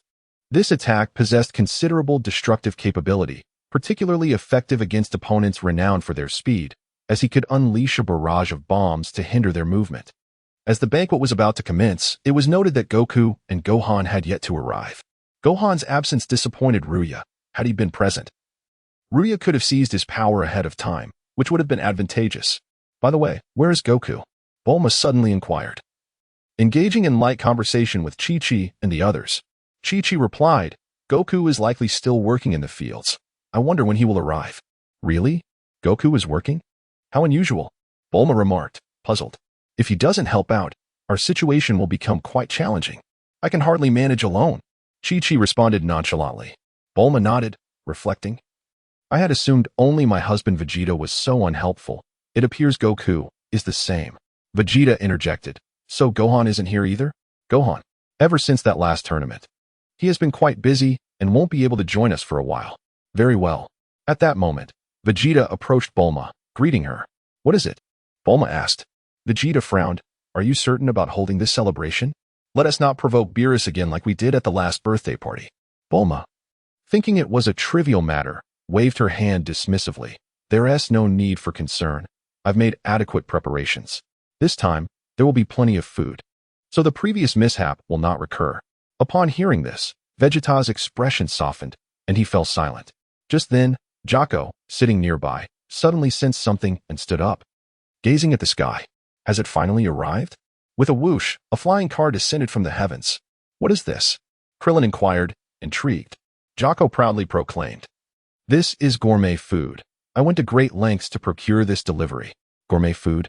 A crowd gathered as a flying car descended slowly. Its doors swinging open to reveal an extraterrestrial clad in casual attire. How could this be? The astonished onlookers recognized the alien, their expressions shifting to one of intrigue. Greetings. The alien removed his hat and bowed to the crowd, his large pink head gleaming brightly. Monaka? How could it be you? Exclaimed Krillin, taken aback. In his eyes. Monaka was a master of the universe. How could he be delivering packages? The astonishment of the crowd was palpable, and Vegeta and Piccolo exchanged glances, their expressions darkening. What is he doing here? After a moment of hesitation, Monaka presented the delivery to Jocko, saying, This is your package, please sign for it. Jocko, coming back to reality, could only comply. The ever-optimistic Bulma chimed in, Oh, Monaka, what a surprise. Why are you here so early? Where are Beerus and the others? Monaka pondered briefly before responding. I'm sorry, but I'm not with Lord Beerus. He recalled the moment upon returning to Beerus's planet, where he had received a substantial sum of money. Accompanied by Beerus's admonitions, he glanced around, feeling relieved. Thankfully, Goku was not present. Ah, well, it's fine that you're here. Come and join our celebration. Bulma smiled invitingly. However, Monaka's expression turned to one of refusal. I still have deliveries to make. Oh, don't turn me down. Also, think about that matter I mentioned last time. Suddenly, Satan appeared from nowhere, wrapping his arm around Monaka. Monaka, taken aback by Satan's enthusiasm, struggled to respond. What do you say? Would you like to be the ambassador for my gym? I've even prepared a costume. Satan laughed heartily, waving to someone nearby. The crowd turned to see a figure who bore a striking resemblance to Monaka, albeit slightly more robust. Removing her headpiece, she revealed a stunning face. Lord Satan, I can hardly breathe. Satan waved her off and turned back to Monaka. So, what do you think, Mr. Monaka? Would you like to be the ambassador for my gym? No. Monaka shook his head firmly in refusal. Oh, just like that? Satan appeared disappointed. Hey, it's Uncle Monaka. Suddenly, Trunks and Goten dashed over, skidding to a halt in front of Monaka. Hello. Monaka greeted, beads of sweat forming on his brow. Haha, Uncle Monaka, what brings you here? I heard from Lord Beerus that you're quite powerful. Trunks exclaimed. Hey, Trunks, behave yourself. Vegeta sensed that something was amiss upon seeing the two little ones, and he immediately exclaimed, What on earth? It's not every day that we get to see Uncle Monaka. As Trunks spoke, he playfully struck Monaka's chest with his fist, saying, Right, Monaka? The next moment, Monaka was sent soaring through the air. What? Everyone gasped in surprise. Mr. Monaka, are you all right? Bulma hurriedly inquired. Trunks. Vegeta's expression darkened to that of a simmering pot. Trunks glanced at his own hand, and then at Monaka, murmuring, This shouldn't have happened. I didn't even use much strength. Isn't Uncle Monaka the strongest in the universe? Upon hearing this, the others began to comprehend the situation, their expressions turning to confusion. Indeed, how could this occur? Suddenly, the sound of Monaka's sobbing pierced the air. Monaka is crying? The faces of the crowd transformed into a mixture of astonishment and intrigue. Wasn't Monaka supposed to be a formidable fighter? How could he be reduced to tears? Hey, Piccolo, could it be that Monaka's martial prowess is quite low? Krillin directed his gaze toward Piccolo. Piccolo's lips twitched slightly, who knows? Meanwhile, Rhea observed the scene without surprise, then suddenly sensed something and looked up at the sky. They're coming. In the very next moment, as Rhea lifted his gaze, Vegeta's expression shifted, and he too looked skyward. It seems they have arrived. As he spoke, a radiant beam of light descended, and soon thereafter, Beerus and Whis appeared before everyone. Oh, what a lively gathering. Are you all here to welcome us? Whis chuckled warmly. Humph. I've traveled a great distance, so I certainly expect a hearty feast. By the way, what is this? Manaka? What are you doing here? Beerus exclaimed, suddenly noticing the tearful Manaka, his face growing serious. Lord Beerus, why did you take so long to arrive? Bulma approached him. However, Beerus disregarded her and turned his attention to Manaka, angrily saying, Hey, Manaka, didn't I tell you not to come? How did you end up here? Manaka, feeling wronged, replied, I was just delivering a package. Beerus momentarily faltered, then scanned the expressions of those around him, sensing a chill in his heart. Oh no, I've been exposed. Oh dear, it's been revealed. Whis remarked with a hint of regret. Lord Beerus, in truth, Manaka is not a skilled fighter, is he? Krillin asked anxiously. Beerus fell silent. The group's emotions grew complex. Vegeta felt a sense of foreboding. Meanwhile, Beerus regained his composure and casually stated, Indeed. Manaka's title as a master fighter was a suggestion from Whis. As the tension escalated, both Rhea and Bick found themselves involuntarily twitching at the corners of their mouths. Goodness, what a fabrication. Why? Clint pondered, struggling to comprehend the rationale behind the charade of presenting Manaka as a formidable warrior. Beerus, feeling a headache coming on, was not one to indulge in lengthy discussions. After all, was there not a solution to every problem with a single destructive blast? If not, then two would suffice. At that moment, Whis stepped forward and addressed the assembly, stating, Ladies and gentlemen, the reason we have Manaka masquerade as a master is to establish a target for Goku and Vegeta to strive towards. Only in this way can they grow stronger.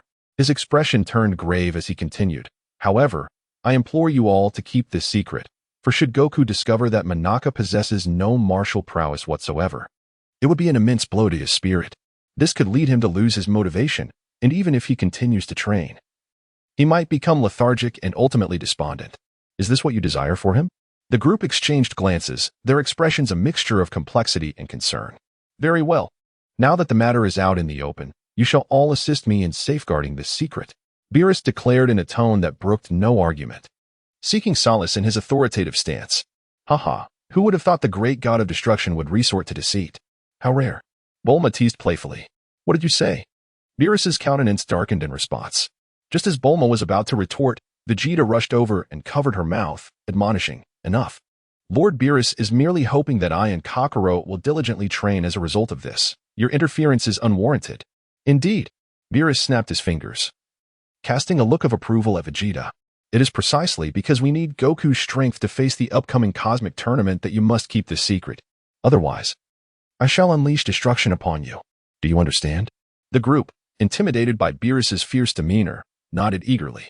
They had momentarily forgotten that he was indeed the god of destruction, not to be trifled with. What secret? Suddenly, a voice broke through, and Goku appeared behind Beerus. Ah! Beerus jumped in surprise, and upon recognizing Goku, he let out an exasperated growl. Fool! Where did you spring from? Don't mind me, Lord Beerus. Goku chuckled. Then his gaze fell upon Manaka, and his eyes lit up with excitement. Oh, Manaka, you're here. In an instant, Goku was in front of Manaka, enthusiastically grasping his arms. Excellent. Now that we have time, let us engage in a friendly match, Manaka. Ah. Manaka's face paled in panic as he turned to Beerus for help. The latter, alarmed that Goku might inadvertently harm Manaka with his enthusiasm, quickly reprimanded, Goku, show some decorum. What is the matter? With a mischievous grin, Goku earnestly implored Manaka once more. Suddenly, a sharp slap rang out against Goku's head. Who could it be? Just as Goku was about to express his anger, he was taken aback to discover that it was Chi-Chi who had struck him. What is the matter with you, Chi-Chi? He questioned. Chi-Chi, with a tone of exasperation, retorted, just look at yourself. Do you have any idea how you're dressed for this gathering? Now go change your clothes. You smell terrible. Goku took a whiff of himself and indeed noted a pungent odor, resigning himself with a sigh. Fine then. With a swift motion, Goku utilized his instant transmission to depart.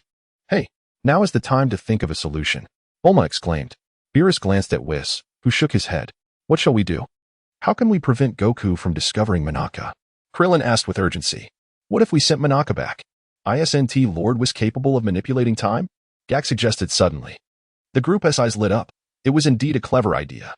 No, it's too late now. Today Goku must face Manaka, and if we let him go, it might cause complications. Whis firmly rejected. What then shall we do? Beerus said, growing impatient. Ah, I've got it. Trunks suddenly interjected. What? The others looked at him with curiosity. Trunks, with a sense of pride, declared, "In that case, we can have someone impersonate Uncle Manaka." The idea of impersonation sparked excitement among them. Beerus even gave Trunks a thumbs up. "Excellent, little one." But the question remained, who could play the role of Manaka? Whis inquired. Beerus paused, then replied, "The only ones present who could match Goku are Vegeta and Luya, but Goku is undoubtedly very familiar with Vegeta's techniques." He then turned his gaze toward Luya. Luya shrugged helplessly, stating, "There's nothing I can do. I cannot defeat Goku. Of course, if I were to utilize the Kaioken technique, I might stand a chance, but the use of Kaioken would certainly be detected." The group instantly felt disheartened, pondering what to do next. Suddenly, a smile graced Lua's face as he suggested, "However, Lord Beerus, couldn't you substitute for Manaka? With your strength, dealing with Goku would be more than sufficient." Upon hearing this, Beerus's expression turned icy. Chapter 66. Beerus endures humiliation to impersonate Manaka. What did you say? How could I, a distinguished god of destruction, stoop to such a thing? Beerus exclaimed, visibly agitated. What's the matter? Haven't you already lied? Isn't it only reasonable to sacrifice a bit for your own deceit? Bulma replied dismissively. Damn it. Beerus's forehead pulsed with veins. He suddenly felt an urge to silence this woman. Lord Beerus, you must make a decision quickly, or Goku will return. Whis interjected suddenly. Beerus hesitated. Did someone call for me? In a flash, Goku appeared in the arena, startling Beerus, who exclaimed, "So soon." Everyone was taken aback. Haha. Manaka. Can we finally spar now? Goku approached Manaka with a grin, having waited eagerly for this moment. The news of Manaka being an exceptionally skilled fighter had consumed his thoughts, and he was eager for a chance to engage in a duel. Witnessing Goku's enthusiasm, the others were at a loss for words. Beerus stepped forward, forcibly pulling Goku aside. Hey, Manaka is not someone you can challenge so casually. Oh? Then what should I do? Goku asked, puzzled. After a moment's contemplation, Beerus declared, if you wish to challenge Manaka, you must first complete 100 trillion sit-ups. 100 trillion? Alright, I'll do it. Goku responded, sprinting to a nearby patch of grass to commence his task. As Goku busied himself with sit-ups, Beerus fell silent. At that moment, Trunks and Goten suddenly brought forth the Manaka suit that Satan had previously provided. Lord Beerus, look, we've prepared the props for you, Trunks said proudly. However, Beerus could hardly bring himself to look at the hideous costume. It was an affront to his dignity as a god of destruction to wear such a thing. Just as he wavered in his decision, Whis' voice rang out. You must hurry, Lord Beerus. What? Instinctively, Beerus glanced in Goku's direction, his eyes widening in shock. Goku had suddenly accelerated, moving with astonishing speed, and it seemed he might actually complete the task in no time. Beerus fell into silence. Beside him, Vegeta and Piccolo glanced at Goku, beads of cold sweat trickling down their faces. This old friend was indeed a source of great frustration. He had an incessant urge to spar with anyone he encountered. Suddenly, Goku dashed forward. So fast. Beerus exclaimed in astonishment, his expression shifting. Hey, Goku, how could you possibly finish that so quickly? That was 100 trillion. Goku paused for a moment and replied, 100 trillion? What's the problem? How did you count that? Beerus, incredulous, questioned him. Goku innocently began counting on his fingers. 1 trillion, 2 trillion, 3 trillion. Isn't 100 trillion supposed to be done in no time? I haven't even warmed up yet. The others looked on in disbelief. The fishing lure is somewhat drenched in sweat, as rumors suggest that Goku from Dragon Ball Super is not only a bit of a show-off but also quite simple-minded. He has certainly experienced it firsthand. Fool, that's certainly not how one counts. Completing 100 trillion takes many years at the very least. Beerus, in a fit of frustration, inadvertently let slip a secret. Goku, however, paid it no mind and asserted, all right, I'm going to challenge Manaka now. With that, he disregarded the crowd and pulled Manaka away, declaring, come on, Manaka, let us find a place to spar. Manaka immediately struggled, but like a mere wisp, he was powerless. Gazing imploringly at Beerus and the others, tears streaming down his face in silent despair. This is bad. We must stop him. Beerus panicked. Yajirobe, use your gravity technique to hold Goku back. Tien shouted suddenly. Understood. Yajirobe did not hesitate, extending his hand towards Goku to cast the binding spell. Suddenly, as Goku walked, he felt an overwhelming heaviness in his body. Startled, he exclaimed, what is going on? It's so heavy. Well done. Beerus praised. The others breathed a sigh of relief. Yet at that moment, Yajirobe gasped, I can't hold on any longer. The crowd's expressions changed as they witnessed Yajirobe being dragged forward. Not even the gravity technique could halt Goku. Meanwhile, Krillin clenched his teeth and rushed forward. Solar flare, he shouted, blinding the unsuspecting Goku, who instinctively released Monaka. Seizing the moment, Krillin quickly shifted Monaka away. Lord Beerus, now is your chance. Otherwise, it will be too late, Krillin urged. Trunks and Goten swiftly handed over the equipment. Beerus gritted his teeth, gazing at the soon-to-be-recovered Goku, and could only reach for the gear. Ugh, so blinding, what is going on? Goku suddenly recovered, looking back in confusion, and was taken aback. Monaka? Why have you grown larger? Before him stood the now hefty Monaka, his gaze icy. Inside the puppet, Beerus wore a look of disdain and irritation. Hey, make sure to fight far from here. Otherwise, the banquet cannot proceed, Bulma admonished. Goku laughed heartily, waving his hand dismissively. Got it. At that moment, however, Beerus broke from convention and suddenly appeared in front of Goku, and before the latter could react, a punch struck him squarely in the face. Ugh! Goku yelped in pain, his body flying away. Beerus followed suit without hesitation, unleashing a flurry of punches and kicks upon Goku. Goku was overwhelmed, taking several hits that made him grimace in agony. With a powerful kick, Beerus sent Goku flying several dozen meters away. Everyone's expression sharpened, and they directly commenced. Truly impressive. As the atmosphere grew tense, both Luya and Vegeta's expressions turned grave. Their understanding of Beerus's true strength remained shrouded in mystery, compelling them to observe intently. Luya, in particular, activated his utmost Saiyan potential, pondering when he might acquire a power akin to the Sharingan. Although this was the Dragon Ball universe, he recalled a certain identity related to time travel. Dismissing such thoughts, Luya focused earnestly on the sparring match. Ouch! Goku winced, rubbing the sore spot. Yet he dismissed Beerus's sneak attack, exclaiming with excitement, I never imagined you were this formidable, Monaka. Well then, I shall not hold back. With a fierce burst of energy, Goku charged straight at Beerus. The god of destruction responded with a cold smirk, launching himself into the fray as well. Chapter 67, A Spectacular Battle. The excitement of Beerus boom, boom, boom. In the high altitude, the sound of fists colliding echoed as Goku and Beerus engaged in a high-speed brawl, astonishingly exchanging blows with vigor. Crash. Ugh. Goku was sent flying by a powerful punch, crashing into a distant mountain. However, in the next instant, he emerged, roaring with determination as he shot towards Beerus, unleashing a flurry of rapid punches at an astonishing speed. Beerus, unfazed, effortlessly parried the onslaught, while Goku's skill paled in comparison. He was hindered by the constraints of his toy-like attire. Like an excited bull, Goku relentlessly attacked Beerus, each strike devoid of restraint. In his mind, Monaka was an immensely powerful being, prompting him to shed his previous carelessness and approach the battle with utmost seriousness.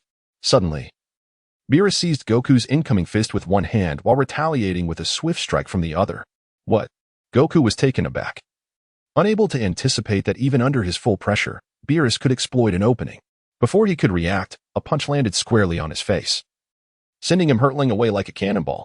However, the force behind Beerus's blow caused his attire to tear, leaving him momentarily flustered. What? Beerus thought, a torrent of expletives flooding his mind. Meanwhile, Goku, clutching his face and wincing in pain, looked at Beerus and grinned. Since you're so unreserved, I shall fight with all my might. With that declaration, he erupted with energy, a terrifying wave of power surging forth, enveloping him in a brilliant, pearlescent glow. In the next moment, Goku charged once more. Beerus, feeling the urgency, could only conceal his exposed paw behind his back, bracing himself for Goku's assault. Bang, bang, bang. The two combatants clashed once more, and at this very moment, Beerus appeared to be subdued. Is this a jest? How could it be? The mighty Lord Beerus being restrained? The onlookers were bewildered. When had the strength of Lord Beerus diminished to such a degree? No, he was bound. He donned that puppet attire. If he exerted even a modicum of force, his ruse might be revealed. Thus, he was exercising restraint.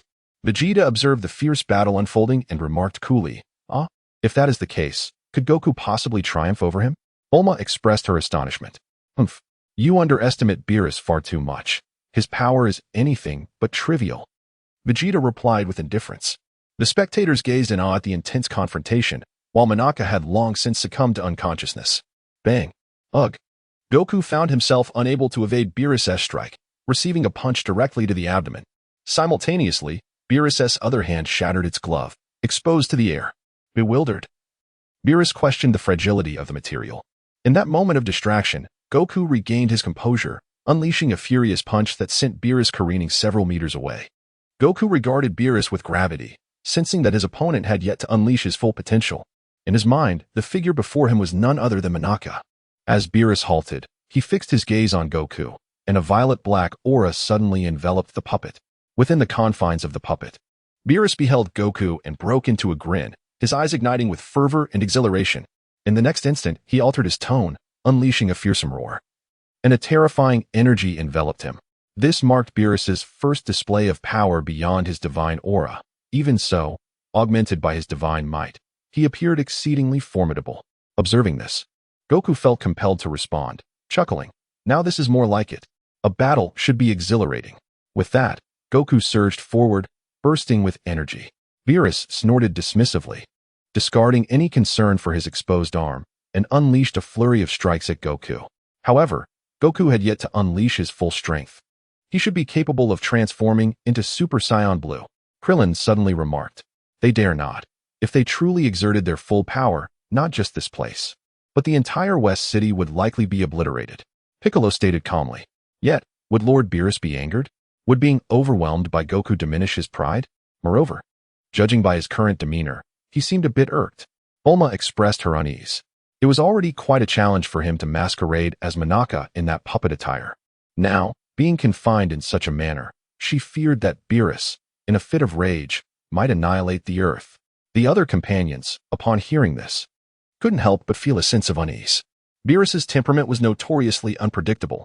No one knew what might provoke him, and at such a moment, he could easily obliterate everything, which would be a grave matter. Ha ha ha, that is hardly the case. At that moment, Whis approached, having discarded his staff in favor of a plate of fruit salad held in his left hand, while his right hand deftly delivered morsels to his mouth. Whis, do you truly believe Lord Beerus won't become angry? He seems a bit off at the moment. Bulma inquired, her concern evident. Whis swallowed his food and waved his hand dismissively. Oh, fret not. Lord Beerus is currently reveling in the thrill of battle. He is not angry at all. You may rest easy. Hearing this, everyone released a collective sigh of relief. Furthermore, since the commencement of the match with Universe 6, Lord Beerus had been relegated to the role of spectator, and his inner restlessness had long been simmering. Thus, he was indeed eager for a confrontation, after all. Since his battle with Goku, he had rarely engaged in combat due to a lack of worthy opponents. Now, with the constraints of this puppet-like attire, he could strike a balance and face Goku once more, a battle that he truly desired. Whis chuckled, savoring a piece of fruit, his spirits soaring high. Vegeta and the others were intently focused on the fight, and it was evident to them that Beerus was thoroughly absorbed in the joy of the combat. Meanwhile, on the other side, Luya munched on snacks while observing the battle, feeling a twinge of restlessness himself. However, after a while, he lost interest in this restricted form of combat and allowed his thoughts to settle, his consciousness delving into the system. Gazing at his battle power, which had surpassed 100 billion, Luya couldn't help but marvel at his significant improvement since the match against Universe 6. This was largely due to his relentless application of the strongest Saiyan talents during combat, although he had refrained from utilizing them at other times. When he examined his skills, a moment of silence enveloped him. He almost forgot about his ability to transform into a great ape. Chapter 68. The simultaneous existence of Super Saiyan 4 and Super Saiyan Blue? Regarding the great ape transformation, Luya understood only a fragment. That is, Saiyans could transform into a colossal gorilla by harnessing the power of the moon through their tails. This great ape form represented the Saiyans' most primal state, and it exuded tremendous power. Once transformed, the strength would surge exponentially. He was also aware of another facet, the ability to transform into Super Saiyan 4. However, Luya knew that the tail merely served as a tool for the great ape transformation and bore no direct connection to the Super Saiyan 4 transformation. The tail functioned more like a collector that amplified the absorption of Blutz waves, prompting the body to undergo the transformation. While it determined whether a Saiyan could naturally transform into a great ape, it was not an absolute necessity. A Saiyan could still achieve this transformation without a tail, albeit with diminished capacity for absorbing Blutz waves, much like Vegeta in Dragon Ball GT, who successfully transformed into Super Saiyan 4 by utilizing the artificial Blutz waves created by Bulma. In essence, the enhancement of the Bulma's light can indeed lead to transformation into a great ape, indicating that the presence of a tail and the golden great ape, as well as the Super Saiyan 4th level, are unrelated phenomena. Upon transforming into the golden great ape, a Saiyan must harness their formidable consciousness and regain their rationality, subsequently compressing that energy to achieve the further transformation into Super Saiyan 4th level.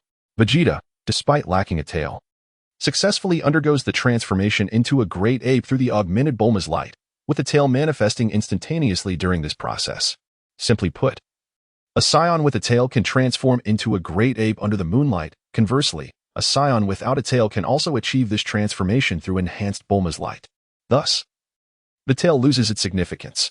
The old Kai, aware of the latent power within Saiyans and the means to awaken it, understands the necessity of removing the tail but is oblivious to the fact that technological enhancement of Bulma's light yields the same results. Of course, this is within the realm of Dragon Ball Super, and such concepts cannot be applied uniformly, especially as the current Saiyans are on a divine path, unlike their GT counterparts who repeatedly evolve into higher stages of Saiyan transformations. Reflecting on this, Luya muses inwardly, "System, is this transformation into a great ape akin to the one I envision?" The system responds, "What does the host's imagined transformation into a great ape entail?" The corners of the lure's mouth twitched slightly. Of course, the question is whether this transformation can lead to a breakthrough beyond Super 4. The system responded, "Host, there is no need for you to worry just yet. First and foremost, focus on enhancing your strength. Otherwise, when the time comes to utilize this skill, you may find yourself utterly helpless. I fear that in your moment of losing rationality, you could be indiscriminately slaughtered." Loya shook his head, choosing to remain silent. This system seemed rather frivolous, and it was prudent to limit interactions with it. Uncertainty lingered over whether Super Saiyan 4 could exist within this multiverse. However, he was confident in his ability to transform into Super Saiyan Blue. The question remained whether Super Saiyan 4 and Super Saiyan Blue could coexist simultaneously. Presently, Luya pondered the possibility of merging these two formidable powers. With this thought, he gazed into the vast sky. Boom. At that moment, Beerus and Goku were engaged in an intense battle, their contrasting auras of white and purple colliding with ferocity, creating an awe-inspiring spectacle. Thud. Beerus landed a powerful punch to Goku's abdomen, eliciting a cry of pain from him. Yet, despite the agony, Goku retaliated with a punch aimed directly at Beerus's forehead. Beerus, quick to react, tilted his head slightly. However, due to the size of his head, Goku's fist merely grazed his headpiece. With a resounding pop, one of Monaka's earpieces was knocked off. Panic ensued as the crowd's expression shifted dramatically. "No, that was my painstaking creation," Satan lamented, feeling a wave of indignation. In that fleeting moment, Beerus retaliated with a swift kick, sending Goku hurtling through the air. Beerus felt a twinge of anxiety. Losing an earpiece was a precarious situation that could reveal his true identity. However, Goku remained unfazed, his focus solely on Beerus and the thrill of battle. "Come on," he exclaimed with a hearty laugh, unleashing a surge of energy that radiated power as he teleported directly in front of Beerus, throwing a punch. Beerus evaded the attack by shifting his body, but before he could react, Goku's foot followed with an upward kick. Realizing the impending danger, Beerus quickly maneuvered again. But in the next instant, his rear was grazed, revealing his tail. "This is bad," both Piccolo and Vegeta exclaimed, their expressions shifting to alarm as they vanished from sight. Fueled by determination, Goku launched another assault, yet Beerus countered with a swift kick that sent Goku flying once more. Undeterred, Goku charged back into the fray. Whoosh! Just then, Vegeta and Piccolo materialized in front of Beerus. Piccolo cleverly draped his cape over Beerus, while Vegeta hastily provided him with a piece of white cloth. Understanding the urgency, Beerus wrapped it around his exposed tail. "Vegeta? Piccolo, what are you doing?" Goku asked, confusion evident in his voice. Well, we're not quite sure. It seems Monaka possesses some form of mind control ability." Why is my hand uncontrollably elongating?" Piccolo feigned a frantic gesture, extending his arm to ensnare the unsuspecting Goku. Vegeta remarked, "Your acting is utterly abysmal." Piccolo's face twitched. At that moment, Vegeta, with a rather awkward expression, added, "Indeed, I too am beyond control. My body is entirely unresponsive." Piccolo retorted, "Your acting skills are equally lacking." Meanwhile, Beerus had wrapped his tail around himself, revealing no discernible expression. In the next instant, He effortlessly flung both Piccolo and Vegeta away with a single hand. Beerus then cast a sidelong glance at Goku, followed by a chilling smirk. In an instant, his aura erupted with intensity. A deep violet energy stirred the heavens, its potency surpassing that of moments prior. Goku, witnessing this, felt a surge of excitement. All right, if that's the case, let us do this. Huh.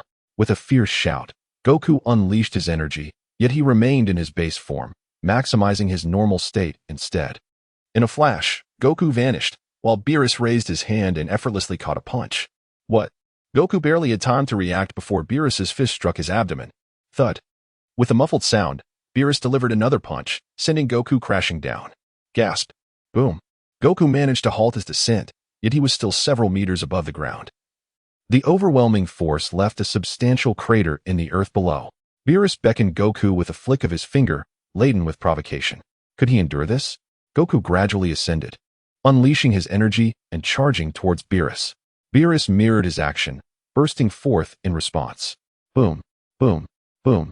In an instant, their tremendous powers caused a series of explosive shocks to echo throughout the vicinity. Chapter 69. The turmoil concludes though both remained in their base forms. The intensity of their battle was scarcely inferior to that of the Super Saiyan transformations. Goku and Beerus locked eyes from a distance, their energies rapidly surging, seemingly intent on a decisive confrontation. Witnessing this, Vegeta and the others were taken aback, quickly turning their gaze towards Whis. Whis, hurry and stop them. Vegeta's expression was fraught with urgency. He could sense that if these two unleashed their full might, the entire Earth would face catastrophic repercussions. Alas, Whis appeared somewhat helpless, pondering why these two had become so addicted to fighting. Just then, Goku, high in the sky, began to unleash his energy, and his strength soared dramatically. Humph! Beerus let out a disdainful snort, as an astonishing purple glow enveloped his form. The two exchanged glances, and in unison, they charged towards one another. Neither intended to evade this fateful punch. Lor stood up, ready to take action to prevent any unforeseen incidents. However, it soon became apparent that he had underestimated the power of the angel. Just as Goku and Beerus's fists were about to collide, Whis appeared between them, effortlessly grasping each of their fists with one hand. Oh dear, I must insist that you cease this at once, or else the banquet cannot proceed. Whis remarked with a slight smile. His intervention was indeed impressive, effectively halting Goku and Beerus, which left their companions in awe, as Whis' strength seemed unfathomable to them. The second-tier angel, Luya, observed Whis with narrowed eyes, acknowledging that the latter's power surpassed that of Beerus. Whis, why have you stopped us? Goku inquired, somewhat displeased. Being interrupted in battle irked him, regardless of who the intruder was. Whis, unperturbed, replied calmly, Lord Beerus has commanded you to halt. Startled by this revelation, both Goku and Beerus glanced downward simultaneously. In the midst of the gathering, Beerus stood, albeit in a peculiar manner, devoid of his usual divine authority, appearing somewhat dazed. Witnessing this scene, Beerus's lips twitched slightly, but he chose not to dwell on it. Oh, very well then, Goku conceded, obliged to follow the command now that he knew it came from Beerus. Whis discreetly glanced at Beerus and chuckled softly. Well played, Lord Beerus. Humph, Beerus replied. His interest peaked as he descended. Indeed, Manaka exceeds my expectations. If he were to unleash his full power, I might truly struggle to defeat him, Goku said excitedly, recognizing that Manaka was likely holding back out of concern for the surroundings. Hey, I already told you to move farther away. You've made a mess of my backyard. Bulma exclaimed, clearly irritated. Goku waved his hand dismissively. Well, Bulma, you're the wealthiest person in the world. Surely this is a trivial matter. Bulma sighed, somewhat resigned. But who could blame her? After all, she shared a close bond with Goku. Haha. Speaking of which, your battle was so spectacular that it knocked Manaka out cold. Chai suddenly burst into laughter, pointing at Manaka. The group's expressions froze, and a collective sweat broke out. Beerus, too, froze at this remark. What? Manaka? Goku exclaimed, puzzled. Hadn't Manaka just fought him? How could he be unconscious? As he contemplated this, Goku turned his gaze to Manaka, who appeared vacant and unresponsive, staring blankly ahead. Goku was taken aback. He quickly darted his eyes between the real Manaka and the fake one, exclaiming, what on earth is happening? In a rather awkward moment, Bulma and the others found themselves in an uncomfortable predicament. As they sipped their tea, The murderous gazes from Piccolo and his companions made them feel utterly humiliated, wishing they could vanish on the spot. Meanwhile, inside the doll, Beerus was seething with anger. He had gone to great lengths, sacrificing the dignity of a god to masquerade as this hideous and troublesome entity, only to have his efforts rendered futile by a single remark from T. Such transgressions were unforgivable. The purple divine energy enveloped Beerus's form, resembling a malevolent deity poised to obliterate everything in sight. Vegeta and Piccolo, upon witnessing this spectacle, broke into a cold sweat and swiftly assumed combat stances, bracing themselves for Beerus's wrath. Indeed, the situation had escalated to this point. 1,000 thoughts raced through Vegeta's mind. This could not be allowed to happen again. Bulma's extravagant gatherings posed a grave threat to the safety of Earth. This festivity was toxic. Whis, observing the unfolding scene, felt a sense of helplessness. It was said that one need not fear an opponent like Goku, but rather dread a teammate akin to a pig. Even he did not wish to provoke Lord Beerus's fury at this juncture. Just as Beerus was about to unleash his power, Goku suddenly exclaimed with fervor, "Ah, I understand now. Is Manaka also capable of creating clones like Bu? How impressive. Just the clone alone has proven difficult for me to handle." Everyone was momentarily taken aback, including Beerus, who then reigned in his aura. Upon witnessing this unexpected turn of events, a collective sigh of relief washed over the group. Well, while a true battle with Manaka may not be feasible, if his clones are this formidable, the original must be extraordinarily powerful. Excellent. I shall dedicate myself to training diligently. I must ensure that I triumph over Manaka next time, Goku declared with unwavering confidence. However, his bravado was short-lived as his stomach grumbled. After all this fighting, I'm really hungry. Let me grab a bite first. With that, he disregarded the others and strode towards the food area. The group exhaled in relief. The storm had finally passed. Goku truly had a carefree spirit, Krillin remarked with a knowing look. The others nodded in agreement, bemused by Goku's antics, but grateful that they had successfully navigated the crisis. Ha.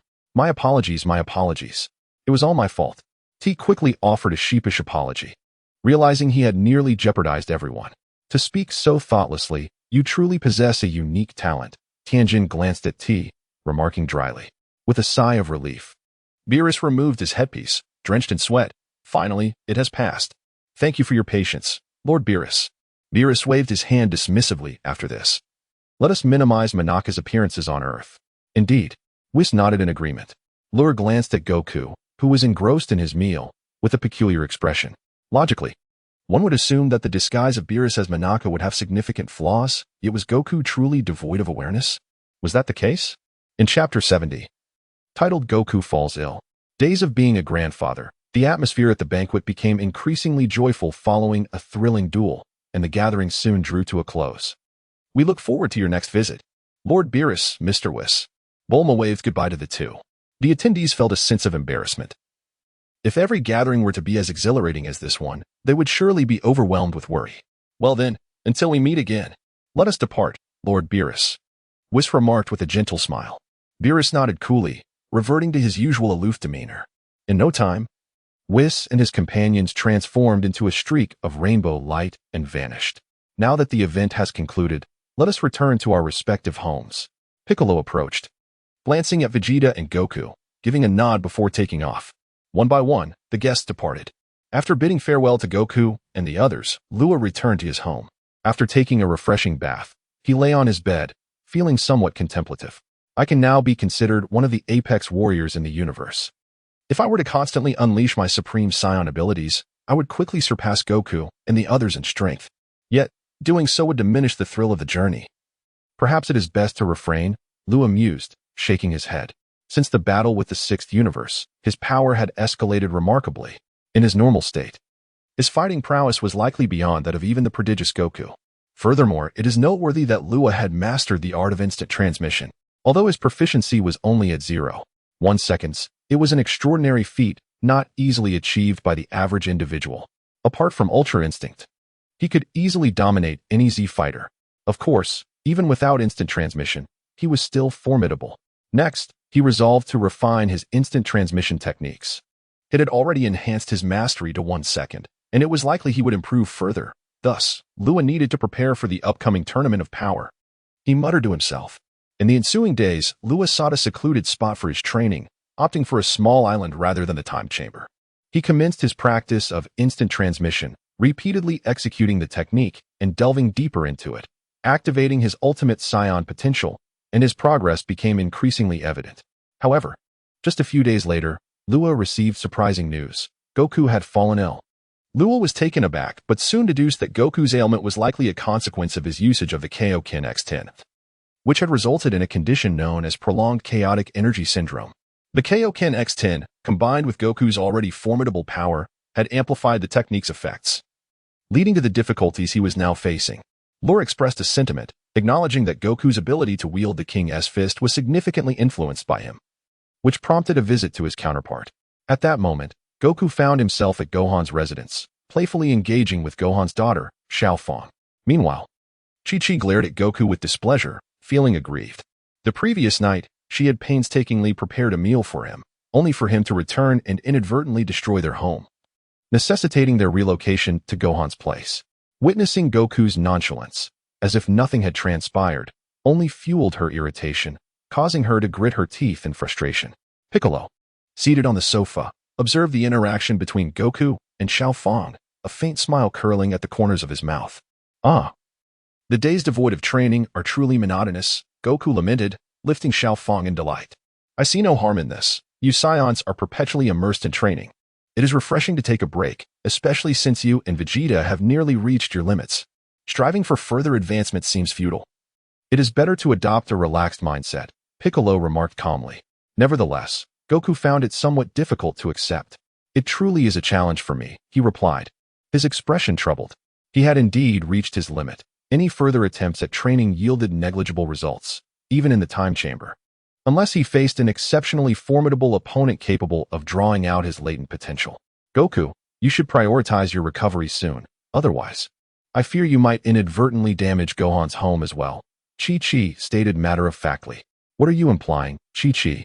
Goku responded, somewhat awkwardly. I have faith that my father would never do such a thing. At that moment, Gohan and Videl entered the room. Ah, Gohan, Videl, you're back. Goku greeted them with a wave. Xiaofang, thrilled to see your father, gurgled happily. Gohan approached, smiling. Ah, I returned early today. As he lifted Xiaofang, he asked, did you miss your daddy? Xiaofang affectionately kissed Gohan, indulging in playful antics. The atmosphere was filled with warmth and joy. By the way, Gohan, weren't you in discussions with the university professor regarding a collaboration? I heard he wanted you to be his assistant. Why are you back so soon? Chi-Chi suddenly inquired, her concern for her son evident. Gohan lowered his gaze slightly before responding, I declined. What? Chi-Chi exclaimed, quickly pressing for an explanation. Gohan smiled at Xiaofang, explaining, Videl and I have decided to step back from the hectic work life. We want to spend more time with Xiaofang. Indeed. Both Gohan and I share this sentiment. Plus, we can afford to forego work. After all, our family is financially secure. Chi-Chi felt a twinge of disappointment. It was only natural for a mother to feel disheartened by her son's decision to relinquish a promising future. Haha, Gohan, you are quite the opposite of your father. Suddenly, Piccolo turned his gaze towards Goku and spoke. Goku chuckled heartily, displaying his indifference. For him, the pursuit of training was his sole interest. Of course, I hope that when time permits, Uncle Piccolo could assist me with my training, as I have not engaged in formal practice for quite a while.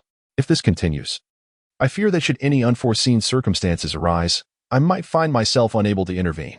Gohan suddenly looked at Piccolo and smiled. Piccolo glanced at Gohan and then smiled reassuringly.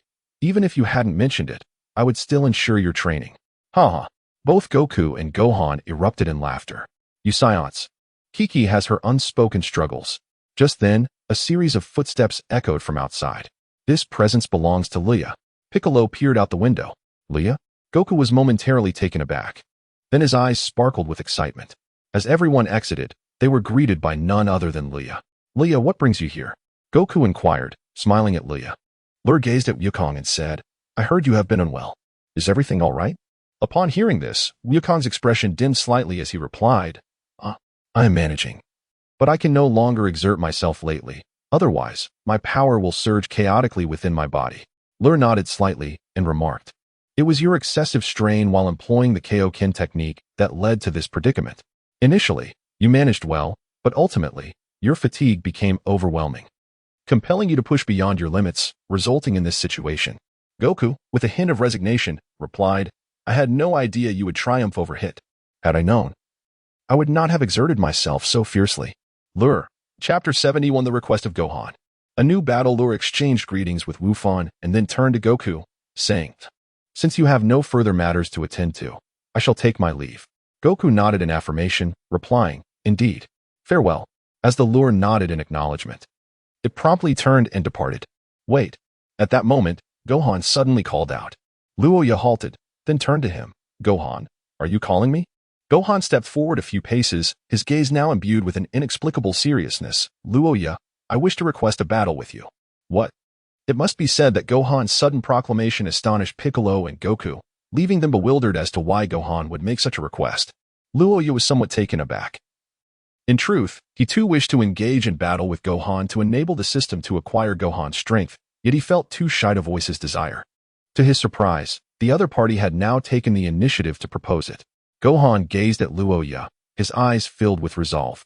Elia paused momentarily before speaking. Gohan, you must understand, I have grown immensely stronger since the beginning. Gohan nodded. I comprehend. Therefore, I wish to challenge you to a duel. Goku looked at Gohan with an expression of hesitation, yet Piccolo gestured for him to refrain from intervening. Why? Elia inquired with a smile.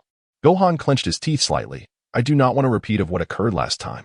I have not trained for many years, and my strength has diminished rather than increased.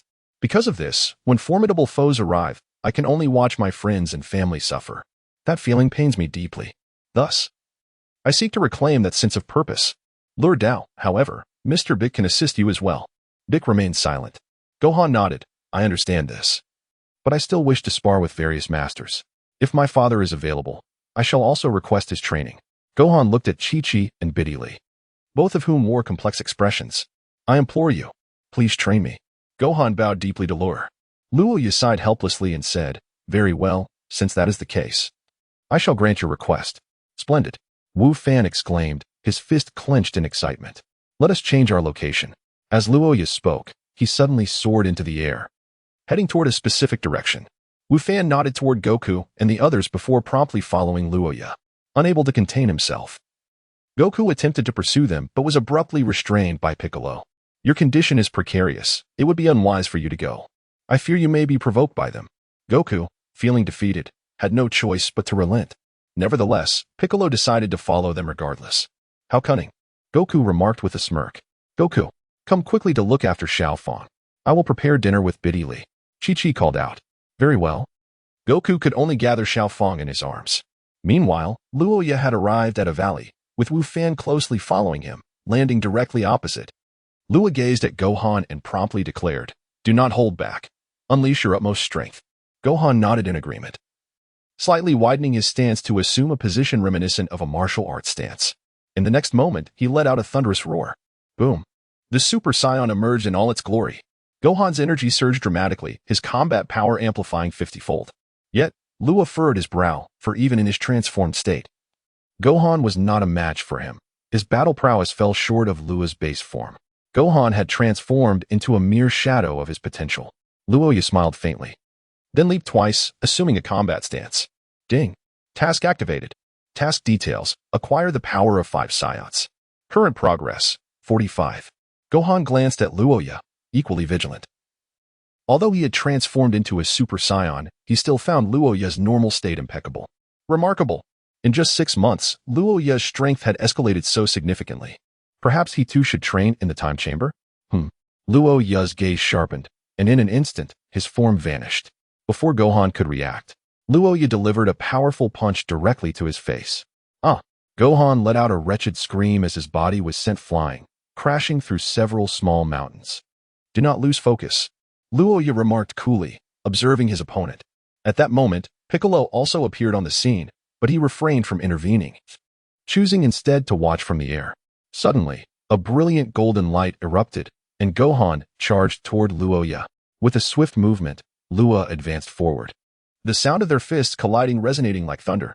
The two engaged in a fierce exchange of blows, displaying astonishing speed and power. However, after several hundred strikes, Luya suddenly grasped Gohan's fist and propelled himself forward with a knee strike, landing a heavy blow that sent Gohan crashing down. In the next instant, Luya clasped his hands at his waist and unleashed a powerful Kamehameha wave. A tremendous surge of energy surged forth. Gohan managed to rise, pushing his energy to its zenith and countering with his own Kamehameha, clashing with Luya's wave. Though there exists a taboo in Dragon Ball against opposing the Sun family, it appeared that Luya could disregard this rule. For Gohan, at this moment, was in a truly weakened state, with a frenzied output of Kamehameha. Overwhelming energy caused a massive crater to form beneath him. Luya let out a low growl, immediately unleashing his full power. On the other side, Piccolo's expression darkened as he observed the scene unfold.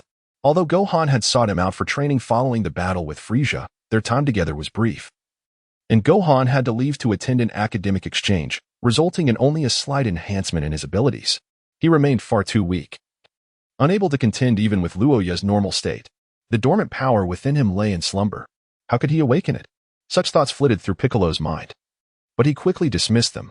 After all, Gohan's aspirations diverged from those of Goku and the others. Once the most exceptional warrior, that glory was now a distant memory. Presently, there were no formidable adversaries to confront. Even if there were, Goku and his companions could easily handle them. Thus, Piccolo abandoned any intention of aiding Gohan's awakening. A desperate cry escaped Gohan's lips as he could no longer withstand the pressure. In the next moment, an explosion erupted in the arena, accompanied by a hemispherical wave of energy. As the smoke gradually dissipated from the explosive scene, a colossal pit emerged at the center, with Gohan kneeling within it. Sweat streamed down his face as he gasped for breath, having returned to his normal state. Observing this, Luya descended into the pit and remarked, "Your strength has diminished significantly compared to the past." Gohan remained silent, his body trembling, seemingly chastising himself for his perceived inadequacy. Chapter 72, Xiaofang's Disappearance. The trio appears Luya gazed at him, shaking his head, and said, "As far as I know, during the battle in Shalu, you awakened the Super Saiyan second level. And subsequently, in the fight against Majin Buu, you transcended yourself, unleashing your full potential. However, it seems that your potential has once again been sealed." "That is indeed correct." Piccolo suddenly descended and approached slowly. Gohan's strength, provided he continues his training, would undoubtedly not be inferior to that of his father. Yet, he yearns for a peaceful life now, willingly casting aside the innate gifts of a Saiyan. Gohan rose to his feet and softly replied, "I apologize, Uncle Piccolo, for disappointing you." Piccolo, however, bore no resentment. Instead, he smiled and said, "It is of no consequence. You have established your own family and have Xiaofang by your side, so there is nothing wrong with pursuing your own life. There is no need to chase after our footsteps. This earth is well guarded by those two. I respect your choice." Gohan looked up at Piccolo, and upon seeing no trace of disappointment in his eyes, he smiled as well. Although he had now started a family in Piccolo's presence, he still felt like a child. For Piccolo had profoundly influenced his life.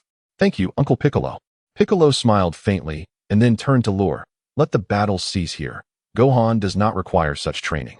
Luya nodded slightly, acknowledging the situation.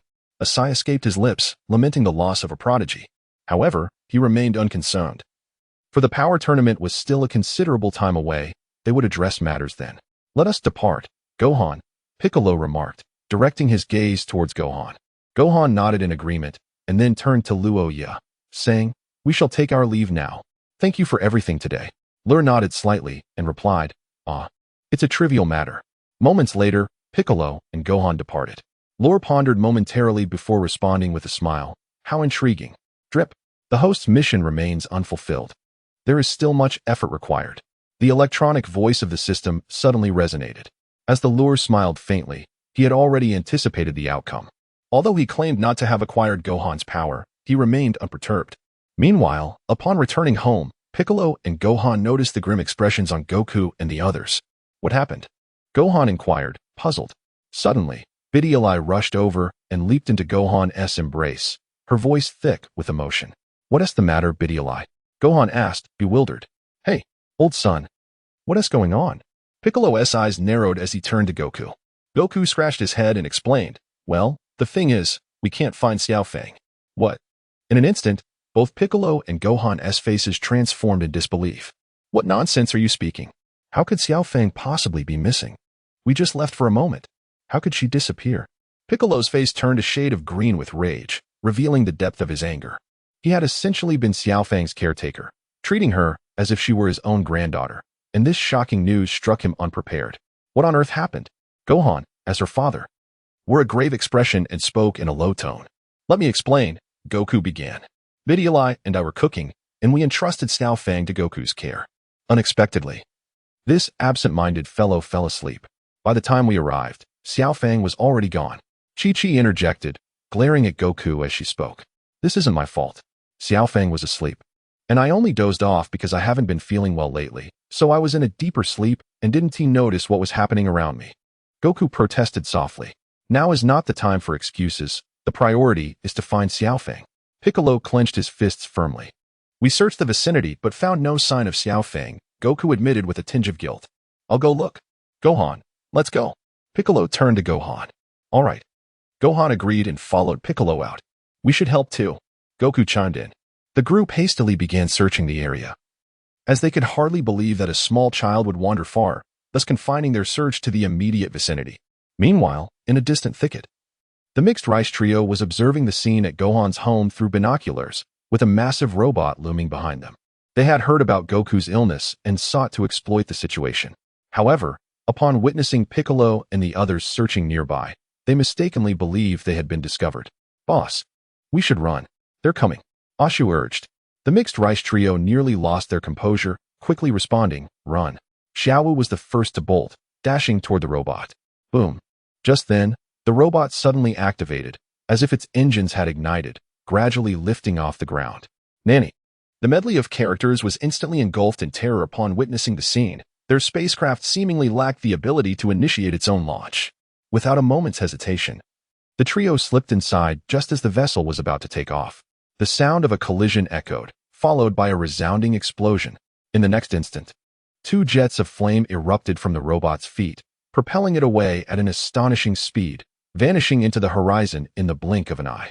Meanwhile, Goku and the others were still in search of their target. Inside the cockpit of the flying robot, a voice suddenly exclaimed, "Isn't that Gohan's daughter, Xiaofang?" It was Ashu, his tone laden with astonishment. The medley of characters observed Xiaofang, who was joyfully pressing buttons, and cold sweat trickled down their faces. Why? Why is this little imp here? What should we do now, boss? Xiao asked, feeling somewhat flustered. Fool, what else can we do? We must throw her out, exclaimed the medley of characters in a panic. She is a descendant of the Saiyans. No way. She's still so young. We can't do that to her. Xiaowu, being a woman, was overwhelmed by maternal instincts. Idiot. The medley of characters scolded, exasperated. What is that smell? Ashu wrinkled his nose, and his expression darkened. So foul. Could it be? The three simultaneously turned their gaze towards Xiaofang. Ah, she actually pooped. The medley of characters' faces changed dramatically. Boss, there is no window designed for this. Xiao exclaimed urgently. How could this happen? The medley of characters felt a surge of frustration, the overpowering stench driving him to a loss of reason as he punched the control panel in a fit of rage. Beep, beep, beep. Suddenly, an alarm blared, and the entire robot shook violently. In the next moment, it lost all semblance of control, unleashing its full firepower. It soared towards the sky with alarming speed. New. P.S. Today's 6th update. To all the generous patrons, could I kindly request your support? Chapter 73. Mission accomplished. The Super Saiyan God task. A thunderous rumble echoed suddenly. And Luya, who was in flight, sensed something amiss. He looked up and was astonished to see a massive yellow robot shooting into the clouds. Is that the medley of characters? Luya paused briefly, then erupted with fury, charging directly towards the robot. Boom. The robot burst through the atmosphere, continuing to ascend as if its fuel was limitless. Luya followed closely behind, utilizing Frieza's cells to enable his survival in the vacuum of space.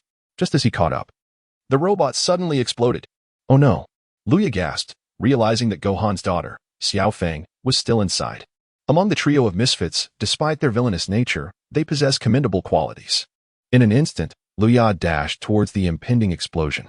Without uttering a word, he unleashed a powerful strike, releasing a tremendous force that dissipated the flames. However, the next moment brought forth a startling sight. A diminutive figure emerged within his line of vision, radiating a soft, milky glow. Meanwhile, the trio had grasped her feet. Luya felt a surge of complexity within. He understood that Xiaofang had awakened her latent abilities. Truly, as a descendant of the Saiyans. It is remarkable for one so young to exhibit such extraordinary talent. Ah, Xiao Feng waved her tiny hands, and upon noticing Luya, she squinted her eyes and broke into a joyful smile. Luya smiled faintly, then turned her gaze to the mixed rice at her feet. You three truly never learn. Do you? Spare us. We beg for mercy, Great One. We truly did not intend for this to happen. It was the little girl who came running to us. At that moment, the mixed rice was utterly cowed, unable to stand firm. Humph. If Gohan and the others were to discover that you nearly placed her in peril, I fear no one would be able to save you. Luya remarked with a cold laugh. Not to mention Gohan's kind-hearted nature, Piccolo is not one to show mercy. If you were to find out, it could spell the end for you. We wanted to take her back as well, but the machine malfunctioned. And we had no choice but to proceed this way. Xiao Wu suddenly interjected. Luya glanced at Xiao Wu, fully aware of the future that awaited her with Trunks, and thus chose not to dwell on it further. He approached Xiao Feng, flashed a bright smile, and opened his arms, saying, Come, I shall take you back. Xiao Feng blinked her large eyes, hesitated for a moment, and then placed her small hand in Luya's. Simultaneously, she beamed at him with a grin, curiously emitting delightful sounds of iya iya.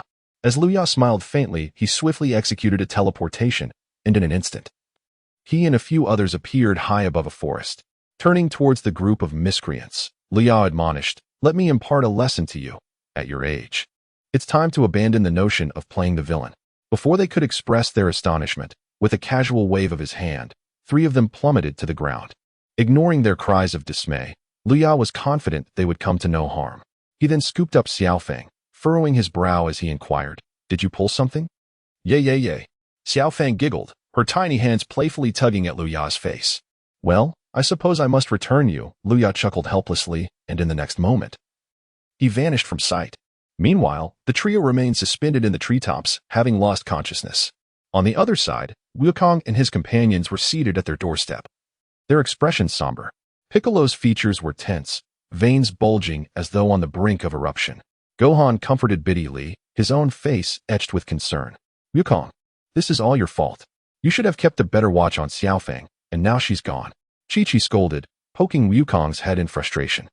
Wukong felt a pang of guilt.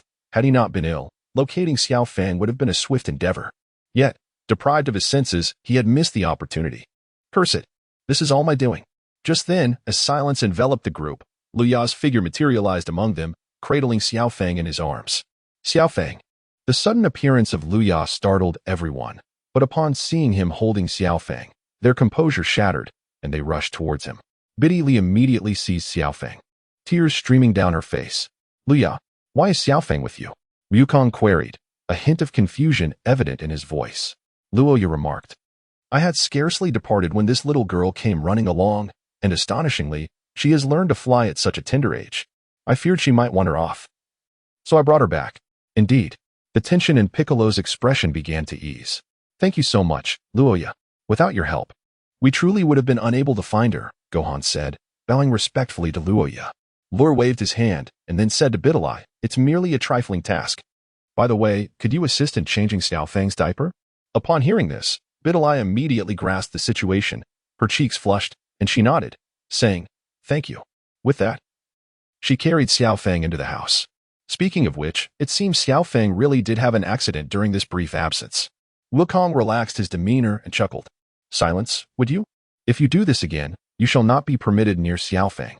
Chi-Chi remarked, still fuming. How can that be? After all, I am somewhat of a grandfather to Xiao Feng. Wukong protested. Is there any grandfather who would lose track of his own granddaughter? If it weren't for Lure's assistance, we would still be searching for Xiao Feng. Chi-Chi retorted angrily. Wukong gave an awkward smile, and then subtly signaled Gohan for assistance. Mom, let's not place the blame on Dad. Now that Xiao Feng is back, shall we proceed with our meal? Gohan, well aware that his mother's wrath was his father's nemesis, interjected to ease the tension. Humph. Chi-Chi scoffed and promptly turned to head back into the house. Lure, why don't you join us for dinner? It would be our way of thanking you for bringing Xiao Feng back. Wukong directed his gaze toward Lure. Lure initially wished to decline, but Gohan interjected, Indeed. Let us dine together. Let us share a meal before we part, Piccolo remarked, surprisingly in good spirits. Reluctantly, Lure acquiesced, saying, Very well then. Soon after, Lure bid farewell to Goku and his family following their meal, and he had grown more acquainted with Xiaofang, who no longer regarded him as a stranger. After the departure of Luya, Wukong resolved to seek training from the king of the world, aiming to restore his former state. He could no longer endure a life devoid of strength. It was a torment for him. Upon returning home, just as Luya was about to take a shower, an unexpected system notification echoed through the air. Ding! Congratulations, host, for assisting Xiaofang. You are awarded the energy of the Saiyan Xiaofang. Ding! Congratulations, host, for completing the Super Saiyan God mission. Rewards are now being distributed. Chapter 74, Super Water. The imposter Vegeta makes an entrance. 3 days later, in a certain forest. Swish! A peculiar beam of light flashed, and suddenly, the surrounding space fell into an eerie stillness. At that moment, a figure appeared in the scene, none other than Luya. The lure of the elusive fish has ignited a spark of excitement within him. His current reaction time has astonishingly reached an impressive 0.3 seconds. In just 3 days. Under the advantageous conditions provided by the formidable Saiyan heritage, it must be acknowledged that his reflexes are indeed formidable, though the path to mastery remains exceedingly challenging. Aspiring to reach the level of hit before the power tournament presents a considerable challenge. As Luya pondered, he suddenly froze, his gaze shifting to the distant sky. After a moment of contemplation, he pressed his fingers gently against his brow, centering himself in tranquility. Muttering to himself, he realized that Vegeta, Trunks, and Goten were no longer on Earth. His eyes narrowed slightly as he conjectured, if I am not mistaken, they must be on planet Fireboil. Ding! System task activated. Luya was momentarily taken aback before his form abruptly vanished from sight. Simultaneously, the planet of Huashangua erupted in a series of explosive sounds. Boom, boom, boom. Within a valley, a cacophony of explosions resonated, and soon, several figures soared out from the depths of the gorge, relentlessly evading the barrage of laser cannons that pursued them. Hey, Goten, hurry and run. Don't let them catch up, Trunks shouted as he sprinted, carrying Manaka on his back. Goten was burdened with an elderly man, who clutched a peculiar object resembling a pacifier. Behind them trailed a horde of pink extraterrestrials. These aliens had been possessed, and the entity that had taken hold of them was known as Super Water. Originally, Trunks and Goten had inadvertently boarded Manaka's spaceship, which transported them to Huashangua. Before they could fully comprehend their surroundings, they found themselves embroiled in a chase, rescuing an elderly man from several intergalactic fugitives. However, they had not anticipated that their adversaries would seize Manaka, leaving Trunks and Goten with no choice but to comply. The fugitive, Greer, sought the pacifier that the old man possessed.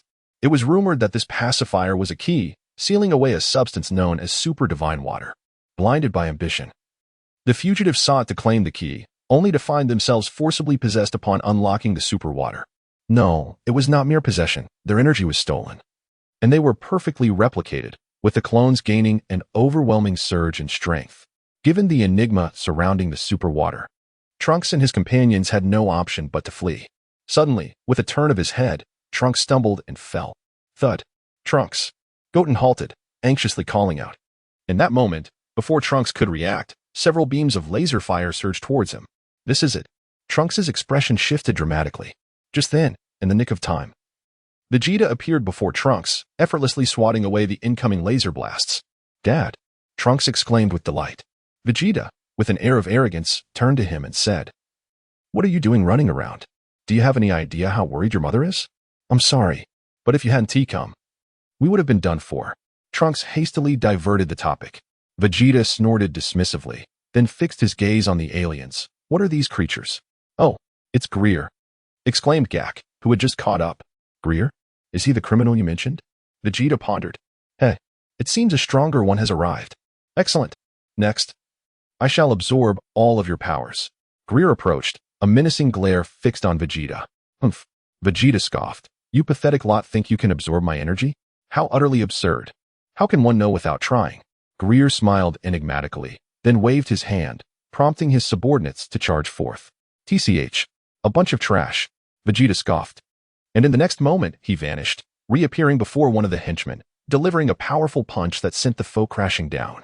Simultaneously, Vegeta's form flickered, each appearance claiming another adversary. No, it's impossible. Greer's expression shifted, astonished by the sudden emergence of this formidable figure. However, after a moment of surprise, Greer's face curled into a subtle smile. No matter how powerful you are, you cannot match us. Huh. Vegeta unleashed a blast of energy at the approaching henchmen, swiftly obliterating them. The battlefield was marred by the incessant drip of a pink, viscous liquid, which writhed ominously. Dad, be careful, Trunks cautioned anxiously, unfazed by Trunks' warning. Vegeta landed before Greer, arms crossed. It's just you left. Speak, have you decided how you wish to perish? Heh, I must admit, you are indeed strong. However, defeating me is utterly impossible. Greer responded with a calm smile, seemingly unperturbed. What nonsense are you spouting? With your caliber, I could extinguish you with but a flick of my finger. What a joke. Vegeta retorted disdainfully. Is that so? Then your power shall belong to me. Greer chuckled ominously. At that moment, a mass of pink liquid silently materialized behind Vegeta and suddenly enveloped him. Dad! Trunks gasped in shock, his face paling. How is this possible? What is this? Vegeta struggled furiously, yet the more he fought, the more suffocated he became, until he ultimately succumbed, his strength seemingly drained as if forcibly extracted. In mere moments, Vegeta was expelled from the pink liquid, collapsing before Trunks. How can this be? He gasped, incredulous as he beheld the liquid, now writhing and transforming into his likeness. Pink Vegeta, he exclaimed in disbelief. Haha, this is my prowess. Did you ever anticipate this? Greer approached with a lewd grin. Vegeta, now questioning his very existence, felt his power dissipate, leaving him weak. Dad, are you all right? Trunks stepped closer, concern etched on his face. What kind of trouble have you brought upon us? Vegeta replied, a hint of irritation in his voice. The old man hesitated, words caught in his throat. Suddenly, the imposter Vegeta lunged forward. Watch out. Vegeta shoved Trunks aside, but was struck by a punch that sent him crashing into the mountainside. Chapter 75. The powerful imposter Vegeta. Ha! Surrender your resistance, you fools. I shall absorb all your energy. Greer proclaimed with unbridled arrogance, bolstered by the presence of the imposter Vegeta, which granted him an air of confidence. How dare you harm my father? Trunks seethed. His teeth clenched as he glared at his adversary. Come down. You will also have your turn. Greer replied nonchalantly, then commanded Vegeta, hurry and absorb them. The imposter Vegeta glanced at Trunks, hesitating momentarily. Trunks, run. The real Vegeta urged, struggling to rise from the rubble. Yet Trunks had no intention of retreating. He fixed his gaze on Greer and, with a fierce shout, transformed into a Super Saiyan, charging forward with determination. Suddenly, the imposter Vegeta interposed himself before Greer, extending his hand to seize Trunks by the wrist. With a sinister grin, he flung Trunks away with tremendous force. Final flash. The imposter Vegeta's expression turned cold as he unleashed a signature attack aimed squarely at Trunks. This is bad, Vegeta thought in a panic, knowing he was powerless to intervene in his current state. Trunks, too, was overtaken by fear. Acutely aware of the vast difference in power between himself and the now vastly enhanced imposter Vegeta, this attack was destined to obliterate him. In that moment, Trunks momentarily forgot to evade. Trunks, Goten shouted, propelling himself forward and colliding with Trunks, causing them both to tumble aside. The final flash missed its target, annihilating mountains in its wake. This is impossible. His strength is greater than mine. Vegeta stared in disbelief at the devastation wrought by that single attack, astonished by the significant increase in the imposter's power. How formidable. That old man is panicking. Initially, Greer was already terrifying enough, and now there is this equally fearsome foe. It seems our fate is sealed. Goten, Trunks called out after narrowly escaping the attack. Goten understood immediately, right? The two of them aligned themselves and, in unison, their power surged as they transformed into Super Saiyans, proceeding to fuse together. Boom. A blinding white light erupted as Gotenks made his grand entrance. Oh, they can still fuse. How intriguing. However, your power shall be mine, Greer exclaimed, momentarily taken aback before his excitement grew. Once he amassed this strength, no being in the universe would stand against him. I am Gotenks. I shall eradicate you in the name of justice, Gotenks declared, pointing angrily at Greer before unleashing a powerful energy blast. Yet Greer remained unfazed, and the imposter Vegeta stepped forward, effortlessly deflecting the attack with a casual gesture. Suddenly, Gotenks appeared before the counterfeit Vegeta, unleashing a flurry of rapid strikes. Bang, bang, bang. The counterfeit Vegeta calmly defended against the onslaught, for the disparity between him and Gotenks was insurmountable. With a decisive blow, the counterfeit Vegeta seized the opportunity to grasp Gotenks' fist, lifting him effortlessly. Gotenks, in a desperate attempt to struggle, was met with a punishing punch that sent him hurtling through the air, crashing into towering mountains. "Humph, so weak," the counterfeit Vegeta remarked, somewhat dissatisfied. Perhaps due to having replicated Vegeta's essence, he felt no overwhelming urge to eliminate his opponent immediately, instead harboring a sense of reprimanding towards the two youngsters. In a fit of rage, Gotenks charged at him once more, launching a devastating Super Ghost kamikaze attack. "Fool, you dare to use that move against me?" The counterfeit Vegeta scoffed, his fury igniting as he raised his fist, delivering a powerful counterstrike. Boom!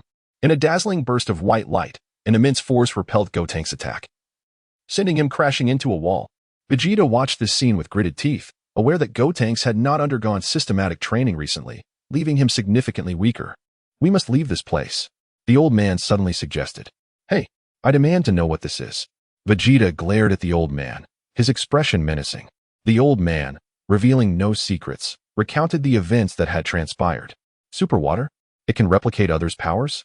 So that's it." Vegeta pondered, his feelings complex.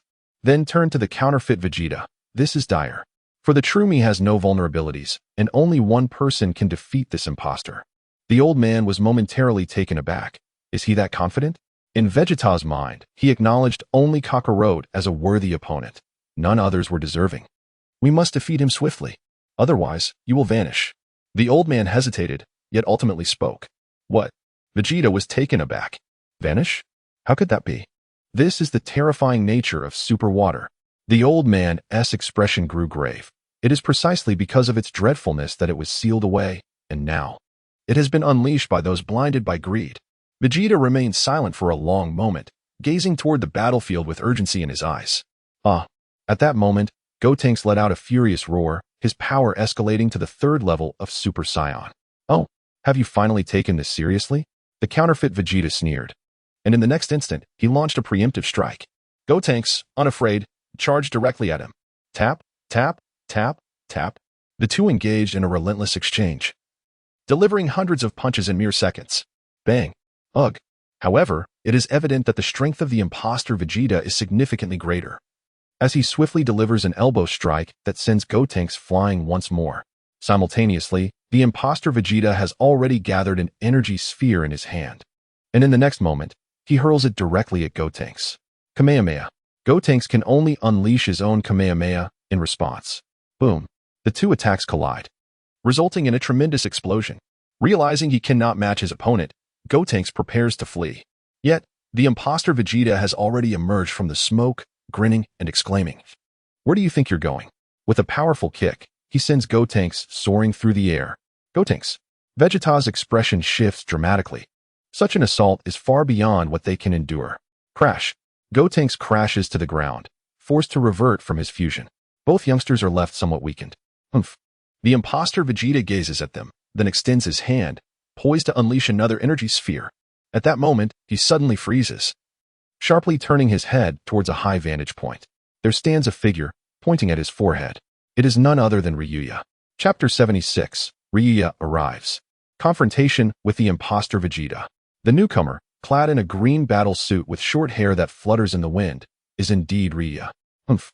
At last, he has arrived. Upon seeing Ryuya's arrival, Vegeta breathes a sigh of relief. The prowess of Luya is not inferior to his own. In fact, even when employing the Kaioken technique, he finds himself unable to withstand Luya's might. "Big brother Luya," exclaimed Trunks and Goten in astonishment. "Apologies for the wait." Luya smiled gently, then turned his gaze towards the counterfeit Vegeta, his eyes narrowing slightly. It must be said that the replicated Vegeta possesses strength that surpasses that of the original. Humph. I was under the impression that Kakarot was the one to arrive. How disappointing to find it is you, remarked the counterfeit Vegeta, looking at Luya with a hint of disillusionment. Lure smiled faintly. "Do not be disheartened, for soon you shall learn how to write the words toxic beating." How absurd. The counterfeit Vegeta scoffed arrogantly. "Hey, forget about that guy. First, absorb the energy of those two little brats for me. Do you hear me?" At that moment, Greer suddenly commanded. The counterfeit Vegeta's eyes narrowed coldly. "Do not give me orders." "What did you say?"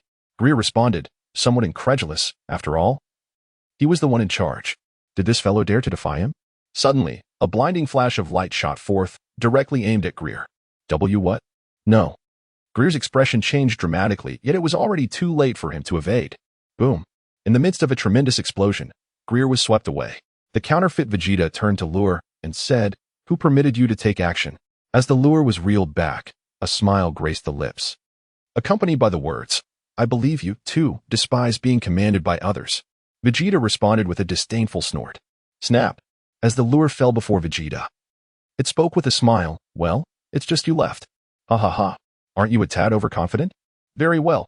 Ever since our battle with the Sixth Universe, I've longed for a confrontation with you. What gives you the audacity to stand above me?" The counterfeit Vegeta replied coldly, and in the next moment, he erupted with energy, instantly elevating his power to its zenith. As the lore of the pike surged, an explosive energy suddenly erupted, and in an instant, two formidable forces collided. "We should distance ourselves from here," Vegeta proclaimed unexpectedly. Trunks and Goten hurriedly approached, and the group swiftly retreated to a safe vantage point. "Dad, do you think Brother Luya can defeat that imposter?" Trunks inquired. Vegeta crossed his arms, gazing at the two figures in the distance, and replied nonchalantly, "Who knows?" Swish, swish, swish.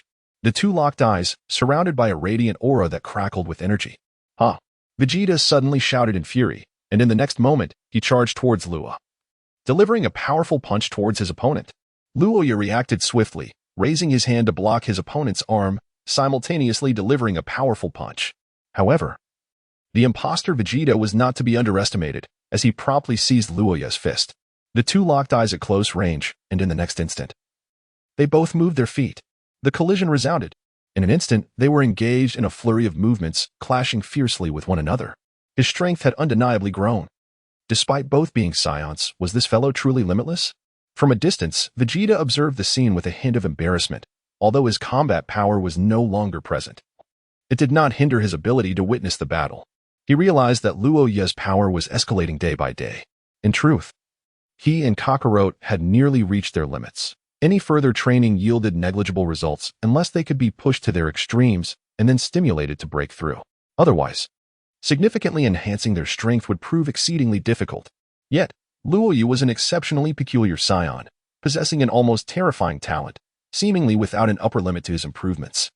If this continued, Luya's prowess could very well surpass both him and that Kakarot fellow. Clash, clash, clash.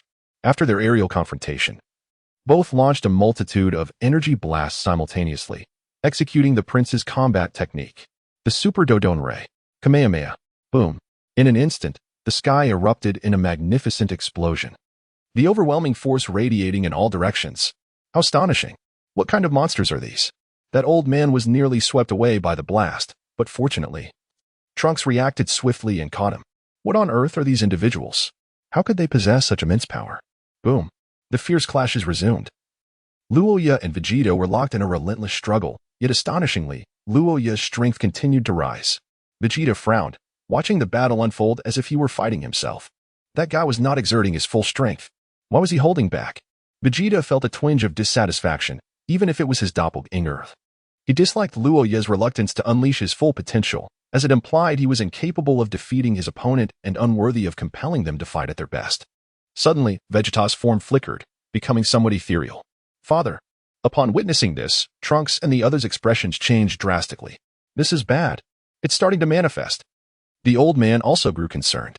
Vegeta glanced at his own body and then turned to the old man. "Hey, is there any solution?" The old man wiped the cold sweat from his brow and replied gravely, "The only solution right now is to defeat that imposter version of yourself. Aside from that, we must find that superhuman serum and destroy his core energy to fully comprehend this situation." Upon hearing this, Vegeta's expression soured. He found it difficult to accept the notion of defeat. He then turned to Trunks and the others. "Trunks, hurry and search the vicinity where that Grell was slain. That super water might still be alive." "Understood." Trunks and Goten promptly nodded and departed without delay. "Well, I think I shall refrain from joining." Gak hesitated momentarily before remaining still. Vegeta cast a glance at Gak, instinctively feeling a hint of disdain, yet chose not to voice his thoughts. The fierce battle raged on. It must be noted that Vegeta's power was truly formidable, particularly that of the imposter Vegeta, whose strength had escalated to an entirely new level. In his ordinary state, Ruya found it challenging to swiftly overcome his opponent. "Hey, Ruya, the only solution now is to swiftly defeat this imposter. You must eliminate him at once. Otherwise, I shall vanish. Vegeta suddenly shouted, unable to contain his urgency. At that moment, Ruya was momentarily taken aback. Boom. The imposter Vegeta seized the opportunity, transforming into a Super Saiyan and delivering a powerful punch to Ruya's abdomen. With a swift kick, he sent Ruya soaring into the air. Ah! Ruya screamed as he crashed through several small mountains. What? Vegeta's expression darkened, unable to bear the sight any longer. Haha, is this all you've got? You think you can defeat me? How naive. The imposter Vegeta scoffed derisively. Chapter 77. Ruya unleashes Time Flash. Vegeta is taken aback by the lack of martial ethics. Luya rose from the pile of stones, casting an irate glance at the imposter Vegeta. Fool. Vegeta retorted, somewhat exasperated. I believe you ought not to disturb them. The old man suddenly interjected. Silence yourself. Vegeta shot a foul look at the old man, instantly silencing him. The old man begrudgingly fell silent. Luya gazed at the counterfeit Vegeta and swiftly appeared before him. Although the imitation Vegeta's physique shimmered in a purplish-red hue, it radiated a brilliant golden light, reminiscent of a Super Saiyan, having inherited all of Vegeta's powers. Humph. The counterfeit Vegeta regarded Luya with a proud smirk curling at the corners of his mouth. Luya cast a glance at his opponent, and in the next moment, a flicker of his eyes revealed his intent. What?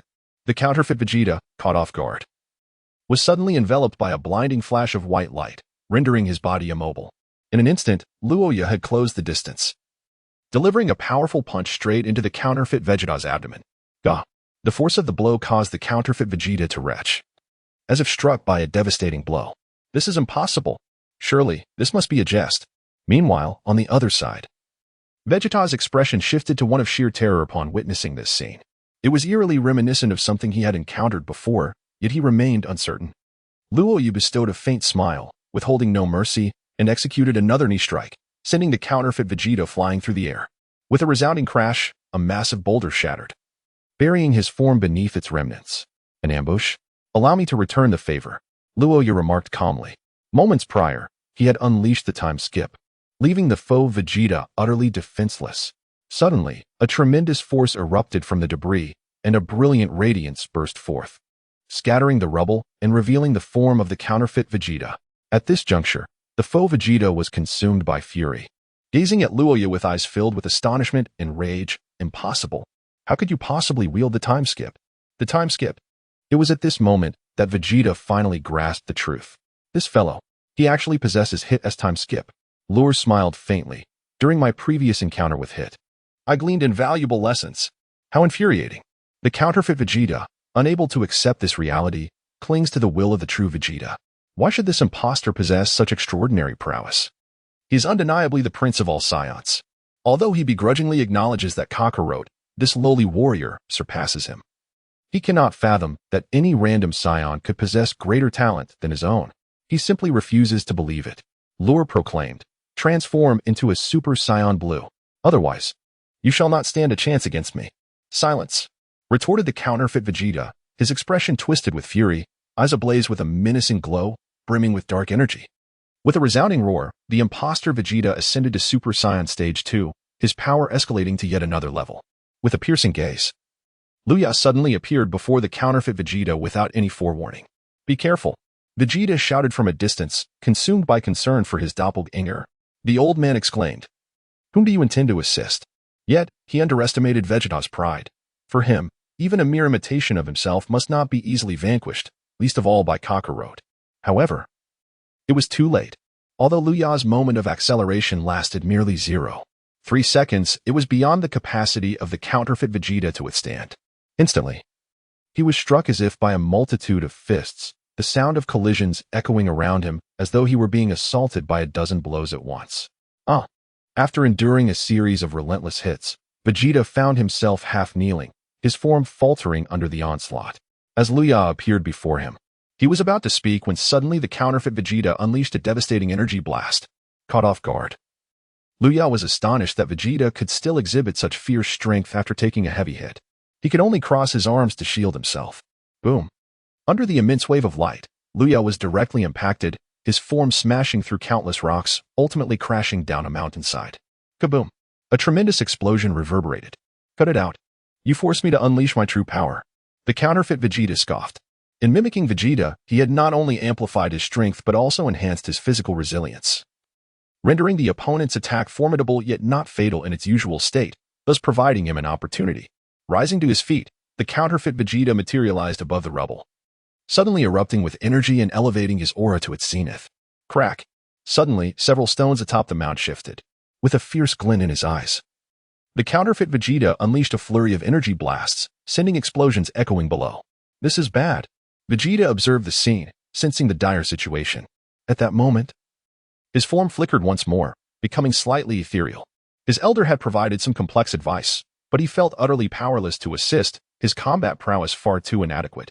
Meanwhile, Goten and Trunks, who were tracking the super water, also took note of the unfolding chaos, their expressions turning grave. Big brother Luya won't be in trouble, will he? Goten voiced his concern. Father's power is far too overwhelming, not even comparable to before.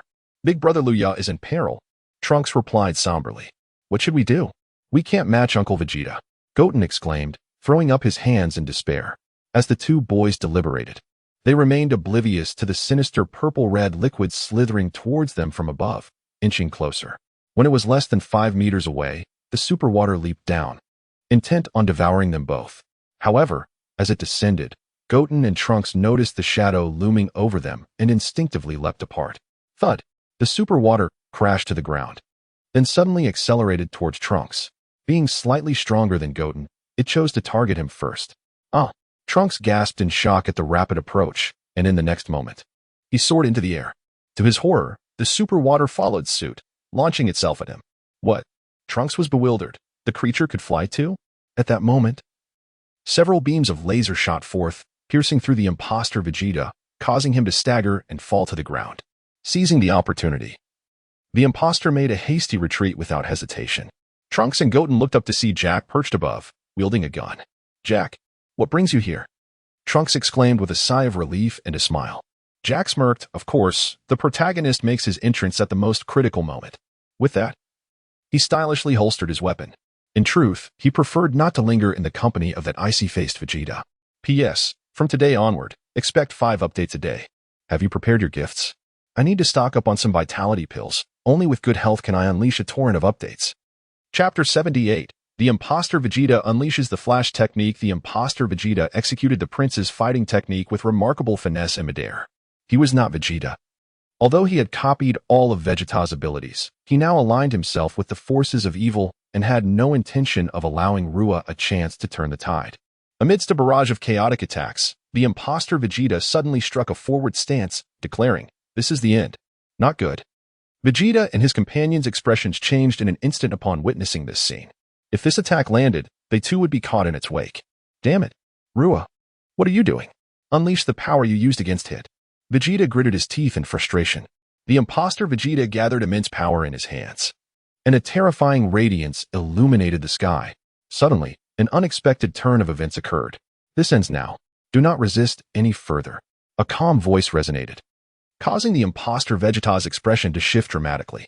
He turned his head slightly, only to realize that Ruya had appeared behind him without his notice. What? The imposter Vegeta's strength faltered, his eyes filled with disbelief. The real Vegeta, also taken aback, felt a cold sweat break out. The sudden appearance of the opponent had caught him completely off guard. Luya's short hair stood upright, transitioning from black to a golden hue, yet devoid of the dazzling brilliance typically associated with gold. His gaze exuded a hint of indifference, embodying the essence of a true Super Saiyan.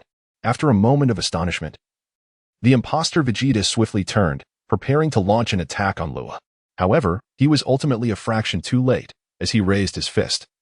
Luya's own fist had already struck his abdomen with tremendous force. Vegeta instinctively clutched his stomach. The lure exhibited no intention of showing mercy, as the fist that struck against Vegeta's abdomen suddenly transformed into an open palm, radiating a brilliant light. With a swift motion, a resounding blast echoed forth, propelling the counterfeit Vegeta away with tremendous force. As Luyu's form trembled, in the next instant, he left behind a trail of afterimages in midair and appeared behind Vegeta. In a flash, he clasped his fists and delivered a powerful blow, driving Vegeta into the ground once more. Just as Luya prepared to unleash his full strength to conclude the battle, an unexpected turn of events transpired. A tremendous blue light erupted into the sky, And the instigator was none other than the imposter Vegeta. You bastard. Know your limits. A surge of terrifying energy suddenly escalated as the imposter transformed into Super Saiyan Blue. How is this possible? How could that fake transform into a Super Saiyan Blue like my father? Trunks exclaimed as he and his companions landed beside Vegeta. Naturally, that fellow has inherited all my powers and can perfectly execute everything I possess. Vegeta observed the battle with crossed arms, unperturbed. Father, your body. Trunks suddenly glanced at Vegeta, noticing that his father's form had become increasingly ethereal. Ah, do not worry. As long as Luya defeats that imposter, all will be well. Vegeta replied with remarkable composure. Old man, is there any other way to restore my father to normal? Trunks, now anxious, turned to the elder for guidance. The elder responded. There are two options. Either locate the core of that super water entity and destroy its energy source, or defeat that imposter. However, it seems this battle is at a stalemate. How could this happen? Trunks lamented, distressed. Here, take this. It can help you buy some time. Suck on it. It will slow down your fading, the elder said, producing a pacifier and handing it to Vegeta. Though Vegeta was baffled by this peculiar object, he accepted it. Having heard it might alleviate his condition. This scene was undeniably comical. The mischievous duo of young ones understood the gravity of the situation, but paid little heed to the absurdity of it all, for if they had, their jaws would surely have dropped to the ground. Meanwhile, the imposter Vegeta continued to unleash astonishing power, his Super Saiyan Blue energy at its zenith. Radiating an intense and blinding blue light, Luya narrowed his eyes slightly and remarked, Have you finally decided to take this seriously? However, I regret to inform you that I shall not grant you the opportunity. Humph. Do you truly believe that I lack the means to counter your time-skipping maneuvers? If Kakarot can unravel the intricacies of time, then I too possess the capability. With that declaration, the imposter Vegeta bellowed fiercely, and in the next instant, he propelled himself forward, appearing directly before Luya. As the lure triggered a moment of instant acceleration, the entirety of space and time fell into a profound stillness. Lure, gathering strength, launched an attack towards the counterfeit Vegeta. However, an unexpected scene unfolded. The space surrounding the imposter Vegeta began to fracture gradually. In the next instant, the fist that had been imprisoned within the confines of time suddenly lifted. A resounding clash ensued as two fists collided. In that fleeting moment, a deafening shockwave erupted forth. The very next moment, Lure was sent hurtling backward. But it was not over yet. With a furious roar, the counterfeit Vegeta unleashed his energy, propelling himself towards Lure. Luya sensed an overwhelming threat and was taken aback, astonished that Vegeta had devised a countermeasure against his instant transmission so swiftly. This was beyond his expectations. Moreover, he possessed the ability to manipulate time for 0.3 seconds. How could his adversary have progressed so significantly? Without hesitation, Luya unleashed his fury. King Kai Fist. Boom. A golden radiance enveloped his crimson attire, instantly doubling his power. Whoosh. Just as Vegeta's strike approached, Luya had vanished. Swish. In the next moment, Luya appeared directly above the counterfeit Vegeta, delivering a powerful punch. Crash. The counterfeit Vegeta plummeted, yet instead of crashing to the ground, he hovered in mid-air, suspended. Luya gazed at the counterfeit Vegeta, a flicker of exhilarating battle spirit igniting within him. To his astonishment, after the clash with Hit, your power has ascended to such heights. The foe Vegeta scoffed, do not presume that only you have made progress. Yet, I must concede that your mastery of instant transmission caught me off guard. Humph. Observing from the sidelines, the actual Vegeta's expression darkened. In truth, he had been equally astonished when Luya first executed instant transmission.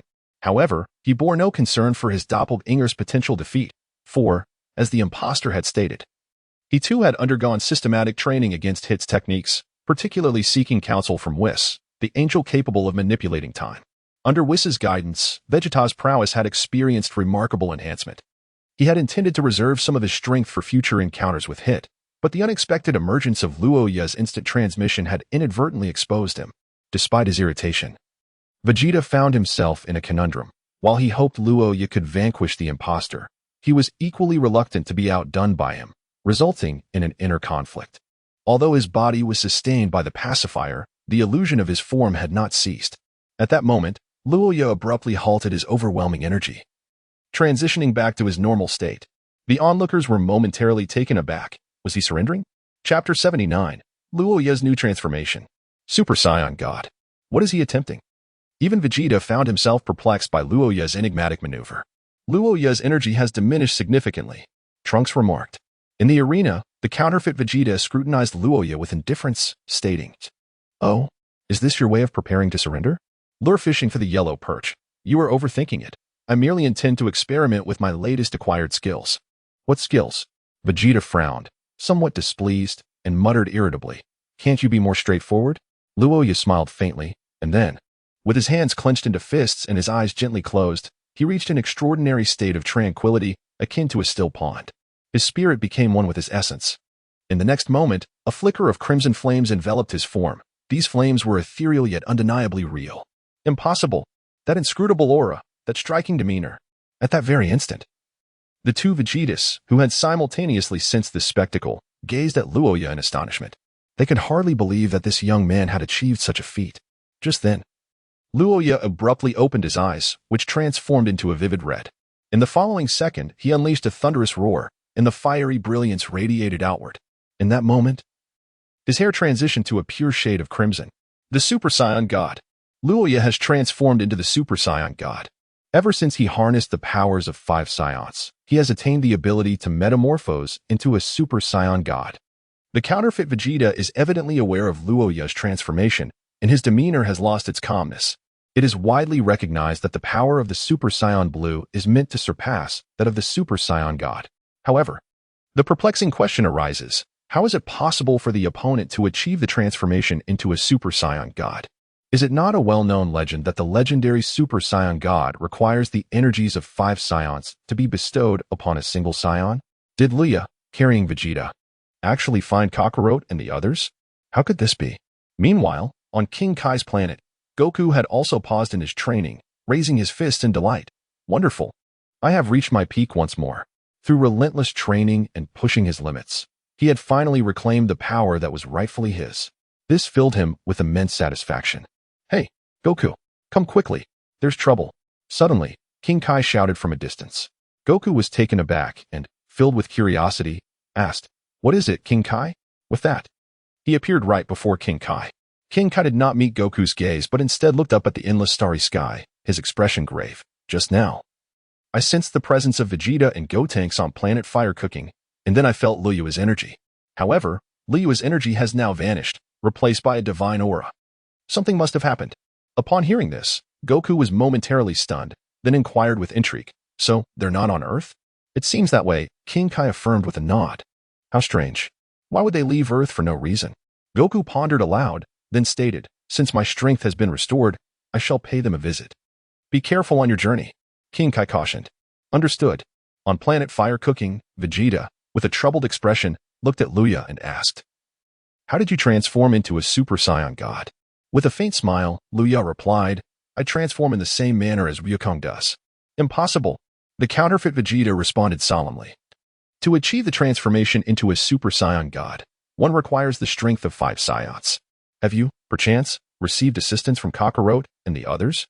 Luya pondered for a moment and then replied, "I did not gather them. Rather, I collected the strength of Goku and the others, studied it, and through relentless practice, I successfully achieved fusion." Vegeta retorted, "You insolent fool. Are you attempting to insult my intelligence? Well, regardless, discussing such trivialities is futile. Show me what makes the Super Saiyan God so formidable." As Luya descended to the ground, he began to bounce and warm up. "Humph. Do as you wish." Although the Super Saiyan God is impressive, it pales in comparison to Super Saiyan Blue. "You stand no chance against me," Vegeta declared with an icy demeanor. "Who knows? Perhaps soon, I too shall transform into a Super Saiyan Blue," Luya said with a meaningful tilt of his head. Vegeta glared at Luya, his teeth clenched, choosing not to respond, for the aura emanating from Luya was undeniably peculiar. The rate of his growth was astonishing. It was conceivable that he might indeed transform into a Super Saiyan Blue. This monster. It was only later, when Vegeta encountered Broly, that he fully grasped the existence of even more formidable beings, though that is a tale for another time. "Hey, big brother Luya, quickly defeat the imposter father. My dad is about to disappear," Trunks shouted at that moment. The lure's gaze sharpened, and upon closer inspection, it was evident that Vegeta's form had become nearly translucent. Luya paused momentarily before turning his gaze towards the foe Vegeta. I wonder what it would be like to achieve such a state of initial harmony in the realm of the Super Saiyan God, combined with the application of instant transmission. He mused softly.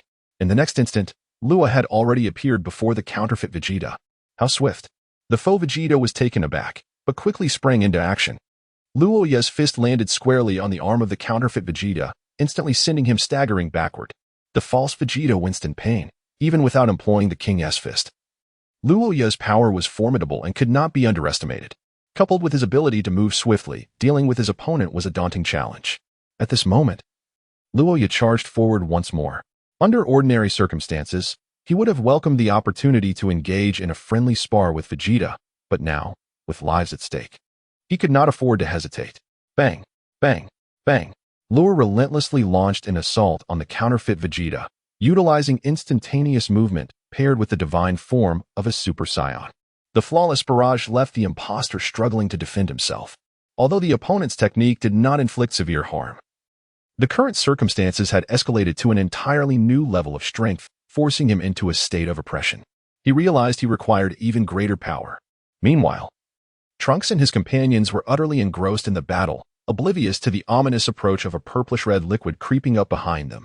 Monaka, having just regained consciousness, approached and suddenly deduced the nature of the superhuman fluid, exclaiming in shock, "Ah, what?"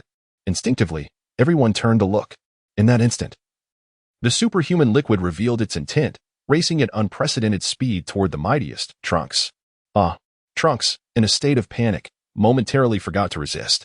Vegeta rushed forward to shield Trunks, but his form was already becoming transparent. The superhuman liquid effortlessly passed through him, hurtling towards Trunks. A life and death crisis loomed. Chapter 80. Destruction of the superhuman liquid. Restoring normalcy. Damn it. Stop. Vegeta's expression darkened profoundly as his pacifier fell from his mouth, and he too began to fade into a phantom-like state. Just when it seemed all hope was lost, an orange figure materialized before Trunks, without a moment's hesitation, unleashing a sphere of energy that instantly evaporated the superhuman liquid. On the other side, the counterfeit Vegeta suddenly cried out in pain. "Now's our chance," Gak exclaimed urgently. Luya swiftly returned to his normal state, and in the next moment, an immense force erupted from within him. Enveloped in a crimson battle suit, instantly unleashing an 18-fold Kaioken. Gathering an astonishing power, Luya launched forth with tremendous velocity. The counterfeit Vegeta, caught unawares, bore the brunt of this terrifying strike and subsequently disintegrated into vapor like Superman. Simultaneously, with the disappearance of the imposter Vegeta, the true Vegeta returned to his normal state. It was over. As Luya retracted his strength, he turned to face the newcomer with a radiant smile. "Father." Upon seeing the visitor, Goten was instantly filled with joy. The newcomer was none other than Goku. He glanced at Vegeta and inquired, "Are you all right, Vegeta?" Vegeta replied nonchalantly, "It's nothing." He continued, "By the way, how did you end up in such a place and encounter such a formidable foe without informing me?" Goku surveyed the surroundings, a hint of confusion evident on his face. "TCH, it's not like I chose to come here. These two little rascals sneaked onto Monaka's spaceship and ended up here. I was merely sent by Bulma to fetch them," Vegeta responded coolly. "Oh, I see. Wait, Monaka." Suddenly, Goku seemed to connect the dots and turned to the side, noticing Monaka lying on the ground, momentarily stunned. "Monaka? What happened?" It turned out that Monaka had fainted upon stepping on the super water. Just then, an elderly man approached them, sincerely expressing, "Thank you for your assistance. Without you, this universe would likely have met its doom." I didn't contribute much. I arrived too late." Goku lamented, a tinge of regret in his voice, as he had been eager to test his recently regained strength. Indeed.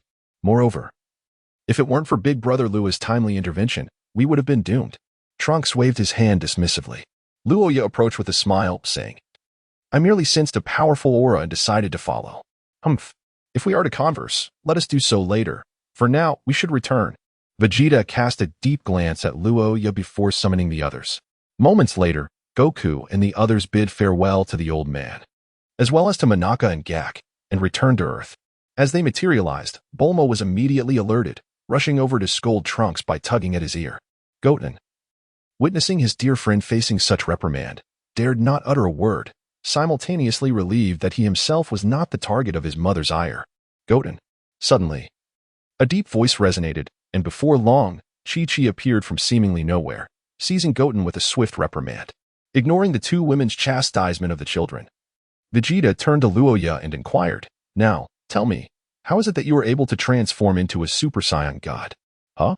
Goku was momentarily taken aback, then directed his gaze towards Luya, asking, "Luya, can you indeed transform into a Super Saiyan god?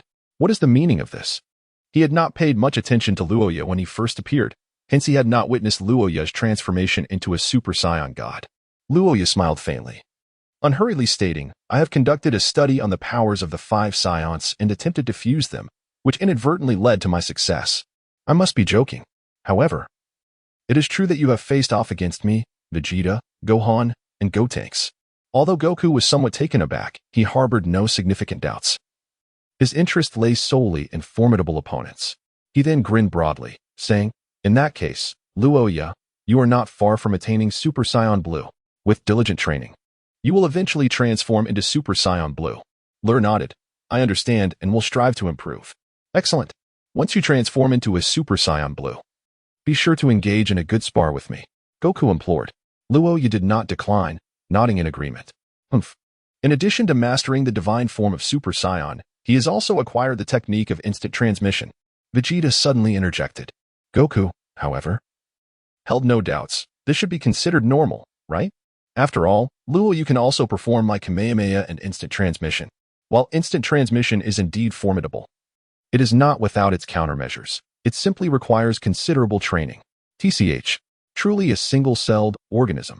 Vegeta scoffed and promptly turned to leave. Goku gazed at Vegeta's retreating figure before looking back at Luya. "So, Luya, how about we train together diligently over the next few days?" Luya was taken aback for a moment, then suddenly realized something and nodded, saying, "Very well. That's wonderful. Thank you so much." Wukong chuckled heartily.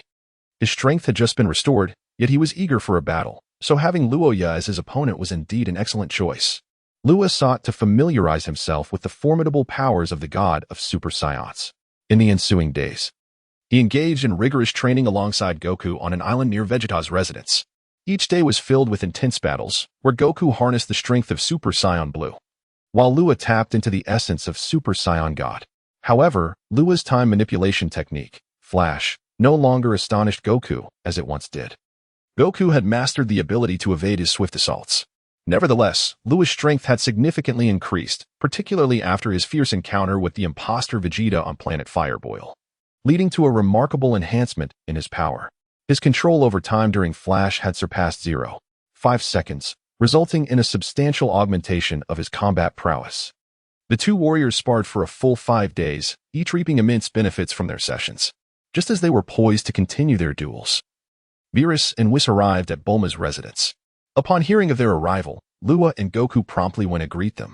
It was evident that these two gourmands had come to Earth in search of delectable new cuisines. After indulging in a feast, they prepared to depart. However, Vegeta called out to them, requesting to accompany them for training. Whis, of course, did not decline, and upon witnessing this, Goku eagerly raised his hand, indicating his desire to join as well. Luya expressed his preference to remain on Earth for training, deeming it unsuitable to pursue mastery under Beerus and his companions. Confident in his own potential for growth, he possessed an inherent advantage, instilling in him a fearlessness. Thus, Goku and Vegeta departed with Whis, while Luya returned to his abode to continue his training, preparing for the adversaries that lay ahead. Meanwhile, in the future world, cataclysmic changes unfolded. Chapter 81, Transformations of the Future. The Mysterious Dark Entity.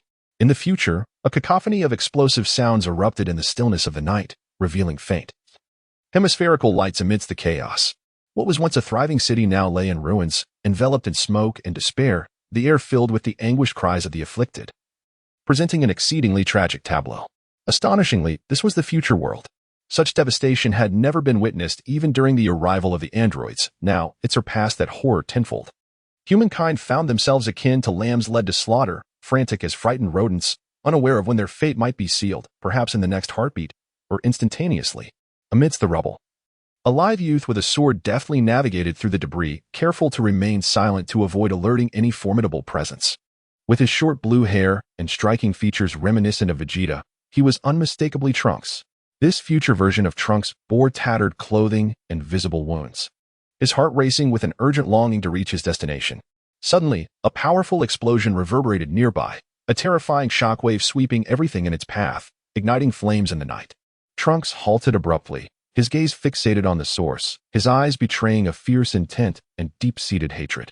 Yet, he refrained from acting, compelled to witness the explosion unfold. "Damn it! I will not spare you, Dark Entity." Trunks seethed with rage, yet he strained to suppress his power, mindful not to reveal his presence. He understood that exposing himself to that dread force could signify his demise. Casting one last, penetrating glance towards the distant figure, which appeared both haughty and formidable, Trunks' icy eyes locked onto it for several moments before he turned away, vanishing into the shadows. After an indeterminate time, a figure suddenly materialized in the air where Trunks had just stood, its emotionless eyes scanning the surroundings, seemingly in search of something.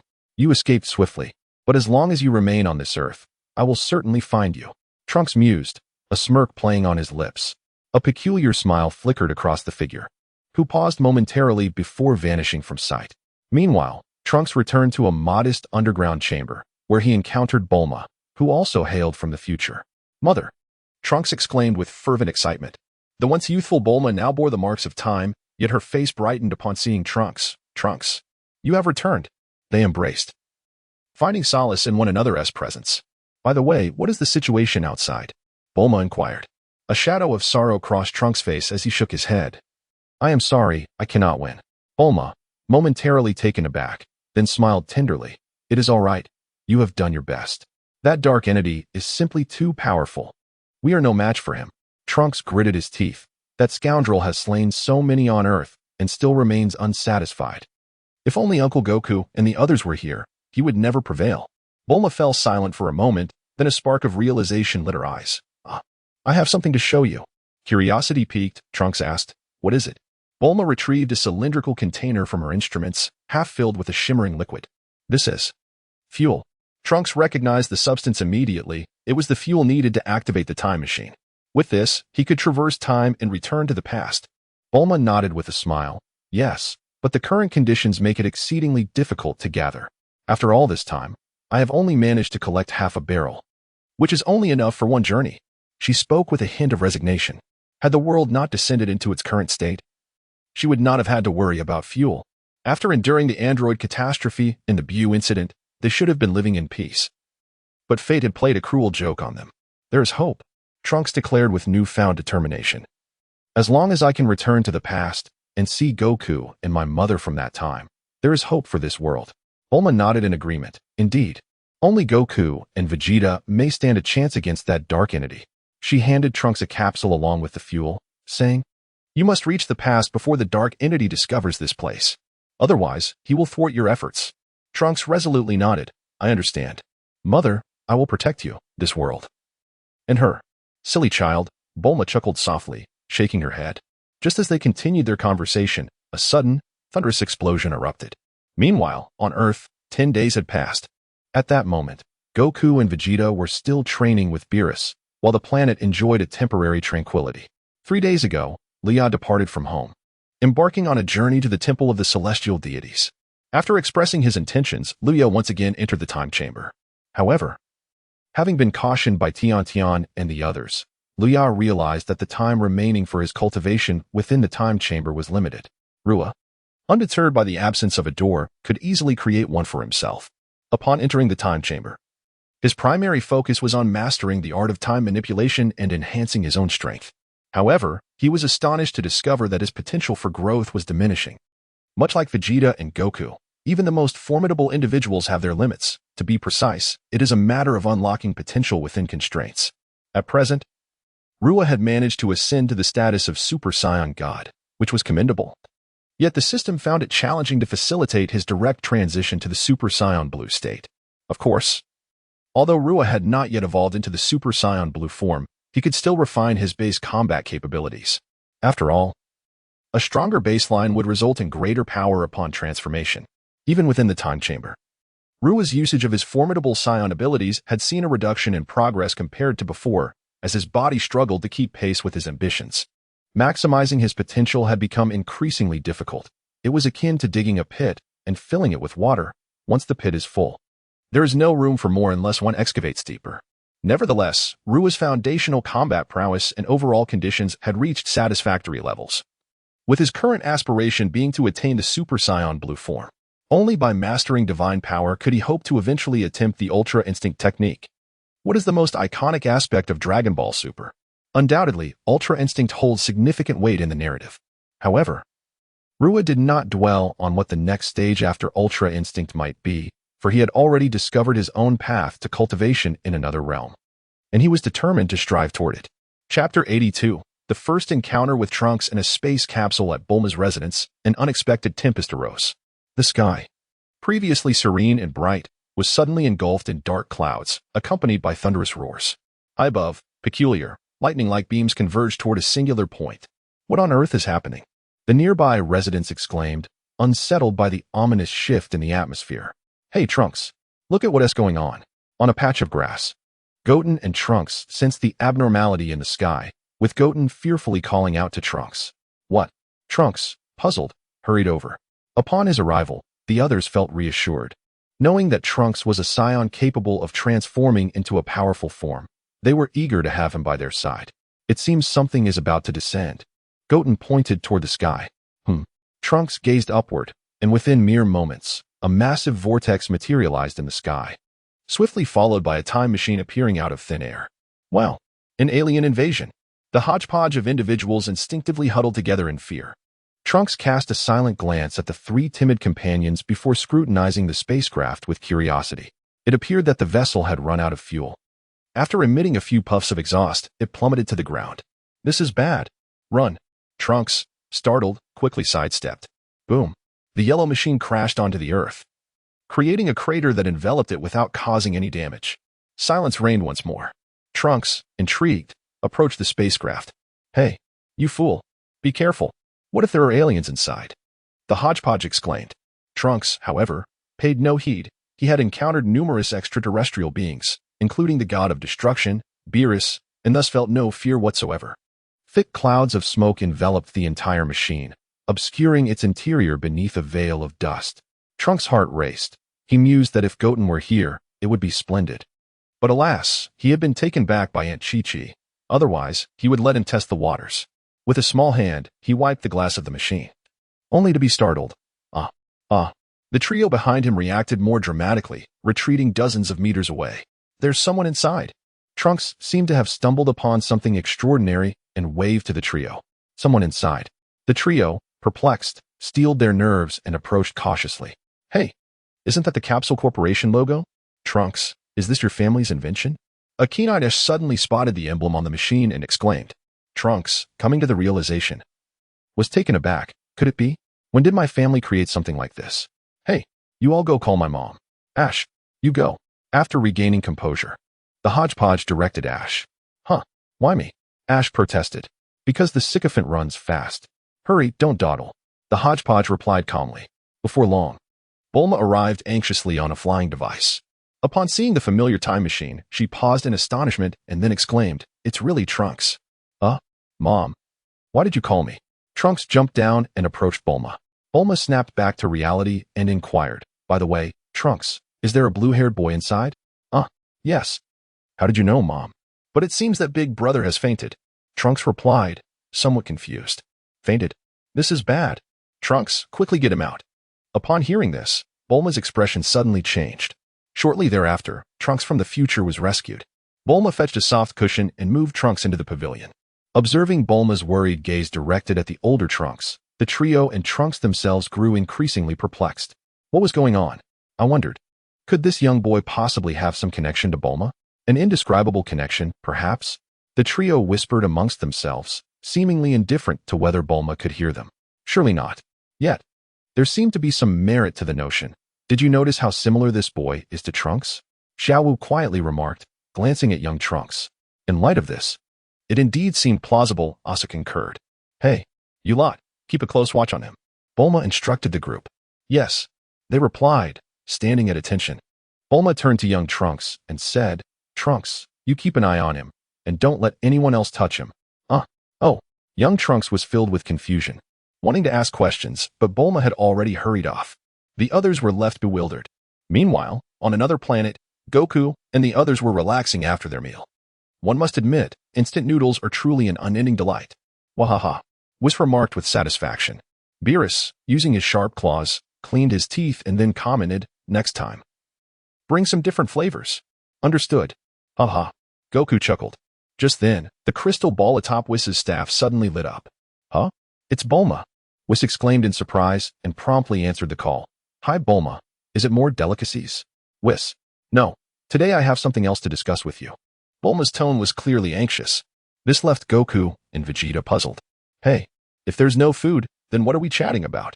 Beerus, just recently indulged, expressed his discontent.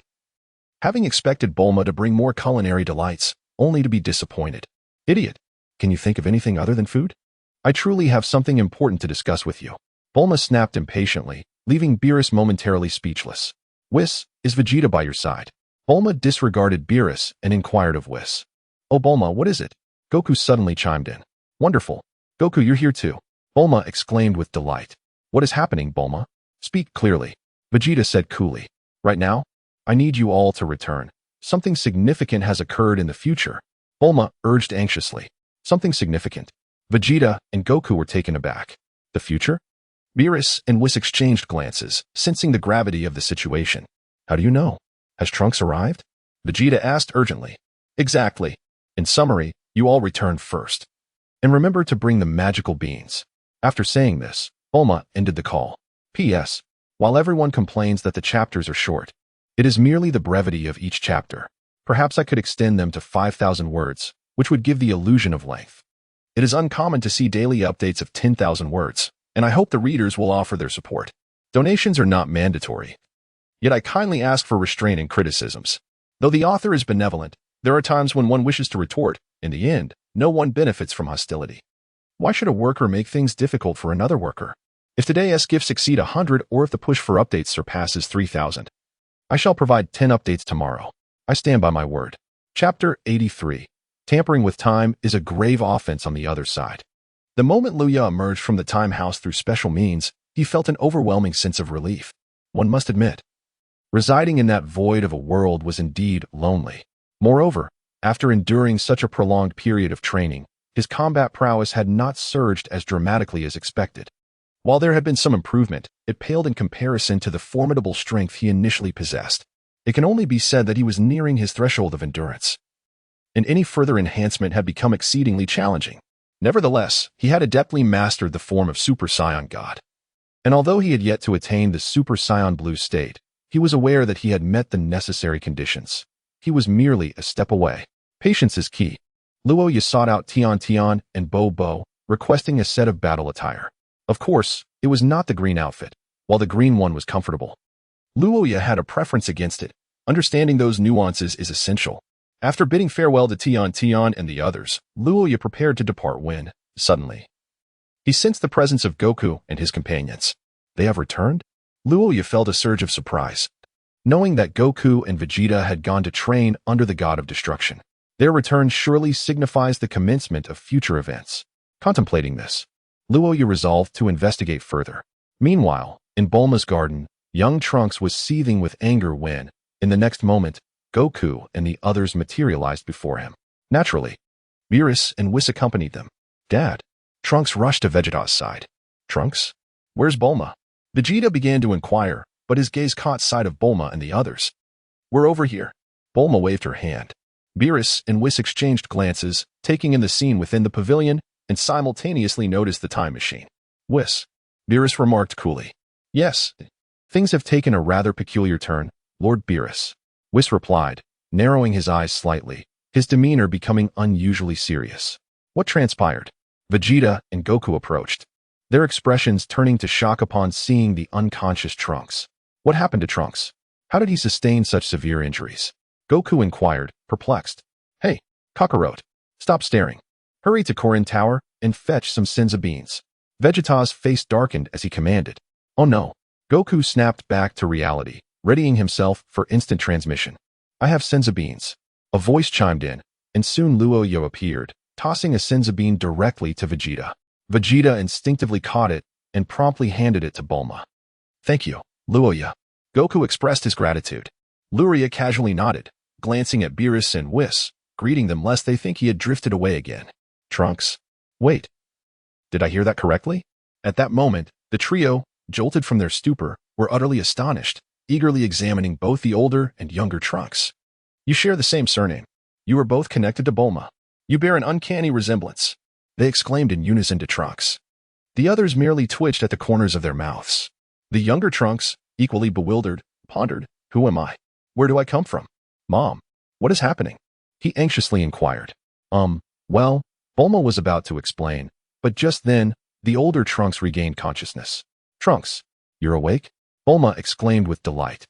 Vegeta and Goku exchanged glances, and the latter stepped forward to inquire, Hey Trunks, long time no see. The newly awakened Trunks, upon hearing this voice, felt his pupils constrict, and his body trembled as if recalling some dreadful memory. Trunks, do you hear me? Goku asked, somewhat perplexed. You bastard, you bastard. Suddenly, as he recognized Goku's visage, the older Trunks erupted in rage, roaring and launching a punch at Goku. Bang! Goku effortlessly caught Trunks' fist, his eyes narrowing slightly. Sensing something amiss, the others were bewildered. How could one of their own strike another? Hey, Trunks, what are you doing? Vegeta exclaimed, visibly displeased. However, at that moment, Trunks' focus was solely on Goku, his eyes filled with murderous intent, as if he wished to devour Goku whole. I must ask, have you lost your mind? Goku inquired, bewildered by Trunks' demeanor. You bastard! You demon! Trunks' power was spiraling out of control, seemingly intent on killing Goku. Calm down. Suddenly, a sharp command rang out, and Bulma delivered a resounding slap to the older Trunks. Stunned, the older Trunks regained his senses and turned to Goku. Taken aback, Uncle Goku? Haha, Trunks, you're finally back to yourself. I thought you had been possessed. Goku replied joyfully, having recently encountered a series of strange events. Nearly convinced that this Trunks had been taken over. I'm sorry. I didn't recognize you, Uncle Goku. Trunks apologized, then turned to Vegeta. Dad. Vegeta, arms crossed, maintained his proud demeanor, merely nodding in acknowledgement. Trunks, what on earth happened? Bulma suddenly interjected. Upon hearing her familiar voice, the older Trunks stiffened, then looked at Bulma with a dazed expression. Mom? Thud. In the next moment, Date directly knelt before Bulma, tears streaming down his face. Everyone present was somewhat bewildered by his display. Trunks observed in silence, fully aware of the turmoil within him. After all, he was the sole survivor of his future. A sentiment of loss that one could not comprehend without having experienced it firsthand. Father? Mother? The revelation struck Trunks like a bolt of lightning. What kind of relationship was this? The youth, also named Trunks, had a father named Vegeta and a mother named Bulma? How scandalous. Mother, I demand an explanation. Trunks could no longer contain himself and confronted them directly. Bulma gently ruffled the hair of the older Trunks before turning to the younger Trunks, saying, He is just like you, my child with Vegeta, and his name is also Trunks, essentially your future self. What? Are you saying he is me? The younger Trunks exclaimed in astonishment. The trio shared a look of disbelief. Ah, it all makes sense now. Indeed, he hails from the future. Fascinating. It seems time has been altered, Beerus suddenly interjected, his voice carrying an unusual chill, leaving the others to wonder if it was merely their imagination. Excuse me, Lord Beerus. What do you mean by altering time? Bulma inquired, perplexed. Beerus glanced at Whis, who, understanding the gravity of the situation, adopted a serious demeanor. A stark contrast to his usual jovial self. Chapter 84. The Future's Catastrophe. The perpetrator. The Dark One. Young Trunks was utterly taken aback. How had he never heard of his future self coming to this time? Why did his parents seem to be aware of it? Hey, Trunks, are you feeling any better? Bulma turned her attention back to the older Trunks. He composed himself and stood tall. I apologize for my earlier outburst. He smiled gently at the younger Trunks. I look forward to working together. The younger Trunks was momentarily stunned but instinctively agreed. By the way, what exactly transpired? How did you sustain such grievous injuries? Is the future still engulfed in turmoil? Bulma inquired. Trunks fell silent, his spirit dampened as he struggled to articulate his thoughts. Before we proceed, shouldn't we address the fact that you have taken it upon yourselves to alter time and construct a time machine? Do you realize this is a grave offense? Beerus interjected once more. Grave offense. Goku and the others were taken aback. At that moment, Whis stepped forward, stating, Time and space have always been safeguarded and monitored by deities. If one were to traverse time and space without permission, The repercussions could be unimaginable, potentially leading to the annihilation of a once peaceful world. Is it really that serious? Goku asked, feeling somewhat sheepish. It can't be that dire, can it, Whis? Vegeta furrowed his brow, unable to refrain from defending Trunks. Whis spoke in a grave tone. Consider the ramifications of altering time. Imagine a sapling that could grow into a towering tree, yet due to the chaos of time and space, its trajectory is disrupted, leading to its withering. Have you contemplated such an outcome? The group exchanged glances. In the past, certain deities sought to manipulate time for selfish purposes, and as a result, they were all annihilated. For those who tamper with time violate the natural order and must be eradicated, Beerus remarked nonchalantly. Upon hearing this, the expressions of the others shifted dramatically. Indeed. Therefore, regardless of whether this young boy is entangled in significant troubles, the very act itself constitutes a grave issue. Traveling through time with a time machine is already a crime. And this cannot be the first occurrence. Whis cast a meaningful glance at the elder Trunks. Hey, can we not be so pedantic? Trunks is still my son. Moreover, the creation of such remarkable technology as a time machine is truly an extraordinary feat, is it not? The future version of me must be quite impressive, Bulma protested. Accustomed to sparring with Beerus, showing no concern but rather a hint of vanity. How remarkable. The future me is truly a genius. Oh dear. It seems Bulma has yet to grasp the severity of the situation, Whis remarked with mild surprise. I never anticipated that such a contraption could be devised by humans. One must admit that humanity is indeed a species of boundless potential. Beerus replied coolly. Whis chuckled softly, then turned to Bulma. Creating a time machine is a grave offense. Bulma, it is worthy of destruction. At this, Bulma was taken aback, and the others, including Vegeta, changed their expressions. No, the elder Trunks, clearly realizing the gravity of the situation, humbly abandoned his dignity and knelt respectfully before Whis. O Divine One, it is not my mother's fault. All the blame lies with me. Please do not harm my mother. Whis appeared perplexed. Beerus, however, wore a dark expression, thinking, who is truly the god of destruction here? Ah, you are mistaken. The true deity is this one, Whis chuckled, pointing at Beerus. Huh? The elder Trunks looked bewildered. Then quickly changed direction and knelt again. Esteemed Divine One, I beseech you to punish me. Beerus regarded Trunks thoughtfully. Lord Beerus, grant him some leniency. Goku laughed heartily. Advocating for Trunks. Though this is indeed a serious crime, if you don't speak of it, and I don't, and neither does Whis, then no one will ever know. Otherwise, the delicious cuisine on Earth will be out of reach for you. Bulma declared with a touch of pride. Impossible. Whis and Beerus were somewhat dissatisfied. It was not that they wished to spare Trunks. Rather, they pondered the absence of delectable cuisine and the implications for their future. If you wish for me to spare him, it is not entirely out of the question, but it depends on your actions, Beerus remarked, his tone laden with implication. Having journeyed so far without a single dish to savor was quite disheartening. Bulma, seizing the moment, snapped her fingers. Not a problem. I am fully prepared. With that, she produced a sausage, proclaiming, this is a fish sausage, and I assure you it will delight your palates. Both Beerus and Whis received one, and simultaneously. They tore open the packaging and took a bite. Instantly, their eyes widened in astonishment. So delicious, isn't it? Bulma beamed with pride. Then retrieved a capsule, from which she extracted a box of fish sausages, distributing one to each individual. Everyone relished the meal, including Vegeta, who, since training alongside Whis and Beerus, had grown quite fond of communal dining and found it increasingly difficult to resist culinary delights. The lure lacked a distinct sensation. The sausage merely possessed a hint of fish flavor, enhanced by a specific starch. Although delicious, it hardly matched the allure that captivated others. Observing the remaining fish sausage, Beerus remarked, of course, if you relinquish that box of goodies to me, I shall overlook your transgressions. Bulma, eager to comply, promptly handed it over to Beerus without hesitation. Returning to the topic at hand, Trunks, can you now disclose what transpires in the future? Goku inquired with curiosity. Trunks, having composed himself, solemnly responded, in the future, following the androids, a formidable foe emerges. A foe? The group leaned in, intrigued. Is it Majin Buu? Vegeta questioned. Trunks shook his head. Indeed, after the androids. We battled Majin Buu fiercely for an extended period, ultimately vanquishing him and preventing his emergence. Not Buu. Then who is it? Goku asked, puzzled. Trunks directed a peculiar gaze at Goku. We refer to him as the Dark Man. His power is exceedingly formidable. Since his arrival, the entire Earth has descended into darkness. The world has been stripped of light, engulfed in perpetual night. Darkman?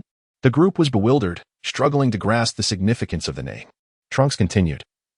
This Darkman bears a striking resemblance to you, Uncle Goku. What? The group was momentarily taken aback. Chapter 85, Goku and Trunks sparring. Are you suggesting that the enemy in the future resembles me? Is that the reason behind your earlier assault? Goku found himself perplexed. An adversary that closely resembles him? He had no recollection of such a being. Vegeta furrowed his brow, lost in thought. Trunks nodded affirmatively, indeed. And his power is truly terrifying. Furthermore, his arrival has nearly led to the extinction of humanity in the future. Only a handful of humans remain. It appears his objective is the annihilation of humankind. Is that so? Who could it possibly be? Goku mused, a headache beginning to form.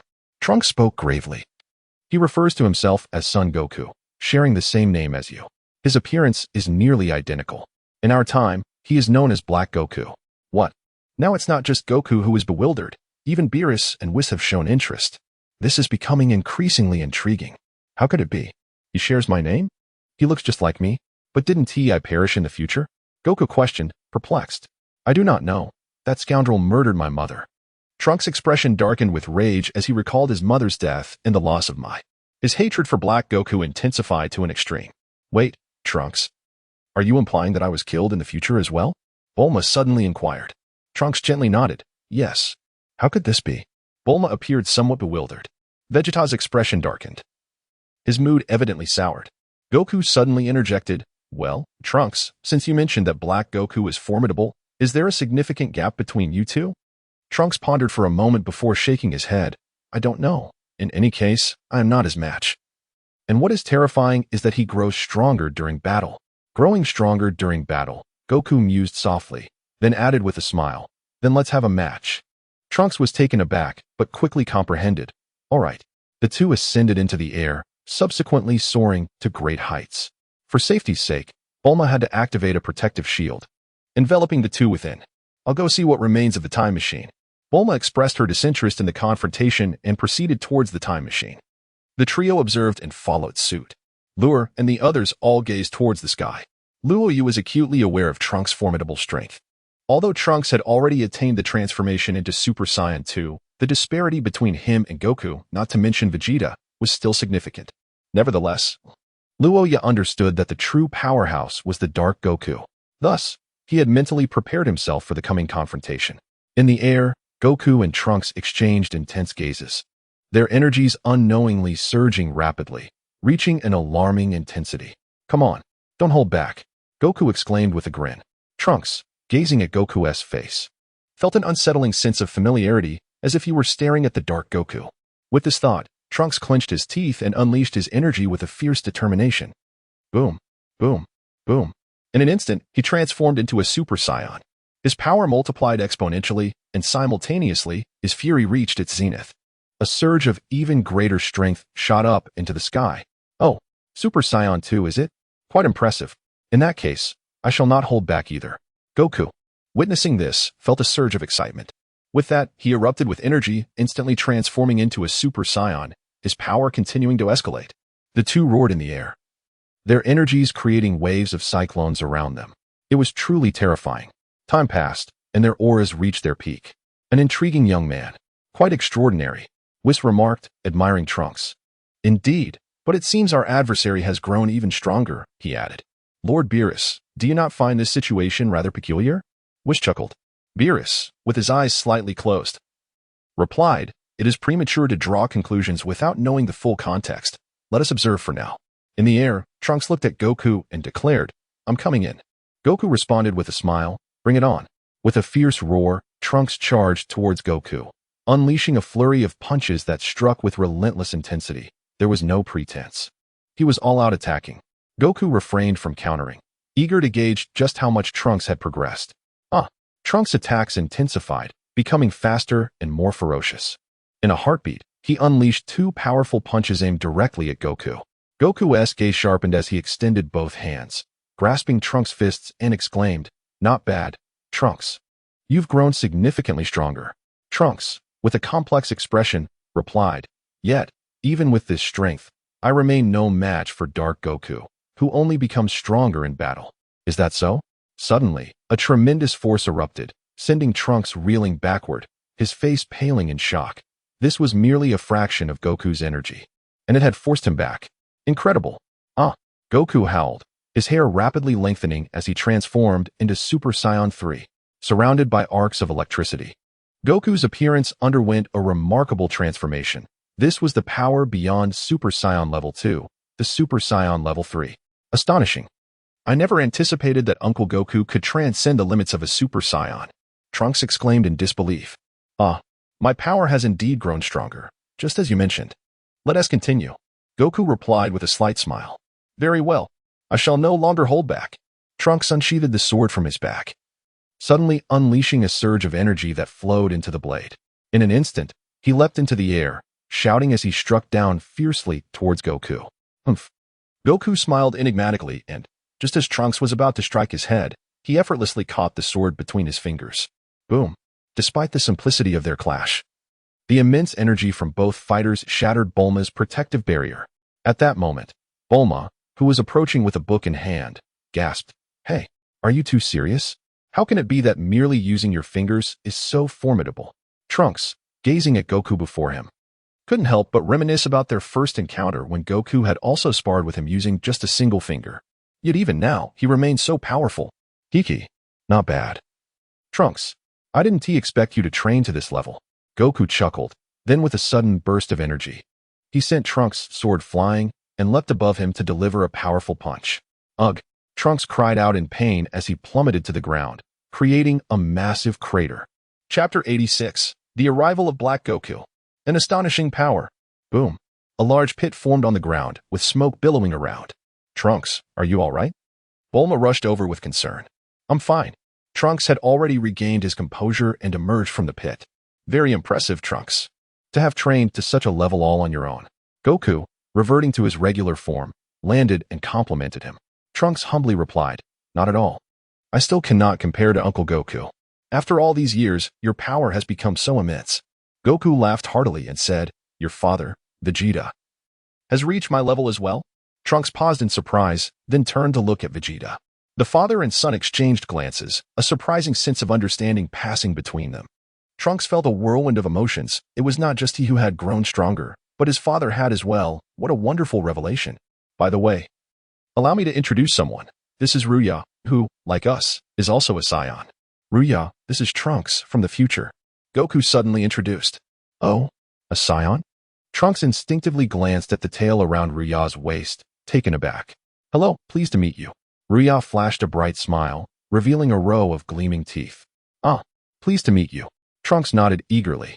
Luya is incredibly powerful, just like us. Even you, Trunks, might not be able to defeat Luya, Goku remarked with a chuckle. Is that so? Impressive. Trunks cast a complex glance at Luya, recalling that he had never encountered such a figure before, not even in the future. However, he was aware that history did not unfold as he had anticipated, so he refrained from expressing doubt. By the way, Trunks, after I fought with you, how does my strength compare to that of Black Goku? Goku inquired with eager anticipation. Trunks fell silent, his expression wavering. I'm sorry, Uncle Goku. But the truth may be somewhat hurtful. I know. He is even stronger than I am. Isn't he? Goku suddenly interjected. Trunks, taken aback, was puzzled by Goku's assertion. So, does that mean his power surpasses mine? How intriguing. It seems another formidable opponent has entered the fray. Goku's eyes sparkled with excitement. Trunks looked questioningly at Vegeta, who merely smiled faintly and remained silent. Hey, Trunks. Suddenly, two figures descended from the sky, Krillin and Piccolo. Uncle Krillin. Uncle Piccolo. Trunks exclaimed, a surge of excitement washing over him. What brings you here? Krillin replied with a smile. Chi-Chi told us you were here, so we came to check on you. Piccolo then queried, Trunks, something must have happened in the future, right? Trunks nodded, about to speak, when suddenly the sky darkened ominously, and a tempest arose. What is happening? Everyone looked up, curiosity etched on their faces. Finally here, Luya observed as a rift began to split the sky, a serious expression crossing his face. Oh dear, this is a temporal rift, Whis remarked, his brow furrowing with concern. Beerus's eyes glinted with a dangerous light. There is an ominous power. Goku's expression turned grave. With a tearing sound, a pitch-black vortex materialized in the sky, crackling with bolts of lightning. Suddenly, a blinding flash illuminated the area, and a figure solidified in midair. Impossible! How could this be? Trunks' face turned pale with terror. What's wrong? Goku questioned, confused. Before looking up, upon seeing the figure's visage, he gasped, "This can't be real." "What?" The others displayed expressions of astonishment. Even Beerus and Whis unable to conceal their surprise. Black Goku. Trunks seethed, his gaze locked onto his adversary. It became clear to everyone. Only Krillin and Piccolo, who had just arrived, remained bewildered, unaware of the unfolding events. "Oh, this is Earth." A familiar voice emerged, yet, when compared to Wukong, it bore an air of superiority, accompanied by an innate pride and charm. Trunks, you two are here. As expected, you have come to this place." A smirk of disdain appeared on Black Wukong's face as he regarded Trunks. "It seems you led me here, intending for me to deal with you personally. Am I right? You demon." The animosity was palpable, and Trunks, unable to restrain himself, prepared to strike. "Trunks, you are no match for him," Vegeta interjected, his expression growing more serious. "Oh, Vegeta? Son Goku? Lord Beerus is here too. How intriguing." Black Wukong's eyes widened slightly as he surveyed those present. "Hey, Whis, did you see that? That ring?" Beerus remarked, his pupils narrowing. "Ah, if I am not mistaken, it seems oddly familiar." Whis nodded in agreement. "How fascinating. It becomes increasingly intriguing." A look of keen interest appeared on Beerus's face. At that moment, Goku suddenly soared into the air, hovering in front of Black Wukong. "Hey, you must be Black Wukong." "Kakarot, that guy." Vegeta's expression darkened. Damn it, he had been beaten to it. Hee. "Son Goku, I have long admired your reputation." Black Wukong smiled broadly at Goku. Goku scrutinized his counterpart and nodded. "You do resemble me, but you carry an aura of malevolence." "Is that so?" "It matters not, since we meet here. Let us engage in a spar using this body." A peculiar smile graced Black Wukong's lips. "What do you mean?" Goku furrowed his brow, sensing something was amiss. Hee. Black Wukong sneered, then gathered a sphere of green energy in his hand. With a gentle flick, the energy sphere shot towards Goku. Goku's expression hardened, then shifted as he extended his hand to block the incoming attack. Boom, boom, boom. Ugh. The moment Goku made contact with the attack, he found himself struggling. In the next instant, he was propelled away by an overwhelming force, crashing into a distant mountain. Black Wukong glanced at the onlookers, and then turned his gaze towards Goku. A sinister smile playing on his lips. "Just playing with you." With that, he flew directly towards Goku. What on earth is happening? Piccolo and the others also soared into the fray. The lure remained still, immersed in contemplation. He pondered whether, at this moment, he could take action to keep his opponent here. Yet, this was an impossible endeavor. The adversary was far too formidable to be vanquished easily, without inflicting a fatal blow. Any attempt would likely only serve to empower the opponent further. In such a case, not only would he be inadvertently assisting his foe, but his own strength might also become material for the enemy's learning. Such a prospect seemed hardly worthwhile. However, no viable solution came to mind. Should he summon the god of destruction to intervene? Chapter 87. Wukong's initial confrontation with Black Wukong if Beerus were to act now. Dispatching Black Wukong would surely pose no challenge, but it appeared that this troublesome being had no desire to engage in the matter at hand. Lur felt a twinge of headache, pondering whether a fierce struggle awaited him. Ding. A system task has been triggered. Task details: defeat the Dark Wukong. Save the future world. Note: as long as it is vanquished, regardless of whether the host is involved, the task will be considered complete. Luya was taken aback, rendered momentarily speechless. "Are you certain that I cannot defeat my opponent?" he queried. The system responded, "The host should possess a certain level of self-awareness regarding their own strength. In comparison, the existence of Black Wukong is akin to immortality. Thus, the host's abilities are insufficient to vanquish this foe. After careful consideration, the system has decided to lower the difficulty for the host, albeit with a corresponding reduction in rewards." With a sigh, Luya remarked, "Very well." Meanwhile, Wukong faced off against Black Wukong once more, both brimming with excitement at the formidable presence of the other. "It truly is remarkable." From a distance, Krillin couldn't help but exclaim, while Piccolo and the others nodded in agreement, astonished to find that Black Wukong and Wukong were indeed cast from the same mold. However, Black Wukong exhibited a certain malevolent power that felt eerily familiar. Piccolo narrowed his eyes, observing Black Wukong with a discerning gaze. There is an essence of Uncle Wukong about him, leading me to several times believe that Black Wukong is indeed Uncle Wukong himself. Do not speak. Focus on observing his fighting style. Vegeta interjected coolly. That couldn't have been your true strength just now, could it? Wukong brushed off the dust from his attire, casting a smile towards Black Wukong. Likewise, are you merely probing? Black Wukong replied, a sinister smile perpetually gracing his lips, yet there was something unsettling about it. Very well then. If I haven't unleashed my full potential, I suppose you too have been holding back. Let us engage seriously. Wukong smiled slightly, and in the next moment, he erupted with energy, transforming into a Super Saiyan. The golden radiance compelled Black Wukong to squint, and he chuckled. So this is the Super Saiyan? Truly lives up to its reputation. Your battle power has increased significantly. Enough chatter. Come at me. Wukong struck a battle stance. Humph. Black Wukong scoffed before assuming a simple pose. After a brief exchange of glances, they simultaneously unleashed energy blasts. Boom. Amidst the explosion, Wukong had already surged forward, bellowing as he aimed to strike at his opponent. Slap. However, Black Wukong seemed to have anticipated Wukong's move, effortlessly catching his fist and delivering a kick in return. Wukong managed to block the attack with his arm, exclaiming, "Quite powerful, aren't you?" Hee. Black Wukong replied, his gaze laden with meaning. The two released each other and retreated, only to clash again in an instant. Tap, tap, tap, tap, tap. The fierce confrontation commenced, their rapid movements and incomprehensible actions creating a breathtaking spectacle. Seizing an opportunity, Wukong launched an energy blast. Yet, Black Wukong easily evaded it, instantly closing the distance to Wukong, conjuring a green energy sphere in his hand that struck Wukong directly. Ugh! Wukong was sent hurtling backward, crashing into a mountainside, a cloud of dust billowing forth. Humph! Black Wukong chuckled wickedly, then soared towards his adversary. Boom! Wukong burst forth from the rubble, charging once more at Black Wukong. Bang, bang, bang. The fierce clash resumed, with both combatants growing increasingly exhilarated. Despite inflicting injuries upon one another, such matters held little significance for them. Bam! Bam! Black Goku was struck by a punch from Goku, yet in the next moment, he retaliated with a swift kick that landed squarely on Goku's face. Both fighters staggered back. Whoosh!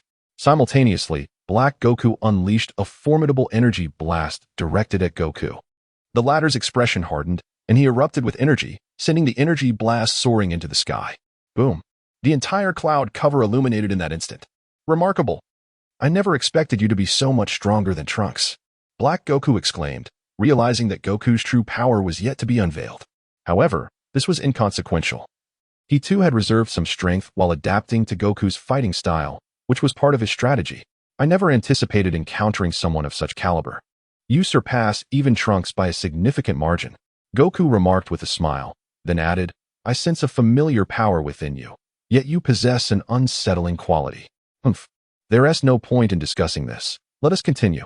Black Goku was reluctant to engage in idle chatter, as he needed to ensure that Goku's strength was fully drawn out before any of those others intervened, particularly the god of destruction, Beerus. Should he intervene, it would spell trouble for him, just as I wished. Goku laughed heartily and charged forward. Heh. Black Goku smirked wickedly and met him head-on. Bang, bang, bang. The two clashed once more, but this time, Black Goku held the advantage as Goku's punch was met with a twofold response. His power had surged. Piccolo remarked solemnly. Black Goku's strength would continually escalate during battle, which was precisely why I couldn't defeat him. Trunks added, his tone filled with complexity. Goku is in danger. He is not even taking this seriously. Krillin lamented. By the way, Uncle Goku should be able to transform into Super Saiyan 3rd level, right? Why isn't he using it? Trunks queried, puzzled. Humph. Not exerting full power from the outset is a flaw of Kakarot. Vegeta stated flatly. Trunks glanced at the scene, sensing an ominous turn of events. Boom. In the air, Goku was struck in the abdomen by Black Goku's punch, enduring a force far more formidable than before. Goku winced in pain and attempted to retaliate, only to have his arm seized by his opponent. With a wicked grin, Black Goku spun Goku around several times before hurling him violently towards the ground. Boom. A massive crater formed upon impact as overwhelming power surged forth, followed by a tremendous explosion. Suddenly, a dark aura enveloped Black Goku, and he gathered an astonishing energy sphere in his hands, sending it crashing downward. Boom. Another explosion reverberated, causing the crater to expand several times over. Haha, Sun Wukong, is this all the strength you possess? It's rather underwhelming, taunted Black Wukong. Suddenly, an astonishing force erupted from the pit, and in the next moment, Wukong's body shot forth, moving with such swiftness that it was beyond the grasp of the naked eye. His energy surged to an extraordinary level. What? Black Wukong was caught off guard and took a punch from Wukong. As Wukong came to a halt, he gazed at Black Wukong and remarked with a smile, "You truly are impressive. I nearly couldn't withstand your onslaught in this form." Clutching his abdomen, Black Wukong erupted in laughter, the dark aura enveloping his form growing ever more pronounced. Chapter 88. The Presence of the Kaishin. Beerus's doubt that Fellow's energy continues to rise. Impossible. As Black Wukong's state became evident, Krillin felt the most acute sense of dread, for he was the weakest among them. And the very essence of Black Wukong instilled fear within him. Is this truly the case? Vegeta's expression fluctuated with uncertainty. Damn it. Future Trunks clenched his teeth. His face twisted in rage. The energy has clearly escalated. Wukong observed Black Wukong with surprise, realizing that Trunks was indeed correct. This adversary's power only grows as the battle rages on. My strength intensifies with each conflict. Thus, you will never defeat me. Black Wukong grinned wickedly at Wukong, then suddenly bellowed, causing a surge of black light to envelop him, unleashing an overwhelming presence. A bead of sweat trickled down Wukong's face, a grave expression crossing his features. Truly remarkable. This current state already possesses such terrifying power. Let us continue, Black Wukong said with a smile. Wukong grinned back. Bring it on. Whoosh. Bang. The two darted towards each other, their fists colliding with force, followed by a series of explosive sounds as they exchanged blows. As Black Wukong's strength increased, Wukong refused to relent, gradually becoming exceedingly serious. Boom. The two clashed in midair, both bodies recoiling. Kamehameha. Wukong concentrated his energy, a terrifying force building at an astonishing pace. Black Wukong's gaze hardened, and he thrust his hand toward Wukong, a green light manifesting in his palm. Wukong unleashed his Kamehameha, a torrent of horrifying energy shooting forth. Black Wukong would not be outdone. He fired the green energy sphere from his hand, blocking Wukong's Kamehameha like a ball. This is bad. Get back. Krillin and the others sensed the imminent danger and hastily retreated to a safe distance. Meanwhile, Bulma and her companions, watching the live broadcast through Whis' crystal ball, were engulfed in tension. Are all Saiyans this terrifying? Though the trio had grown somewhat desensitized to such scenes through their extensive experiences, they were nonetheless utterly astonished, for encounters like this were exceedingly rare for them. Sun Wukong is indeed formidable. When shall we truly exact our revenge, boss? Xiao Wu whispered to Pilaf. The latter broke into a sweat. Let's discuss that later. At present, they were merely indulging in Bulma's hospitality, with no thoughts of vengeance, as these adversaries only grew stronger, rendering the trio's dream of world dominance increasingly distant. It is worth noting that in their youth, they had nearly defeated Sun Wukong. Now, they couldn't even approach him. How intriguing, the battle between the foe and the true Wukong. Beerus observed the skirmish displayed on the projection, his interest piqued. Lord Beerus, do you not feel a sense of impending crisis? That imitation Wukong possesses an aura that is not merely familiar. His strength is perpetually evolving and intensifying, and his physique appears rather peculiar. Whis remarked with a hint of jest. Beerus replied nonchalantly, what of it? Should he prove ungrateful, I would not hesitate to eliminate him. However, theoretically, I am unable to intervene. Lord Beerus, do you not sense something unusual about his aura? Luya suddenly approached. Oh, pray tell, what have you discerned? Beerus turned to Luya, offering a serene smile. The mysterious path of fishing. There is nothing particularly unusual. However, this aura feels somewhat familiar, reminiscent of that of the Supreme Kai. What? Both Beerus and Whis were taken aback. How could this young one possibly know such a thing? Beerus's pupils constricted as he turned his gaze towards the distant figures engaged in battle, his expression darkening with unspoken thoughts. Whis smiled gently, affirming, indeed. It appears to be so. Wouldn't you agree, Lord Beerus?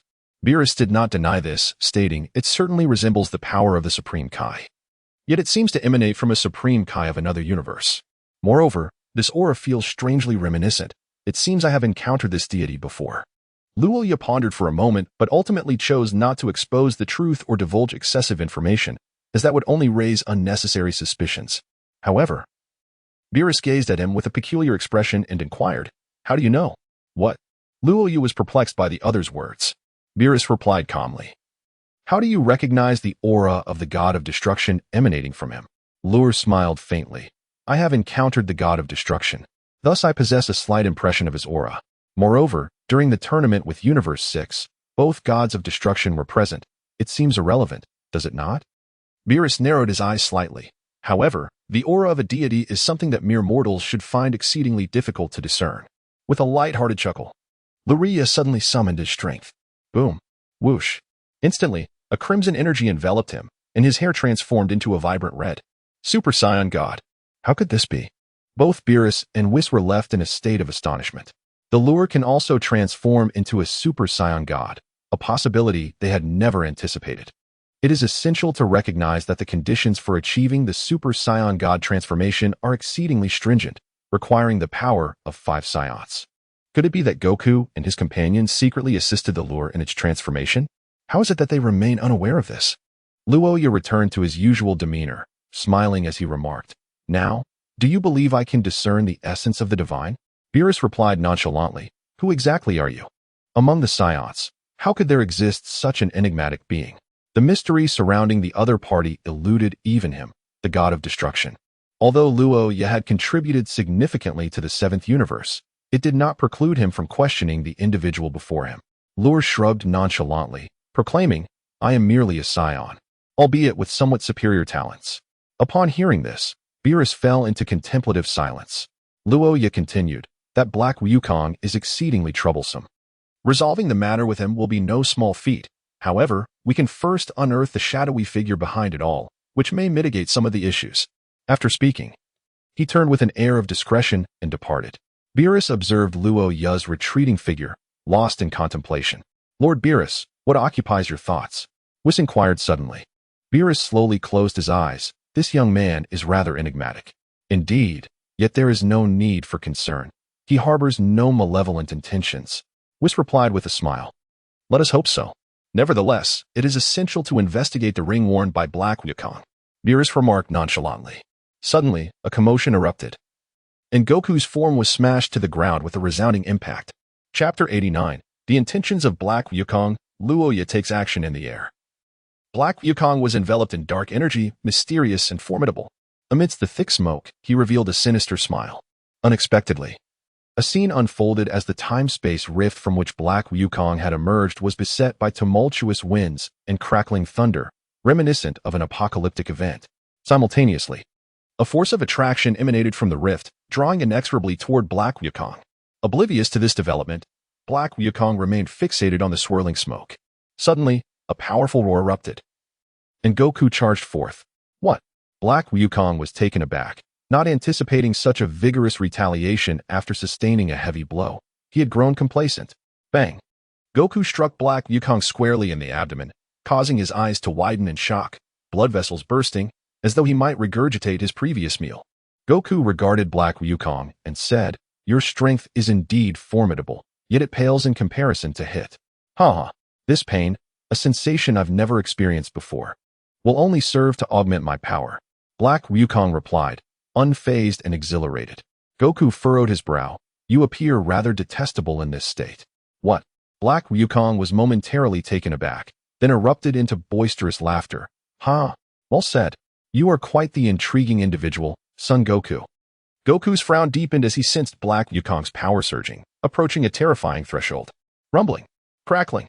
Suddenly, a powerful force of attraction surged forth, before Black Wukong could react. He was ensnared. What? What is happening? Black Wukong exclaimed in astonishment, but despite his struggles, his body was inexorably pulled back toward the black hole. Goku was also taken aback. Damn it! Has the time come? Black Wukong felt a sense of reluctance, yet he found himself powerless against the temporal forces. Uncle Goku, deliver a decisive blow. Do not let him return to the future. Suddenly, Future Trunks let out a furious roar. Goku, realizing the potential chaos that could ensue in the absence of Trunks' future, swiftly unleashed a powerful energy blast directed at Black Goku. Black Goku's expression twisted into a menacing snarl. And with a thunderous shout, he summoned forth a surge of energy even greater than before, effortlessly swatting Goku's energy blast aside. What? The onlookers gasped in shock as the energy blast veered downward towards Bulma and the others. Bulma. Vegeta's expression shifted dramatically as he dashed forward. Just then, Luya appeared in midair, also unleashing an energy blast to neutralize the impending attack. Luya gazed at Black Goku, yet refrained from taking action, for he was unwilling to allow his adversary to replicate his powers and grow stronger. Black Goku, noticing Luya, narrowed his eyes in confusion. What on earth? A Saiyan? However, his attention was quickly diverted by an object nearby, the time machine. Ah, so this was how Trunks had arrived here. A peculiar smile spread across Black Goku's face as he abruptly unleashed a powerful energy blast, targeting none other than the time machine. Oh no, the time machine. Panic surged through Trunks. Without the time machine, what would become of him? What would happen to the future? In a moment of desperation, he dashed forward, disregarding everything else. Yet, it was too late. His speed could not match the ferocity of Black Goku's assault. Just as the time machine was on the verge of destruction, Luya reappeared, swiftly raising his hand to deflect the energy blast with ease. Impossible. Black Goku's expression turned to one of astonished fury. Lur scoffed coldly, await us in the future. No sooner had he uttered these words than Black Wukong could no longer withstand the relentless tug of the temporal rift and was abruptly drawn into it. In an instant, the rift sealed shut, restoring tranquility to the surroundings. Wukong and the others gathered together. Splendid. The time machine is unharmed. Trunks exhaled a sigh of relief, then turned sincerely to Lur and expressed, "Thank you, Mr. Lur." Lur nodded slightly. "Lord Beerus, why did you not intervene just now?" Bulma inquired with a hint of dissatisfaction as she glanced at Beerus. The deity, appearing somewhat drowsy, approached with a nonchalant expression. "Why should I intervene? The use of the time machine is already a crime. Should I save it, I would be complicit in the wrongdoing," he replied. Bulma countered. "Surely you can handle that, Dark Goku?" Beerus retorted indifferently. "He hasn't provoked me. And besides, he possesses numerous enigmatic abilities. Addressing him now would be futile. Indeed, the opponent seemed to have mastery over the intricacies of time and space, a feat achievable only by the Kaioshin, thus rendering the situation rather complex. Wiston chimed in. "That individual is truly formidable. His power escalates with each battle. Such a talent is awe-inspiring." Goku's excitement had not yet waned, as he reminisced about his encounter with Dark Goku. He is a demon, having nearly obliterated humanity. Since he was not defeated this time, he will only grow stronger upon his return. Eventually, even Uncle Goku and Father may not stand a chance against him. Trunks felt a pang of regret, realizing he could have taken action to subdue the adversary but hesitated. Humph, fear not. While that imposter cockroach may grow stronger, we have yet to reveal our true strength. Vegeta suddenly remarked with a cold smirk. Really? Trunks exclaimed, taken aback by the revelation. Indeed, Trunks. Both Goku and Vegeta have held back their full potential. So, there is no need for concern. Krillin reassured him. Is that true? Trunks asked, his eyes widening with intrigue. Ah, Vegeta and I can now transform into Super Saiyan Blue, a form whose power far exceeds that of Super Saiyan. So leave Dark Goku to us. Goku said with a carefree smile. Hey, Kakarot, this time you take the stage. Next time that individual appears, I must go first. Vegeta suddenly glared at Goku. Huh. I haven't had my fill of fighting yet. Goku protested reluctantly. I don't care. I must go first. Vegeta insisted. Observing the banter between the two, Trunks felt bewildered. Were Uncle Goku and Father truly so confident? Why were they not the slightest bit intimidated by Dark Goku? Lur, unable to bear the sight, covered his eyes with a sense of helplessness. These two fellows were simply too ostentatious, especially Vegeta, the perennial second fiddle who seemed oblivious to moderation. Ever since the inception of the Dragon Ball series, each time Vegeta attempted to show off, he would swiftly find himself face-bombed, a theorem that had been consistently validated. Regardless, what lay ahead would undoubtedly be a fierce battle. Chapter 90. Goku sets forth to Universe 10. Vegeta trains Trunks by the way. When can we return to the future world? Goku suddenly inquired. The group turned their gazes towards future Trunks.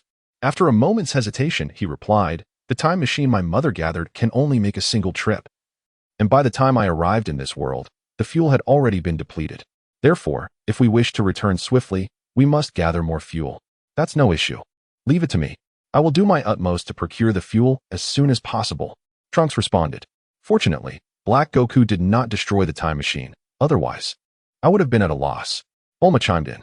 Indeed, we owe this to Lur. Had it not been for him, the time machine would have been destroyed long ago. Krillin chuckled.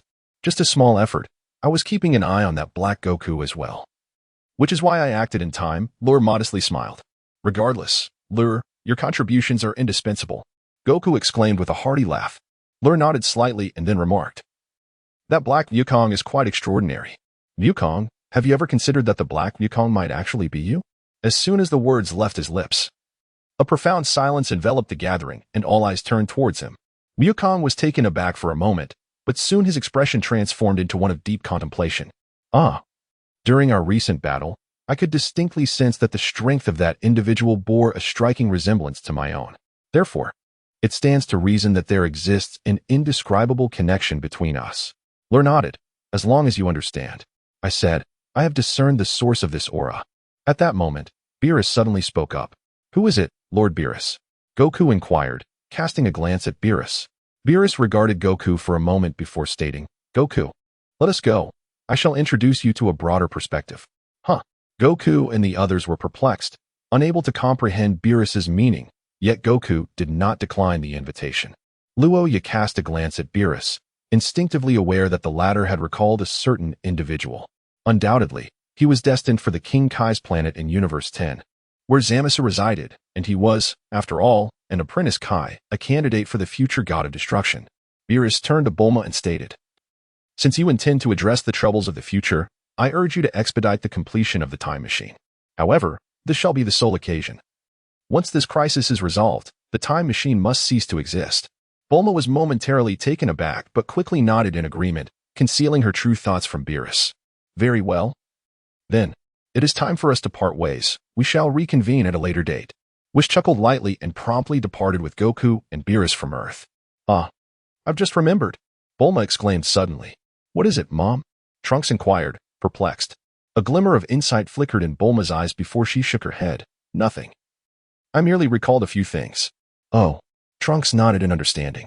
Hey, come here. Vegeta interjected abruptly. Before we venture into the future, I must train you. He then strode away with an air of arrogance. Trunks, seeing this, hastily followed suit. Well, we should head back as well, Krillin remarked, glancing at Piccolo. The latter nodded. And together, the two departed. It was unavoidable. The carrots in the field had yet to be fully harvested. Luya bid farewell to Bulma, expressing his intention to further hone his skills before venturing into the future world. Once the others departed, Bulma suddenly revealed a playful smile and, in a voice only she could hear, mused, how could I forget that there is another time machine? If I manage to repair it, there will be two. Even if Beerus destroys one, I shall still possess the other. Ha ha ha. I am quite clever.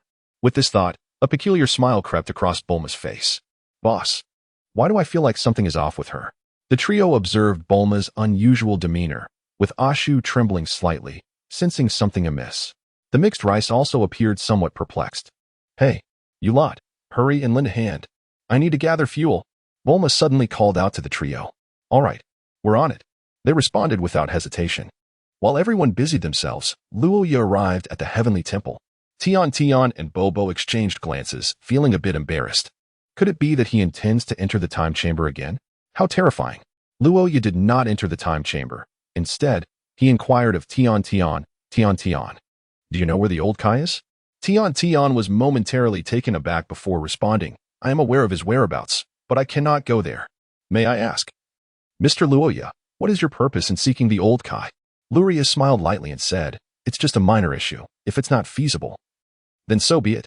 He initially intended to inquire whether the old Kai possessed a ring akin to that of Black Goku, but upon reflection, he decided against it. He thought that if Beerus were to catch wind of it, he would find himself in an awkward predicament. After some contemplation, Luya returned to his dwelling. Meanwhile, in a secluded mountain forest, a cacophony of explosions erupted. A figure staggered backward, immediately followed by a powerful surge of energy that surged towards him. The figure, skimming the ground, was none other than the formidable Trunks. With a furious shout, he unleashed a barrage of energy blasts, instantly obliterating the incoming force. From the billowing smoke, another figure emerged with astonishing speed, launching a flurry of punches at Trunks. Forced to defend himself, Trunks was once again propelled backwards. Suddenly, he unleashed a tremendous power. Transforming into a Super Saiyan, his overwhelming aura caused Vegeta to momentarily falter. Seizing the opportunity, Trunks retaliated fiercely, putting Vegeta on the defensive, yet his expression remained unchanged. With a rapid succession of strikes, Trunks landed a punch that sent Vegeta reeling. He then concentrated and unleashed a terrifying energy blast directly at Vegeta. Unfazed, Vegeta transformed into a Super Saiyan and, with a swift motion, deflected the energy blast away. An explosion erupted in the distance, manifesting as a spherical wave of energy. Vegeta turned to Trunks, urging him to unleash his full power. Trunks, unwilling to defy his father, erupted with energy and swiftly achieved his Super Saiyan 2 transformation. Vegeta, with a slight smile, followed suit, simultaneously attaining the second tier of Super Saiyan as well. You mentioned that the Dark Goku grows stronger in battle. Vegeta remarked with a sly grin. In the next moment, he roared, suddenly transforming into Super Saiyan Blue, his aura becoming pure and radiant. Trunks was taken aback by this spectacle. This was the Super Saiyan Blue transformation, transcending the limits of Super Saiyan and entering the realm of divine power. As Vegeta proclaimed with pride, Super Saiyan Blue is truly formidable. Trunks exclaimed, astonished that his father had surpassed him to such a degree. But, father, why don't you transform into Super Saiyan 3? Can Uncle Goku also achieve this form? Trunks inquired. Of course, Kakarot and I are not on the same level. Yet I cannot transform into Super Saiyan 3, Vegeta replied nonchalantly, a frown creasing his brow as if recalling an unpleasant thought. Let us continue. Chapter 91. Luya trains Trunks. Unlocking potential. The inability to transform into Super Saiyan 3 lingered as a concern for Vegeta, yet he no longer yearned for it desperately. As long as his power was formidable enough, he would not be inferior to Kakarot. With a fierce roar, Trunks summoned his utmost strength. Drawing his sword and charging at Vegeta. Vegeta's expression turned disdainful. It was time for him to showcase his superiority. As Trunks was about to strike Vegeta, the latter suddenly reached out and pressed down on the tip of the sword. A blue glow shielded his hand, and he felt no pain at all. How could this be? Trunks was taken aback, realizing that his full-powered strike, which even Black Goku had to respect, was effortlessly countered by his father. Have you underestimated the power of Super Saiyan Blue? Vegeta remarked coolly, then, with a surge of strength, pulled both Trunks and the sword towards him, simultaneously delivering a punch. Bang! Cough! Trunks' face paled, and in an instant, he lost his radiant form, reverting to his normal state. With a fierce glint in his eyes, Vegeta seized Trunks and hurled him downwards. Boom! In an instant, a massive crater formed in the ground. Trunks lay confused within it. Vegeta descended slowly, gazing at him in silence. After a long while, Trunks sat up, his emotions complex. Yes. With my father and Uncle Goku's strength, what was there to worry about? He believed that as long as his father and Uncle Goku intervened, the impending disaster could surely be resolved. TSK. Hearing this, Vegeta could not hide his disappointment. He suddenly appeared before Trunks, grabbing his collar. You fool. As a Saiyan, how could you harbor such thoughts? Dad. Trunks was bewildered, unable to comprehend why Vegeta was angry. With a cold demeanor, Vegeta declared, as a proud Saiyan and my son, to possess such a sense of complacency is truly disheartening. Realizing his father's character, Trunks immediately regretted his words. It was clear to him from the start. Unable to defeat Black Goku, watching his mother perish, and still having the audacity to return here. You coward. You are dragging the pride of the Saiyans through the mud. Vegeta lifted Trunks and delivered 2 punches to his abdomen. Trunks winced in pain but dared not speak. In truth, Vegeta's anger stemmed from another source, after all. Bulma from the future was, in essence, his wife, and he had been holding back his emotions since hearing of her death. Now, some of that frustration was finally unleashed. Upon noticing that Trunks was gasping for breath, Vegeta finally released him. Cough, cough, cough. Trunks gasped for air. Remember, a Saiyan must never entertain any thoughts of complacency or fear. Vegeta cast a glance at Trunks before turning to leave, watching his father's retreating figure. Trunks felt a wave of shame wash over him. Indeed, he had abandoned his mother, shamefully fleeing to this place. Was that not the very definition of cowardice? Damn it. Frustrated, Trunks slammed his fists into the ground. Your father is not entirely at fault. Suddenly, a voice rang out. Trunks paused, then turned to see the newcomer, Luya. Luya approached with a smile and said, They may not comprehend your predicament, but I certainly do. The power of that Black Wukong is truly astonishing, and he possesses hidden abilities that render him virtually invincible to ordinary individuals. Oh, Luya, you seem quite familiar with Black Wukong, Date inquired, a hint of confusion in his voice. Luya smiled faintly, remarking, It's not too bad. but I can't help but feel that even your father and the others might be unable to contend with that dark Wukong. Why is that? After all, your father can transform into a Super Saiyan Blue.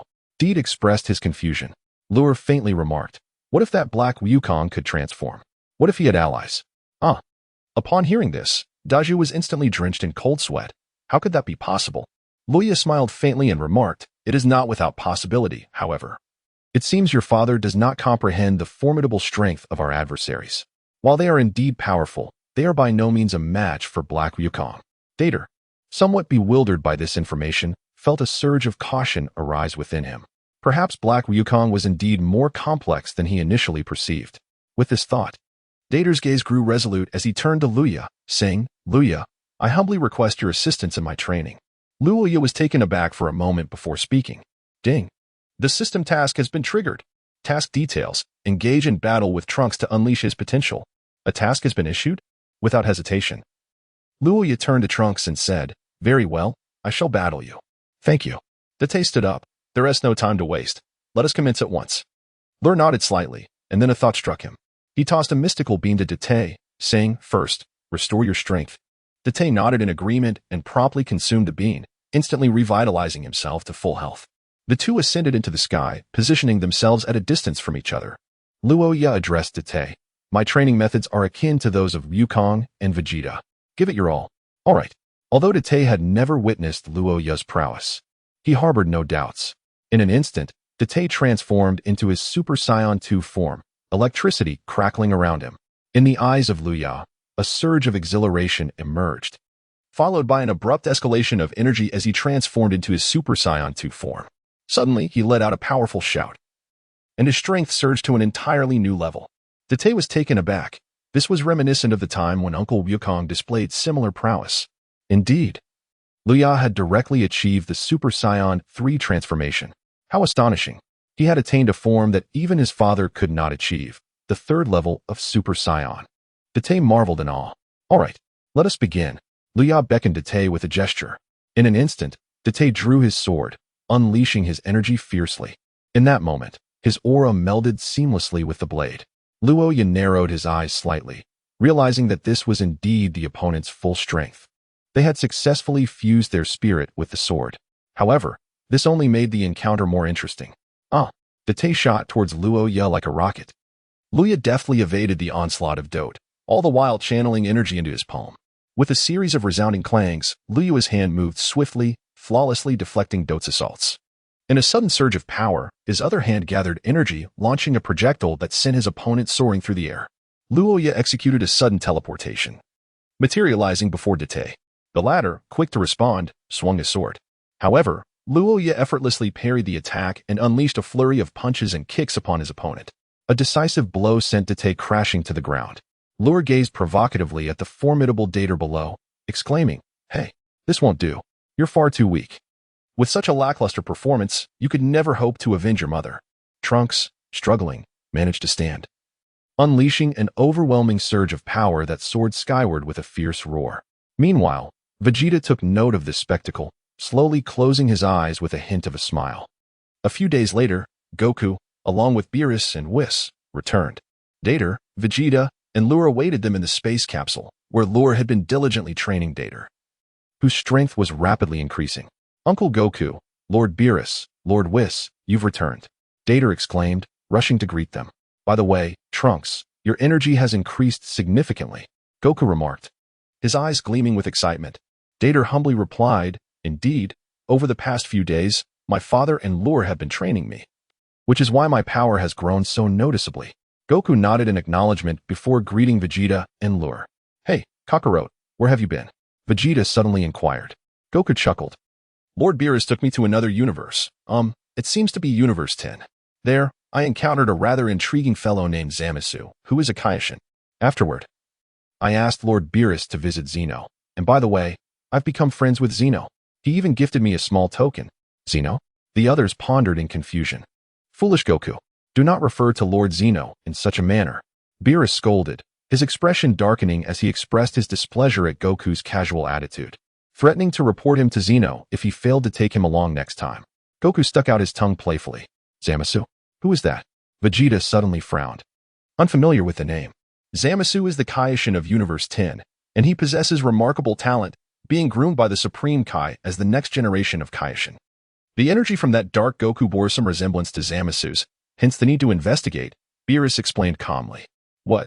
Both Vegeta and Data were taken aback, astonished by the revelation. Dark Goku is a Kaishin? Surely not. Data expressed disbelief. It is still too early to draw conclusions. We must not jump to hasty judgments. Whis smiled gently. Nevertheless, Zamasu does exhibit peculiar traits. As a Kaishin, he possesses a malevolent aura and shows no reverence for life, which is quite suspicious, Beerus mused, stroking his chin. However, I doubt Zamasu is the same as Dark Goku. I have battled him, and although he possesses great strength, he does not compare to the might of Dark Goku, and his techniques seem somewhat lackluster. Thus, they are unlikely to be one and the same.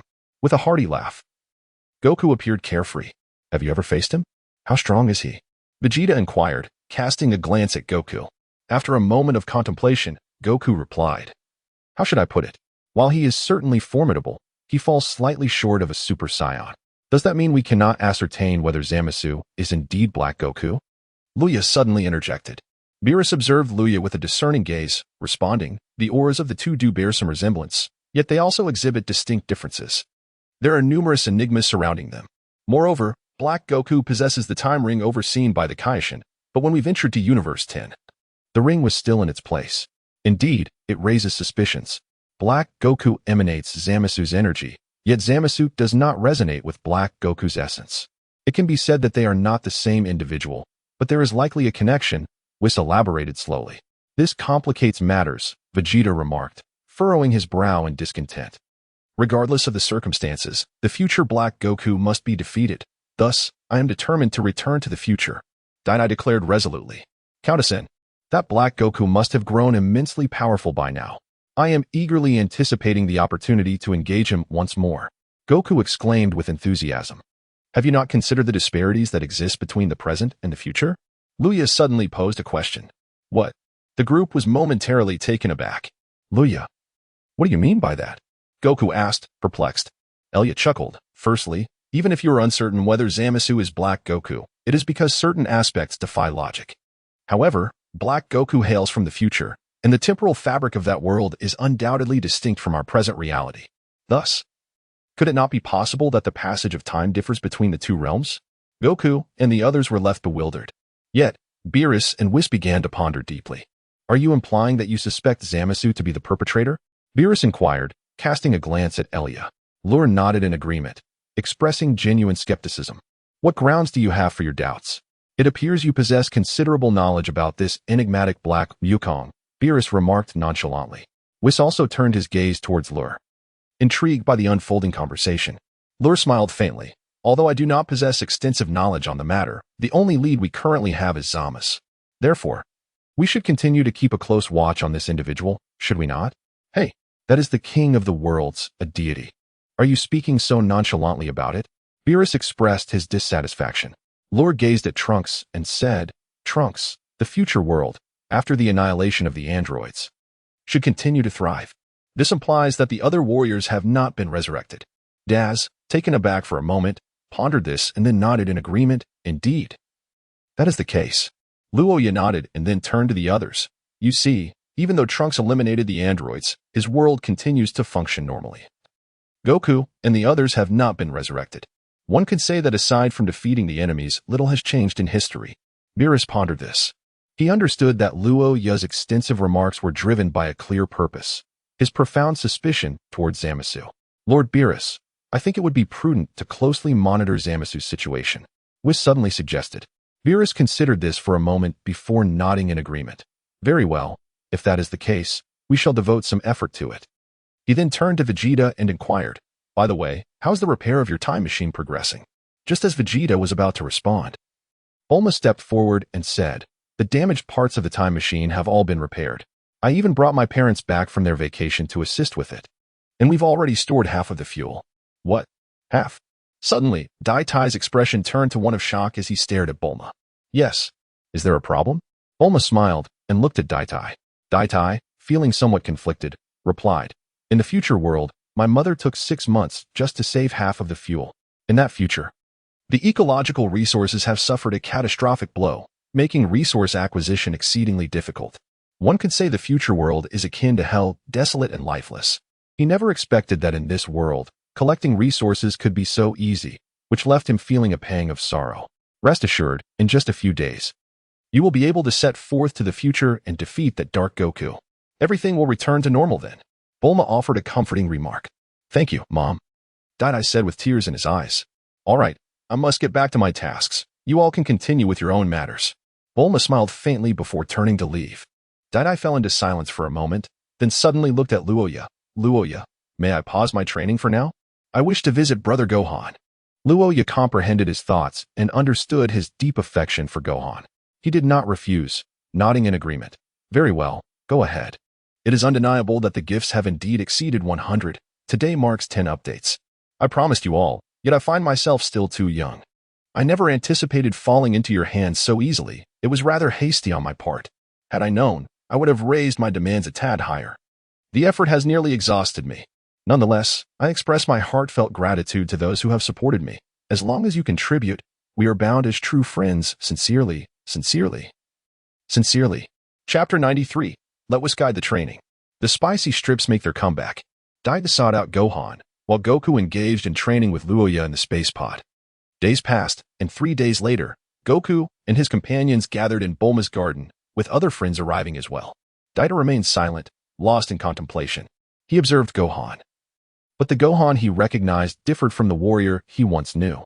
The Gohan he remembered was a passionate fighter. Yet, the current Gohan had established a family and was relishing a warm and joyful life, a life that Trunks yearned for deeply. He wished fervently to share such a nurturing existence with his future mother and Mai. Trunks felt a twinge of envy for Gohan's warm happiness. Yet he was also somewhat disheartened. The Gohan he once knew seemed to be worlds apart from him now. This thought brought a sense of melancholy to Dai. At that moment, Bulma approached them, stating, I have prepared the fuel. It is sufficient for your round trip. That's splendid. I can hardly wait. Vegeta remarked nonchalantly, clearly eager to confront the dark Goku. Thank you for your effort, Bulma. We shall await good news from you. Goku laughed heartily. However, the time machine is quite cramped with 3 people. Are you certain you want to fit 4? Bulma inquired hesitantly. Well, Goku scratched his head. He, along with Vegeta and Trunks, certainly wished to go, yet Luya also intended to accompany them. Hey, although the dark Goku is formidable, he cannot possibly rival a Super Saiyan Blue. Therefore, there is no need for so many of us. Vegeta interjected suddenly. Is that so? Dai felt uncertain. While he had faith in Goku and Vegeta, the dark Goku remained an enigma. Even he could not fathom defeating such a foe. Lur smiled faintly, saying, If you believe you have the confidence to confront Black Goku, then I shall refrain from joining you. It would be better for you to take the lead. Vegeta slowly closed his eyes, remaining silent. Bulma exchanged a glance with Goku, who then turned to Lur with a smile, saying, You should have a little faith in us. Lur. Very well. You may proceed without me, said the character known as Lur, making a decisive choice. Thus, Goku, Vegeta, and Trunks set off together. Farewell, everyone. Await our good news. Goku exclaimed, waving to the crowd. Safe travels. Bulma called, waving her hand. With a thunderous roar, the time machine gradually ascended. And in the next moment, it transformed into a brilliant flash of white light and vanished. They have departed. Luya fell into a moment of contemplation. Then turned to Bulma and said, We must swiftly prepare new fuel. They will return, and it will be needed. Bulma, somewhat perplexed, inquired, What do you mean by that? Both Beerus and Whis directed their gaze towards Luya. What? Are you suggesting that Goku and the others lack the strength to overcome Black Goku? Beerus questioned. Lur nodded. Intuition. Speaking of which, how could you so readily agree to not venture into the future world? Do you not wish to lend a helping hand? Beerus chuckled softly before inquiring. Luya shrugged nonchalantly. It's not that I don't wish to go. Wukong and the others possess ample confidence. And I wouldn't want to interfere. I shall join them upon their return. Your words are rather peculiar, Luya. Is it possible for Wukong and the others to venture out once more? Bulma inquired, her expression tinged with confusion. Lur chuckled. I'm afraid I cannot say. But it would be prudent for you to always have the fuel for the time machine at the ready, otherwise, an unforeseen incident could arise. Very well. Bulma nodded in agreement upon hearing this. Luya suddenly turned to Beerus and asked, Lord Beerus, may I engage in a sparring session with you? Oh. Beerus raised an eyebrow, somewhat taken aback. Are you certain of this? Seeking to spar with me, do you not overestimate your own abilities? Lure smiled slyly and remarked. Who knows? Nonetheless, I yearn to become stronger. I am nearing the limits of my current abilities and must explore new realms. Beerus responded nonchalantly. I have no interest in that. You may certainly seek out Whis. Luya turned to Whis and inquired, Lord Whis, is that acceptable? Whis pondered for a moment before responding with a smile. When Goku and Vegeta come to me for training, they always bring gifts. So, what token do you have to offer, Luya? Luya was momentarily taken aback, then fell into contemplation. He understood that the other party had a penchant for exquisite cuisine, thus it was only natural that they yearned for delicacies yet to be savored. After pondering for a moment, Luya couldn't help but inquire of the system. Hey system, are there any particularly delectable items available? The system replied, Host. This system does not deal in food. Such items are beyond my purview. Lore, I had presumed you to be an omnipotent system. I must admit, I am somewhat disheartened. System. Host. This system is solely equipped with Dragon Ball exclusives. When it comes to the realm of culinary delights, I regret to inform you of my limitations. Lore. Very well. It seems I must showcase my own abilities. Lore sighed. System. Lore turned to Whis and said, All right. I possess a snack that I assure you. You have never tasted before. If you find it delectable, you must teach me the art of cultivation. What do you say?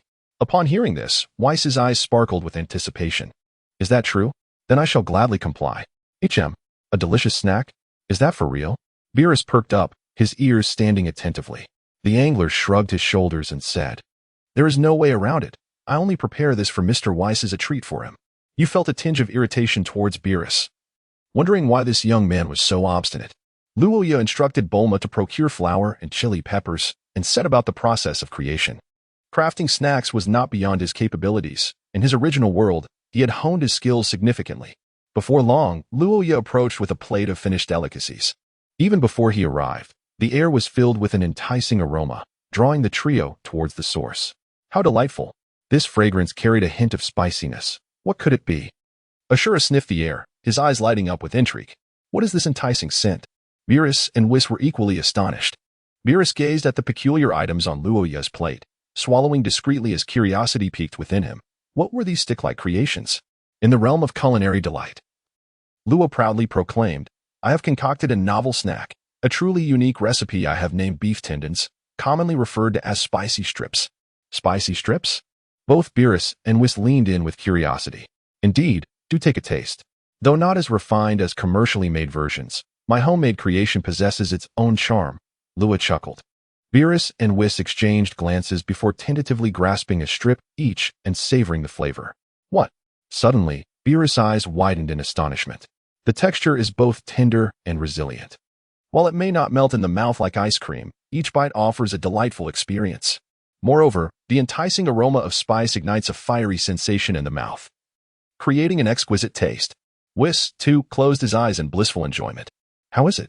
Quite remarkable. Wouldn't you agree? Luya beamed with pride. Indeed, your culinary skills are commendable. Make this for me often. Beerus quickly responded. And what am I training? Luya inquired enticingly. Rest assured, I shall take care of that. From now on, you shall train with me. Whis replied with satisfaction. With the promise of delectable food, he was more than willing to undertake the task. A faint smile graced the lips of the host as the moment arrived. Ding!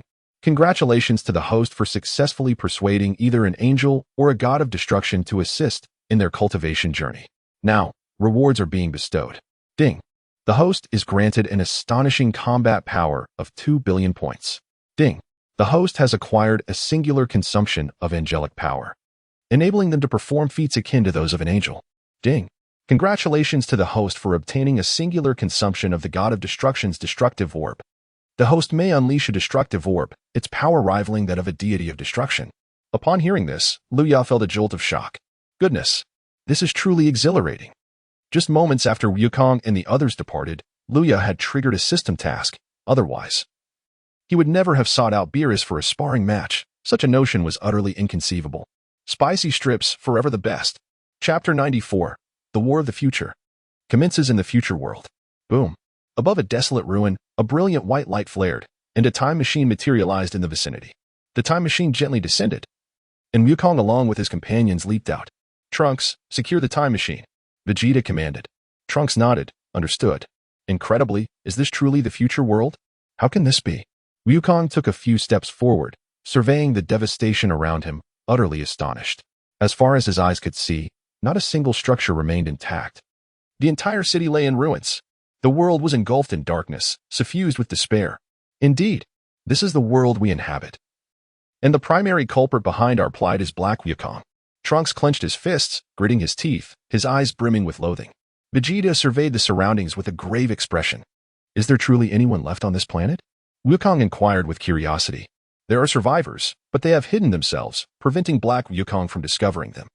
The thrill for Black Wukong lies in exterminating the Earthlings. He kills anyone he encounters, a veritable harbinger of death for humanity. This fiend may well seek to annihilate all of humankind. Trunks stated solemnly. Humph. If that is the case, let us confront him. Vegeta scoffed, then turned to Wukong, Kakarot. Remember, I shall be the first to engage. All right, I suppose I shall comply. Wukong replied with a hint of reluctance. Yet, we currently have no means to locate Black Wukong. However, he should be nearby. Trunks remarked slowly. Humph, is that not straightforward? Since he yearns for bloodshed, we shall simply lure him here. Vegeta sneered, then launched an energy blast into the sky. Boom. In an instant, the entire sky was illuminated. All creatures in the vicinity were stirred into alarm. Oh, far off, Black Wukong suddenly turned his gaze toward the brilliant light in the sky, and upon realization, a wicked smile graced his lips. At last, you have arrived. Son Wukong, Vegeta, and Trunks. Haha. This time, I shall entertain you properly. With that, Black Wukong shot skyward, hurtling toward the direction of Vegeta and the others. On the other side, Trunks and his companions instantly felt an overwhelming energy. He is coming. Wukong and the others' expressions turned grave as, almost immediately after Black Wukong's words, a figure appeared above them. It was none other than Black Wukong. Ho ho ho. A rare visitor indeed. I never anticipated you would actually return. The Dark Goku gazed at Goku and his companions, breaking into a grin. Ah. I have come here to defeat you. Goku replied with a smile. Is that so? You should be disappointed, foolish humans, daring to seek trouble with a divine being. It's akin to courting death. Dark Goku mocked. Divine being? Are you a god? Goku's expression suddenly turned serious. Humph. That is information you need not concern yourself with. Now, you lot are perfectly suited to become my playthings. Dark Goku cackled ominously. Silence, you imposter. I shall confront you first. Vegeta stepped forward, immediately unleashing his power. Transforming into Super Saiyan Blue. What a lovely hue. It seems you still have some tricks up your sleeve. Strangely, Dark Goku showed no hint of surprise at Vegeta's transformation. Something's not right. Goku's face grew tense. What is it? Trunks asked, puzzled. Goku observed Dark Goku gravely. The power emanating from him had reached a terrifying level. And his indifference towards Super Saiyan Blue suggested he too had concealed strength. Cold sweat dripped down Trunks' face as he suddenly recalled ominous possibilities, glancing worriedly at the scene. Vegeta floated upward, sneering at Dark Goku. Your arrogant face, which makes one want to pound it into the ground, will soon experience the might of my Super Saiyan Blue.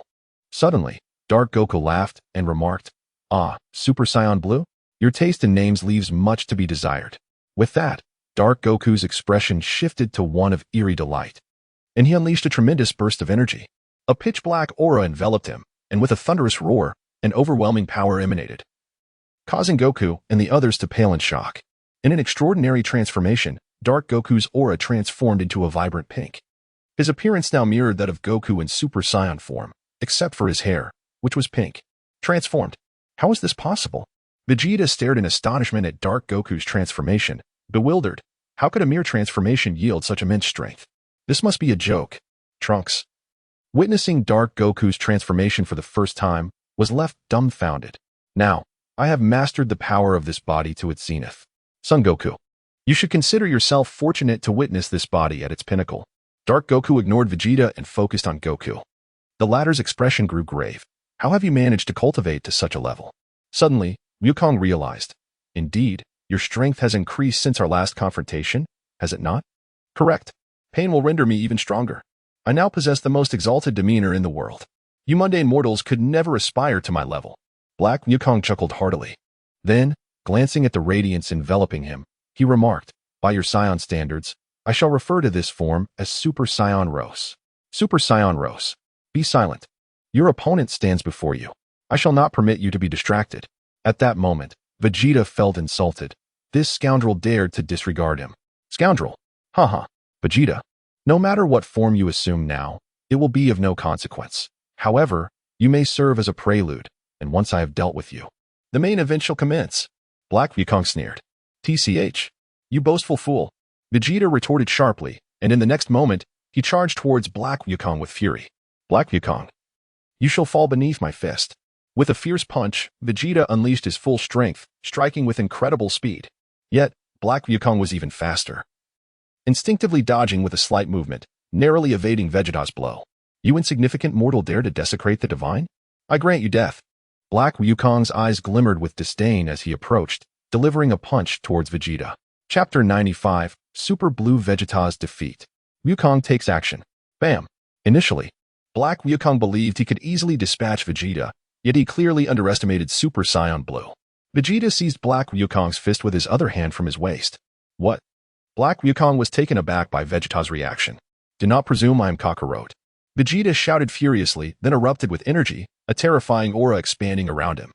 In the next instant, he landed a punch on Black Wukong's abdomen, causing the latter to shudder. Vegeta unleashed a barrage of strikes on Black Wukong, forcing him into a retreat. With a powerful blow, Vegeta sent Black Wukong crashing down, then raised both hands at his waist, unleashing an energy wave. Final flash. Boom. Amidst the colossal explosion, even Wukong and Trunks had to retreat from the battlefield. Unlike Wukong, Vegeta was accustomed to overwhelming his opponents from the outset, providing them no opportunity to retaliate. Gazing into the thick smoke, Vegeta's eyes were strikingly calm. Suddenly, his pupils constricted. How is this possible? What? Wukong and Trunks gazed in astonishment at the scene before them. As the smoke cleared, a figure emerged. It was Black Wukong. At that moment, Black Wukong wore a smile, devoid of any injuries. Vegeta, is this truly your strength? It appears you are not even worthy of stepping onto this stage. Black Wukong taunted, his eyes gleaming with mockery. What? Vegeta gritted his teeth, anger surging within him. Indeed, he had unleashed a nearly full-powered final flash, yet his adversary remained utterly unscathed. This was a bitter pill for him to swallow. With a whoosh, Black Wukong ascended slowly into the air, a pinkish glow enveloping him.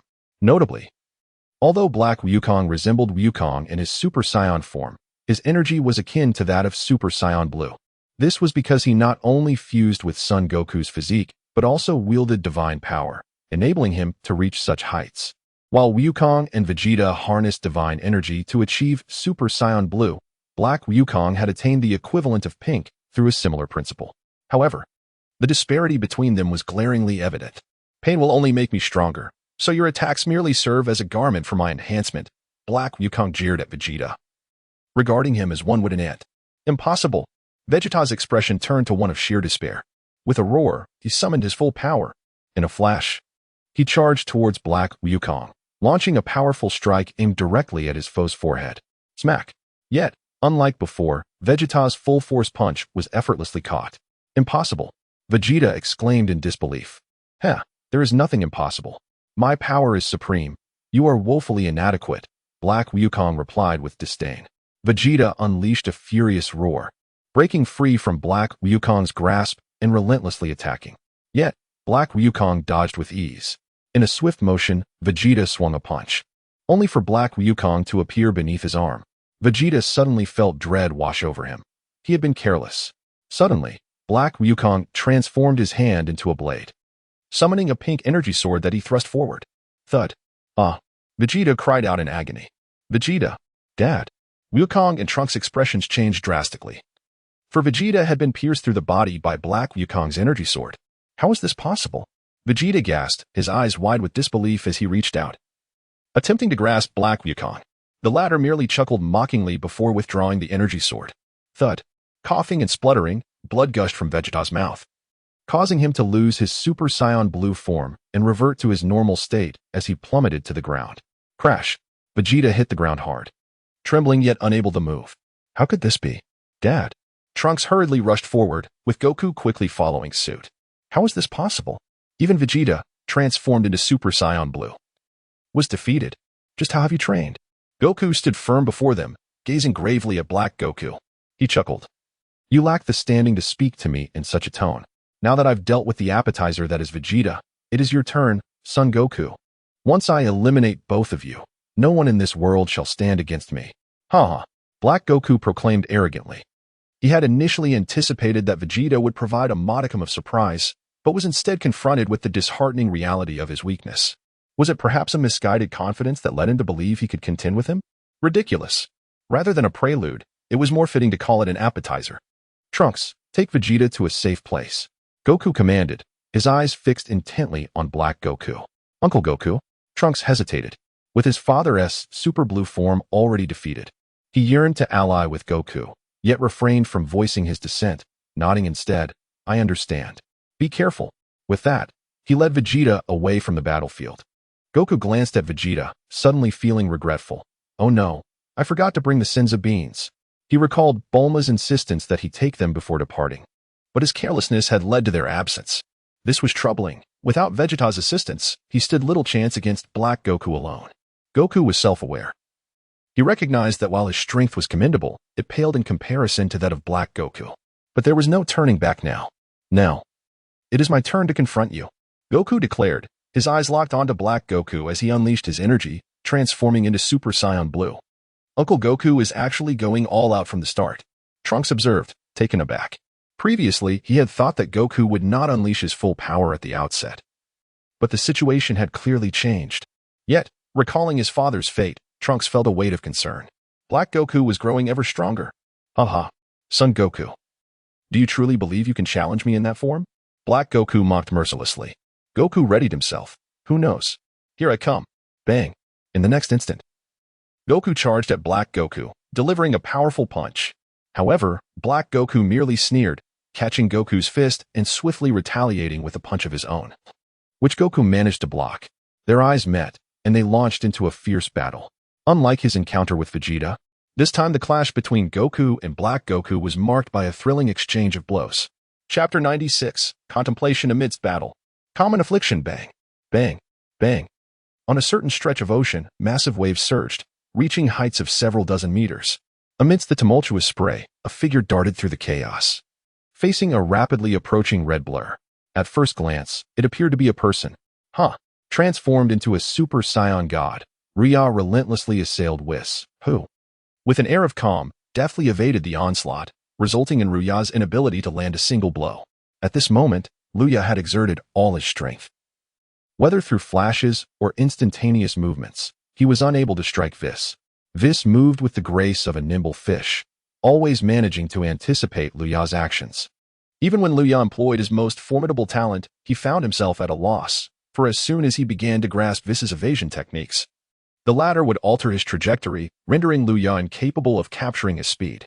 With a swift motion, Whis evaded Luya's punch, propelling his body towards the heavens. As Luya lifted his head, he vanished in an instant. Whoosh! In that moment, the space surrounding Whis was ensnared within a temporal cage. Flash time. Luya had now mastered flash time to a remarkable 0.7 seconds. Luya appeared from an unknown location, launching an assault on Whis. The latter merely smiled, unaffected by Luya's manipulation of time. For an angel, attempting to combat him with time control was the most foolish of strategies. His mastery over time far surpassed that of Hit. At this moment, Luya's flash time was hardly comparable to Hit's prowess. Smack! Whis effortlessly thwarted Luya's attack. His demeanor utterly relaxed. A bead of cold sweat trickled down Luya's face, for he realized the formidable strength before him. Despite his remarkable progress throughout his arduous journey of cultivation, he found himself utterly powerless in the face of the angelic being. The adversary had not even exerted their full might, yet Luya had already given his all. The harm inflicted was minimal, yet the humiliation was profound. Hold on, hold on. Let us pause for a moment. Whis suddenly interjected. Luya was taken aback, instinctively pausing. What is the matter? Whis did not hold back, offering his critique. Although you have transformed into a Super Saiyan god, you are still unable to fully harness the divine power it encompasses. Luya furrowed his brow. The power of the gods? Whis nodded. The Super Saiyan god is, in essence, already divine. It is merely the transformation of godhood within a mortal vessel.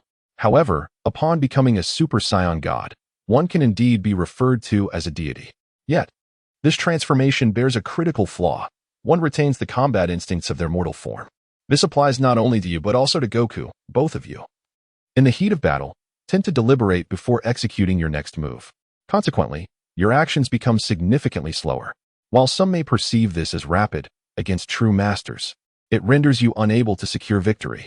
Luya fell into a momentary silence, fully aware that his opponent was referring to the art of Zizai Ji Gong. However, given his current state, he found it impossible to attain such a level.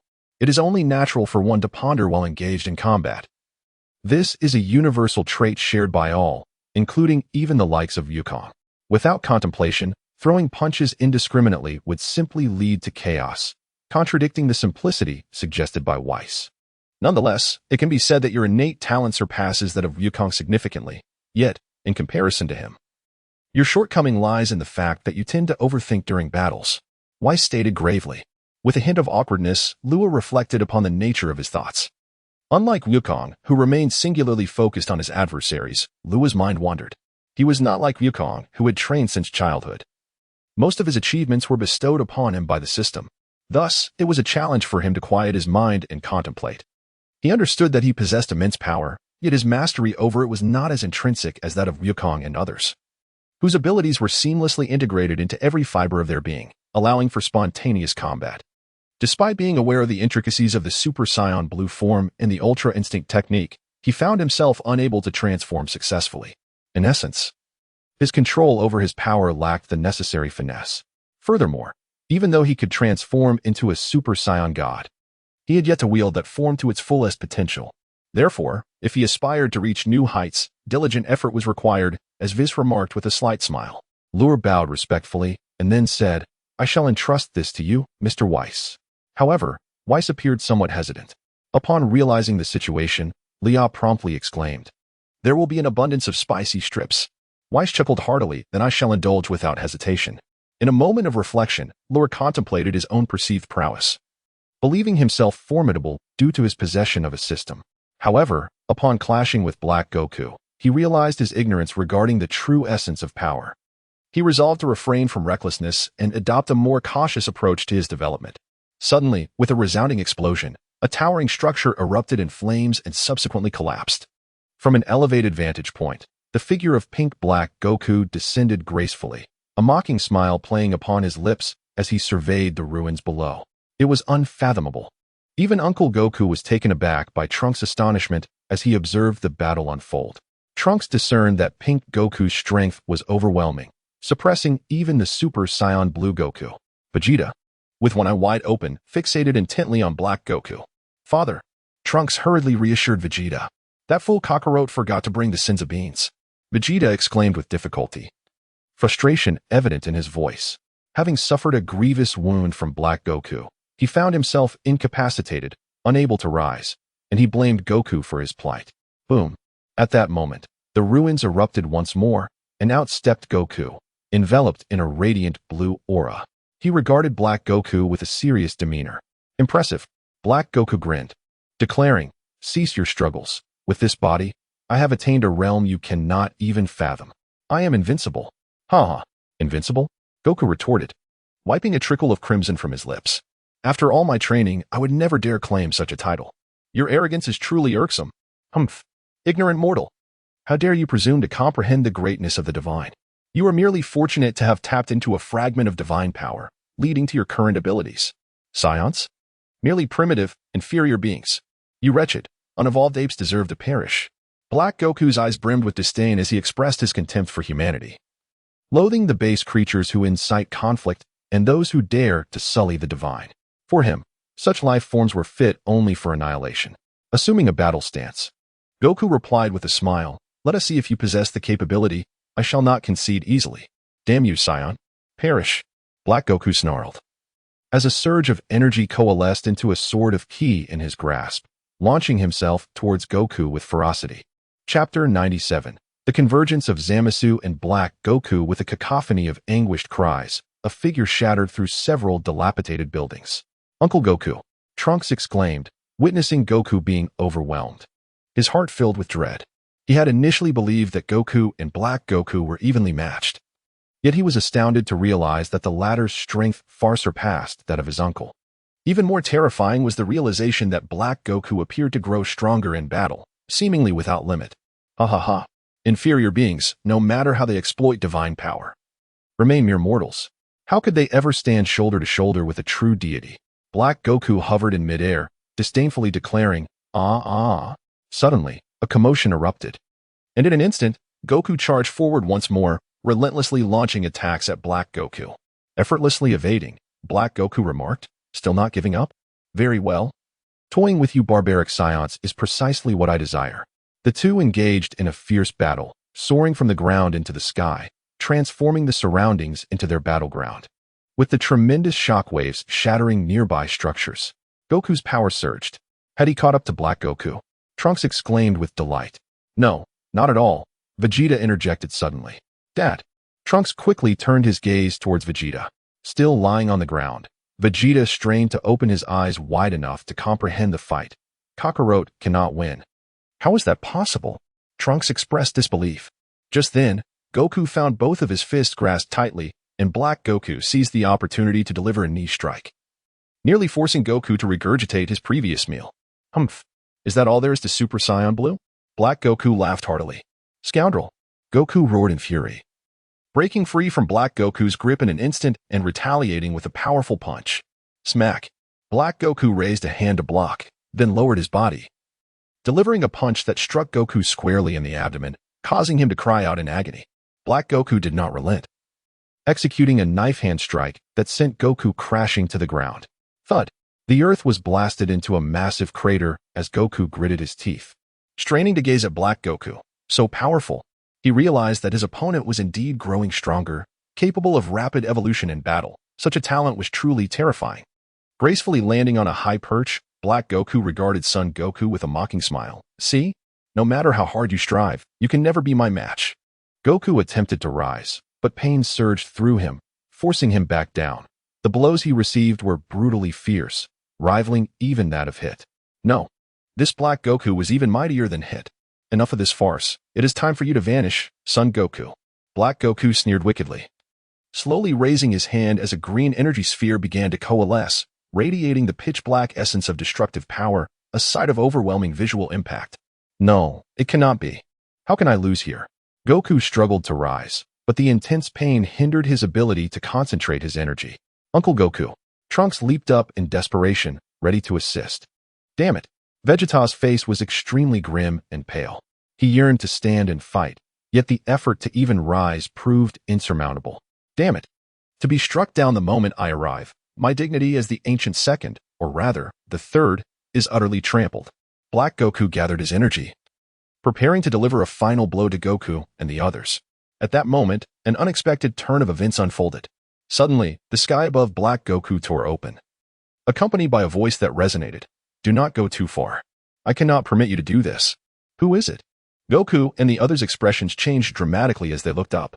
Black Goku glanced at the sky above, then returned his gaze, revealing a knowing smile. A figure gracefully descended from the fissure, exuding nobility. How is this possible? Goku gazed at the newcomer in astonishment. "Zamasu." "What?" "Zamasu." Trunks and Vegeta were taken aback, never expecting that the sudden arrival was Zamasu himself. The being who appeared was indeed Zamasu, the Kai of Universe 10, with green skin and two pendants adorning his ears. He landed calmly beside Black Goku, surveying Goku and the others with an air of tranquility. "Ah, you have arrived." Black Goku maintained his composure, even adding a hint of mirth. Zamasu glanced at Black Goku and then remarked, "If I hadn't come, would you have killed them?" Black Goku shrugged nonchalantly. "Who knows?" Zamasu replied coldly, "I have stated that Son Goku must be dealt with by my own hands." "Very well, understood. Do as you wish." Black Goku said with a resigned shrug. "Zamasu, how did you end up here? Are you truly in league with Black Goku?" Goku fixed a penetrating stare at Zamasu. The figure that had suddenly appeared was indeed Zamasu. He had previously clashed with him to gauge his abilities, not believing at that time that Black Goku was Zamasu. It now appeared that while Zamasu and Black Goku were not the same entity, they were allied. "Son Goku, we meet again." Haha. Zamasu regarded Goku with a knowing look, his gaze laced with contempt and a hint of animosity. Goku rose to his feet and asked Zamasu, "Can you provide me with an explanation?" Zamasu grinned broadly. "The explanation is simple. I intend to eliminate every one of you present, without exception. Naturally, that includes all of humanity." "What? Your demeanor is utterly detestable." Goku retorted coldly. Haha, how dare a lowly mortal criticize a deity? Son Goku, I must express my gratitude to you. If it were not for you, I would not have reached this point. It is because of you that my plans have come to fruition. The Zero plan for humanity is now nearing completion. Zamasu laughed heartily. In truth, he owed a debt of gratitude to Son Goku, for it was Goku who had revealed the formidable strength of humanity, which Zamasu aimed to exploit to eradicate them. This was undeniably exhilarating. Ever since he inadvertently witnessed the battle between Universe 7 and Universe 6 and experienced Goku's power, Zamasu had set his sights on him, as well as the Super Dragon Balls. Thus, he sought out Zuno to inquire about the Super Dragon Balls and Son Goku. Subsequently, he located the Super Dragon Balls and forged a formidable warrior akin to Black Goku. From that moment on, he annihilated all deities that posed a threat to him. Even his own mentor, the King Kai, met his demise at his own hands. The plan to obliterate humanity was officially set into motion. P.S. I am diligently preparing manuscripts for the next wave of surprises. You may wish to contribute generously. Each day, witnessing your fervor and gifts ignites a fire within me. And I ponder that if you could sustain me, I would gladly continue writing indefinitely. Additionally, having read this far, I trust that the readers have sensed the protagonist's presence is somewhat subdued. This is intentional. My initial vision was akin to that of Dragon Ball, where, strictly speaking, no single individual is the protagonist. It could be Goku or Vegeta, for instance. However, it seems to lack a certain flavor. And I shall endeavor to allow the protagonist to shine with his narrative brilliance henceforth. Chapter 98. A New Form, Super Saiyan Red. Meanwhile, in the realm of reality, a tremendous wave surged upon the ocean's surface, followed by a massive, hemispherical crest. Above the tumultuous waters, a figure hovered, enveloped in a radiant red glow. It was Luya. Opposite him, Beerus gazed steadily, his expression calm and composed. Luya breathed lightly, yet he refrained from excessive movements. At that moment, he suddenly closed his eyes. Through the guidance of Whis and the training from Beerus, Luya had now matured in his mastery of the divine powers of a Super Saiyan god. With his extraordinary talent, his progress was undoubtedly rapid, creating a transformative momentum. Oh, this sudden surge of energy caught Beerus's attention, and he narrowed his eyes slightly. Perhaps ordinary individuals could not perceive it, but as a god of destruction, he was intimately familiar with divine power. He sensed that Luya was currently undergoing a metamorphosis towards something extraordinary. Intriguing. Such a talent emerging, even more fascinating than Goku. Beerus chuckled softly. Suddenly, Luya opened his eyes wide, unleashing an incomparably intense and pure force. Instantly, he was enveloped by vibrant red flames that extended for several meters around him. That power continued to expand. Simultaneously, Luya's hairstyle began to change, reminiscent of his transformation into a Super Saiyan. It is well known that upon transforming into a Super Saiyan, aside from Vegeta, others would have differing hairstyles. However, when transforming into a Super Saiyan god, the hairstyle would remain largely unchanged. Yet now, Luya appeared as if he were transforming into a Super Saiyan. Though his hair was relatively short, akin to Trunks, the change was quite evident. Boom. In an instant, Luya's aura surged to its peak, ultimately stabilizing. Of course, this astonishing power could only be sensed by Beerus, for Luya was still in the form of a Super Saiyan god. A new form? Beerus's pupils constricted as he realized that Luya's strength was not in the slightest inferior to that of a Super Saiyan Blue, perhaps even surpassing it. Moreover, it was more prominent than Goku's initial transformation into a Super Saiyan god. Goku's first manifestation of this form occurred when Beerus first arrived on Earth, during which the Super Saiyan god harnessed the power of 6 Saiyans, representing its pinnacle. Unlike now, where Goku merely tapped into residual divine energy. That Super Saiyan god had compelled Beerus to take him seriously. Now, Luya's transformation evoked a sense of familiarity reminiscent of Goku's initial emergence. Intriguing. It seems that these Saiyans are truly remarkable, continuously breaking through their limits, rendering their potential unpredictable. Beerus remarked with a sense of wonder. Luya clenched his fist, a surge of exhilaration coursing through him, for he sensed that he had ascended several levels. His body was acutely attuned to external stimuli, yet he possessed the remarkable ability to control and capture even the faintest of breaths with unparalleled precision. He had progressed beyond the foundations of the god of Super Saiyan. Yet he was not merely a Super Saiyan Blue. Let us henceforth refer to him as Super Saiyan Red. A subtle smile graced Luoya's lips. He had transcended. Luya was truly astonished, as he had achieved this breakthrough without relying on the system. The Super Saiyan Red, theoretically, is akin to the Super Saiyan God. However, Luya has refined this divine power to an extraordinary level, transcending his own limits. Of course, this remarkable achievement is largely due to the guidance of Whis, which enabled him to reach such heights. While Goku and the others possess the Super Saiyan Blue, I wield the Super Saiyan Red. It remains uncertain who is more formidable. Yet, I can confidently assert that my strength should not be inferior to that of the Super Saiyan Blue. Luya remarked with a slight smile. The Super Saiyan Blue primarily relies on the inherent power of Goku and his companions, whereas his red form is distinct, relying more on divine strength. Though these two powers are fundamentally different, they resonate with a similar essence. It seems you have succeeded. Beerus suddenly appeared before Luya. Luya nodded thoughtfully and smiled, saying, I initially aimed to transcend into the Super Saiyan Blue form, yet unexpectedly, I have acquired this new state, which took me by surprise. He nearly let slip his true intentions. He had originally intended to express his desire to surpass the Ultra Instinct technique. However, revealing that now would surely arouse Whis' suspicion. Ultra Instinct.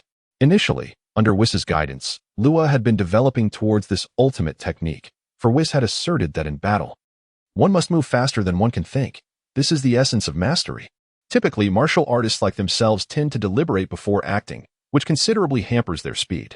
The reason some masters achieve astonishing velocities is not solely due to their profound experience and formidable strength, but also because their cognitive abilities have gradually aligned with their physical movements. By thinking while executing their actions, they gain an edge. Acting a step ahead of others, this is their distinct advantage. Luya shared this perspective and practiced accordingly. Thus, during his encounters with Whis and Beerus, despite enduring considerable punishment, he gradually honed his ability to synchronize thought with action. His speed of execution improved significantly. Yet, he remained far from truly attaining Ultra Instinct.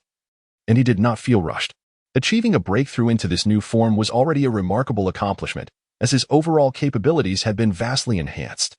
As Luya regained his composure, he was astonished to discover that his stamina had scarcely been depleted. After all, this was his inaugural transformation. Typically, formidable forms such as Super Saiyan Blue or Golden Frieza would impose a significant toll on one's physical endurance. Yet, he felt none of that fatigue. Perhaps this was the hallmark of his new state. However, he pondered whether he could still ascend to Super Saiyan Blue. If the blue form proved to be more potent than red, it would certainly be a pursuit worth undertaking. Yet, if the red form offered greater advantages, he would resolutely continue to hone the Ultra Instinct technique. Luya was determined to forge a novel transformation for the Saiyan race. Just then, Beerus interjected.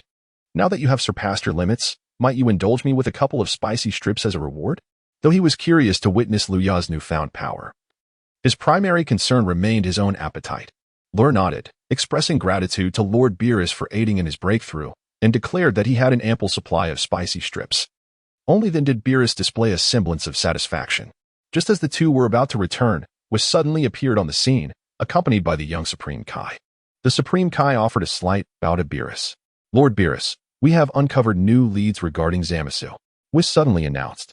Beerus, momentarily taken aback, narrowed his eyes slightly. Indeed, there seems to be something amiss.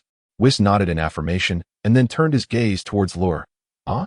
It appears you have made significant gains. Luya nodded with a smile, affirming, indeed. Whis congratulated, then congratulations to you. However, the quantity of spicy strips must be ample. Luya, what else can these two do besides eat? Whether it's the lure or the spicy strips, there's an abundance of both, and they come in various styles. Only when a deity becomes an angel can one find satisfaction. P.S. How do you feel about this revision? If it doesn't work, my next step will be to venture into the Ultra Blue realm. And after traversing the divine path, I shall embark on the Saiyan journey, commencing from Super Saiyan 4. Surely, some readers will claim that I have drastically altered the plot. I merely wish to express that the form of fanfiction is entirely at the discretion of the author, is it not? Chapter 99, The Suddenly Powerful Zamasu, 2 against 2. So, does this imply that Zamasu is indeed connected to the future's instigator, Black Goku? Upon hearing Whis' words, Beerus fell into deep contemplation. Indeed, so Lord Beerus, should we take action to resolve this matter? Whis inquired. Beerus hesitated. There was nothing unexpected about Luya's actions. He cast a glance at the god of destruction, who had come here due to the matter concerning Zuno. It was rumored that Zama's had located Zuno and inquired about Goku and the Super Dragon Balls. Hence his visit to inform Whis, leading to the current scenario. After some contemplation, Beerus nodded. Let us venture once more. If we can ascertain that he is indeed the puppet master, then we shall destroy. Luya suddenly questioned, might our reckless destruction offend the god of destruction of Universe 10? Beerus replied nonchalantly, humph. His hands have already reached into my 7th universe. What does it matter if we offend him? Such formidable confidence. In the heart of Luya, an admiration for Beerus blossomed. Indeed, he was worthy of such praise. How impressive. With that said, Luya decided to join us on this journey, allowing you to broaden your horizons. Beerus declared with a hint of pride, concealing his desire to showcase his superiority. He wished for Luya to witness whether any deity from Universe 10 dared to stand in his way. Furthermore, as Universe 10 is among the most advanced of the 12 universes, the emergence of such a disgrace, especially one of divine nature, would be intolerable. If the Omni King were to learn of this, it would not merely involve the replacement of a destroyer god. Thus, Beerus found ample justification for his intention to eliminate Zamasu, though he remained uncertain whether Zamasu truly posed a threat. Lur nodded. I will accompany you. Whis affirmed, and with that, he whisked Lur and the others away from Earth. In the future, Zamasu descended before Goku, coldly declaring, Son Goku, your life shall be concluded by my own hands to repay the humiliation you have inflicted upon me. Goku laughed heartily. Then let us see. Zamasu grinned bloodthirstily, and in the next moment, he lunged forward, unleashing a flurry of rapid strikes upon Goku. The speed was astonishing. After several blocks, Goku's eyes widened in disbelief. What is happening? Why is there such a vast disparity in power? He was internally astounded, recalling that during their previous encounter, he had effortlessly defeated Zamasu using merely his ordinary Super Saiyan form, yet now he found himself struggling. Had Zamasu's strength increased so dramatically? After blocking Zamasu's attacks, Goku decided to take the initiative and launched a counterattack. The clash of fists intensified, and gradually, Goku began to overpower Zamasu. It is worth noting that Zamasu's strength was still somewhat inferior to that of Black Goku. However, this advantageous situation did not last long, as Black Goku suddenly swooped down from the sky, appearing directly behind Goku with a powerful punch. Oh no! Goku sensed the impending danger, but there was no escape. The impact sent him flying, crashing through several dilapidated buildings. Uncle Goku! Trunks exclaimed, filled with concern. Trunks, go assist him. Vegeta commanded, though he himself was growing increasingly fatigued. Gritting his teeth, Trunks wasted no time and transformed into a Super Saiyan, soaring into action. With a swift motion, Black Goku and Zamasu relentlessly pursued, leaving Goku with no chance to recover. Hey, I was supposed to handle this myself. Zamasu expressed his displeasure at Black Goku's intervention. Black Goku smirked, exuding an aura of malevolence. I, too, wish for you to vanquish him, but this body is not yours. I can still grow even stronger. Huh? Who told you to abandon your own flesh and choose the body of a mere mortal? Zamasu retorted with disdain. However, this body does indeed bring me delight. Its immense power is sufficient to surpass the divine. As he spoke, Black Goku hovered in the air, raising a hand to launch an energy blast towards Goku. The explosion reverberated, engulfing the area in thick smoke. Huh? Amidst the haze, a powerful roar emerged, followed by a fierce gust of wind that swept the smoke away, revealing Goku, who was roaring and gathering energy. Oh, you have not yet surrendered? Black Goku taunted with a mocking laugh. Meanwhile, Zamasu had already charged forward. The two engaged in a fierce duel, with Goku simultaneously combating Zamasu while attempting to thwart his attacks. However, his divided focus rendered it nearly impossible for him to concentrate. As the prince evaded Zamasu's attack and descended, a flaw was revealed. In the next instant, Black Goku appeared above him, delivering a powerful punch. Alas, Goku, struck hard, plummeted. Below, Zamasu suddenly conjured a sword of energy, preparing to eliminate Goku once and for all. Whoosh! Unexpectedly, Trunks appeared before Zamasu, without warning. What? Both Zamasu and Black Goku were taken aback. Without hesitation, Trunks unleashed a skyward cannon, propelling Zamasu far away, ultimately crashing him into the ruins. Seizing the opportunity, Goku landed gracefully. Thank you, Trunks. Uncle Goku, I wish to join the battle, Trunks declared resolutely. Goku chuckled, cautioning, the adversary is exceedingly formidable. Ah, I am ready to make the ultimate sacrifice. Trunks replied solemnly. Very well. Goku observed his opponent with grave intensity during his confrontation with Zamasu. Black Goku always managed to strike him from unexpected angles. Thus, evasion was futile. Hey, just an additional jester? You've grown overconfident? Haven to you? Black Goku slowly descended above Goku and Trunks, gazing down upon them. Boom. Meanwhile, Zamasu charged forward. His face a mask of fury. You wretched humans dare to harm a deity. You deserve a fate worse than death. He had been wounded by an inferior being. Excluding Goku, this was the second time. It can only be said that you lack competence. Trunks scoffed, then rushed towards Zamasu. Come, Zamasu. I am your opponent. TCH. Seeking death. Zamasu snorted coldly and met him head-on. Goku, not to be idle, suddenly erupted with energy, elevating his Super Saiyan blue form to its zenith. Come, Black Goku. Let us continue our battle. Why do you persist in struggling? It is truly foolish. Zamasu grinned, and a vibrant pink light coalesced in his palm, forming a blade of energy. Goku's eyes narrowed. That weapon was exceptionally sharp, easily capable of breaching Super Saiyan Blue Vegeta's defenses, not to be underestimated. Come, I shall send you to hell. Ha! Black Goku declared, instantly teleporting before Goku and swinging his sword to strike. Goku hastily dodged, daring not to confront the blade directly, only evading repeatedly. However, his opponent's speed was overwhelming, and soon Goku bore several wounds. Chapter 100, Crisis. Eruption. Trunks' power. Boom, boom, boom. Within the lifeless, desolate city, explosions reverberated, echoing the final sounds of silence. The world lay shrouded in darkness, a long, endless night. As if the apocalypse had descended upon the earth. Hurry, hurry, hurry. Beneath a derelict building, a group of armed personnel cautiously maneuvered, their objective being the very heart of the conflict. Leading them was a girl with flowing black hair, her visage slightly dusted, yet her beauty remained unblemished, even enhanced by a touch of valor. This girl was none other than Xiao Wu. Against all odds, she had survived the massacre wrought by Black Wukong. Furthermore, this militia was composed of ordinary survivors, united in their struggle against Black Wukong, tirelessly battling for many years. Xiao Wu stood as their captain. Of course, the strength of these mere mortals, even armed with firearms, proved insufficient, as many of their companions had fallen victim to Black Wukong, their numbers dwindling year by year. Captain, must we truly confront the Dark Ones? We are but a handful now, exclaimed a burly man.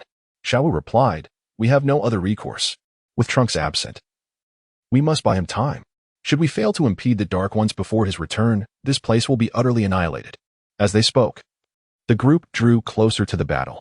Strange, it appears someone is combating the Dark Ones, remarked a soldier peering through binoculars. I thought it was merely the Dark Ones wreaking havoc. Upon hearing this, Xiao Wu paused, then seized the binoculars to survey the scene. Her heart raced as she spotted Trunks. It's Trunks. Is it truly him? A wave of exhilaration surged among the group. Trunks, their guardian angel, had rescued countless souls from the clutches of the Dark Ones over the years. Seeing Trunks return filled Xiao Wu with immense joy, yet she quickly adopted a serious demeanor, stating, it seems he has brought allies, but they appear to be struggling against the Dark Ones. We must act strategically and coordinate with them. Understood, the others responded, preparing themselves. In the midst of the fray, Trunks engaged in a relentless battle against Zamasu, sparing no effort in his assault. With his Super Saiyan form at full power, augmented by an awakening of latent potential, his strength approached that of Super Saiyan 3. Yet, Zamasu's prowess was evidently superior, seizing an opportunity during Trunks' sword swing. He landed a punch that sent Trunks hurtling away. With a resounding crash, Trunks crashed into a structure, but emerged moments later, howling in fury, his sword brimming with energy as he charged at Zamasu. Clang! Unbeknownst to him, Zamasu had summoned a blade of his own, effortlessly blocking Trunks' strike. Foolish Saiyan. Much like Son Goku, you are a blight upon existence. The future world has been thwarted by your pestilence, obstructing my zero plan, Zamasu remarked coolly, fixing his gaze upon Trunks. Zamasu, I shall never allow you to bring about humanity's demise. You, demon, deserve to descend into hell to accompany those who have perished.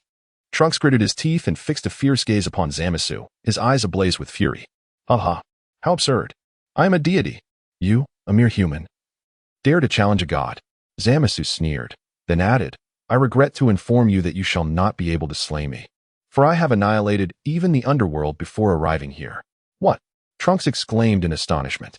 In that moment, Zamasu's expression turned icy, with a sudden surge of force. He deflected Trunks' sword, while simultaneously conjuring an energy sphere, which he unleashed at point-blank range upon Trunks. Trunks was sent hurtling backward by the blast, which detonated with catastrophic force, obliterating the surrounding structures. Crash. Trunks. Goku, who had been pushed back by Black Goku, noticed the unfolding scene and shouted urgently. "Where are you looking?" Black Goku plummeted from the sky, striking Goku down.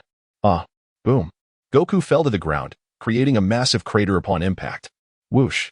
Surrounding Black Goku was a radiant pink aura, as he gathered immense power at his waist. That was the Kamehameha. Goku stared in disbelief. He realized that his opponent's strength surpassed his own. Should he take that blow head-on, it would spell disaster. Goku struggled to rise, laboriously gathering his energy to prepare for a counterattack. Son Goku, allow me to comprehend your essence. Regrettably, you will not enable me to grow stronger any further. Black Goku cackled wickedly, then unleashed a dark Kamehameha. Goku exerted all his might, extending his hands to block the incoming assault. However, the force was overwhelmingly potent, and Goku found it increasingly difficult to withstand. Still struggling? Perish, son Goku. Black Goku laughed maniacally, intensifying his onslaught. Goku's body began to retreat, unable to withstand the relentless attack. Meanwhile, Zamasu observed Black Goku's antics with a cold snort. What a reckless fool, but it matters not. Any death will suffice. Suddenly, from the depths of the ruins, an overwhelming force erupted, revealing Trunks, who advanced step by step toward Zamasu, his form enveloped in a brilliant golden glow, arcs of lightning dancing around him. TCH. What a charade. Zamasu scoffed. Their situation had reached a dead end. The reality was abundantly clear. Trunks glanced over at Goku, then clenched his teeth in determination. This is all my fault. I should not have come to my father's world. This burden was mine alone to bear. The enemies were far too terrifying, so much so that he felt no desire to fight. Hope seemed utterly extinguished. He had believed that summoning Goku and Vegeta for assistance would resolve the crisis, but he had not anticipated the foes would surpass his expectations by such a margin. Even his revered father had fallen. Uncle Wukong finds himself engulfed in a dire predicament. I am truly a useless fool. Trunks trembles with rage, loathing himself for being unable to protect those he holds dear. No, I refuse to become the self I despise. This world still relies on my guardianship. In an instant, an astonishing energy begins to awaken within Trunks, wisps of white steam rising from his form. What are you muttering about? Zamasu's expression turns icy, and he swiftly extends his hand to unleash an energy blast. Sensing the impending danger, a fierce glint ignites in Trunks' eyes. The next moment, he bellows. Final flash. Boom. A dazzling light erupts, accompanied by a deafening explosion. Trunks charges through the smoke, finding himself face to face with Zamasu. What? Zamasu's countenance shifts dramatically, caught off guard. Chapter 101. Astonishment. Zamasu's immortal form. You scoundrel. Trunks stands before Zamasu, his strength surging incessantly. You wretch. Zamasu's face darkens as he delivers a fist aimed at Trunks. Slap. To his astonishment, Trunks securely grasps Zamasu's fist. Impossible. Zamasu is taken aback, unable to fathom that he cannot overpower his opponent. Bam! Trunks swiftly retaliates with a punch, striking Zamasu squarely on the cheek. Spit!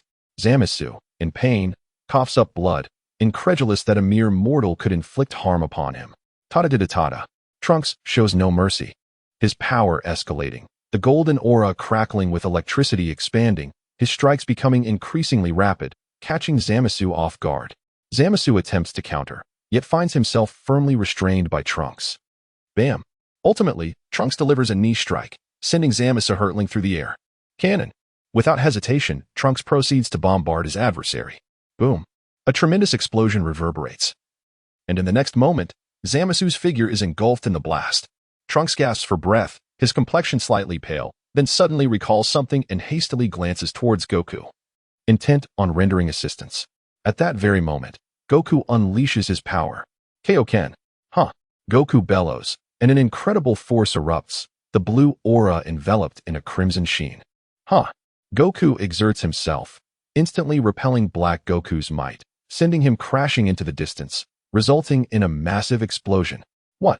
Black Goku's gaze sharpens, a serious expression settling as he observes Goku's stance. Kaioken. He senses that Son Goku's strength has multiplied several times over. As Wukong gasped for breath, he gradually steadied himself and turned his gaze towards Black Wukong, remarking with a smile, "I must admit, you are indeed formidable, having pushed me to this extent." "Oh, humph. What is this? Do you still possess the audacity to confront me in your current pitiful state?" Black Wukong mocked with a sneer. Wukong ascended slowly into the air, declaring, "My greatest aspiration is to continuously encounter adversaries who ignite my excitement, and you are truly a fitting match." "Adversary? Ha ha ha. Son Wukong, you truly broaden my horizons. However, I'm afraid you lack the qualifications to be my opponent. You, along with all the Saiyans, are merely stumbling blocks for me, and I shall eliminate you one by one before obliterating humanity, as a divine retribution for your disrespect towards the gods." Black Wukong cackled maniacally, dripping with sarcasm. Suddenly, Wukong's expression turned icy. As a god, one is meant to seek the welfare of the universe and eliminate threats that endanger it. Even Lord Beerus, the god of destruction, surpasses you in this regard by leaps and bounds. Shut your mouth. You have no right to judge the divine. To the universe, you humans are a menace. All wars are instigated by you. Thus, the ultimate culprits behind the disappearance of civilizations are indeed you humans. Black Wukong's countenance darkened. You are truly insufferable. To annihilate humanity is, in my view, a threat to the universe. Therefore, I shall never let you escape." Wukong erupted in fury. Unleashing the full power of the Kaioken to a tenfold level, his battle aura surging tremendously. While Lord Beerus may have a temper and occasionally cause destruction inadvertently, he still maintains a sense of normalcy that Black Wukong and Zamasu lack entirely. With this thought, Wukong felt a pang of concern for the Zamasu in his world. Unsure of what havoc he might wreak, he speculated whether the Zamasu battling Trunks was the same as his own, but he felt it unlikely, as the disparity between the two was too great. Without further contemplation, Wukong grounded himself and charged fiercely towards Black Wukong. Black Wukong clearly sensed Wukong's newfound strength. Yet he felt no fear, for the more powerful Son Wukong became, the stronger he would grow in turn. Bang! The two began their fierce battle, their speed astonishing. Super Saiyan rose. The power transcended mere appearances, having far surpassed Super Saiyan Blue. Meanwhile, Trunks picked up his sword and suddenly felt an ominous presence.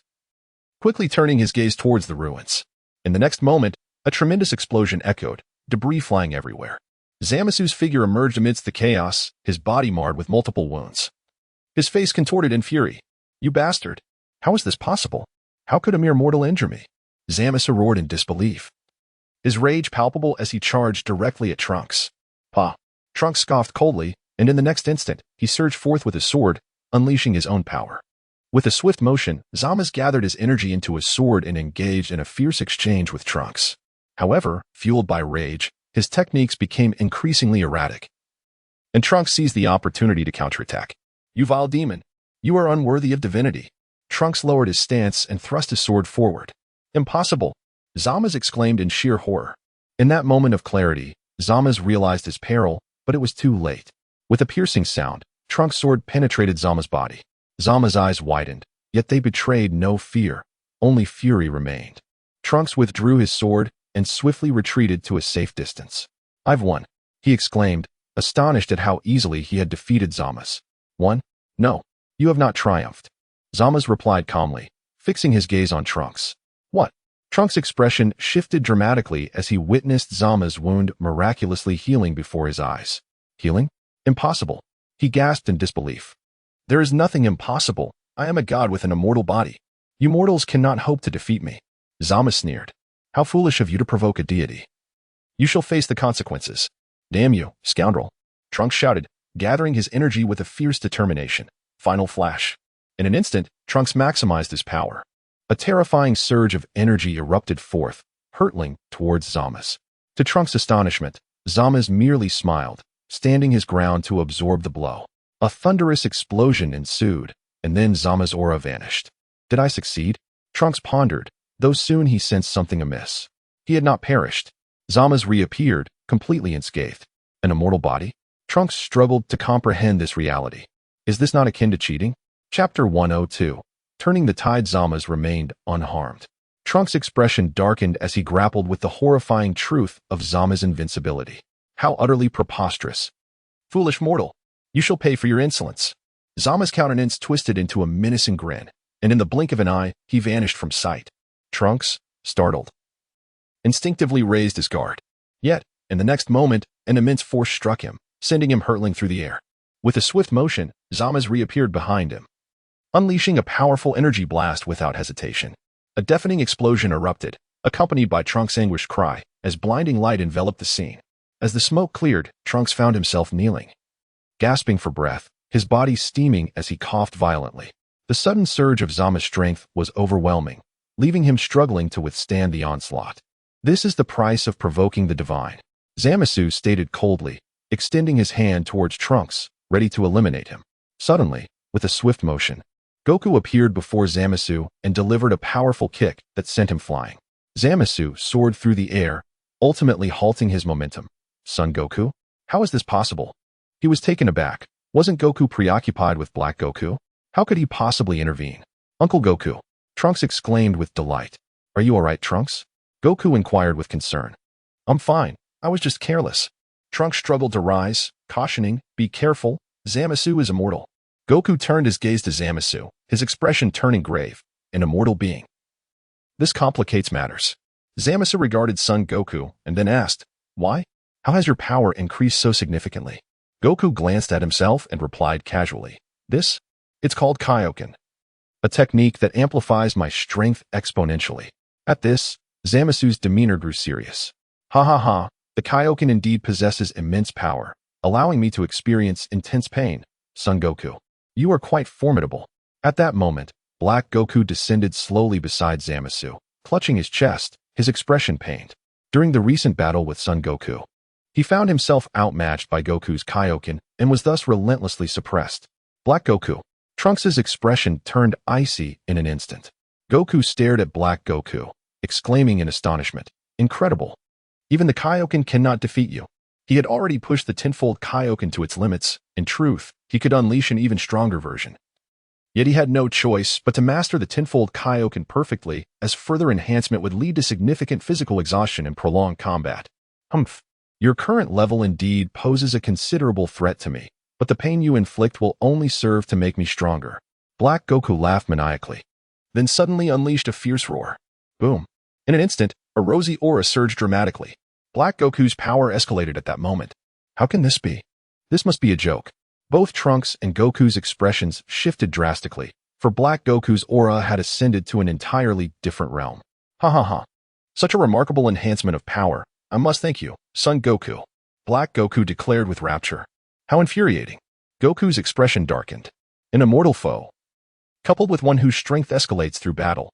How does one combat such an adversary? Let us resume our game." Black Goku grinned, then coalesced his entire being into a rosy-hued energy sword, charging fiercely towards Goku.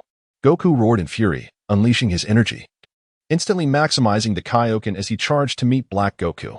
The two combatants clashed violently once more, yet this time, Goku found himself unable to suppress Black Goku any longer, whose power seemed to escalate without bounds.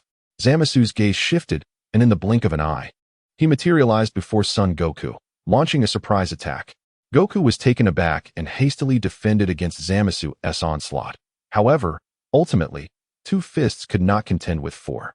Black Goku swung his sword, and Goku desperately dodged, but a gash was still inflicted upon him.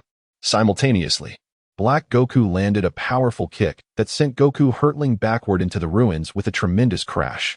"Uncle Goku." Trunks' expression changed dramatically, and he erupted with rage, instantly breaking through to Super Saiyan 2 as he charged at Black Goku with sword in hand. Black Goku merely smirked, showing no intent to evade. Trunks sensed the ominous turn of events, but at that moment, Zamasu appeared before him, and Trunks' sword plunged into Zamasu's body. Yet, in the next instant, he was met with a barrage of crushing blows from Zamasu. Ugh! Trunks coughed up blood, and after sustaining several punches, he reverted to his normal state, collapsing at Zamasu's feet. With a cold, indifferent gaze, Zamasu extracted Trunks' sword and cast it aside, while his wound healed rapidly. "Impudent mortal," Zamasu scoffed, then lifted his foot to grind it against Trunks' head mercilessly. Trunks could only emit anguished cries, utterly devoid of strength to rise. "Stop it, Zamasu." Goku suddenly surged forward, delivering a fierce punch aimed at Zamasu. Whoosh! But Black Goku intervened, gripping Goku's fist with unyielding force. "What?" Goku's expression shifted in disbelief. What's wrong? Your power has diminished significantly since before, hasn't it? I see. This form must take a considerable toll on your stamina. Just look at you. You're running out of energy. Black Goku taunted, his eyes gleaming with mockery as he struck swiftly, landing a punch squarely in Goku's abdomen. Ugh! Goku winced in pain. And before he could react, Black Goku hurled him away. Crash! Goku's body slammed down onto the ground, struggling to maintain the Kaioken, ultimately reverting to Super Saiyan Blue. How can this be? Goku strained to rise, determined to fight again. However, suddenly, Zamasu kicked Trunks aside and charged towards Goku with ferocity. Goku's expression shifted again, and he unleashed a powerful punch, but Zamasu evaded the confrontation, twisting his body to seize Goku's arm, successfully neutralizing his strength. At the same time, Zamasu firmly restrained Goku. What? Goku gasped, bewildered by Zamasu's intentions. But soon, clarity dawned upon him. Whoosh whoosh whoosh. Black Goku had completed gathering energy unbeknownst to him and unleashed a formidable Kamehameha. What? Are you truly seeking mutual destruction? Wukong's eyes widened in shock, his expression filled with rage as he glared at Zamasu. Zamasu remained silent, both of them being engulfed by the overwhelming force. Boom. A tremendous explosion erupted, creating a massive crater in the arena. Within this crater, Wukong had reverted to his normal state, collapsing in utter exhaustion. In stark contrast, Zamasu emerged unscathed. Chapter 103, Salvation, Defeat and Escape, Utter Defeat. At this moment, Wukong and his companions had lost the ability to contend with Black Wukong and Zamasu. They were simply no match for either of them. Enough. The game ends here. Prepare to vanish. Black Wukong and Zamasu slowly ascended, and simultaneously, they conjured two energy blasts, their power capable of obliterating everything in sight. Regrettably, as a tool for enhancing my strength, you can only last this long, Son Wukong. Farewell. Black Wukong taunted, gazing down at the fallen Wukong. Damn it. Wukong stirred slightly. But the immense pain rendered him immobile, devoid of the strength to even rise. Well then, perish. Whoosh. Boom. Suddenly, a wave of energy shot forth, catching both Black Wukong and Zamasu off guard, resulting in an immediate explosion. Now is our chance. A weak voice called out, and a fleeting shadow darted across the scene, quickly vanishing. Simultaneously, Wukong and Trunks also disappeared. Phew. Amidst the smoke, Black Wukong waved his hand, dispersing the haze, and their expressions darkened. Damn humans. How dare they cause trouble at this moment? They realized that Son Wukong and Trunks had vanished. They've escaped. Vegeta. Black Wukong turned to Vegeta, his demeanor cold. The earlier energy wave had been unleashed by Vegeta, but now, having exhausted his remaining strength, he had lost consciousness and collapsed. Forget it. They won't get far. Let us deal with Vegeta first. Zamasu remarked, his expression unchanged. That makes sense. Black Wukong replied nonchalantly, extending his hand towards Vegeta, energy coalescing in his grasp. Yet at that moment, several sounds erupted, startling both Black Wukong and Zamasu as smoke bombs detonated, enveloping the area in obscurity. Damn it. Insignificant humans. How could they? Zamasu's furious roar emerged from the smoke. However, it was already too late. When their vision cleared, no trace of anyone remained in the arena. How is this possible? Black Wukong ascended rapidly, attempting to sense their energy, but to no avail. Bastards. Meanwhile, in a dark underground chamber. Bang. Bang. After leaving the severely injured Goku and Trunks behind, Akairobe let out a sigh of relief. What a tiring ordeal. Thank you, Akairobe. Goku expressed his deep gratitude towards his friend. Akairobe replied nonchalantly, it's nothing. After all, the protagonist only intervenes at critical moments. Deep down, however, he was quite anxious. He understood all too well the terror that Black Goku embodied. Yet, upon witnessing the seemingly deceased Goku appear before him, he felt compelled to take a gamble. Of course, he was aware that this was not the Goku from their world, that Goku had long since perished. Akairobe, where is my father? Trunks suddenly inquired. Akairobe turned to face the entrance. He should be arriving shortly. Before long, a commotion arose nearby, and a group led by Mai rushed over, two of whom were supporting the unconscious Vegeta. Father. Mai. Trunks' expression shifted dramatically. The sight of his father's rescue filled him with joy, but upon seeing Mai, he was rendered speechless. Mai was still alive? How could this be? Was he dreaming? Trunks. Upon seeing him, Mai could no longer contain herself and leapt into Trunks' embrace. Ouch. That hurts. Trunks exclaimed in pain. I'm sorry. I'm just so happy you're alive. Mai quickly apologized. Trunks gazed at her, his eyes glistening with tears. Mai. you're alive. How wonderful. I must say, you two are quite the gossip-worthy pair, Goku remarked, surprised at the unexpected relationship between Trunks and Mai. Both Trunks and Mai felt a bit shy. All right, enough of this flirtation. Let us get to a safer location. This place is still perilous. A Kairobe suggested timely. Everyone understood. And shortly thereafter, they departed the area. Meanwhile, in the skies, Black Goku and Zamasu were searching for the energy signatures of Goku and his companions, but to no avail. They could only sense a few human signatures. It was as if Goku and the others had vanished into thin air. Black Goku's expression darkened. TCH. We should have dealt with them already. Zamasu scowled. No need to rush. They will surely emerge again. We can simply wait for them to return. Black Goku replied coolly. Who can escape the wrath of a deity? Hee hee. Goku and Vegeta arrived at the temporary base established by Mai and her group, where not only their assembled army awaited, but also a number of survivors. Upon seeing Goku and Vegeta in their battered state, despair washed over the crowd. With even the reinforcements Trunks had summoned defeated, how could they possibly stand against Black Goku?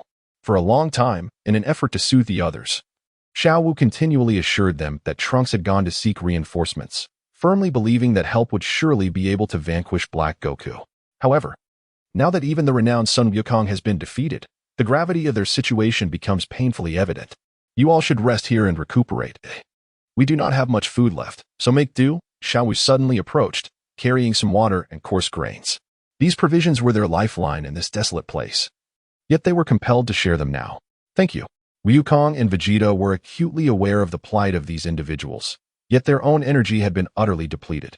At this moment, they lacked the strength even to stand. It was a dire situation. By the way, Yachirobe, do you have any Senzu beans left? Wukong abruptly turned his gaze toward Yachirobe, who shook his head in response. None. After Master Korin's demise, I had a few left. But I consumed them to stave off hunger. What shall we do now? Vegeta inquired, concern lacing his voice. Trunks, barely able to stand, approached and said, there are no other options. We must return to the past. Uncle Wukong and father need to recuperate. No. If we use the time machine now, it will expose our location. Wukong replied with a stern expression. How will we know unless we try? There seems to be no other choice. We can't just wait here to die. Vegeta responded calmly. Ultimately, they resolved to return.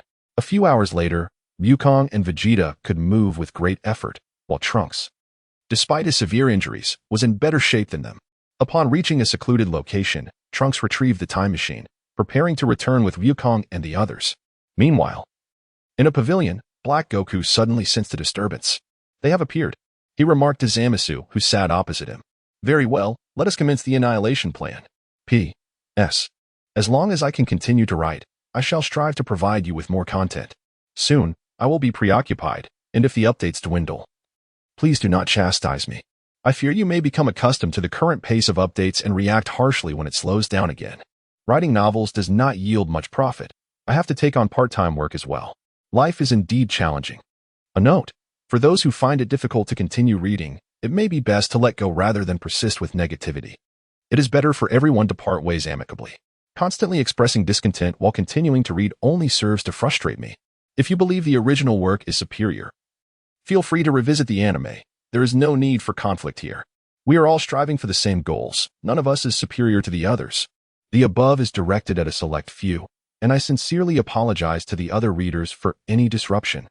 Chapter 104, Crisis Moment. The situation with Black Goku and Zamasu is critical.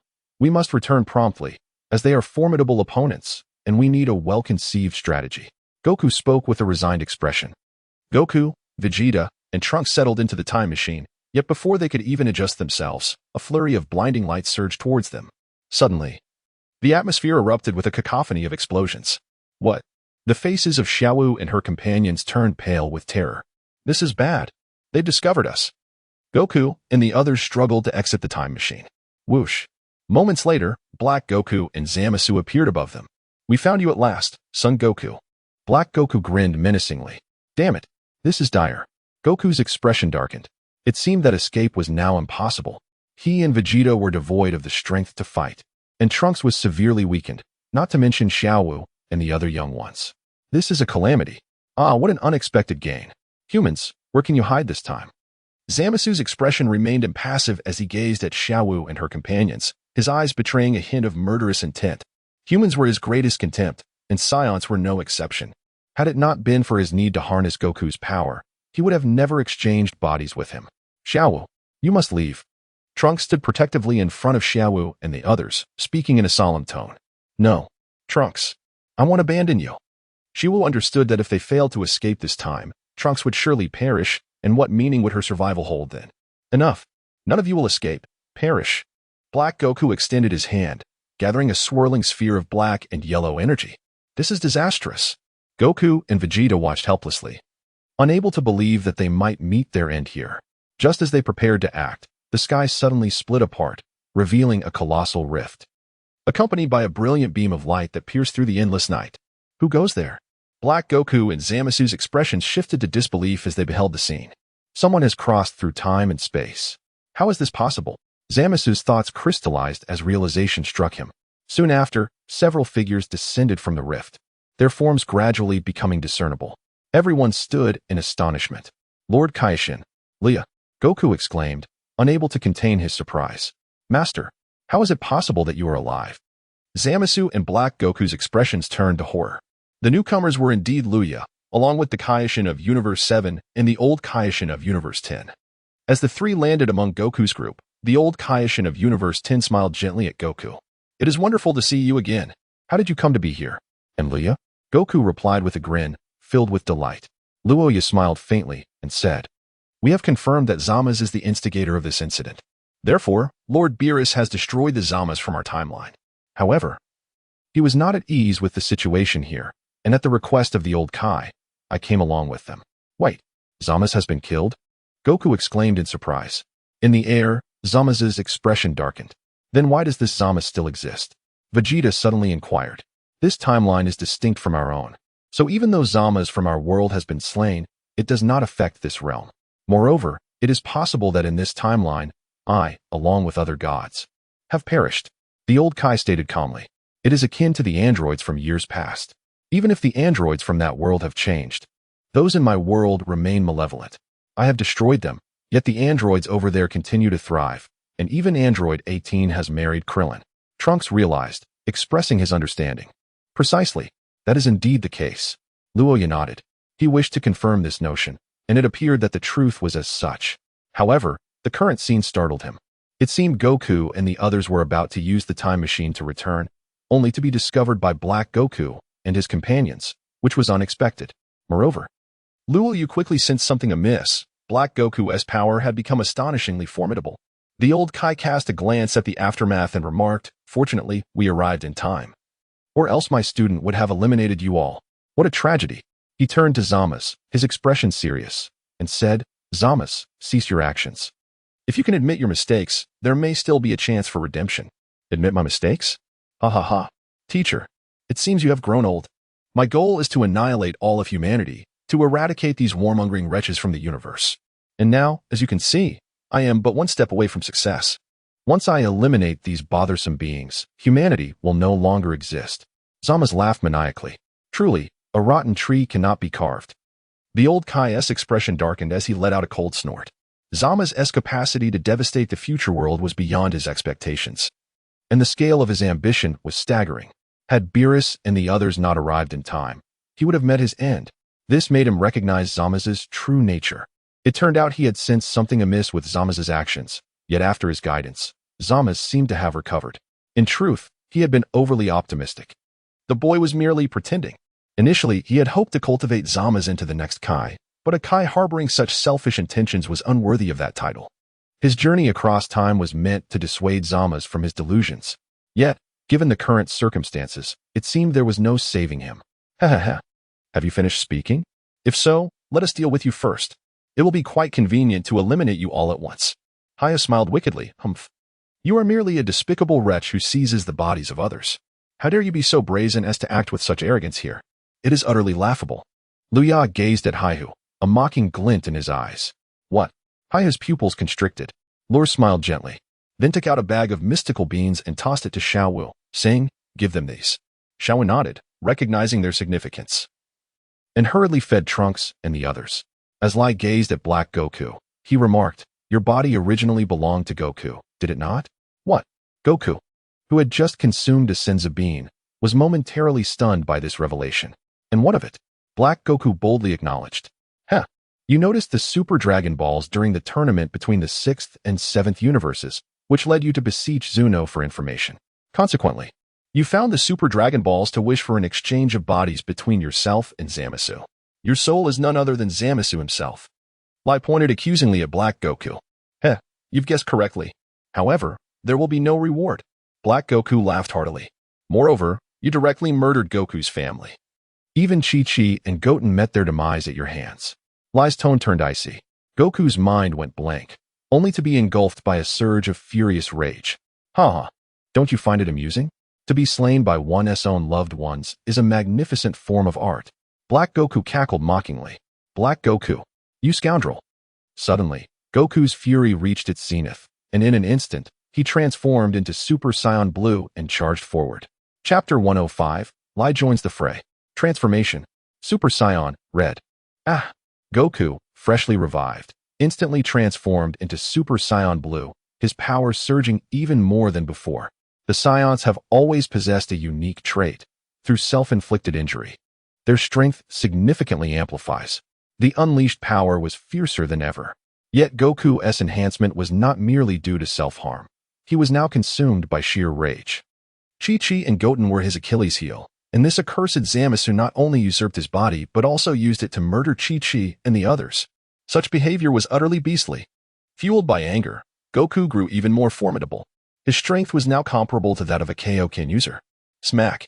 However, Black Goku effortlessly grasped Goku's fist. Wearing a derisive smile, what's the matter? Is this the extent of your fury? You have thoroughly disappointed me. You scoundrel. Goku roared. And in the next moment, he erupted with energy, breaking free from Black Goku's grip. What? Black Goku was taken aback, and before he could react, Goku's fist struck him. Boom, boom, boom. Black Goku was sent reeling backward. Goku wasted no time, charging forward relentlessly. TSK. Observing this, Zamasu immediately sought to intervene. What are you looking at, Zamasu? Vegeta suddenly charged in, delivering a punch towards Zamasu. The latter's expression shifted dramatically, turning vicious. Scoundrel. Crash. Crash. Crash. The two engaged in a fierce battle, exchanging blows with fervor. Below, the Elder Kai's expression was anything but calm. Why has Zamasu's